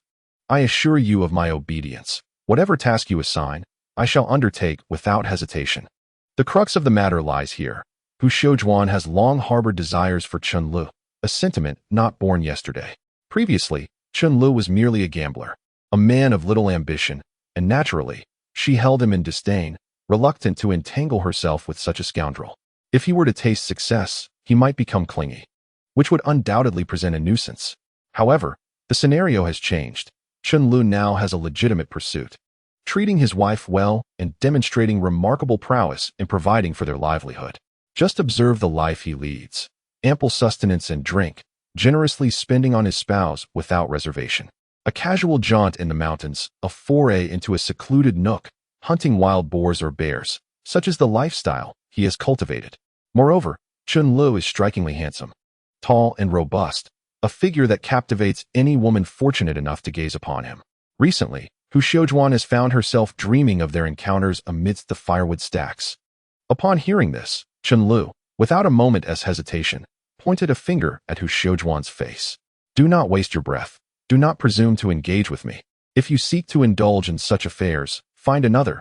This is not the place for you. Return home, and do not linger in my yard. Chen Li's demeanor was icily dismissive, offering no kindness. He cared little for who Hu Xiaojuan was, preferring to avoid unnecessary complications. Thus he wasted no time in ushering her away. Very well, Chen Laosan, you uttered those words. I am not interested in your trifles, spit. You, who play with money. I wonder how long you can endure without a good life. After her rejection, Hu Xiaojuan's demeanor shifted instantly. She stormed home in a fit of rage, muttering curses under her breath. Chen Lu, indifferent to her departure, moved all belongings from the dog sled into the house, then clapped his hands and proceeded to gather firewood. He began with a barbecue, then boiled a pot of water and prepared rice, steaming it in the large pot. With no intention of preparing a lavish meal for the evening, Chen Lu chopped the ribs into pieces, heated oil in the pot, added chopped scallions to sauté, tossed in a couple of frozen ginger slices, and then incorporated the pre-blanched ribs. A generous spoonful of homemade soybean paste was evenly drizzled over the ribs, sizzling in the hot oil, producing a delightful sound. Sizzle, sizzle. The aroma of the meat wafted through the air, and Chen Lu inhaled deeply, feeling his stomach rumble in response. After a long day of toil, hunger had set in. The sky had darkened into a deep hue, and a full, luminous moon hung high in the heavens, casting a silver glow. Chen Lu had made up his mind. Tonight, he would venture into the mountains to scout the hidden nests nestled within, selecting several suitable locations. Chapter 74, The Hunter's Territory Awareness. He contemplated returning to the mountains the following day, determined to hunt more game to ensure that Demaitai and Li Fugui could continue to indulge in the savory delights without interruption. After preparing the meal, Chen Lu did not rush to set the table. Instead, he retrieved a dark green pickled cucumber from the aromatic soybean paste jar, rich with flavor. Subsequently, he sat upright at the table, savoring the vibrant, aromatic northeast braised pork ribs, devouring them alongside the soft, fragrant northeast rice. The ribs were stewed to a tender consistency, falling off the bone with a rich, savory flavor that enveloped each bite, allowing him to appreciate the deep essence of the marrow. Chen Li's mouth was glistening with grease, punctuated by satisfying hums of delight. The crisp bones crunched audibly as he chewed, the meat having detached effortlessly, requiring only a gentle bite for the bones to be liberated from the succulent flesh, releasing a delightful melange of savory aromas in his mouth. This exquisite delicacy nearly sent him into a euphoric reverie, each mouthful intoxicating. With a slurp, Chen Lu filled his cup with a generous pour of liquor. The spirits swirling in the bowl, exuding a tantalizing and pungent aroma. He grasped the glass eagerly, his eyes wide with exhilaration, and, paired with a greasy rib, downed the drink in one swift motion. As the liquor slid down his throat, it ignited like a fireball, causing a warm sensation that spread throughout his body, and dispelling the last remnants of chill within him, leaving him feeling buoyant. At that moment, the mingling scents of meat and alcohol intertwined, with the liquor's spiciness elevating the rib's savory essence, rendering each bite even more exhilarating. Chen Lu smacked his lips, a blissful expression adorning his face. Fine beads of sweat forming on his forehead. Outside, the full moon hung in the sky, casting a gentle glow, illuminating the tranquil rural night. Inside, the amalgamation of wine and meat scents enveloped him, and in this warmth, he indulged in cup after cup, reveling in what felt like a celestial existence. An evening drink brought warmth, making the frosty mountain air less biting, a true remedy against the cold. Yet moderation was key, for excessive drinking could lead to a foggy mind. Falling asleep in a snowdrift could spell disaster, leaving one to awaken stiff and uncomfortable. After satisfying his hunger and thirst, Chen Lu did not change out of his clothes, but collapsed onto the heated bed, drifting into a deep slumber. In his dreams, he envisioned his wife returning home, accompanied by their daughter in fresh attire, their faces radiating joy as they lived a blissful, sweet life together, warm on the heated bed. He slept soundly until well past midnight, at which point the bed had grown somewhat cool, prompting him to groggily rise. Glancing at the moon outside, he noted the late hour, realizing he had tasks to attend to that night. He promptly got up to craft some trap-making tools. After stepping outside, donning his fur hat and harnessing his sled dog, he locked both doors securely and, feeling the reassuring weight of his hunting knife at his waist, made his way toward half-finished mountain. Upon reaching the mountain, Chen Lu illuminated his surroundings with a flashlight, first arriving at the spot where he had previously discovered the raccoons, and began to dig up the hole left from the night before. From within, he unearthed a dozen or so young hares, though most were male. Although this item may not be as valuable as a mother leopard, these dozen or so can still fetch a couple of coins. Chen Lu rubbed his hands together and, with his dog sled in tow, set forth to delve deeper into this rugged mountain. After all, the vicinity beneath this mountain only offered the chance to encounter some wild pheasants and mountain hares. Up until now, he had yet to spot even a single fur coat, having merely come across a foolish roe deer on the way to visit his parents. This mountain was no small hill. It dwarfed the modest Huangshan situated behind his father-in-law's Chili Tan. Chen Lu even harbored doubts that the tiger cubs might have traversed this very mountain. As he journeyed uphill, the heavy snow had rendered the path treacherous and difficult to navigate, necessitating a concerted effort to carve out a route.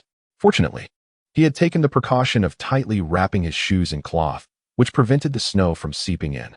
Otherwise, the combination of cold and warmth would have left his feet frozen. Once on the mountain, Chen Lu felt invigorated. His eyes sparkled with clarity. With the information relayed by his mind, he swiftly identified a direction and continued deeper with his loyal companion, De Huang. Navigating the snow-covered path with his sled was a strenuous endeavor, surrounded by an enveloping silence. Save for the soft rustle of the sled gliding over the snow and the sound of his labored breaths. As he pressed on, the temperature continued to drop, and his breath formed a white mist before him. He tightened his cotton coat, yet his steps remained resolute and unwavering. The trees grew increasingly dense, and the snow deepened, each step demanding considerable exertion. At that moment, Chen Lu keenly sensed an unusual presence. An instinctive alertness from his mind signaled that prey was nearby.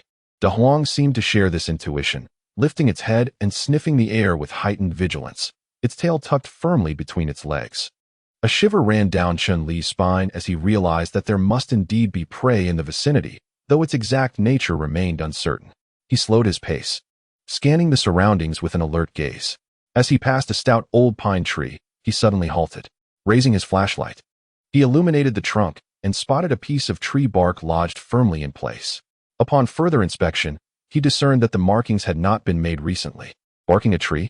Chen Lu furrowed his brow, surprised to discover that someone had ventured into the depths of this half-formed mountain. This so-called bark marking served as a sign and warning among hunters. It indicated that the area had been previously occupied. There must be both early and late arrivals. The latter could not encroach upon the established territory of others, lest they risk being mistaken for a threat and inadvertently harmed, particularly among hunters from the same village. Such a fundamental mistake was unlikely to occur. This practice was akin to the territorial boundaries of ferocious beasts and adhered to the unspoken rules among hunters. Chapter 75. Something has been ensnared. This marking serves as a signal among hunters, indicating that the area is already inhabited. Where there are people, there are surely traps, thus serving as a cautionary notice. Chen Lu instantly became alert, his gaze fixed ahead. He discerned footprints beneath the snow, though they were partially obscured by a fresh layer. This indicated that someone had ventured into the Half-Marla mountain 2 days prior, though it remained uncertain if they were still nearby that evening. Regardless of their presence, it was evident that traps had been set.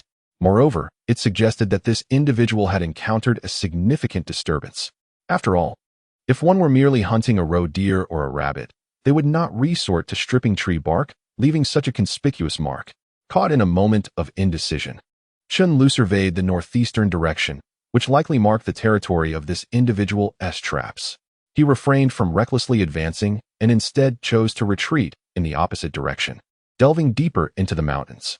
After traversing a short distance, he sensed a rich presence of life around him. He then decided to mark his territory by stripping a piece of bark from a tree, ensuring that other hunters would avoid this area, as entering would be tantamount to breaching unwritten rules. The traps left behind would surely reveal their perilous nature. Chen Lu first established a baited area, identifying a suitable location to set traps, and began his preparations. He secured a large yellow rope to a tree to prevent any potential prey from escaping should they sense danger. The vicinity was teeming with game such as wild chickens, mountain rabbits, badgers, and squirrels. The traces on the ground, coupled with the instinctual impressions from the surrounding life, confirmed that this spot was exceptionally promising. Even an inexperienced farmer, wandering through, could likely catch a few wild chickens. Pleased with his chosen location, Chen Lu resolved to deploy several traps in the area, anticipating a bountiful harvest. He exhaled a breath of warmth, rubbing his hands together, the chill causing his reddened skin to ache. He aimed to construct a simple snare trap for capturing wild chickens or rabbits, as they were abundant in the vicinity. From his tattered backpack, he retrieved a thin nylon rope he had prepared in advance, sturdy and acquired from the local supply store, a valuable asset in the forest, measuring approximately 50 centimeters in length. It was just right. He deftly manipulated the rope, forming a noose at one end. Precision was vital in determining the size of the loop, and he carefully adjusted it to ensure a diameter of about 12 centimeters, allowing the heads of wild chickens or rabbits to enter while preventing their escape. Once the noose was secured, he sought out a robust branch. Finding an appropriate branch amidst the snow-laden forest proved challenging, as many were broken under the weight of the snow. After a diligent search, he finally selected a sturdy branch beside a fallen dead tree, measuring over 60 centimeters in length and of suitable thickness, feeling substantial in his grip. He firmly tied the other end of the nylon rope to the branch, wrapping it several times and securing it with a tight knot to ensure it would not loosen. Chen Lu meticulously scoured the forest for areas frequented by wild chickens and rabbits. He observed the footprints and droppings on the ground, and then, beside a thicket blanketed in snow, he discovered subtle signs of activity. There were faint trails in the snow, accompanied by some nibbled dry grass roots, evidently left by small creatures that had not yet succumbed to hibernation, foraging nearby. He selected a relatively flat area and forcefully inserted a branch into the frozen earth, which was as hard as stone. After considerable effort, he finally secured the branch. Adjusting the position of the snare, he ensured it was closer to the ground, with the opening facing the trail, making it easy for any wild chickens or rabbits to slip into the snare when they approached. To entice them, Chen Lu retrieved a handful of corn kernels and red beans from his pocket, treasures he had brought from home. He carefully scattered the corn around the snare, the bait standing out prominently against the white snow. After setting up the single snare trap, Chen Lu proceeded to construct a spring snare. He wandered through the woods in search of a suitable flexible branch. Eventually, he discovered a willow tree beside a small stream and selected a slender twig, approximately a meter long, with the perfect thickness. It bent easily, displaying evident elasticity without breaking. He then took a length of rope, skillfully tying one end to the top of the twig and fashioning the other end into a snare, comparable in size to the previous single snare trap. He dug a small pit in a nearby clearing and securely inserted the base of the twig into the hole, compacting the surrounding soil with his foot for double security. As the rabbit possessed far more strength than the wild chicken. Next, he pulled the twig back forcefully, producing a creaking sound. Using a small stick, he propped the twig in its bent position. This stick was the crucial mechanism, for once released, the twig would snap back. He tied a trigger line to the stick, with the other end connected to the snare. After carefully surveying the area, he found a path frequented by wild chickens and rabbits. Placing the snare and trigger line in the center of the trail, he then covered the trigger line with snow and leaves, leaving only the snare and the scattered corn kernels exposed. Satisfied with his meticulously arranged trap, Chen nodded and returned home for a good night's sleep, intending to come back the following morning. After a restful night, he rose early. Not long after dawn, he ascended the mountain, approaching the vicinity of his trap. Before he could draw near, he suddenly heard a commotion from above the ridge, precisely where he had previously set the densest traps, intentionally adorned with a bell. At that moment, the bell rang out, and Chen Lu smiled broadly. It seemed he had truly chosen the right spot. This area was undoubtedly rich in bounty. Just after setting his traps, fortune had already knocked on his door. He hurriedly secured his dog, De Huang, and unsheathed his sharp sickle, crouching low as he swiftly advanced, stirring up a flurry of snowflakes while making his way towards the trap location. Chen Lu gazed upon the trap he had meticulously set, a sense of satisfaction swelling within him, as he mused that today would surely yield a bountiful reward. He hastily tethered his loyal companion, De Huang, who had proven to be an invaluable ally in his hunting endeavors, displaying an uncanny intelligence. With a swift motion, he unsheathed his gleaming sickle, its blade honed to perfection, capable of slicing through anything with ease. Crouching low, he advanced rapidly, De Huang frolicking beside him, both man and dog stirring up a flurry of snowflakes as they hurried towards the location of the trap. Upon arriving, his eyes widened in astonishment at the sight of a wild boar swaying lazily atop the hillside, appearing rather foolish. Chen Lu was instantly filled with exhilaration, his eyes sparkling with anticipation. It was conceivable that this boar, having been spooked by another hunter, had wandered into his trap's vicinity. He contemplated how fortunate he was, for he had not encountered a wild boar in quite some time, and today seemed to be his lucky day. If he could successfully capture it, he would be well stocked with meat for the foreseeable future. However, just as he prepared to strike, he realized with dismay that he had only brought his knife along. Panic surged within him, akin to a restless ant on a hot pan, as he anxiously tugged at his hair and stomped his feet in frustration. He had never anticipated encountering such a foolish wild boar in broad daylight.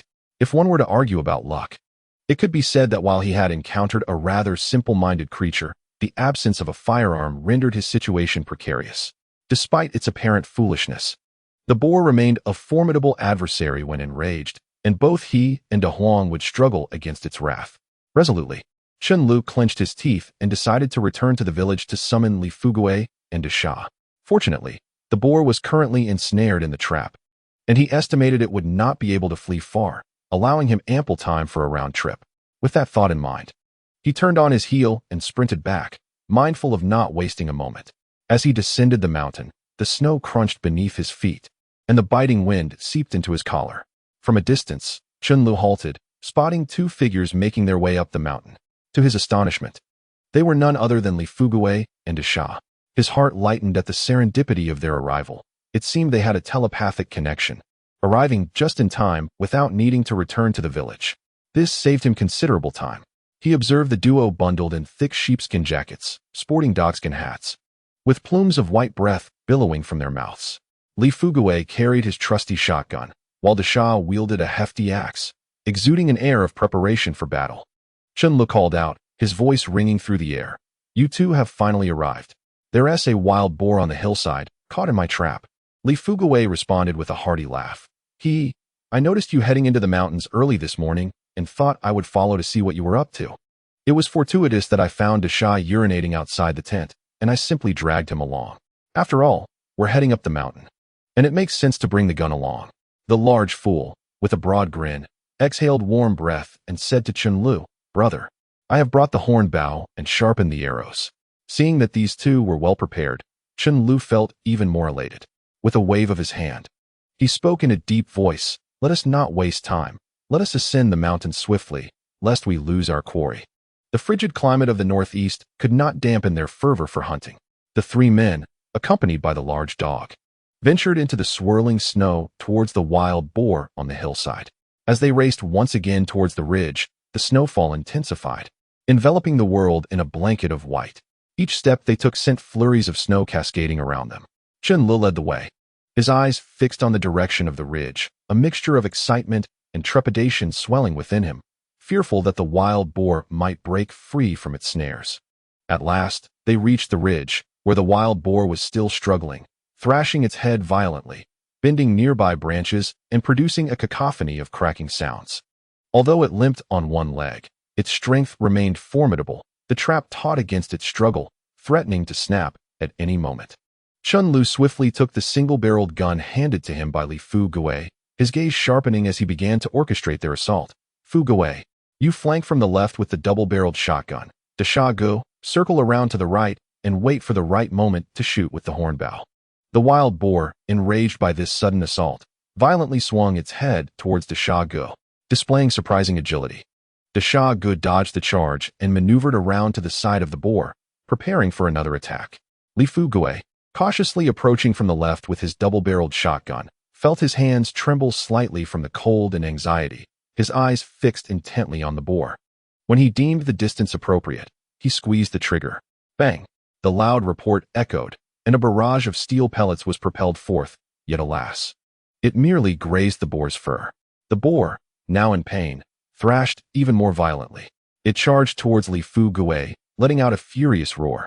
Startled, Li Fu Gui stumbled backward, nearly falling into the snow. Seizing the moment, Desha Gu on the right drew back the hornbow, releasing a sharp arrow that whizzed through the air, striking the boar squarely in the shoulder. The boar let out a deafening cry, turning its attention towards Desha Gu. Despite his innate strength, Desha Gu felt a pang of fear in the face of the rampaging beast. He swiftly knocked another arrow, preparing for another shot. Chen Lu, observing anxiously from the sidelines, raised his single-barreled gun, aiming for the boar's head. Just as he was about to pull the trigger, the boar unexpectedly pivoted, evading his shot. Chen Lu hurriedly adjusted his stance and squeezed the trigger again. Bang! The bullet struck the boar's body, but it was not fatal. The boar, now more agitated, charged through the trio and the dog, stirring up a blizzard of snowflakes, revealing patches of dark earth beneath, the ground trembling beneath the chaos, creating a terrifying spectacle. Though De Huang, the dog, fought valiantly, fiercely biting the boar and inflicting significant damage, he too began to tire, sustaining several gashes from the boar's tusks, his fur matted with blood.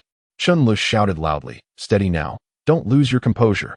Fu Gui, take another shot. Desha, keep firing your arrows." Li Fu Gui took a deep breath, steadied himself, and once more pulled the trigger of the double-barreled shotgun. This time, both bullets struck the wild boar. Yet it merely swayed, grunting, without collapsing, truly tough-skinned and hardy. Desha continued to shoot arrows, but the boar's hide was too thick. Many arrows merely embedded themselves in its fur, proving largely ineffective. At that moment, the boar seized an opening and lunged at Chen Lu. He had no time to evade, and the impact felt as though he had been struck by a train, his stomach churning violently. Fortunately, he heard no sound of bones breaking, which brought him a moment of relief, only to be hurled away, landing heavily in the snow, his head ringing. The single-barrel gun was flung aside. The wild boar, now utterly enraged, had abandoned all reason, driven solely by instinct, and opened its massive jaws to bite down on the prone Chen Lu. Seeing this, Li Fu Gui and Desha rushed over to unleash their firepower. The boar, in pain, let out a howl, temporarily halting its assault on Chen Lu. Li Fu Gui picked up Chen Li's single-barrel gun, while Desha withdrew his last arrow, ready to continue firing, anxious for Chen Li's safety. However, the boar was now completely incensed, its eyes blazing with madness and ferocity as it charged toward Li Fu Gui and Desha. Chapter 77. The Fierce Battle. The wild boar was driven to a frenzy, rampaging uncontrollably. Its massive bulk, weighing at least 200 to 300 pounds, collided with a tree, causing even the stout trunk to sway, dislodging a cascade of snow from the branches above. It pursued Li Fu Gui and Desha across the mountains, its hooves leaving deep impressions in the snow. Its tusks were razor-sharp. A single goring would surely be devastating. As Li Fu Gui felt the boar closing in, His legs felt as if they were encumbered by lead, unable to take large strides. His face was a mask of terror, his cries for help coming in fragmented gasps. In a critical moment, De Huang charged forward but was brutally slammed to the ground by the boar. De Huang tumbled into the snow like a discarded sack, rolling several times and emitting a whimper. Dazed, it shook its head, still reeling from the impact, blood seeping from its mouth and nostrils, clearly a severe blow. Li Fu Gui was granted a fleeting moment to catch his breath, yet being inherently timid, the fright left his mind in disarray. He even forgot to load gunpowder into his weapon in the chaos. In a flurry, he raised his gun and repeatedly pulled the trigger, but it yielded no response. Leaving him utterly bewildered. Frightened, he ran, fumbling to load gunpowder into the gun, his fingers trembling uncontrollably, spilling much of it onto the snow. The wild boar, however, had shifted its ire away from Li Fu Gui, now fixated on De Huang. It furiously scraped its hooves against the ground, sending plumes of snowflakes swirling into the air, which the wind carried away. The wild boar, arching its back and lifting its chin, revealed its sharp tusks glinting ominously in the reflected light of the snow. Having lost its initial target, it charged ferociously towards the nearest large dog. The scene appeared exceedingly savage. Chen Lu, witnessing this, felt a surge of panic. As if his heart were about to leap from his throat, he hastily scrambled to his feet, his knee throbbing painfully from the earlier impact. Yet he paid it no mind as he seized the single-barreled shotgun from the ground. His fingers, stiff with anxiety and cold, trembled as he fumbled to load it with gunpowder and pellets. While running, he shouted hoarsely, "Big Fool, aim for the neck." Though Big Fool was momentarily slow to react, he quickly grasped the command. With muscles straining, he drew back the bullhorn bow, forming a perfect crescent. His gaze was fixed intently on the wild boar, a mixture of tension and determination evident in his eyes. As the boar barreled towards the large dog, the latter showed no signs of fear. Its fur bristled in fury, baring its teeth and emitting fierce growls, seemingly ready to confront the wild beast head-on. Chen Lu understood that the dog's primal instincts had been awakened, and if it charged, it could easily meet its demise. Anxiety gripped him as he sprinted forward, raising his shotgun, his eyes locked on the boar while his mind calculated its trajectory, preparing for the shot. As the boar closed in on the large dog, Chen Lu felt his heartbeat slow to a near halt. Just as the boar was about to collide with the dog, he abruptly pulled the trigger. Bang!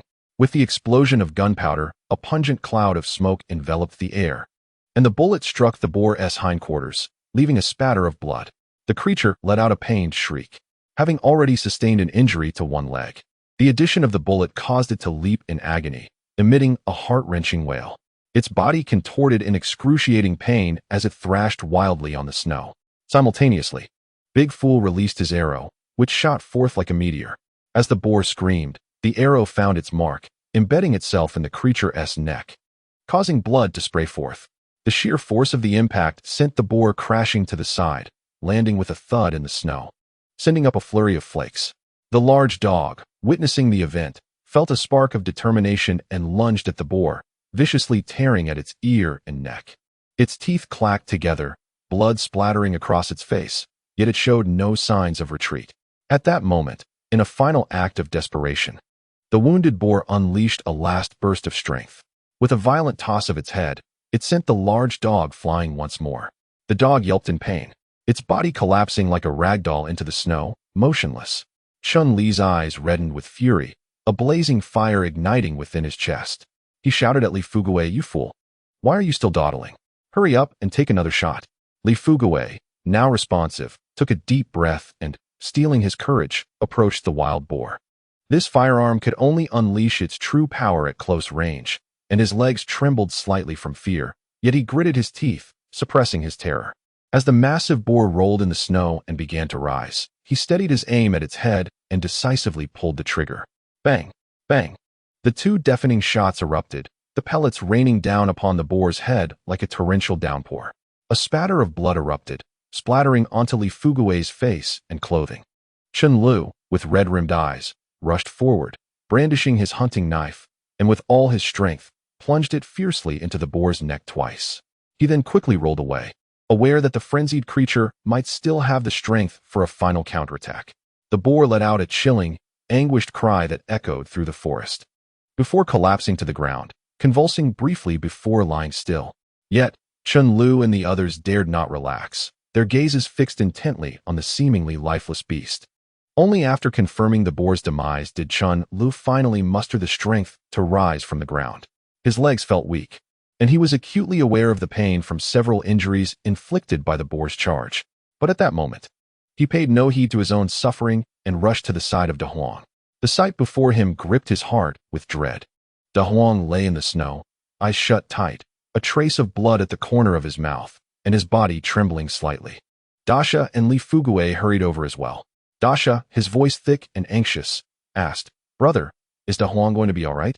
His tone betrayed a hint of tears, eyes brimming with concern as he rubbed his hands together in agitation. Li Fugue shook his head, feigning calmness, though his eyes revealed a flicker of anxiety as he reassured. "Don't say that. Though the dog is getting old, he isn't so fragile. This is the hunting dog trained by third brother's uncle. It won't be so easy to perish." Chapter 78. It must weigh around 500 to 600 pounds, nearly the king of pigs. At last, the dust settled. It was time to reap the rewards. Finally certain that the wild boar was motionless, Dasha grinned widely, his mouth agape, revealing a set of uneven teeth, his eyes squinting with delight. Despite his apparent simplicity, he had a kind heart, and seeing De Huang injured filled him with worry. Fortunately, after a while, with Chen Lu cradling De Huang in his arms, the warmth gradually revived him, and before long, he was bouncing back to life. The three brothers finally exhaled in relief. Conversely, Li Fugue, with a bit more experience, quickly assessed that the dog was all right. After all, it was a seasoned hunting dog, and without their combined efforts, De Huang might have been lost. Having successfully hunted down this wild boar, Li Fugue felt a sense of relief wash over him, knowing that for the foreseeable future, he would not be lacking in meat. After enduring the perilous battle they had just faced, he was utterly exhausted, feeling as though all his strength had been siphoned away, and he promptly plopped down onto the snowy ground. Chen Lu called over the clumsy oaf, directing him to assist in unloading the boar, ensuring it would be easier to transport later. De Huang, having sustained an injury, was immediately harnessed onto the dog's sled. The loyal creature, despite the sight of the bloodied pork, refrained from indulging. "This thing is so heavy, even with De Huang's build, he can't pull it," Li Fugue exclaimed, casting a glance at the oaf. The oaf had considerable strength and could certainly hoist the half-carcass without issue. There was no need to mince words. The boar was a collective effort of the three of them, and it was only fair that they all carried it down together. "Enough of your tricks. Don't try to sideline the oaf. We're brothers now, so let us avoid any unnecessary antics, understood?" Chen Lu stated firmly. Li Fugue shrugged, not inclined to argue further, and slung the rope over his shoulder, preparing to descend the mountain. As the leader of their trio, Chen Li's word was law. Meanwhile, the oaf seemed oblivious to the conversation, squatting and affectionately stroking Da Huang's head, who was visibly excited, as if anticipating a hearty feast. As the three discussed how to transport the wild boar down the mountain, they were suddenly alerted by a commotion emanating from the hillside. They exchanged startled glances. Li Fugue was the first to react, stammering, "Brother, such a ruckus. Could it be?" Chen Lu, understanding his unspoken thoughts, interjected, "Surely. They couldn't be so fortunate as to encounter another wild boar right after this one." However, Chen Lu remained resolute. Although their teamwork had not yet reached its full potential, resulting in a strenuous hunt for the first boar, they had emerged unscathed. Even if another were to appear, they would manage. He brushed the snow off his clothes, grasped his single-barrel gun, and began to load it with gunpowder and steel pellets. "You two, hurry and follow me. Let us see what's up there," he urged. The trio sprinted toward the source of the noise, this time without Da Huang, limiting their battleground to the immediate vicinity. Upon reaching the base of the hillside and looking up, they were all taken aback, their breaths coming in heavy gasps, eyes wide with exhilaration and tension. Sure enough, there stood another large wild boar, this one a female, weighing approximately 400 pounds, like a small mountain crouching there. Its massive, robust body resembled a thick wall of flesh, nearly filling the space of the hillside. Its legs, as thick as tree trunks, were firmly planted on the ground, every muscle taut, exuding an undeniable explosive power, as if it were poised to charge at any moment. Its back is astonishingly broad, resembling a meticulously polished stone slab, cloaked in a dense and sturdy mane that glistens with a lustrous sheen under the gentle warmth of the winter sun. Each bristle stands erect, sharp as steel needles. The coat shines with a glossy finish, as if coated in wax, evidently accumulated from the resin of pine trees, reflecting dazzling beams of light in the sunlight. Beneath that lustrous fur, muscles ripple with its every breath, exuding a primal and savage energy. My goodness, judging by its head alone. It must weigh at least 400 or 500 pounds. Brother, have we encountered the king of pigs? Li Fugui, brimming with excitement, rubbed his hands together. His 2 rows of teeth chattering with exhilaration, perhaps mingled with a tinge of fear. In contrast, the big fool remained remarkably composed, with his intellect. He had been grinning foolishly, blissfully unaware, as long as he wasn't being chased by the wild boar. Yet, once pursued, the smile would vanish. 400 or 500 pounds is hardly the king of wild boars. The true king must weigh 700 or 800 pounds. I've seen my father hunt one. It was enormous, like a boat.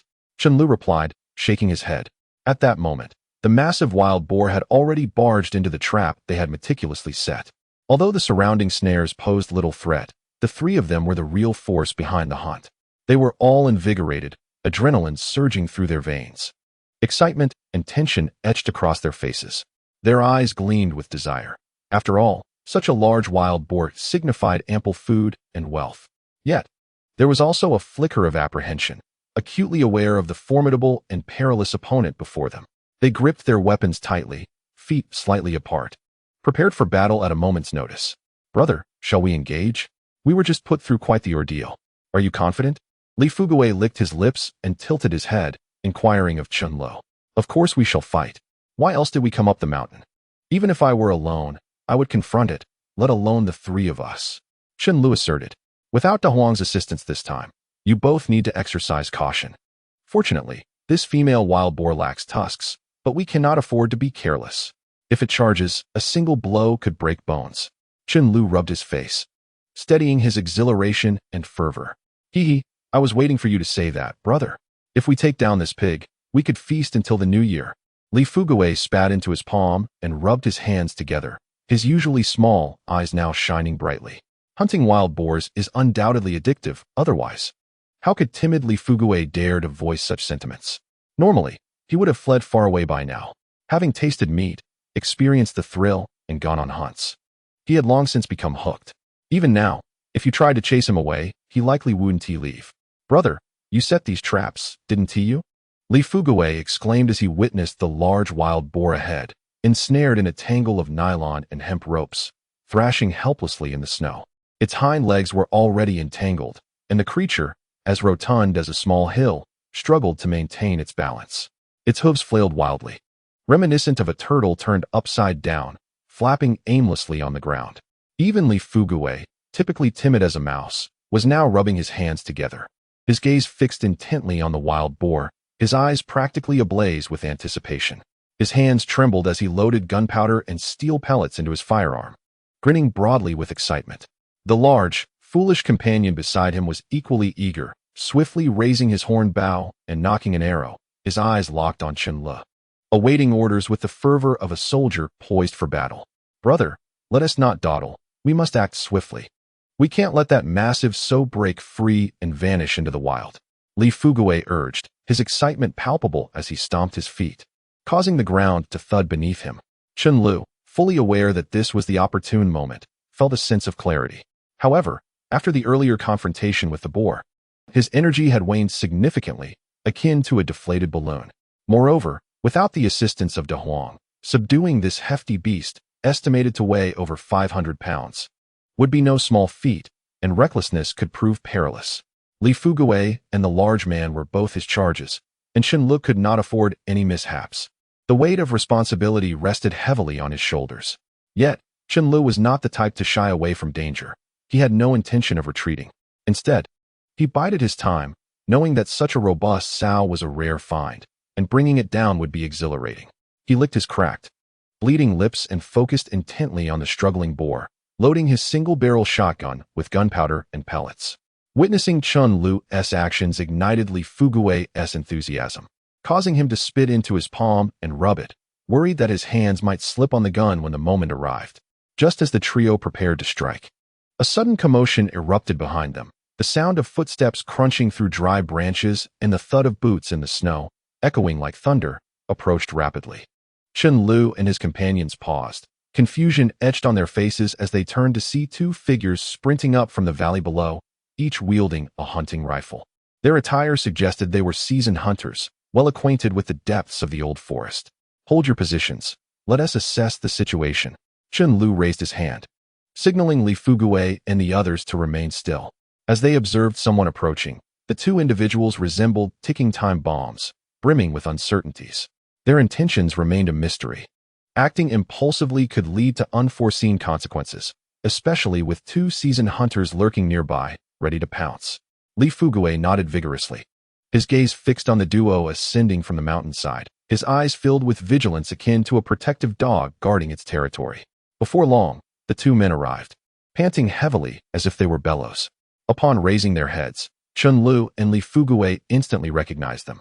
As the pair reached them, both leaned over, hands resting on their knees, gasping for breath. To their astonishment, it was none other than Wang Guoping and Zhou Bingquan. Wang Guoping was the brother-in-law of Zhou Xianjun from the same village and a hunter from Chonglin village, where Chen Li's father, Chen Baokai, resided. He was relatively new to the hunting profession, having spent years trailing Zhou Xianjuan's brother, Zhou Xianmin, even going so far as to formally apprentice under him. Celebrating with a hearty drink in honor of his initiation, Zhou Xianmin, however, was a treacherous character, a so-called protege of Chen Baokai, who had turned out to be a thankless wolf. After sustaining an injury, Chen Baokai decided to retire from hunting. Yet Zhou Xianmin brazenly proclaimed himself the most formidable hunter in the Chonglin village commune, rallying support for his cause. As his apprentice, Wang Guoping eagerly joined in, amplifying his master's reputation. Over the years, Zhou Xianmin's notoriety grew, leading many to believe he was the most skilled hunter in the area, claiming that his two apprentices surpassed even Chen Baokai. Chen Baokai, however, was indifferent to such accolades, having withdrawn from the field and even forbidding his own son from pursuing the craft. Little did he know that these two had formed a partnership and ventured into the hunting profession themselves. Unbeknownst to Chen Lu, Wang Guoping had been summoned by Zhou Xianmin, harboring a grudge since their last encounter. Aware of Chen Li's recent activities in the mountains, he had invited Wang Guoping to undermine Chen Li's brashness, thus embarrassing Chen Baocai's son. In Zhou Xianjuan's eyes, Chen Lu was merely a money-grubbing fool, a mediocre hunter who had merely escaped a black bear's grasp by sheer luck. Wang Guoping was a robust figure, resembling a black bear with broad shoulders capable of bearing the weight of a mountain. His face bore the marks of harsh northeastern winters, a deep, weathered hue reminiscent of gnarled pine bark. His thick eyebrows resembled two dark brushes, and though his eyes were small, they sparkled with a shrewdness. The leather coat he wore was so worn that its original color was indistinguishable, covered in patches. The sleeves were polished to a sheen, with much of the fur long gone, revealing the leather beneath, and some seams had even begun to unravel. The hem of his clothing was tattered in several places, with strips of frayed fabric dangling and swaying as he walked. His trousers were a patchwork of repairs, the knees worn thin to the point of translucence, revealing glimpses of the dark cotton stuffing within. The cuffs were soaked with melted snow, encased in a layer of hardened ice, making movement uncomfortable. As for Zhou Bingquan, he was the second son of Zhou Xianjun, recently married. The lad had a rather upright appearance, yet his eyes betrayed a certain foolishness, reminiscent of those fragile bean sprouts found in rural gardens. He wore a dogskin hat, with its flaps drooping, and one of the flaps was nearly devoid of fur, exposing a bald patch beneath. His cotton jacket was an old-fashioned wrap style, faded to a gray hue, as if it had been soaked in water for years and then dried in the sun. Several buttons had come undone, and it was haphazardly secured with strips of cloth, revealing a washed-out coarse shirt underneath. He carried a hunting rifle, attempting to project an air of importance, though he hardly possessed the competence to back it up. To put it plainly, Zhou Bingquan was scarcely more capable than a simpleton, tagging along with Wang Guoping purely out of familial ties. Meanwhile, upon spotting Wang Guoping, Chen Lu felt a surge of anger ignite within him, akin to dry kindling catching fire in his chest. Previously, he had been lackluster, dragging down the reputation of the Chen family in the village. Now, having taken up his father's legacy and rearmed himself with a hunting knife, he was determined to restore the family's honor, raising a banner in the midst of this wintry landscape. He could not allow the Chen family's dignity to falter in front of these individuals. As the saying goes, a young tree must be nurtured to grow straight. and people need guidance to cultivate their potential. Wang Guoping was the type to follow along mindlessly, like a dog trailing behind. Thus, today, it was imperative for Chen Lu to demonstrate to Wang Guoping just who truly reigned in these mountains. Chapter 80. It is best to observe the spectacle first. Upon seeing Chen Lu, Wang Guoping's expression instantly transformed into one of disdain, his lips curling into a sneer. In his mind, Chen Lu was nothing but a failure, a second-rate individual who squandered his time. He had recently heard from his brother-in-law that Chen Lu had been venturing into the mountains, claiming considerable success, which stirred his own greed, prompting him to rush over in hopes of reaping some benefits. With arms crossed and a tone dripping with sarcasm, he exclaimed, "Oh, isn't this the son of old Chen's treasure, Chen Lu? On such a snowy day, instead of playing cards at Longquan Mountain Villa, what brings you to this remote wilderness?" Nearby, Zhou Bingquan joined in the mockery, his voice shrill as he chimed in, "Be careful in these woods. You wouldn't want to encounter a bear that could turn you into a pancake." Hearing these taunts, Chen Li's brow furrowed tightly, a flicker of displeasure flashing in his eyes. At that moment, Li Fugui, infuriated and red-faced, pointed an accusatory finger at Wang Guoping and Zhou Bingquan, stammering indignantly, "You old fool and young fool. Stop your petty mockery and behave like men." Upon hearing this, Zhou Bingquan's eyes widened instantly, veins bulging on his neck as he shouted hoarsely, "Dikeba, cease that nonsense. Your speech is so disjointed it is utterly vexing." Chen Lu glanced at the struggling wild boar, acutely aware that he could not afford to squander time bickering with them, for the beast could break free at any moment, making it exceedingly difficult to capture later. With a cold gaze fixed on Wang Guoping, he remarked, "Spare me your trivialities. Old Wang's second brother, what is your true intent here?"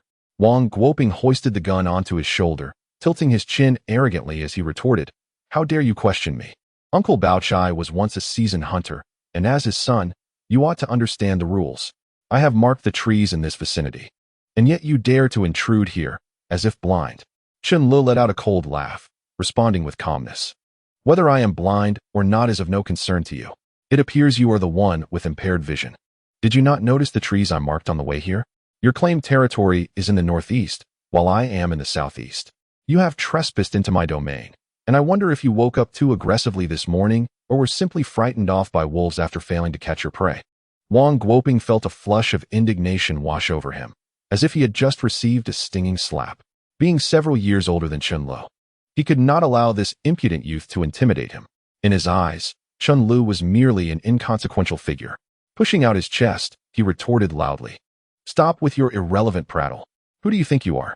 I have never even glanced at your father. You are nothing, even if I had seen your tree markings. What of it? I would not give it a second thought." Nearby, Zhou Bingquan, upon hearing this, quickly nudged Wang Guoping with his elbow and pointed towards the hefty wild boar ensnared at the foot of the hillside behind Chen Lu. Their eyes sparkled with realization, akin to light bulbs illuminating. As an experienced hunter, Wang Guoping immediately recognized that the boar was firmly caught by two of its legs.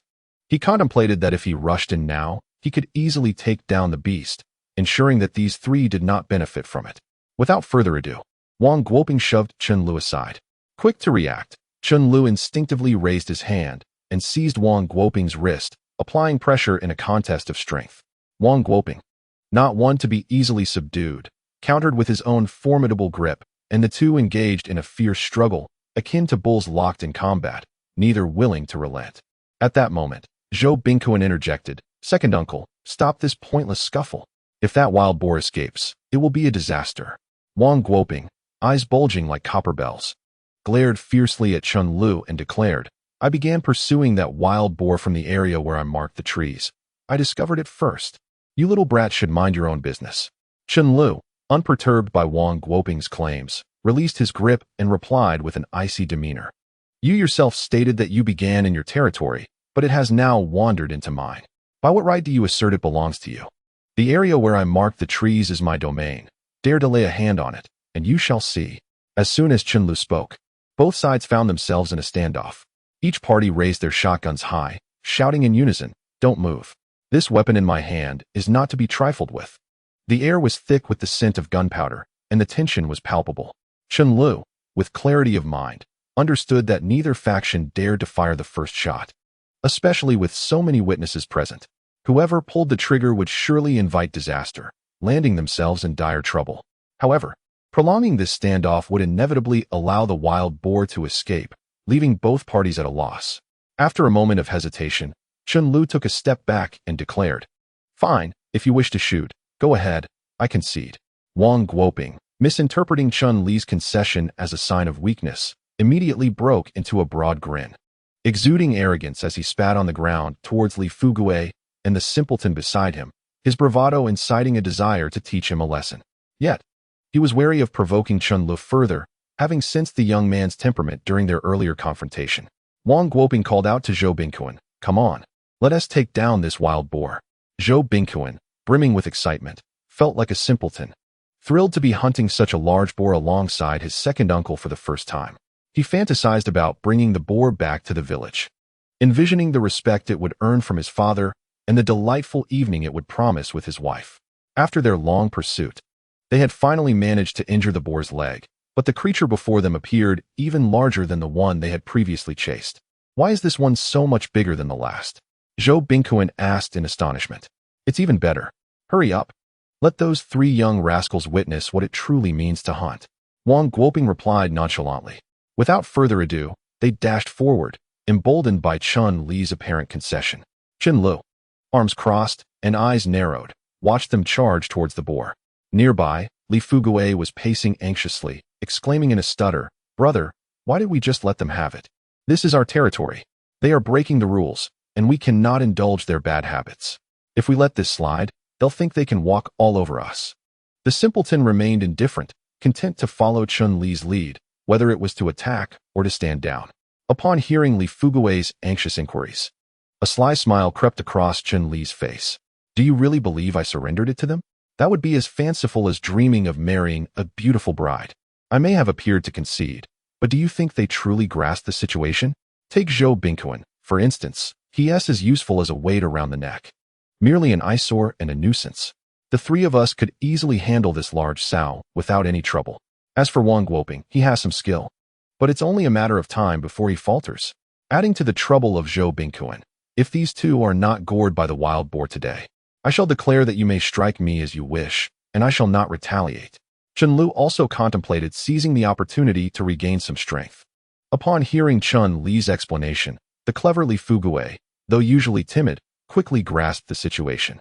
He mentally replayed the events, and his eyes lit up with excitement as he rubbed his hands together.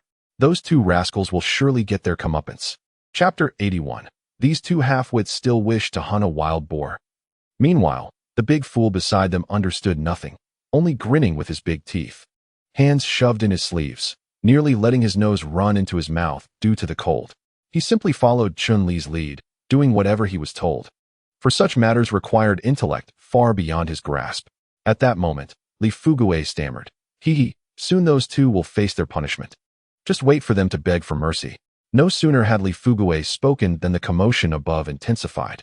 Gunshots rang out, yet none found their mark, all falling harmlessly to the ground.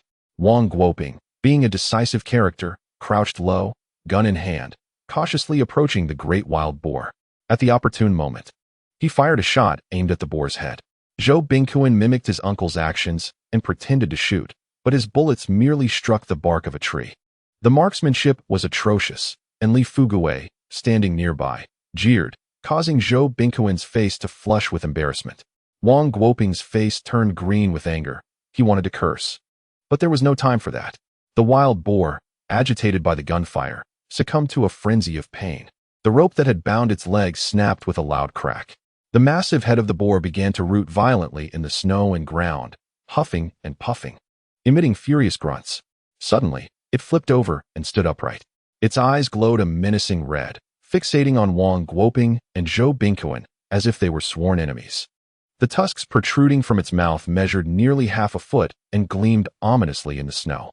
Its body trembled with rage, bristles standing on end. A true beast of the wilderness. Wang Guoping's heart sank, realizing the impending danger. He quickly retreated a couple of steps, gripping his gun tightly, eyes fixated on the boar. Zhou Bingquan, pale with fear, trembled uncontrollably, nearly calling for help, his legs shaking like leaves in the wind, struggling to steady his firearm. With a snort, the wild boar charged at Wang Guoping, its hooves leaving deep impressions in the snow, sending flurries of snowflakes into the air. Wang Guoping reacted swiftly, sidestepping the boar's initial assault. However, Zhou Bingquan was not as fortunate. Startled by the gust of wind stirred up by the wild boar, he fell to the ground, his trousers soaked through with snow. The wild boar, having missed Wang Guoping, grew even more enraged and turned its head to charge at him again, saliva dripping from its mouth. As Wang Guoping retreated, he sought another opportunity to fire his weapon, yet the boar's speed and agility rendered his attempts futile. Even when he managed to hit it, the creature's tough hide and robust flesh absorbed the impact. After much effort, Zhou Bingquan clambered back to his feet and, in a panic, fired another shot, only to miss again. This enraged the wild boar further, prompting it to abruptly change direction and charge towards Zhou Bingquan. He screamed in terror, turning to flee while shouting, "Second uncle, save me." Wang Guoping, witnessing Zhou Bingquan's desperate predicament, felt a mix of anger and urgency as he yelled, "You little rascal! Run faster!" He fired another shot at the wild boar, but it did nothing to halt the beast's advance.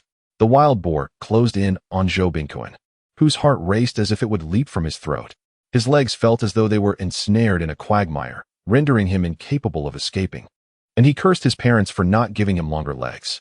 Just as the boar's tusks neared his backside, he despairingly shut his eyes, repeatedly murmuring, "It's over, it's over. I'm doomed." The massive sow, weighing over 500 pounds, charged at him with the ferocity of a rampaging bull, and with a resounding thud, it slammed Zhou Bingquan to the ground. The impact was jarring. He landed in the snow, pinned as if by a stake, unable to utter a sound. His gaze fixed upon the sky, his face as pale as death. Wang Guoping, witnessing this scene, felt a sudden chill in his heart, his spirits plummeting. He pondered how he would explain Zhou Bingquan's misfortune to his second brother-in-law. The thought of facing his wrath was terrifying. Without a moment to lose, he gritted his teeth, narrowed his eyes, and swung his gun to strike the wild boar, the butt of the weapon crashing heavily against its side. Fortunately, Wang Guoping had some hunting experience, allowing him to dodge and weave, narrowly evading the boar's attacks. However, this exertion took a toll on his stamina, leaving him panting like a bellows. The wild boar, sensing his fatigue, became even more ferocious. Particularly the sow, which was already as large as a small hill, had just relieved itself, shedding any concerns, and emanated a pungent stench. With a strange cry, it charged ferociously at Wang Guoping. Not daring to confront the frenzied beast head-on, he turned and fled, shouting, "Oh my goodness, this is madness." Fortunately, his retreat successfully drew the wild boar's ire away from Zhou Bingquan. Wang Guoping displayed a certain cunning as he circled around an ancient pine tree. While this tactic is typically employed against bears, it proved somewhat effective against the wild boar, at least for the moment, as he was spared from the creature's formidable tusks. However, continuously running around the tree was not a sustainable strategy. Before long, he caught sight of the wild boar, its eyes ablaze with fury, resembling two fiery orbs. Its powerful limbs dug forcefully into the snow, creating a cacophony of sounds, while it huffed and puffed with exertion. Suddenly, it charged violently towards the tree. With a resounding crack, the venerable pine was struck, snapping in two. The sound startled Wang Guoping so intensely that it nearly sent his spirit fleeing. He instinctively leapt aside, rolling away like a ball across the snowy expanse. The tree, still tethered by a strip of bark, remained upright for a brief moment, allowing for a slight reprieve before it crashed down with a thunderous boom, sending a flurry of snowflakes into the air, reminiscent of celestial blossoms scattered by a divine hand. The surrounding birds, startled by the sudden commotion, took flight in a flurry, chirping incessantly in alarm. The great wild boar, having felled the tree, let out a roar that reverberated painfully in Wang Guoping's ears before it charged at him once more. This time, Wang Guoping found himself devoid of any stratagems, forced to confront the beast head-on. He swung his rifle, firing a shot that regrettably missed its mark. In a desperate attempt, he struck the boar repeatedly, yet somehow lost control and found himself astride the creature's snout. The wild boar, unable to tolerate this affront, violently shook its head, sending Wang Guoping soaring into the air like a kite, performing several somersaults before crashing back to the ground. Barely having landed, he was met with a fierce kick from the boar's hoof, eliciting a cry of agony from him. Ignoring his injuries, he scrambled away in a comical display of desperation. When he finally managed to regain his footing and looked up, he spotted Zhou Bingquan perched high in the branches, his voice raised in a frantic warning. Second uncle. Be careful. This admonition incited a fury within Wang Guoping, who mentally berated the boy for his tardy concern. You little rascal, now you tell me to be cautious? Where were you when I needed you? His frustration boiled over as he shouted, You little brat, stop your incessant chatter. Realizing that being pursued by the wild boar was untenable, he quickly pivoted and charged towards Chen Lu and the others. Chapter 82. The Marksman, the Great Fool. His tactic of diverting danger elsewhere was executed with a certain treachery. However, Chen Lu had anticipated that the two would soon face dire consequences. He surmised that Wang Guoping's ribs must have suffered at least 2 fractures from the earlier encounter.